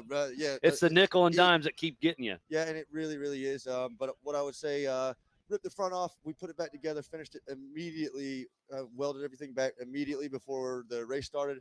The idea was to get through the race. We did the best we could. Co-driver Jeremy helped me keep it calm and smooth, but we made about 2.5 laps and broke an axle in the rear, and it was just raining so sloppy. And didn't want to beat up the car didn't anymore. Want to destroy it anymore. So we did the best we could. Like I said, I would have been very disappointed if I had given up after the qualifying incident. But like I said, Master Motor and those guys helped me put it all back together. I love the never quit attitude. Yeah, I mean, I don't have the welding capabilities. Without them, I couldn't have done it. But we did the best that we could, man. We did the best that we could, and it was a blast. And I love coming out here and hanging out with you guys. 100%. And then you got to ride with Caden Berger in the 4800 class. How fun was that? Unbelievable, unbelievable. That Brannick car, I unbelievable. I've never ridden in a 4800 car before. It's completely different than the side-by-side. Oh, it's a complete different game but for sure. It is absolutely bulletproof. I mean, unbelievable car, unbelievable. Well, not completely bulletproof because you had a flat tire there at the end. The tires. Yeah, I mean, tires are tires. But what I would say is, I just could not believe when it's a little slick out there. That car will just keep going. Just the side-by-side wouldn't do. It's a weight thing, you know. It's a heavier car. It's got more power. Lighter car with the side-by-side. It's different, but it was unbelievable to ride in that, and I thank those guys a lot for letting me jump in. The Brannick team, Stan Haynes has been here since before King of the Hammers. I used to run around with him with the XRRA days, and Caden was a little tyke, and he's still a young man, and to watch him grow up, and now Stan puts him in a Brannick Motors Sports Legends car. It's so cool to see, and again, he was I always. I pay attention to Red Podium, you guys register, but I get a little anxious because I like doing my homework at home. So I text you guys off and on. I was like, so who's your co-dog going to be? I didn't see you put one down. He's like, still looking for one. I was like, well, if you want to be my co-dog, I'll drive for you. He said, no, I'll find one. He texted me, Dylan Harper is going to be your co-driver. And there's Justin Joseph heading out. That is a beautiful car. Oh, that's probably between those and the UFOs, those are the nicest cars that are out on course this weekend. I've never seen one of those before. That's right. It was a Triton engineering car. Is beautiful. I saw it. Is it brand new? No, Kevin Stearns had that car, and he raced it for a bit. It looks amazing. So the prep job they did was great. Compact. It looks a little bit smaller than a typical two-seat car. I don't know if it has two seats in it or not. It does. It's a two-seater. It just seems real nice and compact. It's beautiful, beautiful car. So Justin Joseph started in 10th position, and he's moved all the way up to 7th place right now. So it's looking good for them. But I'll say one thing I'll say about Stan with the Brannick boys, and I'll get out of here. But it was funny you talked about XRRA. I've been doing the off-road thing since back in the Jellicoe New Rock days. Oh yeah. Oh, who we got here? Oh, this is Roger King. I believe he'll be 3rd place in the 4600 Spider Track stock class, and now he's still a top 10 here in the 4400s. So the early XRA days. Yeah, so I just thought it was funny because I had to prove to them, because they said I wasn't in the off-road thing back that day. But I don't know if you've seen the YouTube videos of Jellicoe at the motel. Have you ever heard of One Night in Jellicoe? That's what I was there for that. That's what I I'm was saying. too. So I was there. So I don't know if you saw one of the videos, but I was in it. Guess how old I was when I was there? Man, I don't know. 15, 16? I was like 10, maybe. 10 years old. Okay. And y'all were shooting cannons. I thought it was pipe bombs, but it was cannons. I was one of those idiots having fun. Right on. But that's funny. So you've been back around since the good old days, huh? Yeah. Shannon Campbell coming off of that rock and the nose wheelie and all that. You know, I've been around this for a while, but blessed to be out here and hang out. I mean, yeah. So amazing. Shannon Campbell that night, One Night in Jellicoe, my little pit bike was running. I ran out of fuel. He's like, hey, I got some race gas. So I had Shannon Campbell race gas in my pit. Yeah. And I was just a fan of the sport. I was a nobody back then. And Shannon Campbell was like, oh, absolutely. Just don't, when you open my trailer, make sure nobody's shooting fireworks in there. Well, that'll show you. That's just the off-road thing in general. I mean, everybody's out here to help. So it don't matter if you're talking with Paul Wolf, you're talking to Shannon. Everybody's out there willing to help. There goes Justin Joseph and that beautiful Seat Time Syndicate Triton car. Again, I believe he is 7th in class. Still waiting to get the timing updated with their internet. But yeah, it was a blast. Miles. I guess I'm gonna get back, get me something to eat. That sounds good, Dylan. Always a pleasure. Good to see you now here, and can't wait to see your race. What's the next race for you? I don't know if I want to say it on okay. here. No, you don't have to. Vegas to Reno. Oh, he didn't say that out loud. So Dylan Harper's racing Vegas to Reno, maybe. All in good fun. So it looks like Hunt's Motorsports rooting on Team Indiana. But Hunt's Motorsport, where's Chad? Where's Jonathan Dawes? Jeep King's saying great job. It's not just me. We got a great team behind us, but thanks for tuning in. And it looks like Timothy Vassis is tuned in on his way home. Wish he could have been out here racing with us too, but thanks for tuning in. And while we wait for a few more racers to come through, we're going to step back away from the action. We'll be right back after this. Over 25 years of off-road racing dominance. Proprietary patented race technology. Proudly made in USA. Unparalleled customer service and support.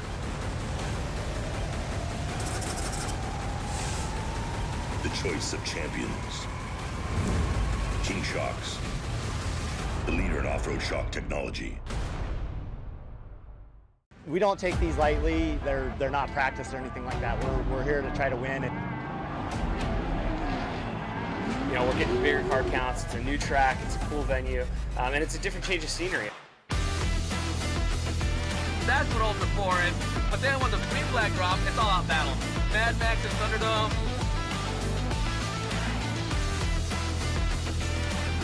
It's going to be tough. Competition is the best of the best. For me, it's just a place to go release some anger and have some fun with my kids, and it's like fist fighting in a goddamn race car. Before racing to me is a way to get out with friends. It's where we spend time together. It's where you get your blood pumping. I'm excited. I have a lot of confidence on where Ultra 4 is going to be.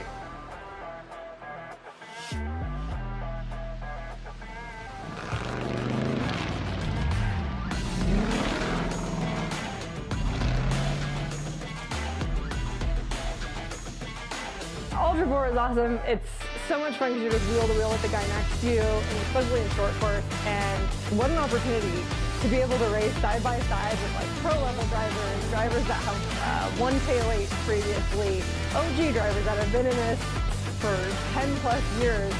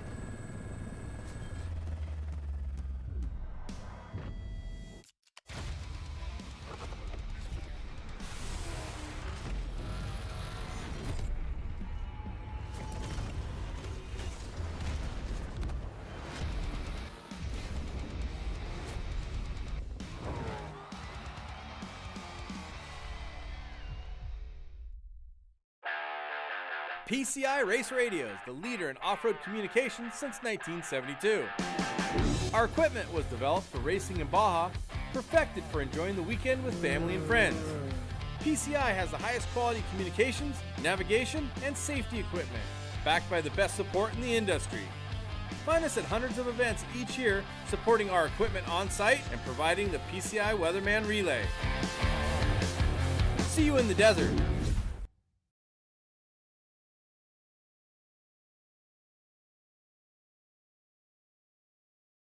Welcome back to the 2025 All Things UTV Teardown in Tennessee here at the Adventure Off-Road Park. And you just missed Paul Wolf coming through, finishing lap number 2, heading out for 3. He is still out front. Cody Hardesty was behind him last lap, but had to change a tire. So we'll see what kind of time splits we have there. And we have a mechanical alert for car 456 of Chad Hunt at race mile 3.6. So not sure what's going on with old Chad and Rick, but they're having some issues. So I hate to hear that for them.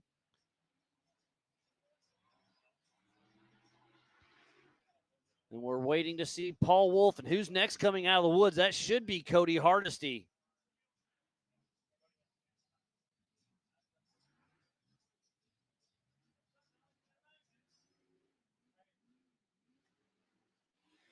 And it is Cody Hardesty still ripping and roaring in that solid axle TMR.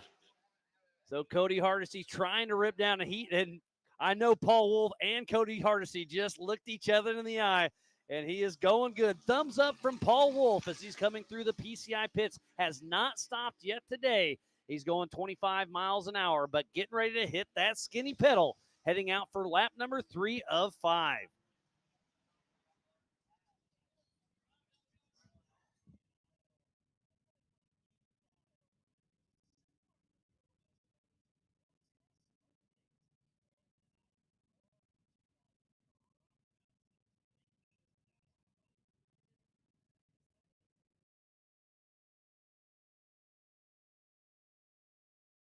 And there goes Jonathan Dawes with Team Indiana.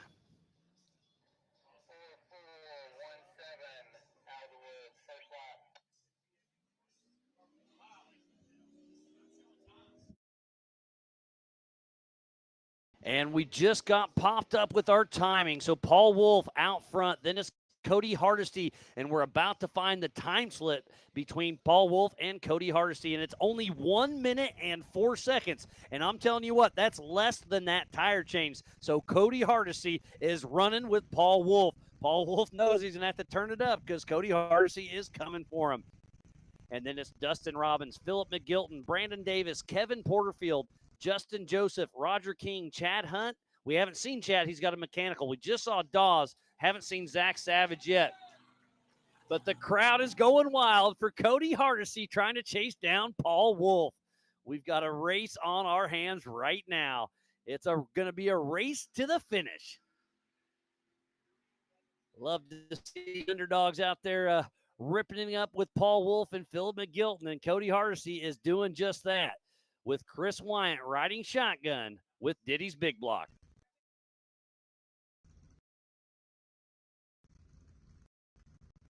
So we only have 2 cars out on their third lap of 5. So we are almost at the halfway mark of this race. And it's Paul Wolf, only 1 minute and 4 seconds ahead of Hardesty.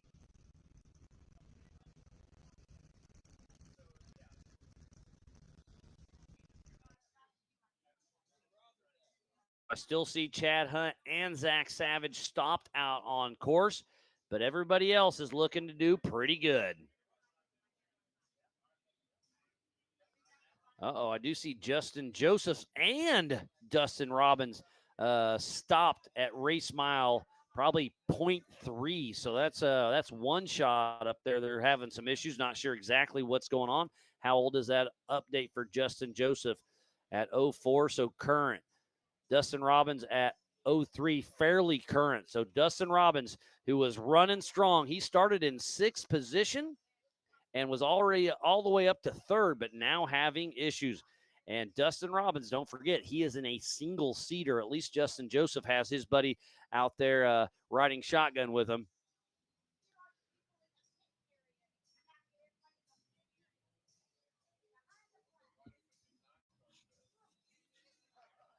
This coverage of Ultra 4 USA for the Teardown in Tennessee is presented by All Things UTV and is brought to you by our official sponsors, Big B, G-Force, Warren Racing, PCI Race Radios, NorCal Rock Racing, Brannick Motorsports, Rock Crawler Suspension, Spider Tracks, Metal Cloak, Factor 55, Monster Energy, Freight Factory, Maxxis Tires, and by King Shock. So please support who supports the sport, as Jonathan Dawes is a lap behind our leaders, but heading out for lap number 2 of 5.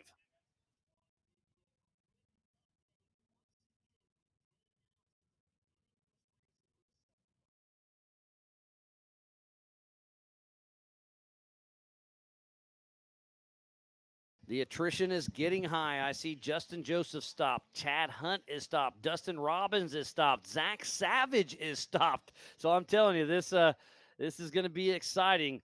The attrition is setting in already. I have not heard anybody that's officially out of the race yet, but we have not seen Zach Savage or Chad Hunt are the only 2 that have not made it over their first lap. Hate to see it for both of those competitors. But the race right now is between Paul Wolf and Cody Hardesty. So I suspect to see Philip McGilton coming through and Brandon Davis here shortly, who's going to be in that 3rd spot now that Dustin Robbins has stopped.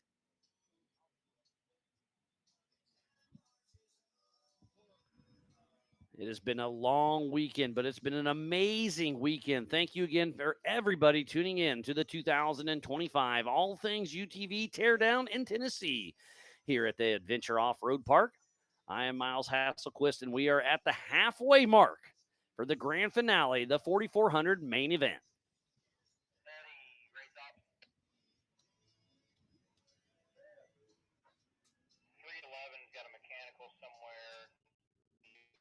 Yep, Dustin Robbins just hit his mechanical alert. I've seen him stop for a little bit. I hate to see that for Dustin Robbins, Mr.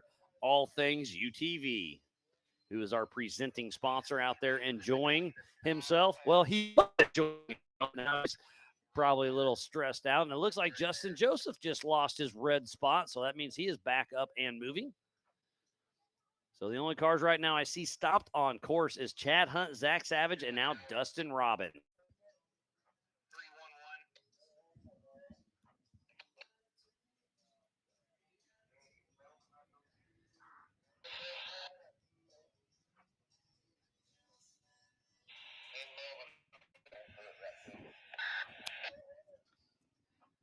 So this is our third and final race for the Eastern Series, and then we go to our third and final race out west for Vegas to Reno.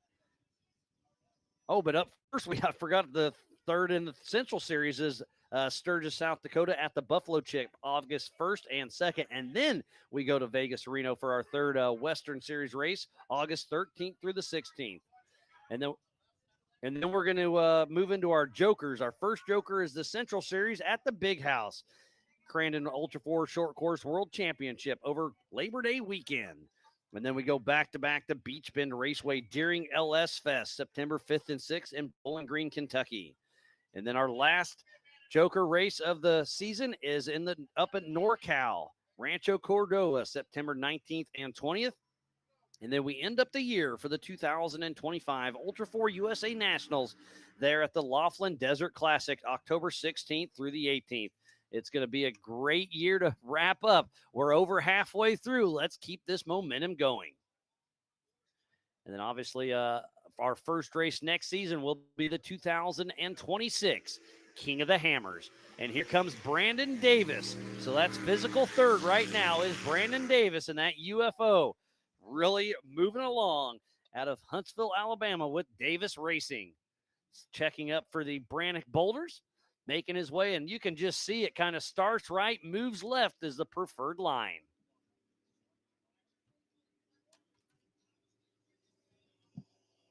And here comes Kevin. Looks like he got a rack front replaced. Big thumbs up from Brian McVeigh and Kevin Porterfield, who are a lap down from our leaders, heading out for lap number 2. So he's roughly in that 6th position right now. But Brandon Davis is going to move from 5th to 3rd. We know Dustin Robbins has stopped, but where is Philip McGilton? He should be our 4th competitor out there. So I'm going to switch over to racing track, see if I see 47. It shows him at race mile 3. Update of 7 minutes ago. So we should see him in the next 10 to 15 minutes, hopefully. I'm going to switch back over to ultra4racing.livemotorsports.com. And Paul Wolf just threw down a 1958. Cody Hardesty did a 2057 with a tire change. And Brandon Davis is 6 minutes, 48 seconds behind Cody Hardesty. So 8 minutes between Paul Wolf, Cody Hardesty, and Brandon Davis on adjusted time. Remember, they did take off one at a time every 30 seconds. This race is on adjusted time. And Brandon Davis, the crowd's giving him some hoots and hollers. He is out there getting ready to tear it up on his 3rd lap of 5.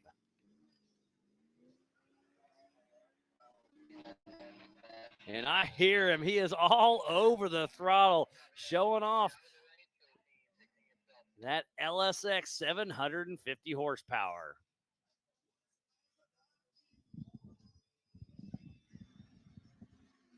And I hear that our next competitor, it is Philip McGilton, physical 4th place, and he is all over the throttle, showing off that Schofield performance. So Philip McGilton will be heading out for his 3rd lap here just shortly.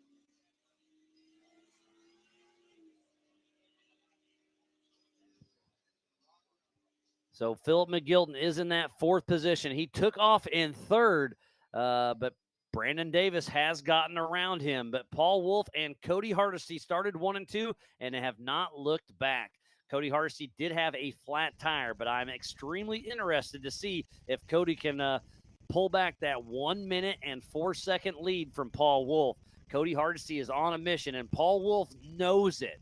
But Paul Wolf knows this track better than anybody. He's already raced this race course twice and won both of his classes. Can he do a hat trick? We are about to find out.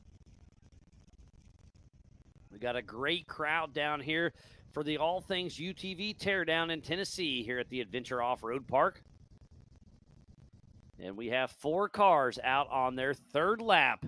Philip McGilton just crossed that line trying to chase down Brandon Davis. Philip McGilton is only 2 minutes, 44 seconds behind Davis. So it's 10 minutes splitting the top 4. And think of this. Paul Wolf, Brandon Davis, and Philip McGilton are all in single-seat IFS cars. Cody Hardesty is in a 2-seat solid axle machine. So is that going to play into is that going to come into play towards the end of this race? Time will tell. Philip McGilton gives us a nice wave here at the Big B studio, and he is out there getting ready to hit that throttle.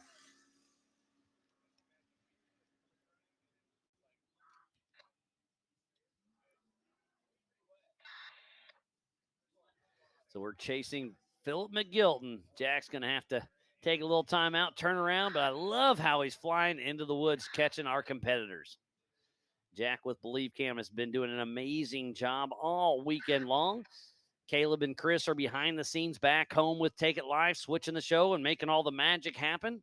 And then the entire Ultra 4 USA team is here on site doing what they do. We've got a small but great team. Mike's down there helping with timing. Abe and Pam are in the pits. Pam's been doing social media as well. Goodby's running around making sure we're doing all of our jobs, right? We have Jeremy Dickinson running race ops. James Schofield out there running around making sure everything has happened now that his tech duties are done. Roxy and Robert are up there with Mega Merch selling all the things. So make sure you go check out them. Some great shirts, some hoodies, some hats, and everything in between. And then obviously Brian Trotter, our Ultra 4 USA race director, is doing a little bit of everything. And it is a light sprinkle once again. Not enough to matter, just enough to be annoying.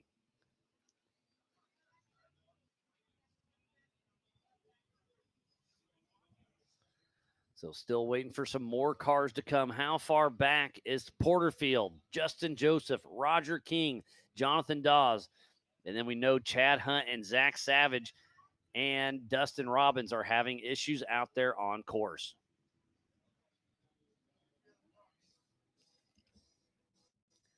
Oh, and now Jonathan Dawes has stopped once again out there right around race mile number 1. So I see Zach Savage, Dustin Robbins, Jonathan Dawes, and Chad Hunt with the red at the bottom of their teardrop. That means they are stopped out on course. Oh, and it looks like Roger King is over right by Chad Hunt. The humidity is getting thick once again with all this weather that has been rolling through.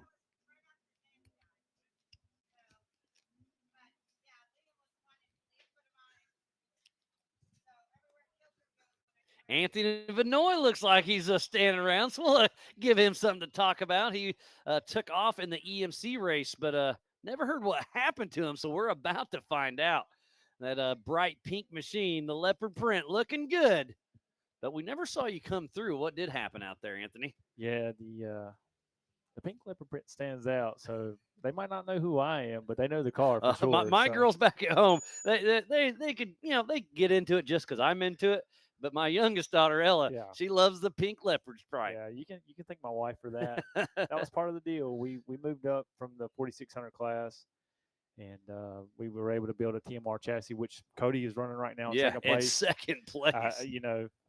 We helped Paul last night in the garage, but if I could, if anybody could overtake Paul, I would love to see Cody do it. And he definitely could. We'll see. So yeah. So what happened on your race? We took off the line. I believe 5th overall. Yeah. We had a good plan. We did get to do a full pre-run. We broke down pre-running, but and during the race. So common theme. Yeah.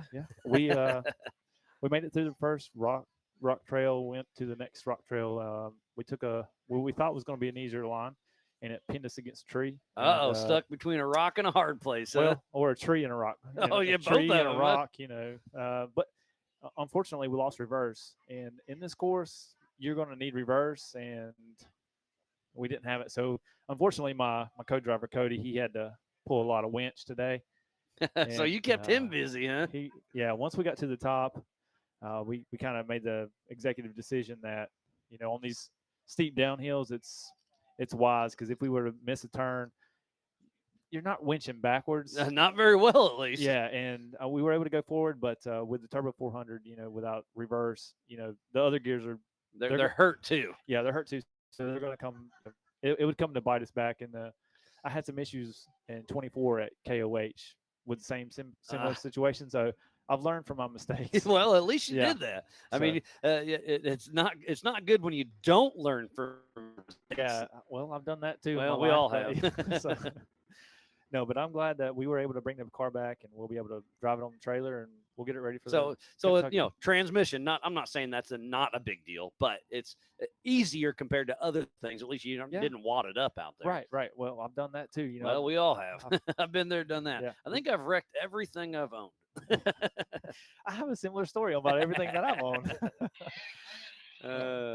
Yeah, my Jeep that's right over there, it's got a salvage title. It was wrecked before I bought it. I fixed it and then wrecked it again, refixed it, and it's a never-ending battle. I've got a JK with a salvage title that has been wrecked and rebuilt, so I understand. No, I'm excited about this race. I'm looking forward. I know that I did hear that it stepped down from 6 laps to 5 laps. Yeah, with the weather delay a little bit, we had lightning just clearing the course, so a little combination. And there was talk about stepping it to 5 laps, and they said, we'll do it on fly. Well, that's what they did, and I think it's probably a pretty smart call. Yeah, with the nutrition that's been going on, I would say that's probably a wise decision. But I'm really looking forward to the outcome and seeing, who's going to hold out Paul or Cody or somebody from the back. Yeah, Paul and Cody have a great shot of this thing, and they've got a 6-minute 48-second lead over Brandon Davis, which is a lot. But if they have one issue, that takes it all the way. Yeah, I tell you what, that UFO car it's immaculate. I was in front Brandon of him. Davis's, right? Yeah, Brandon Davis's. I was in front of him before qualifying, and I got to talk to him a little bit. And just great guy, isn't he? Oh man, super nice. Yeah, everybody's here super nice. That's what we love about Ultra 4s. Everybody's there to help everybody. But Brandon Davis comes from the rock bouncing. Yeah. Still isn't involved with that for sure. But to see him coming over to Ultra 4 and having fun is pretty cool. Yeah. And I hear another car, and I'm going to guess that's Paul Wolf. Oh, there's 2 cars coming. I don't know. They sound stopped at the moment. Yeah, they slowed down for the corner for sure. And it is Paul Wolf, the number 1018, out there getting ready to finish his 3rd lap of 4, and he is all over the throttle. So how far back is Cody Hardesty? Last time around, it was only 1 minute 4 second with a tire change. Yeah, that's correct. I saw him down there changing the tire, and they're a grassroots team. They don't bring a lot of support, and I'm glad to see Cody out here racing. 100%. Obviously, I root for you. I root for everybody. Oh, absolutely. But the underdog, Cody Hardesty, like you're saying, more of a grassroots racing against the top dogs and sitting comfortably in 2nd position, possibly mixing up with Wolf on it. Just time we'll see. But if he doesn't come out of the woods the next about 5 seconds. I hear some horsepower. That's Roger King. Roger King, yeah. So Roger King is a lap down, but still pushing. So that should put him in, looks like, I'm going to say 7th position. How far back is Cody Hardesty? We've been rooting everybody on, but he's kind of the one to keep your eye on because he's got 30 seconds of adjusted time on his side. But Paul Wolf definitely has more than that now. Oh, yeah.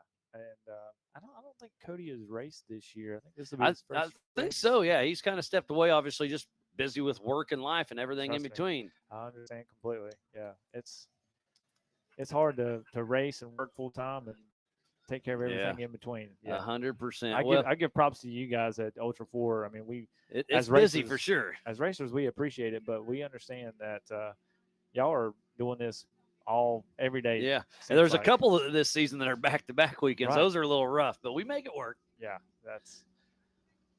So here comes Paul Wolf. Physical first, heading out for his 4th lap of 5. One more lap for him, and the white flag will be flying. So Paul Wolf has had an amazing weekend. If he can win 3 races at one place, that is incredible. Now, has he done that yet? I want to say yes, but I can't. I need to. I don't know. I got a big old spreadsheet at home, but he typically does. He's got over 40 podiums. I know that. He's the guy to beat right now. 100%. Also in 4400 and UTV. Oh, so, everywhere. I mean, yeah. yeah. Whatever has a steering wheel, he's one to be reckoned and, with for sure. Our good buddy, Justin Wills, they race teamed the up. Pro They're 4. doing Pro 4 with Champ. And hey, Dustin, you're next, buddy. Don't go too far. Actually, this is perfect timing. Anthony, always a pleasure catching up, chatting. Tough break, but you'll be back to fight another day. We'll be back. We'll be back. Sounds for sure. good. Anthony Vinoy. Thanks, Paul. And somebody I don't want to talk to right now is Dustin Robbins. He's supposed to be racing out there, and he moved from 6th place all the way to 3rd, and then I'm not sure what happened, but we're about to find out. Dustin, what happened out there? You were on a tear out there. Yeah, I felt real good, but I was driving a race car and I ain't. Yeah, so what happened? Man, the car just disappeared and I was sitting there. There's more to that story. Yeah. You were ripping out there. You were pushing hard. Obviously, I'm smiling because I was having so much fun, and it's just bad luck. I mean, it is what it is. I grabbed the inside of a bead on my bead-lock rim, and it snatched the wheel out of my hand and broke the steering rack. And it was just like just clipped the rock, just wrong. I mean, just perfect. Yeah, actually, So that's why I'm smiling. I'm in good spirits and everything, and just put a few steps in today. Yeah, no doubt. So you walked in. Yeah, it looks like you're a race mile half or so. Appreciate that, Miles. Well, I'm just saying. So it was only a half-mile walk. Not terrible. Yeah, I guess a good point. Hey, if you break, you want to break early in the race so you don't undo your prep. And then if you break, you want to break close to the start finish. Yeah, no joke. You're gonna have Seth busy next week getting everything re-prepped, right? Yeah, I don't know. This car rarely comes out. I mean, we got the speed, man. Like you I said, you moved from 6th to 3rd. Yeah, and like your pass right here was awesome. I loved watching I was you. trying to put on a show for everybody. I hope that worked out. But it sure did. Moving from 6th to 3rd is a cool thing, but you got to do it right, or you Yeah. will be broken. And I was already clear. Seth was telling me that Brandon Davis was, coming down the lane behind me, and I kicked it out. And I mean, consciously, I was in good mental state, and just like I said, guys, bad luck happens. Well, and like you said, you didn't hit the rock wrong. You hit it perfectly right. Exactly. To just you could have done that 10 other times, and it would have been just fine. Exactly. Yeah, I hate and to I'll hear be that. honest with you, I've probably got 100 laps out here. I've raced here 4 or 5 times, and that ain't the first time I've hit that rock. That's the first time I hit it with a 5,500-pound truck, though. Oh yeah, that's so obviously your Jimmy's car is IFS. It is solid axle in the back, but it probably handles a little bit similar to a UTV. Obviously, a lot bigger, a lot heavier, a lot more horsepower. Yeah. But that IFS up front, I mean, it handles exactly like my Can-Am. That's why I can get out of a UTV and get right in that car, and that car makes me look good. Oh yeah. Well, at least something makes you look good. That's exactly right. Yeah. I mean, you're doing good with that hat on. Yeah, I'm trying. You take that hat off now, you might go. It ain't good, is it? But Dustin, I just want to say thanks again from Ultra 4 USA for being the presenting sponsor for the 2025 All Things UTV Teardown in Tennessee. That probably doesn't get old hearing, does it? No, it does not. Everybody check out allthingsutv.com online there. E-commerce, we ship fast. I've got just about all things for your UTV. Huh, that's got a good ring to it. It does. I don't know where I came up with that at, right? But yeah, it's over in Decatur, Alabama. We've got really cool staff. They do a really good job. We design and develop powder coat, things like that. But allthingsutv.com. Thanks for everybody for tuning in, and prayers for all the guys out there. I hope they have a good race. I really wish that I could have finished. I feel you there. Well, Dustin, always good seeing you, buddy. Tough luck, but it was fun. You put on a show, and that pass may make the highlight reel. That was a good one. Well, I love coming out of that right there in front of the crowd, man. If I can get on somebody's bumper, I'll let them stay, because I know I can get them right there, usually out of the woods. Oh yeah, that thing's got some power. Yeah. So Thanks, Dustin Robbins with All Things UTV.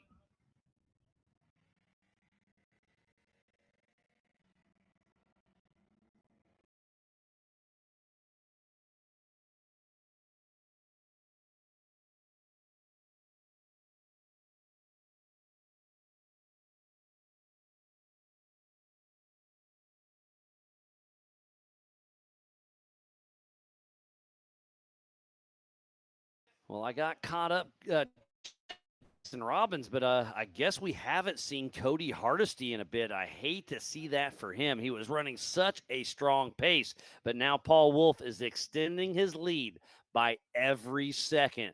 So where's Cody Hardesty? Where's Brandon Davis? Philip McGilton? We just saw Roger King. We know Dustin Robbins is out. Kevin Porterfield, haven't seen him moving for a bit. Justin Joseph has been stopped. Jonathan Dawes has been moving and stopped, but stopped for a while is Chad Hunt and Zach Savage. Does look like Jonathan Dawes is moving once again.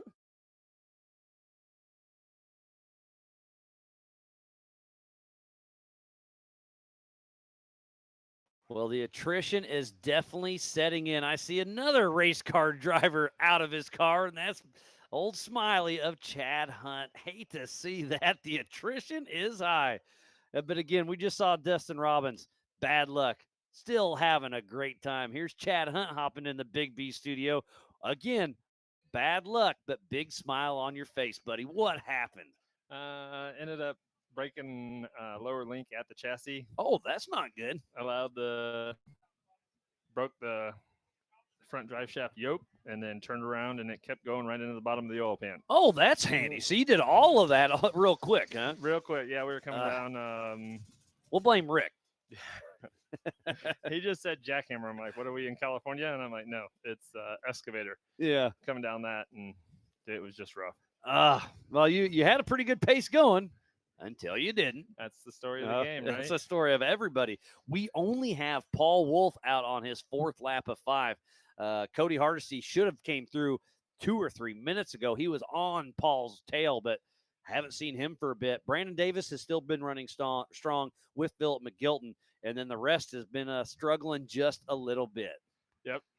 I hate seeing that for you, buddy, but the big smile on your face. I mean, you still have Corey Day who's taking home some hardware, so Team Indiana's still doing all right. We're doing all right. Yep, we're not putting our tails between our legs at any means, but yeah. But your car, I assume, is still out there. It's still out there at the bottom of Little Caesars, and we're gonna have to definitely get it towed because we're not starting it. No, because now you're doing an oil change out on course. You just forgot the filter. The filter, and there's a lot missing. And here comes Justin Joseph. He is a lap down, but still pushing strong. That is a beautiful Triton engineering car. That Kevin Stearns used to own that. He picked that one up recently, and it's great to see it out here racing once again with Ultra 4 USA. So, yeah, so it's still – so with the link ripped off, are you able to tow it on all fours? Can you ratchet strap that somehow? We took the winch rope and wrapped around the axle and pulled it back out of the oil pan and got it back to where we could get it off the trail. Okay. And just figured we'd let somebody hook to us and try to winch us up and back. I mean, we're not terribly far. Not far. Yeah, I've seen you right there for a bit. Yeah. So you're at race mile roughly 3.5, I'd say. Yeah, we just walked out, so it wasn't too terribly far. Tough break. And here comes Kevin Porterfield. So Porterfield, okay, he is a lap down as well. So that's going to put him ahead of – so that's going to put him in roughly 6th position. So he's still behind Roger King, Philip McGilton, Brandon Davis, and Cody Hardesty. But where is Hardesty, Davis, and McGilton? Or we just saw King not too long ago. So the 3 that we're waiting for is Cody Hardesty, Brandon Davis, and Philip McGilton. All right, I'm going to get back and check the crew here. All right, well, Chad, I'm bummed for you, but the smile on your face says it all. You're still here racing. It's going to happen to somebody, and it bit you the day. So it got me. Always in good fun, and thanks for everything you do to help support Ultra 4. You fed the whole entire everybody that was at the Badlands race. That was really cool for Team Indiana to step up. I know you were the ringleader of that, but then that's a funny story. So you said, hey, we're going to do a hog roast, and everybody bring a side. Yep. And then at the driver's meeting, you said you're feeding everybody, and everybody started scrambling. We didn't bring enough sides.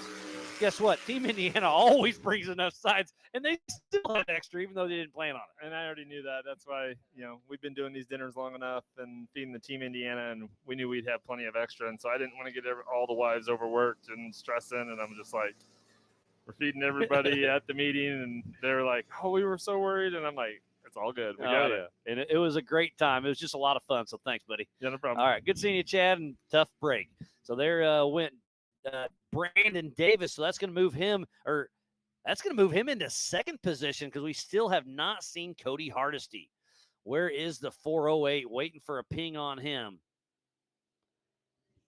But here comes Kevin Porterfield and Brian McVeigh still cruising that wide open designs chassis.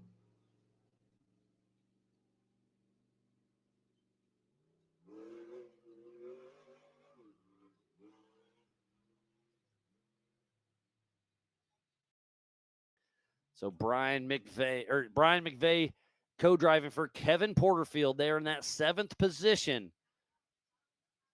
All right, so Paul Wolf has a 9-minute and 53-second lead over Brandon Davis. So right now it's UFOs 1 and 2. But the story right now is where is Cody Hardesty and Philip McGilton? And the UFO still looks like it's in great shape.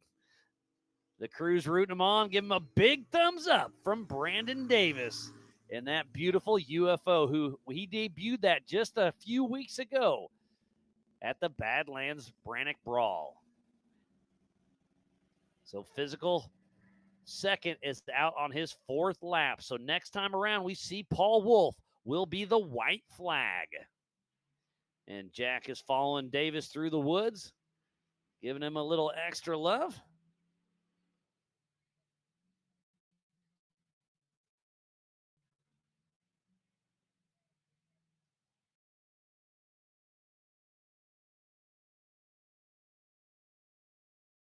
And I just I saw Kevin Porterfield coming along, and I haven't seen Adam Woodley yet, so I shot him a quick text, and he said he's on his way.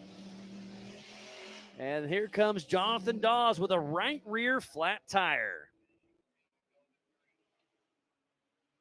He is a lap down, but he's still doing some good things.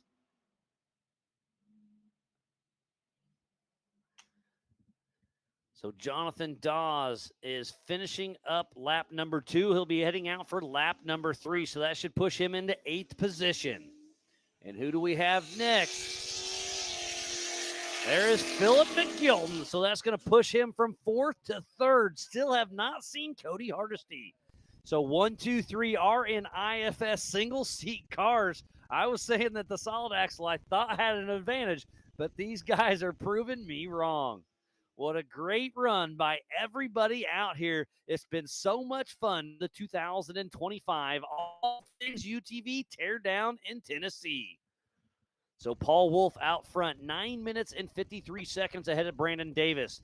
And then we'll get a time split on Philip McGilton and crosses that line, heading out for lap number 4 of 5. And here comes Woodley. Been looking for you all weekend, buddy. We were able to say hi for about 3 seconds the other day, but you've been keeping busy. Good to see you. This is one of your home tracks. How's it going, Woodley? I'm good, man. How you doing? Oh, I'm doing good. So good to see you, buddy. Always good to see you. 100%. Yeah, we've been running around this off-road world back in the XRA days, and then you were hot and heavy at King of the Hammers and Ultra 4 in the early, and you've had wide open designs wide open that entire time, and we built some beautiful cars. We saw Jason Washburn yesterday, and now Kevin Porterfield out there ripping that car. How old's that car? 7, 8 years old? I don't know. We actually were kind of talking about it the other day. I think it's close to 10 years old. 10 years, and still very competitive. Yeah, he's doing all right. We come in, he had a flat and been a drive shaft. So a drive shaft. So he did switch that in the pits? We swapped it in the pits. Thank God he that's why you're dirty. I figured you just rolled around the dirt to make it look like you worked on something. The car there for a little bit, yeah. Isn't it your day off? No. No days off, no right? No days off on this, yeah. So Philip McGilton, man, he is running strong. He moved up to 3rd position. Where's Cody Hardesty? I haven't heard, but he was running so strong. Man, Cody's right there. So Philip and Kevin and Cody all camped right there together. We all kind of travel together and stuff, and it's awesome. Those guys, Cody, I was really hoping because, he killed it in qualifying. Oh, yeah, and then he was only 1 minute 4 seconds behind Wolf on his second lap, and that's with a tire change. So without that tire change, he would have been leading the race until whatever happened out there. When they come in on that first lap, Paul come down, and I think on corrected time, I don't know that Cody wouldn't have come in, but the time and the time change and stuff down there got him. So, and our timing, their Wi-Fi dropped out right at the start of the race, so we didn't have adjust time on the first lap, but on the second lap it was 1 minute 4. So yeah, man, I don't he was know on where he is now. I hope it's okay. That's all we can say. Yeah. That is the thing about this racing. Once they get off in the woods, if you don't have radio we don't know, huh? If you don't know, I don't know. Yep, no doubt. So yeah, man. But yeah, you said home track. Yeah, you're an hour down the Murfreesboro, Tennessee's where Wide Open Designs world headquarters is. Yeah, that's it. That's it. So yeah, we're an hour away. So we use this part as our kind of a testing tune, right? All the time. Yeah, man. You come here once a month, I'd assume. No, we don't. I guess life gets busy. Life gets busy, but when we're breaking out a new car and stuff, they're open during the week, so it's easy for us to come down here during the week and shake it down for your customers. Do all that stuff. Do test rides with the customers when we always like to when we're giving away that new turnkey build. I don't think you give those away, do you? Hand it off. Okay, because if you're giving away, I want next in line. No. They're definitely not free. They're definitely not free. Nothing's free anymore. No, but yeah, whenever we're doing that, I always want the customer to come in and we do a test ride. Yeah, that way, if it's something simple, you're there to fix it. Because I mean, just look at race cars. Look at a Jeep or a Chevy. They break down too. So there's always something simple that can be missed, or a brand new parking fail. Well, and it's like trying to drive the car. I kind of equate it to if John Forrest were to give you his top fuel drag car. Oh, you're giving more stuff away. I like it. Just if he were to do that, I would want to be there with somebody that knew how to operate the car. Yeah, you're right. We have no idea how to go in, step into it. We're like, the rigs we're building and the rigs that are here today, like these are the top echelon of rigs in the off-road world. So, I mean, these things, like you sit down in a new car and they're all different and everything else. I mean, it looks like a space shuttle. Oh, they really do. Everything else. I mean, some of them are those UFOs. Absolutely. They're fast like one, too. Yeah, no doubt. So, Jonathan Dawes does come into the PCI pits and get that tire swapped out. So, getting a thumbs up from Corey Day and Jonathan Dawes. Absolutely. And Brandon Davison in the UFO car, man. So obviously Wide Open Designs has been around a long time. Always been a huge fan of your cars with that rolled roof. Look beautiful.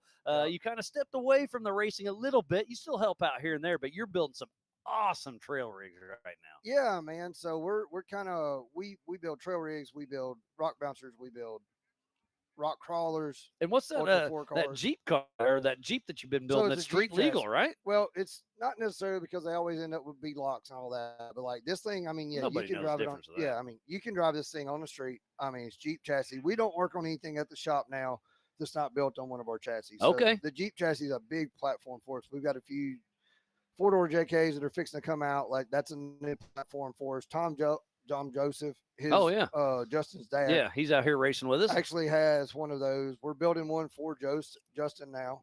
Nice. So he's got just a little Triton engineering car, a couple little wide open cars. A few of those. That's pretty awesome. They're going to use it for like pre-run hammers and whatnot. 4 people can get in the thing, pre-run, have pull some overs, fun, bypasses, go have fun. They're online. Off-Road Affairs, the name of their Instagram and everything else. You follow them. I haven't been. I need to. They will everywhere all the time. Cool. Tom has done really well, and Tom and his wife are out just wheeling a ton, just having some fun, having a good time. And that's what I like seeing with these rigs.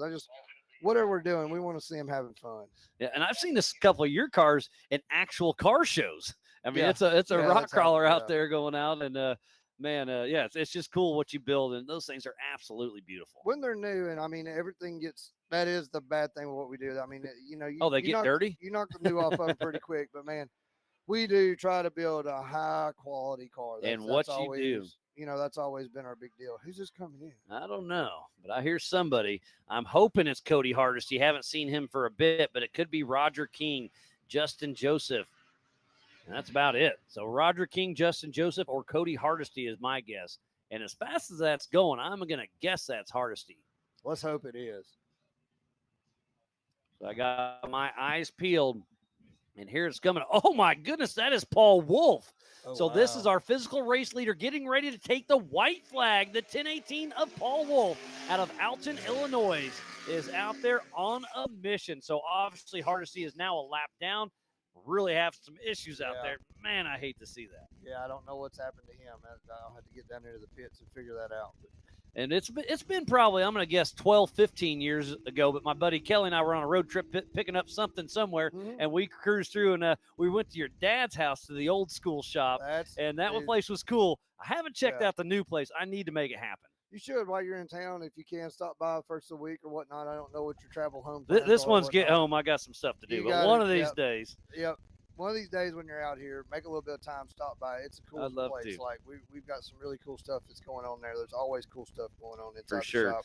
But I just want to kind of compare it to your old school. It was literally a shop at your dad's house. Nothing special, but you built it from that. And now you have this Yeah. huge shop out there in Murfreesboro. I Yeah. would love to come check it out. Absolutely. All right, Woodley. Well, Awesome, thanks for man. coming to chat. Always great. Man, I catching up text with you in literally 1 minute. You're like, I'm on my way. Yep, I was down there. I just crawled out from under the car. I was like, I'll go up there and see. Perfect man. timing. Awesome, buddy. All right. Talk Well, to you Adam soon. Woodley, thanks for coming to check it out.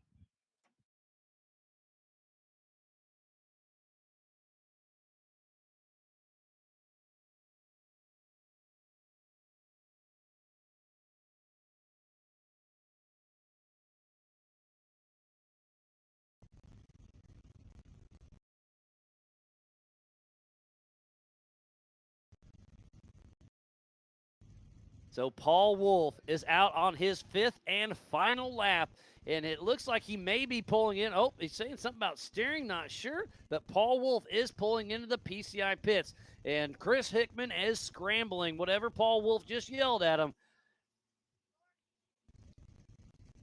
I can tell him he is fighting his steering. So something's going on with Paul Wolf's steering. He's shaking his hands. His power steering is really. Oh, he is terribly fighting the power steering on that car. So one more lap to go. And look at this. Everybody is running down to see if they can give a hand to old Paul Wolf, who's our physical race leader. But he had almost a 10-second lead over Brandon Davis. This is a mid to rear engine. I guess it's a rear engine on this one. So they're checking it out. Not sure if they're dumping coolant in it or checking the power steering fluid, but something is going on with old Paul Wolf. There is nothing you need to do for fuel on these cars, but they're definitely checking everything out. Oh, and it's hot. I see a lot of steam back there, so I'm not sure if they're just dumping water on the radiator, if they open it up. But, the steering has gotten better, so maybe it's just overheating. So I can't tell if they're dumping fluid. I think they're dumping fluid and trying to cool it off. So Paul Wolf is fighting this race. And remember, he's already done 2 other races, so he's better be in some pretty good shape to be able to keep going. And I see a big puff of steam once again as Jack with Believe Cam is following along. Great picture here, buddy. Remember, he's got a pretty good lead, so take your time and do it right. Even I see Anthony Vinoy checking out there. Anderson Racing, Brandon Caveman Anderson, Chris Hickman. We've got a whole stack of people out there trying to help Paul Wolf get a hat trick out here. Can he win 3 races? We are about to find out. He is on his 5th and final lap here in the PCI pits. He's been sitting there. Oh, and now he just shuts it off. And I'm actually going to run down there to see if I can get any info. So I'll be right back. I'm getting in the mix.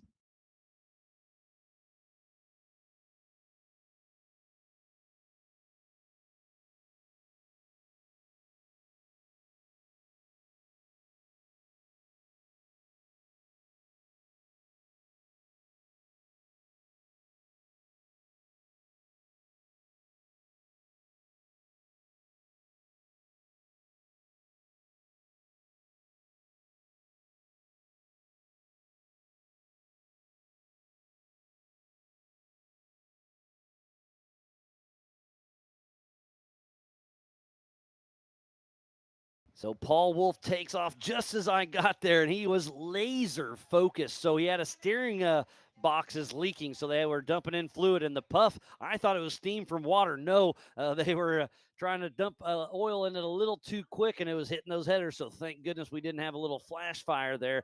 But Paul Wolf is fighting steering. He only has 1 more lap to go. Does he have it in him to pull it off? I don't know. It's going to be exciting. Too bad old Chip isn't here to clear some trees for everybody, but looks like he's back home tuned in, having some fun. So still a heartbreaker for Cody Hardesty. How far back is Brandon Davis or Philip McGilton?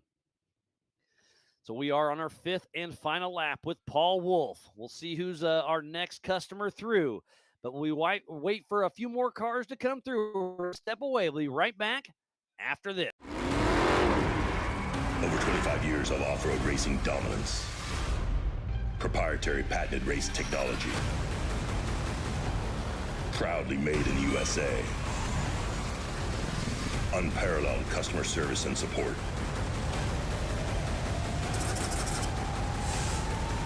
The choice of champions. King Shocks, the leader in off-road shock technology. We don't take these lightly. They're not practice or anything like that. We're here to try to win. And you know, we're getting bigger car counts. It's a new track. It's a cool venue, and it's a different change of scenery. That's what Ultra 4 is. But then when the green flag drops, it's all out battle. Mad Max and Thunderdome.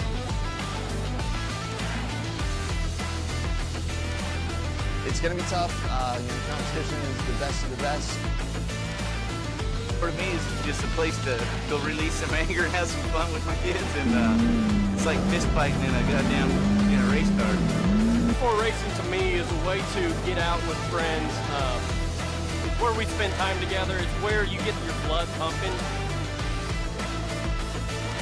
I'm excited. I have a lot of confidence on where Ultra 4 is going to be.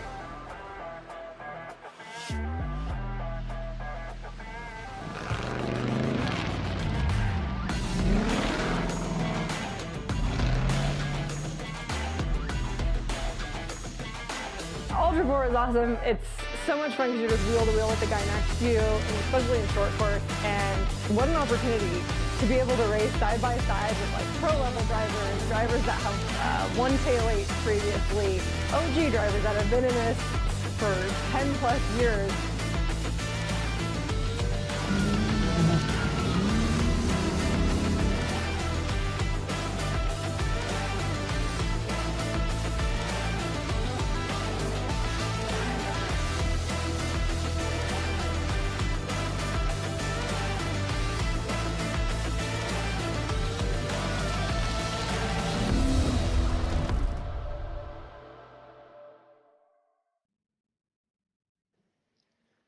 Welcome back to the 2025 All Things UTV Teardown in Tennessee here at the Adventure Off-Road Park. You did not miss anything. We are still waiting for Brandon Davis and Philip McGilton. We just saw Paul Wolf come through with a leaking steering box. So they dumped a bunch of fluid in it. Hopefully they've got what it takes to make it one more lap to get a hat trick for old Paul Wolf. Looks like on the tracker he's getting close to race mile number 1. So he is on his 5th and final lap, and I'm sure he is not mad about cutting this race 1 lap shy. We did make that call on the fly just due to weather and timing. Brandon Davis, the 256 and 47, trying to find them. It looks like Brandon Davis was at race mile 2.5 about 7 minutes ago, so he should be getting close to up down here very soon. And then 47, I don't see him pinging accurately.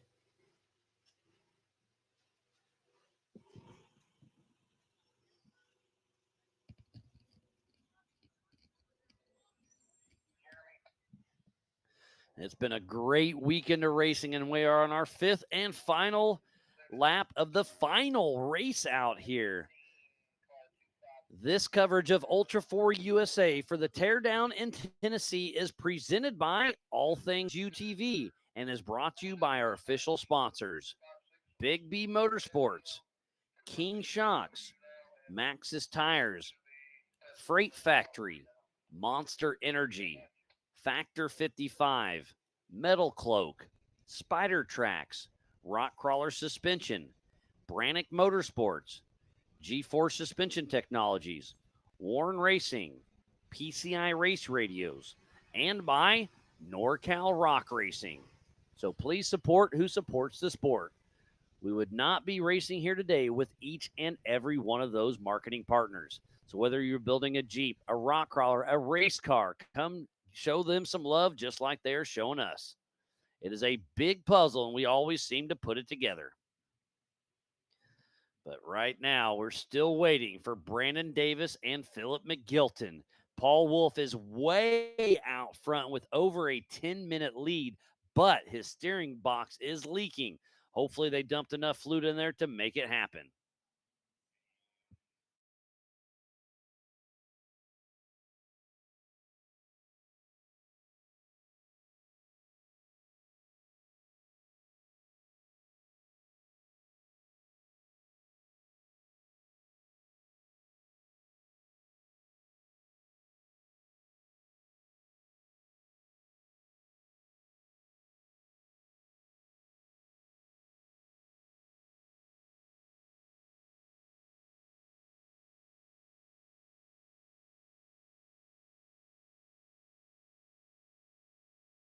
So trying to check it out. But again, we had that camera out there the last couple races, but with the overcast, we lost that camera as well. The trackers are struggling with all this foliage. But again, we will download that raw data. We have it.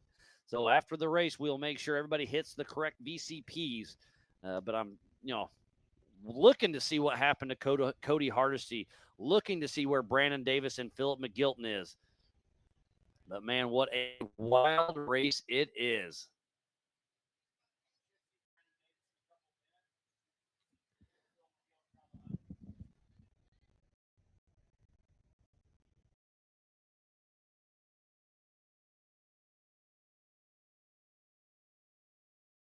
And old Jeremy with Race Ops is keeping me updated. It sounds like Brandon Davis and Philip McGilton are neck and neck coming through up down. So we should see them here in the next 5 or 10 minutes.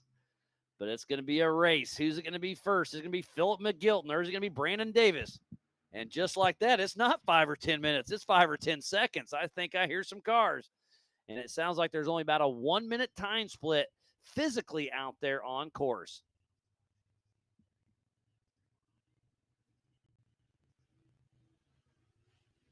And it is Brandon Davis in the 256 out of Huntsville, Alabama, with Davis Racing, physical second.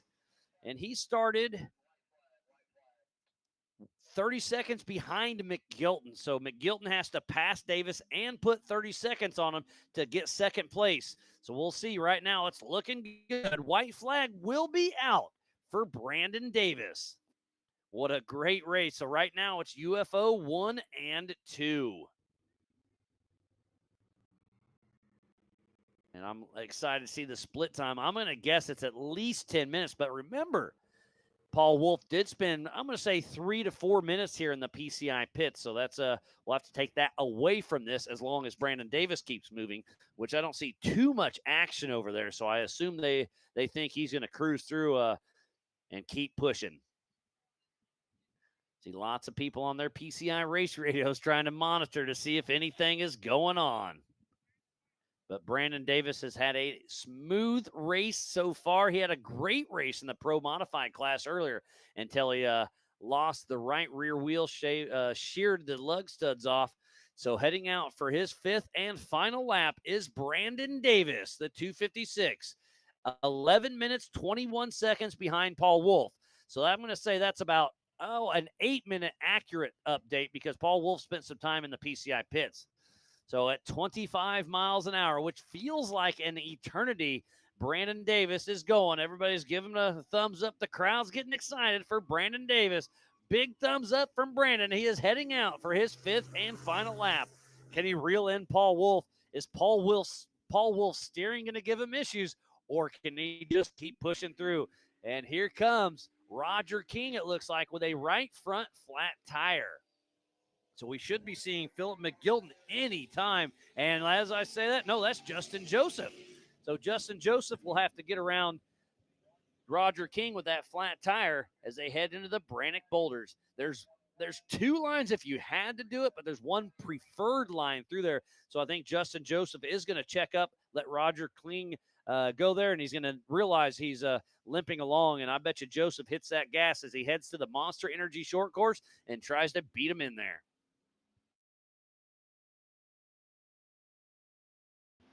So Brandon Davis is 11 minutes and 21 seconds behind on adjusted time. But remember, Paul Wolf was in the pits for 3 or 4 minutes. So I'm gonna guess right around that 8 to 9 minute mark between Paul Wolf and Brandon Davis. And then Philip McGilton is there. Will obviously be he started ahead of Brandon Davis, but behind Paul Wolf. So as long as Paul Wolf and Brandon Davis can keep pushing strong, and here comes Philip McGilton, third place. And he is ripping it up. Not sure. He must have had a little bit of issue earlier on, but I haven't seen him slowing down much. Philip McGilton through the Brannock boulders for his last time on this lap. Next time around will be the checkered flag for him. White flag will be out for Philip McGilton. Rusty Nail Racing. And it's starting to sprinkle once again.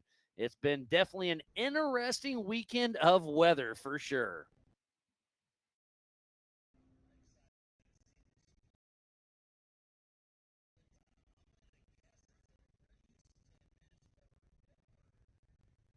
Again, thanks to each and every one of you for tuning in to the 2025 All Things UTV Teardown in Tennessee. I am Miles Hasselquist, and this is towards the end of the 4,400 main event. We are on our fifth and final lap for our leaders. So Justin Joseph kind of drives by. Everything's looking good at 25 miles an hour. Right behind him is Roger King heading into the PCI pits. So that Triton car still looks like it is in great shape. Roger King's going to throw on a right front flat tire and be back in action. But there's third place of Philip McGilton coming up the PCI pits. I don't see anybody running out, so it looks like Philip McGilton is having a smooth race. So he is heading out, trying to chase down Brandon Davis and Paul Wolf. So Philip McGilton is 3 minutes and 25 seconds behind Davis and 14 minutes and 46 seconds behind McGilton.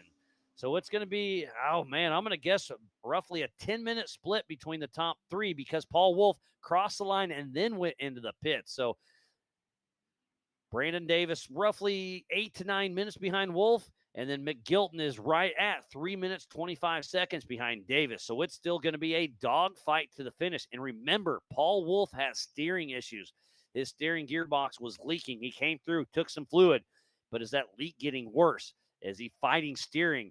I couldn't imagine with a full hydro IFS car through these tight trees, if it gives up on him, man, it's going to be a heartbreaker, which has happened before. I remember I think it was Nationals in Davis, Oklahoma last year when Paul Wolf had a similar lead. And on that last lap, he had issues. I believe it was steering then as well. So we'll see. Can he get the hat trick here or not? Paul Wolf is out front with a pretty good lead, but having steering issues. Hopefully he can bring it home. I would love to see them all run strong till the finish.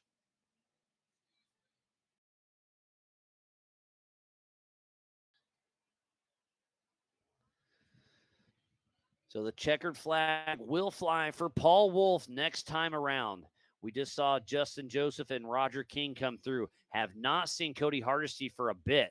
Kevin Porterfield and Jonathan Dawes, I expected to see them anytime. And then we do know that Dustin Robbins, Chad Hunt, and Zach Savage have had issues today and are not racing anymore.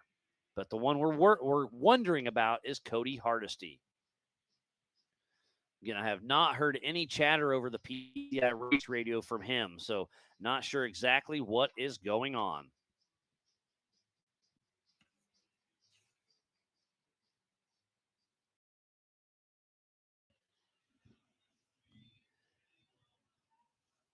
So Roger King is in the pits, but looks like they got that right front tire changed, so he should be heading out here in just a little bit. They are on their fifth and final lap here for our leaders here for the 4,400 main event.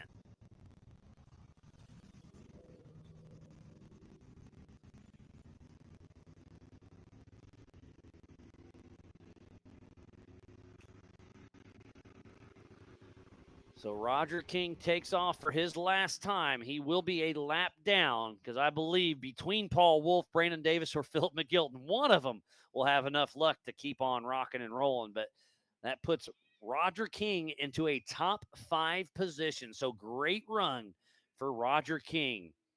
So the only one left we're waiting on is Justin Joseph. Have not seen Hardesty. Can Kevin Porterfield or Jonathan Dawes come through for another lap? Time will tell.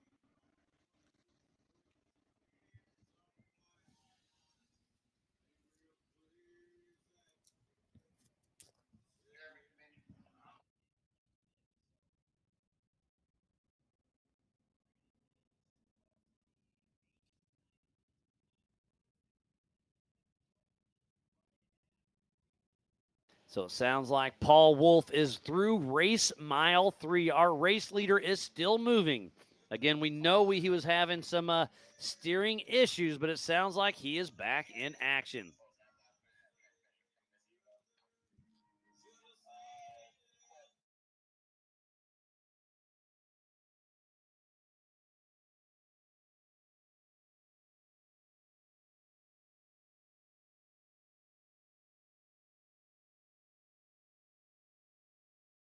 So Paul Wolf again through race mile 3, it sounds like, on his 5th and final lap. Still moving. He's got that steering issue. Does he have enough to make it 2 more miles on this grueling course here for the All Things UTV Teardown in Tennessee here at the Adventure Off-Road Park? And then is Brandon Davis able to capitalize on Wolf steering, or has Wolf still got enough in the tank to make it happen? And then McGilton is still in the mix for sure, but it's between those 3 once again.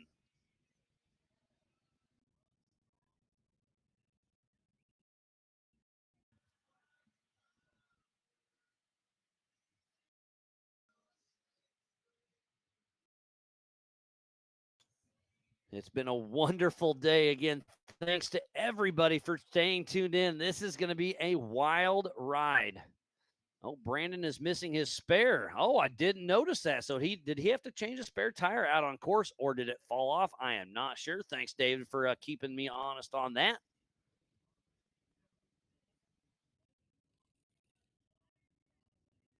And if I'm looking at the tracker, Philip McGilton is... That can't be right. Okay, that was his last lap around. It's showing him stop, but he is out on lap number 4, which should be green.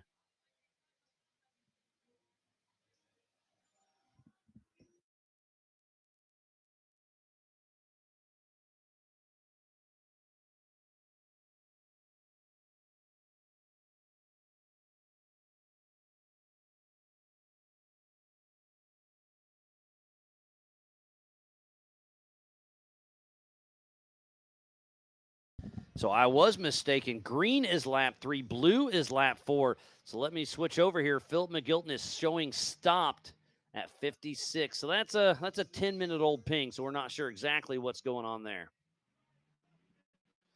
But I hear somebody coming through.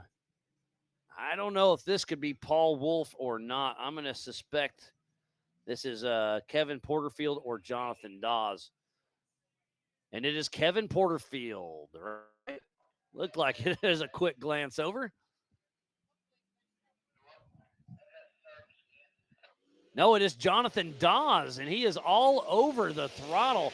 So as long as he can get there ahead of Paul Wolf, he'll be able to head out for another lap. So that's going to move Jonathan Dawes from 8th to 6th place. So he'll be able to take out for another lap. He'll be heading out for his 4th lap. So Jonathan Dawes still moving strong. But I believe it. Let's see. No, it can't. So, well, Justin Joseph. No. I think it's going to be Paul Wolf, Brandon Davis, and Philip McGilton on the podium. Not necessarily in that order, more than likely. But those are the only ones that are eligible to win this race, unless, I guess, Justin Joseph or Roger King comes through before Paul Wolf. Then they would be on the same lap, but I think Paul Wolf's ahead of them. We'll see how it shakes out.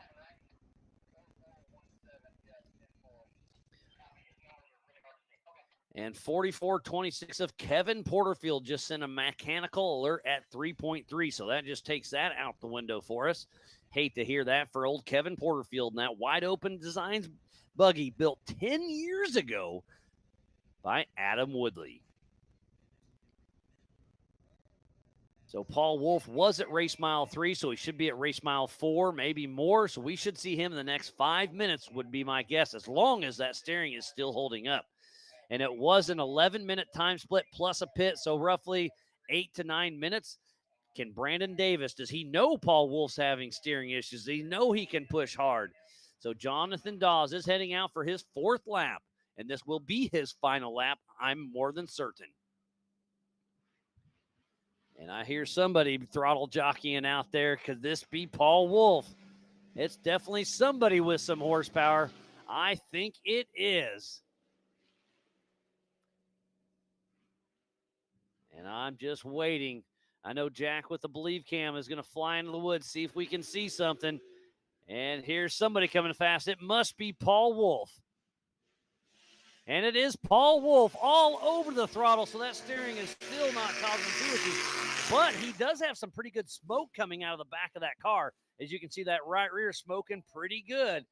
As he's heading into the Brannock Boulders for his 5th and final time. It's looking good for Paul Wolf, getting the hat trick, winning all 3 races, winning all 3 qualifying in his class. Paul Wolf is absolutely on a mission as he pops into the Monster Energy short course. So Paul Wolf, number 1018 out of Alton, Illinois with Wolf Racing in that 2018 UFO single-seat IFS car with Schofield Performance LSX 434, Nitto tires, Raceline wheels, VP, and Rad Flow shocks. He has got over 40 podiums, and I think this will put him at 28 first-place wins here with Ultra 4. Paul Wolf is absolutely at the top of the game here with Ultra 4 USA. He can't lose this weekend. And I can still see some pretty good smoke, but I don't think it matters. The checkered flag is out, and it is flying, and unofficially winning the 4,400 race is Mr. Paul Wolf with Wolf Racing once again. That guy is just an absolute on a heater. Great to see that for Paul Wolf. Again, the car is puffing some pretty good smoke, so he gave it all he had to the finish line. And again, on adjusted time, it's looking like Paul Wolf, as long as he hit all those VCPs, which there's no way he didn't because he's already raced this track 2 other times. So he did 8 plus 5, so that is 13 laps out here at race pace. And Paul Wolf is the man to this weekend. What a great run for him. Looks like he's going to pull into the pits. Oh, the steering is starting to fight him once again.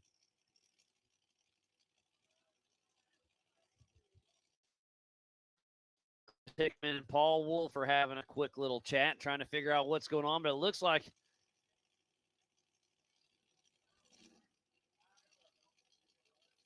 Hickman gave me the broke sign. I don't know what's going on. He had enough in the tank to make it to the finish line, but I don't know if he would have been able to make it another lap.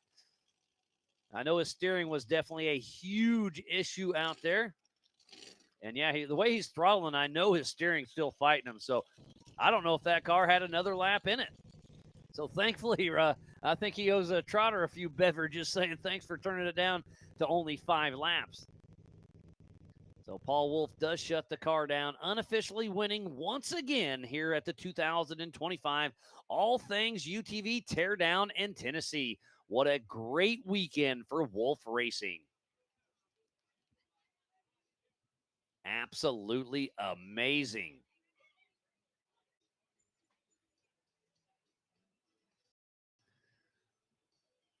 Looks like Brian Trotter is running down to check everything out. Make sure everything's good to go, but a great weekend had by Paul Wolf.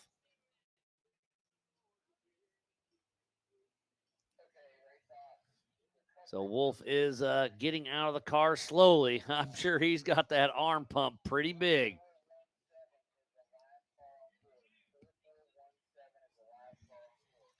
So Jonathan Dawes, the 4417, is the last car moving out on course. So we're still waiting for Brandon Davis, Philip McGilton, Justin Joseph, Roger King, and then Jonathan Dawes. So if something happens to Brandon Davis or Philip McGilton, we still have 3 in the runnings that could shake this up. Oh, nope, never mind. They're all on the lead lap. So it's definitely Brandon Davis, Philip McGilton that will fill the podium. We'll see if it's going to be Davis or McGilton. So 46 or 256. Sorry, 47. But again, the clouds and the trees have really been goofing it up. And Mischief Maker TV is telling me Justin Josephs, this is only his second race ever. That's absolutely incredible for Seat Time Syndicate. Yeah, give that guy a little more seat time, and he's going to be one to look out for. Thanks for the update, Mischief Maker TV. I had that in my notes. I just forgot to read it. So they're definitely checking out the right rear of that car. So it was smoking pretty heavy.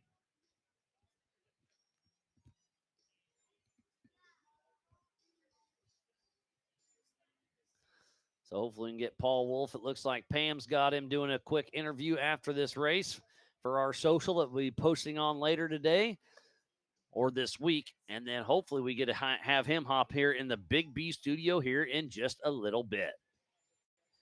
So where's Brandon Davis or Philip McGilton? I keep checking the tracker. I can't find him.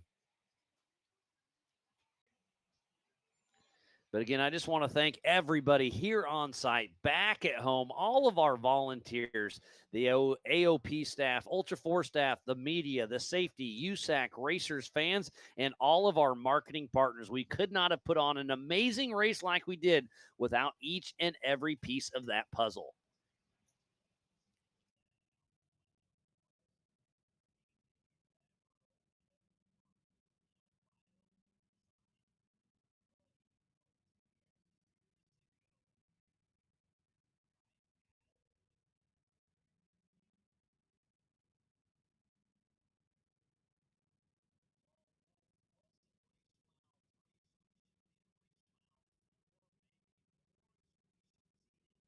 And I'm hearing somebody out there. Are they at race mile 3 or they're actually getting close to us? I can't quite tell.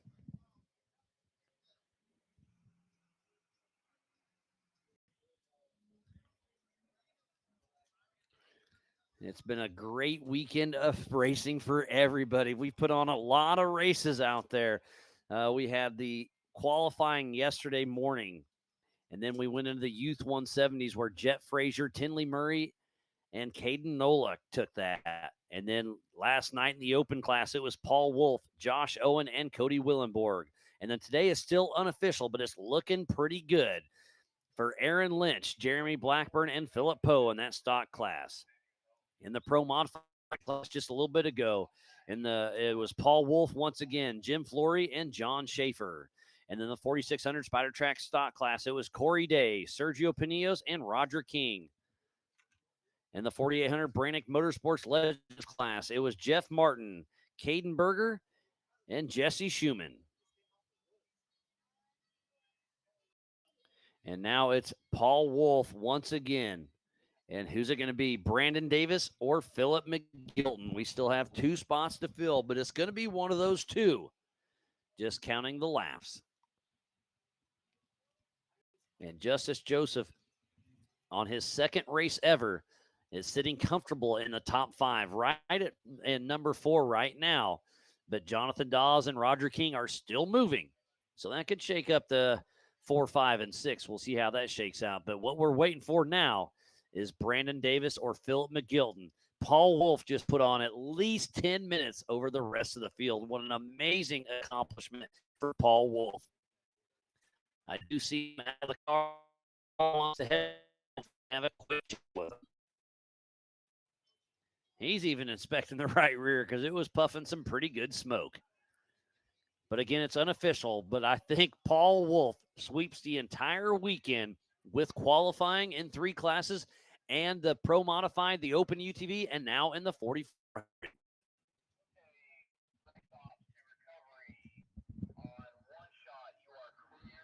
Now I got a car coming. Is this going to be Brandon Davis or Philip McGilton?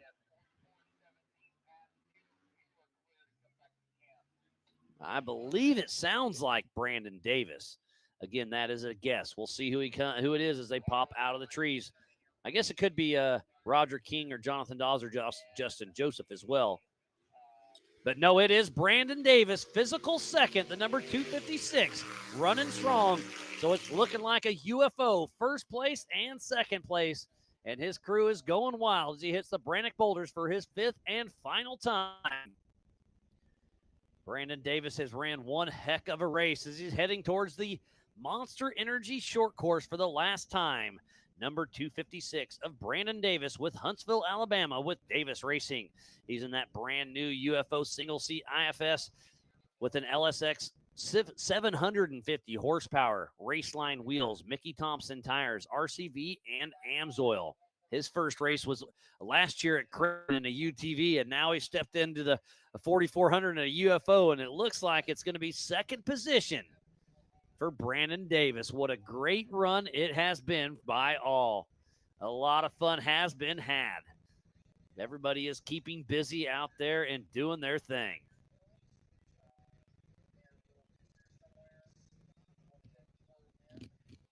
So it looks like he is out of the Monster Energy short course, and the checkered flag flies for Brandon Davis. Unofficial second position.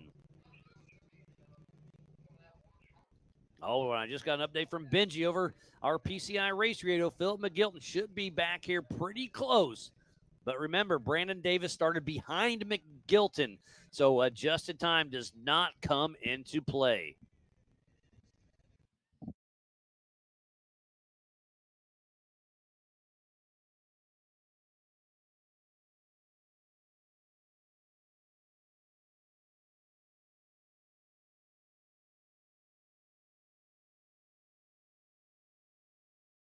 So Brandon Davis is coming over, and we're going to try to get Paul Wolf over here in the big studio. So we'll see if we can have a quick chat with him. But Pam is running over to get a chat with Brandon Davis, unofficial second. And Paul Wolf is coming over to congratulate him on one heck of a battle.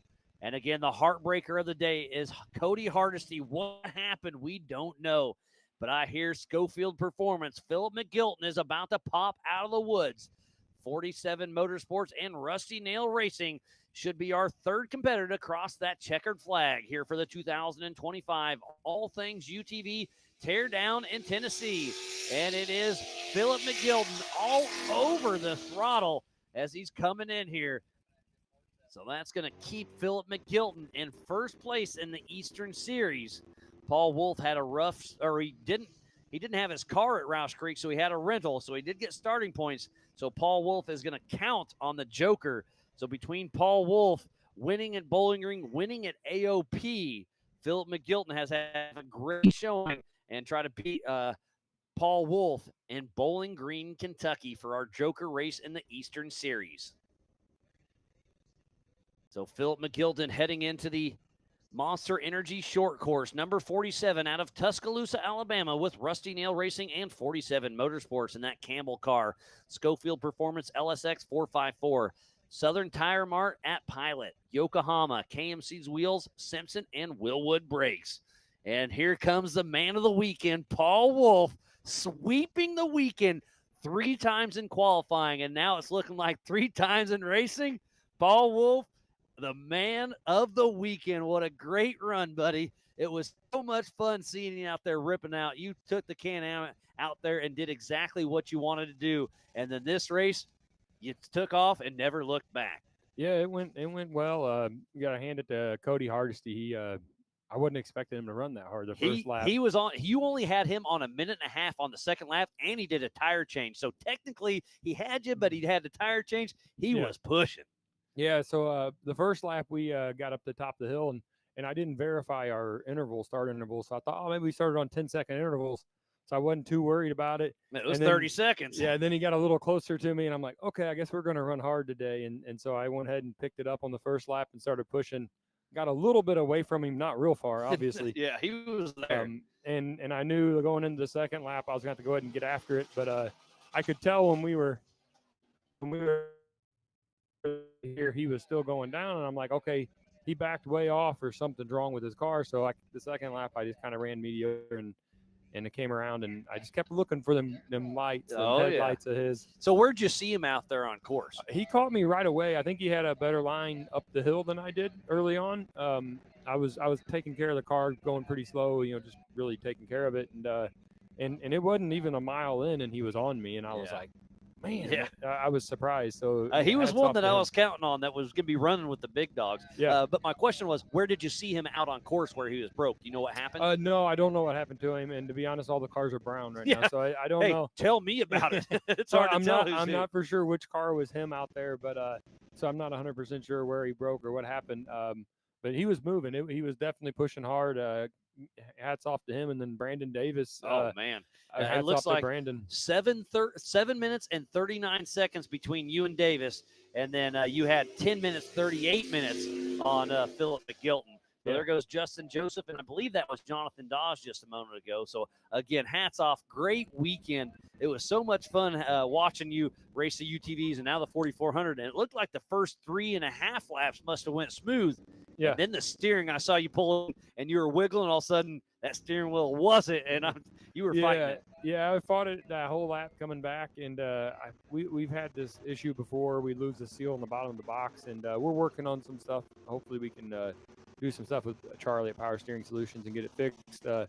But we've had this problem before, and so I knew in the car what it was, but without the antenna on the car, I can't relay it to the pit. Oh, so they didn't know why you came in, so they were scrambling last second. All the trees tend to snatch the antennas off the top of the That's cars. weird. Yeah, so I had to come all the way in and get all the way to my pit to tell them, and of course you're running over loud cars, so you're trying to yell. Oh, and then Chris Hickman, he takes stress very well. Yeah, exactly. So they got steering fluid in it, and then they were sitting there looking at me. I'm like, no, I need something to take with me. Like, you wanted extra just in case. because I knew all the sawing on the wheel and back and forth, there's a good chance it would mess up again. And so I was like, I need to take extra fluid just to be safe. So they And- threw it and- on your lap. Yeah, threw it in there. I put it in next to the seats, and sure enough, I needed it. Oh, So- you had to hop out and put more in? Yeah, I hopped out. I Man.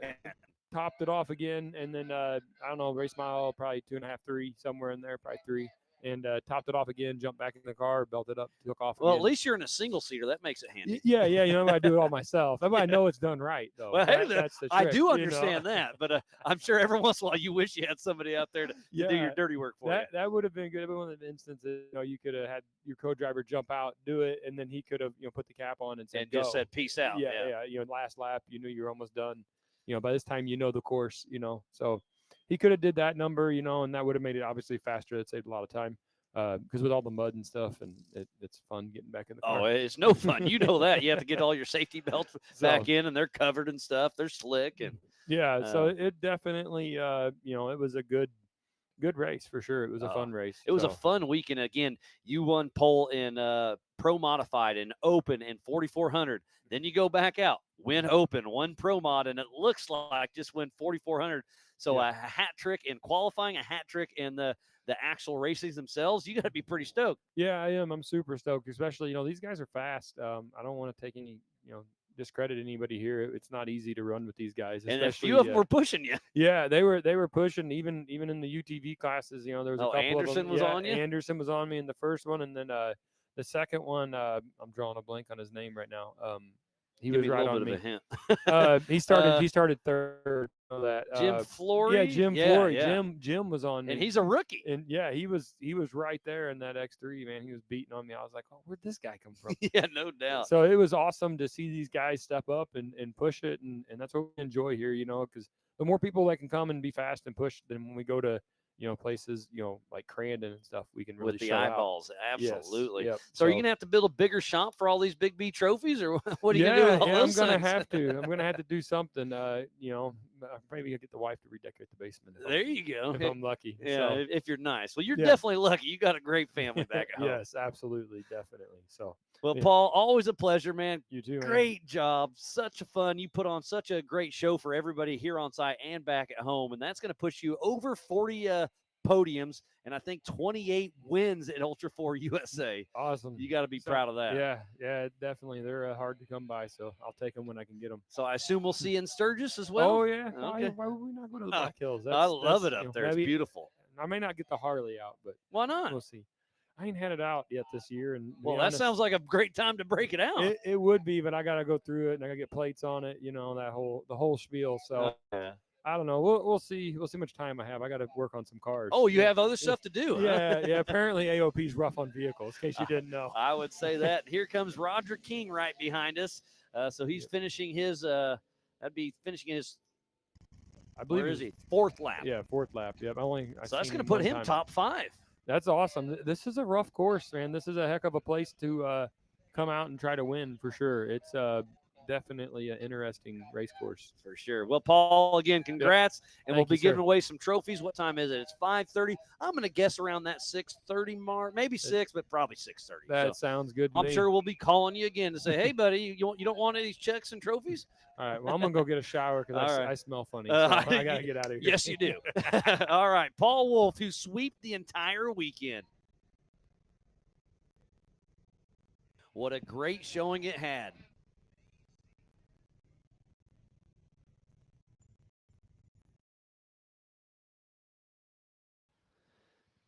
So it looks like Roger King will get a top 5 right behind Justin Joseph.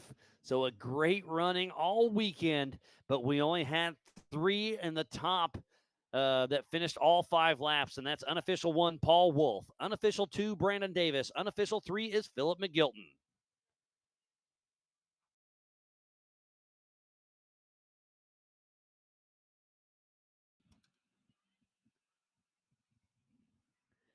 And Paul's chatting it up with some of the Anderson kids. Love seeing that. They hopped on the live show with me.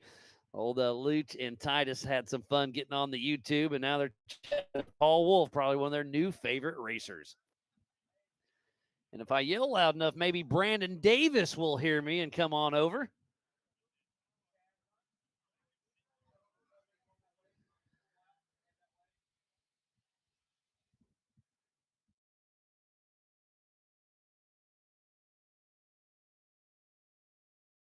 So we only have one more car out on course, and that's the 44-17 of Jonathan Dawes is out for his 4th lap. So we have one more car yet to bring in, and I hope to get Brandon Davis and Philip McGilton over here and have a quick chat before we sign off for the weekend.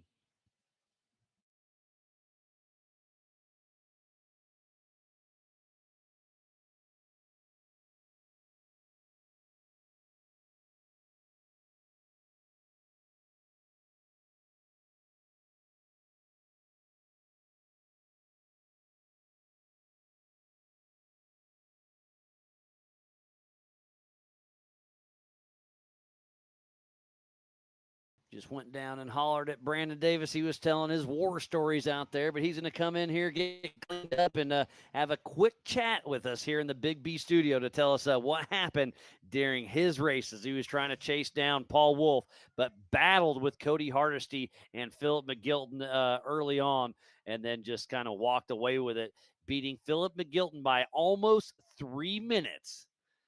So only 10 minutes split the top 3 between Paul Wolf, Brandon Davis, and Philip McGilton. Another great race in the books. Another one for the history books, I'll tell you that, with Paul Wolf sweeping the entire weekend. I meant to ask him if he's done that before. If anybody has, it could be him. I definitely know Lauren Healy has done it before, but I don't think it's been in 3 classes.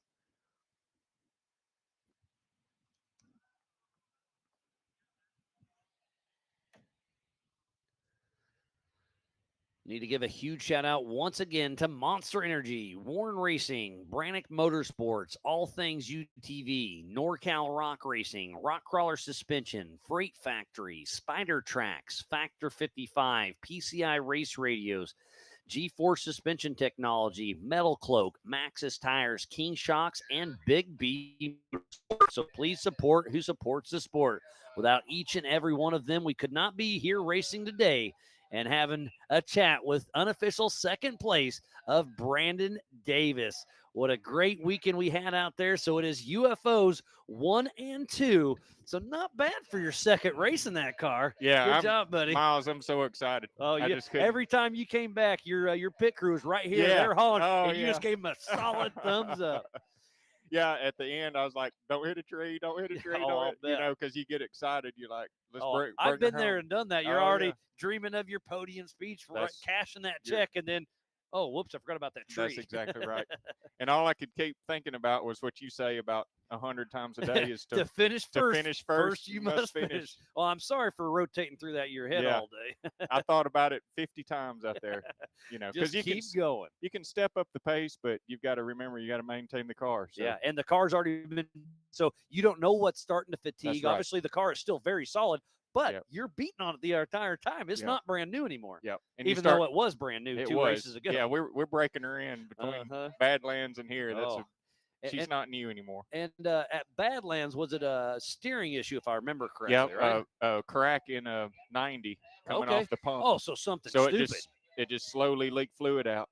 So by the third lap, I remember when you were coming down where I was at. You were up there backwards, forwards. Yeah, fighting I couldn't get it to turn, and you had to square up to that Oh, yeah. ledge where you didn't were. want to go over sideways. No, because then you would go over That's sideways. exactly right. So, man, you had such a great battle. You, Philip McGilton, and at first it was Cody Hardesty. The four of you were really there. battling out there strong. yeah, that's what they kept telling me. Is like it's pretty close. Yeah, you and got it to keep was. a good pace. Yeah, less than 10 minutes between the top three, and you were 7 minutes 39 seconds behind Paul. So for only your second race in a very similar car to Yeah, Paul's that he's yeah. well seasoned in, Yep. you got to be excited. Yeah, I am, and we're both from the rock bouncer world. Oh, so yeah. I knew he loves rocks. Oh, and so do you. And it shows. Oh, yeah. He's fast in them, but yeah, it's tough to figure out the pace that you need to be. So I think we'll figure it out. You're getting there. Again, Yeah. your second time ever racing 4,400 and second place behind Paul Wolf. You can't be disappointed about Hey, that. I'll take it. I'll take it. 100%. And I'm a little older than Paul too. So I wasn't going to say that, but you can. Oh, but yeah, you're out here getting it done, and a lot of fun watching you. And talking about rock bouncing, you're going to take the UFO and go rock bouncing. When's the next one you're going to hit there? yeah. So there's one, I guess, in 3 weeks, SRS race, National Rock Racing race that we're going to do in it. Awesome. So Well, we'll see. We'll see. I don't know. It's going to be a busy summer, but if I'm off, I'm going to tune in to old rock racing. I like to see. I'll text you the link. Yeah, please do. Yes, Don't I will. forget. I will. And I want to see you put a schooling on the rock yeah. bouncers. I always like giving. I work with Matt Holt off and on. And I always give him a hard time about that's not real racing, especially when Brandon Davis is getting ready to bring an Ultra 4 class. Yeah. This is by far harder than, I hate to say it. It's harder than rock racing. This race today was. It was it long. battled on your body, your car, tires, just everything. Yeah, rock racing, I like giving Matt a hard time, but it's a lot of fun to watch. Yeah. And you guys are nuts doing some of those climbs. But this is a harder race because it's a lot longer. And like you said, in a rock bouncing, you don't really save the car. You send it and see what happens. Yes. But here, there's a It's lot a more driver. strategy coming into it. And I like that. That's kind of why we are phasing into this, a little bit more of a driver course rather than full send and see what happens. Yeah, it's I'm an off-road fan in total, so I've been following you and Timmy Cameron and all the guys out there rock bouncing. You guys put on one heck of a show. Thank you. And Timmy Cameron has done some roundy round rock bouncing, and he's raced King of the Hammers a few times with us. He has. And he's hard. He's the Paul Wolf of rock bouncing. He really is. Yes. And there goes Jonathan Dawes right behind us. He'll get that sixth position, finishing up lap number 4. So a great run by Paul Wolf 1, Brandon Davis 2, Philip McGilton 3. And that fourth is Justin Joseph on his second race ever also. And then Roger King and Jonathan Dawes. So it's been a great time. I know you got out of the car, but thanks for taking the time coming over to have a quick chat. All right. And here I'm going to guess around that 6:30 mark, we'll be giving away some Big B trophies, and you'll be getting a check. So, all right, Brandon, always a pleasure. Good to see you, and congratulations. Thank you, Miles. See you. Brandon Davis.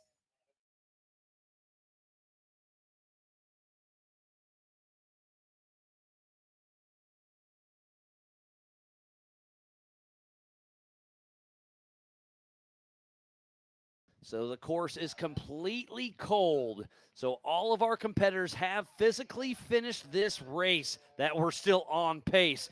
So again, it's been a wonderful time. So again, just thanks to everybody who makes this possible. I had such a great weekend. The weather, we fought hot, we fought rain, and everything in between. But man, I guess here we are. We're done for the weekend. So Thanks for tuning in to the 2025 All Things UTV Teardown in Tennessee here at the Adventure Off-Road Park in South Pittsburgh, Tennessee. From the entire broadcast crew here at Ultra 4 USA, I am Miles Hasquist. Thank you for tuning in. We'll see you up next for the Black Hills Throwdown in Sturgis, South Dakota during Bike Week, August 1st and 2nd for round number 3 in the Central Series. We will see you there. Have a good one.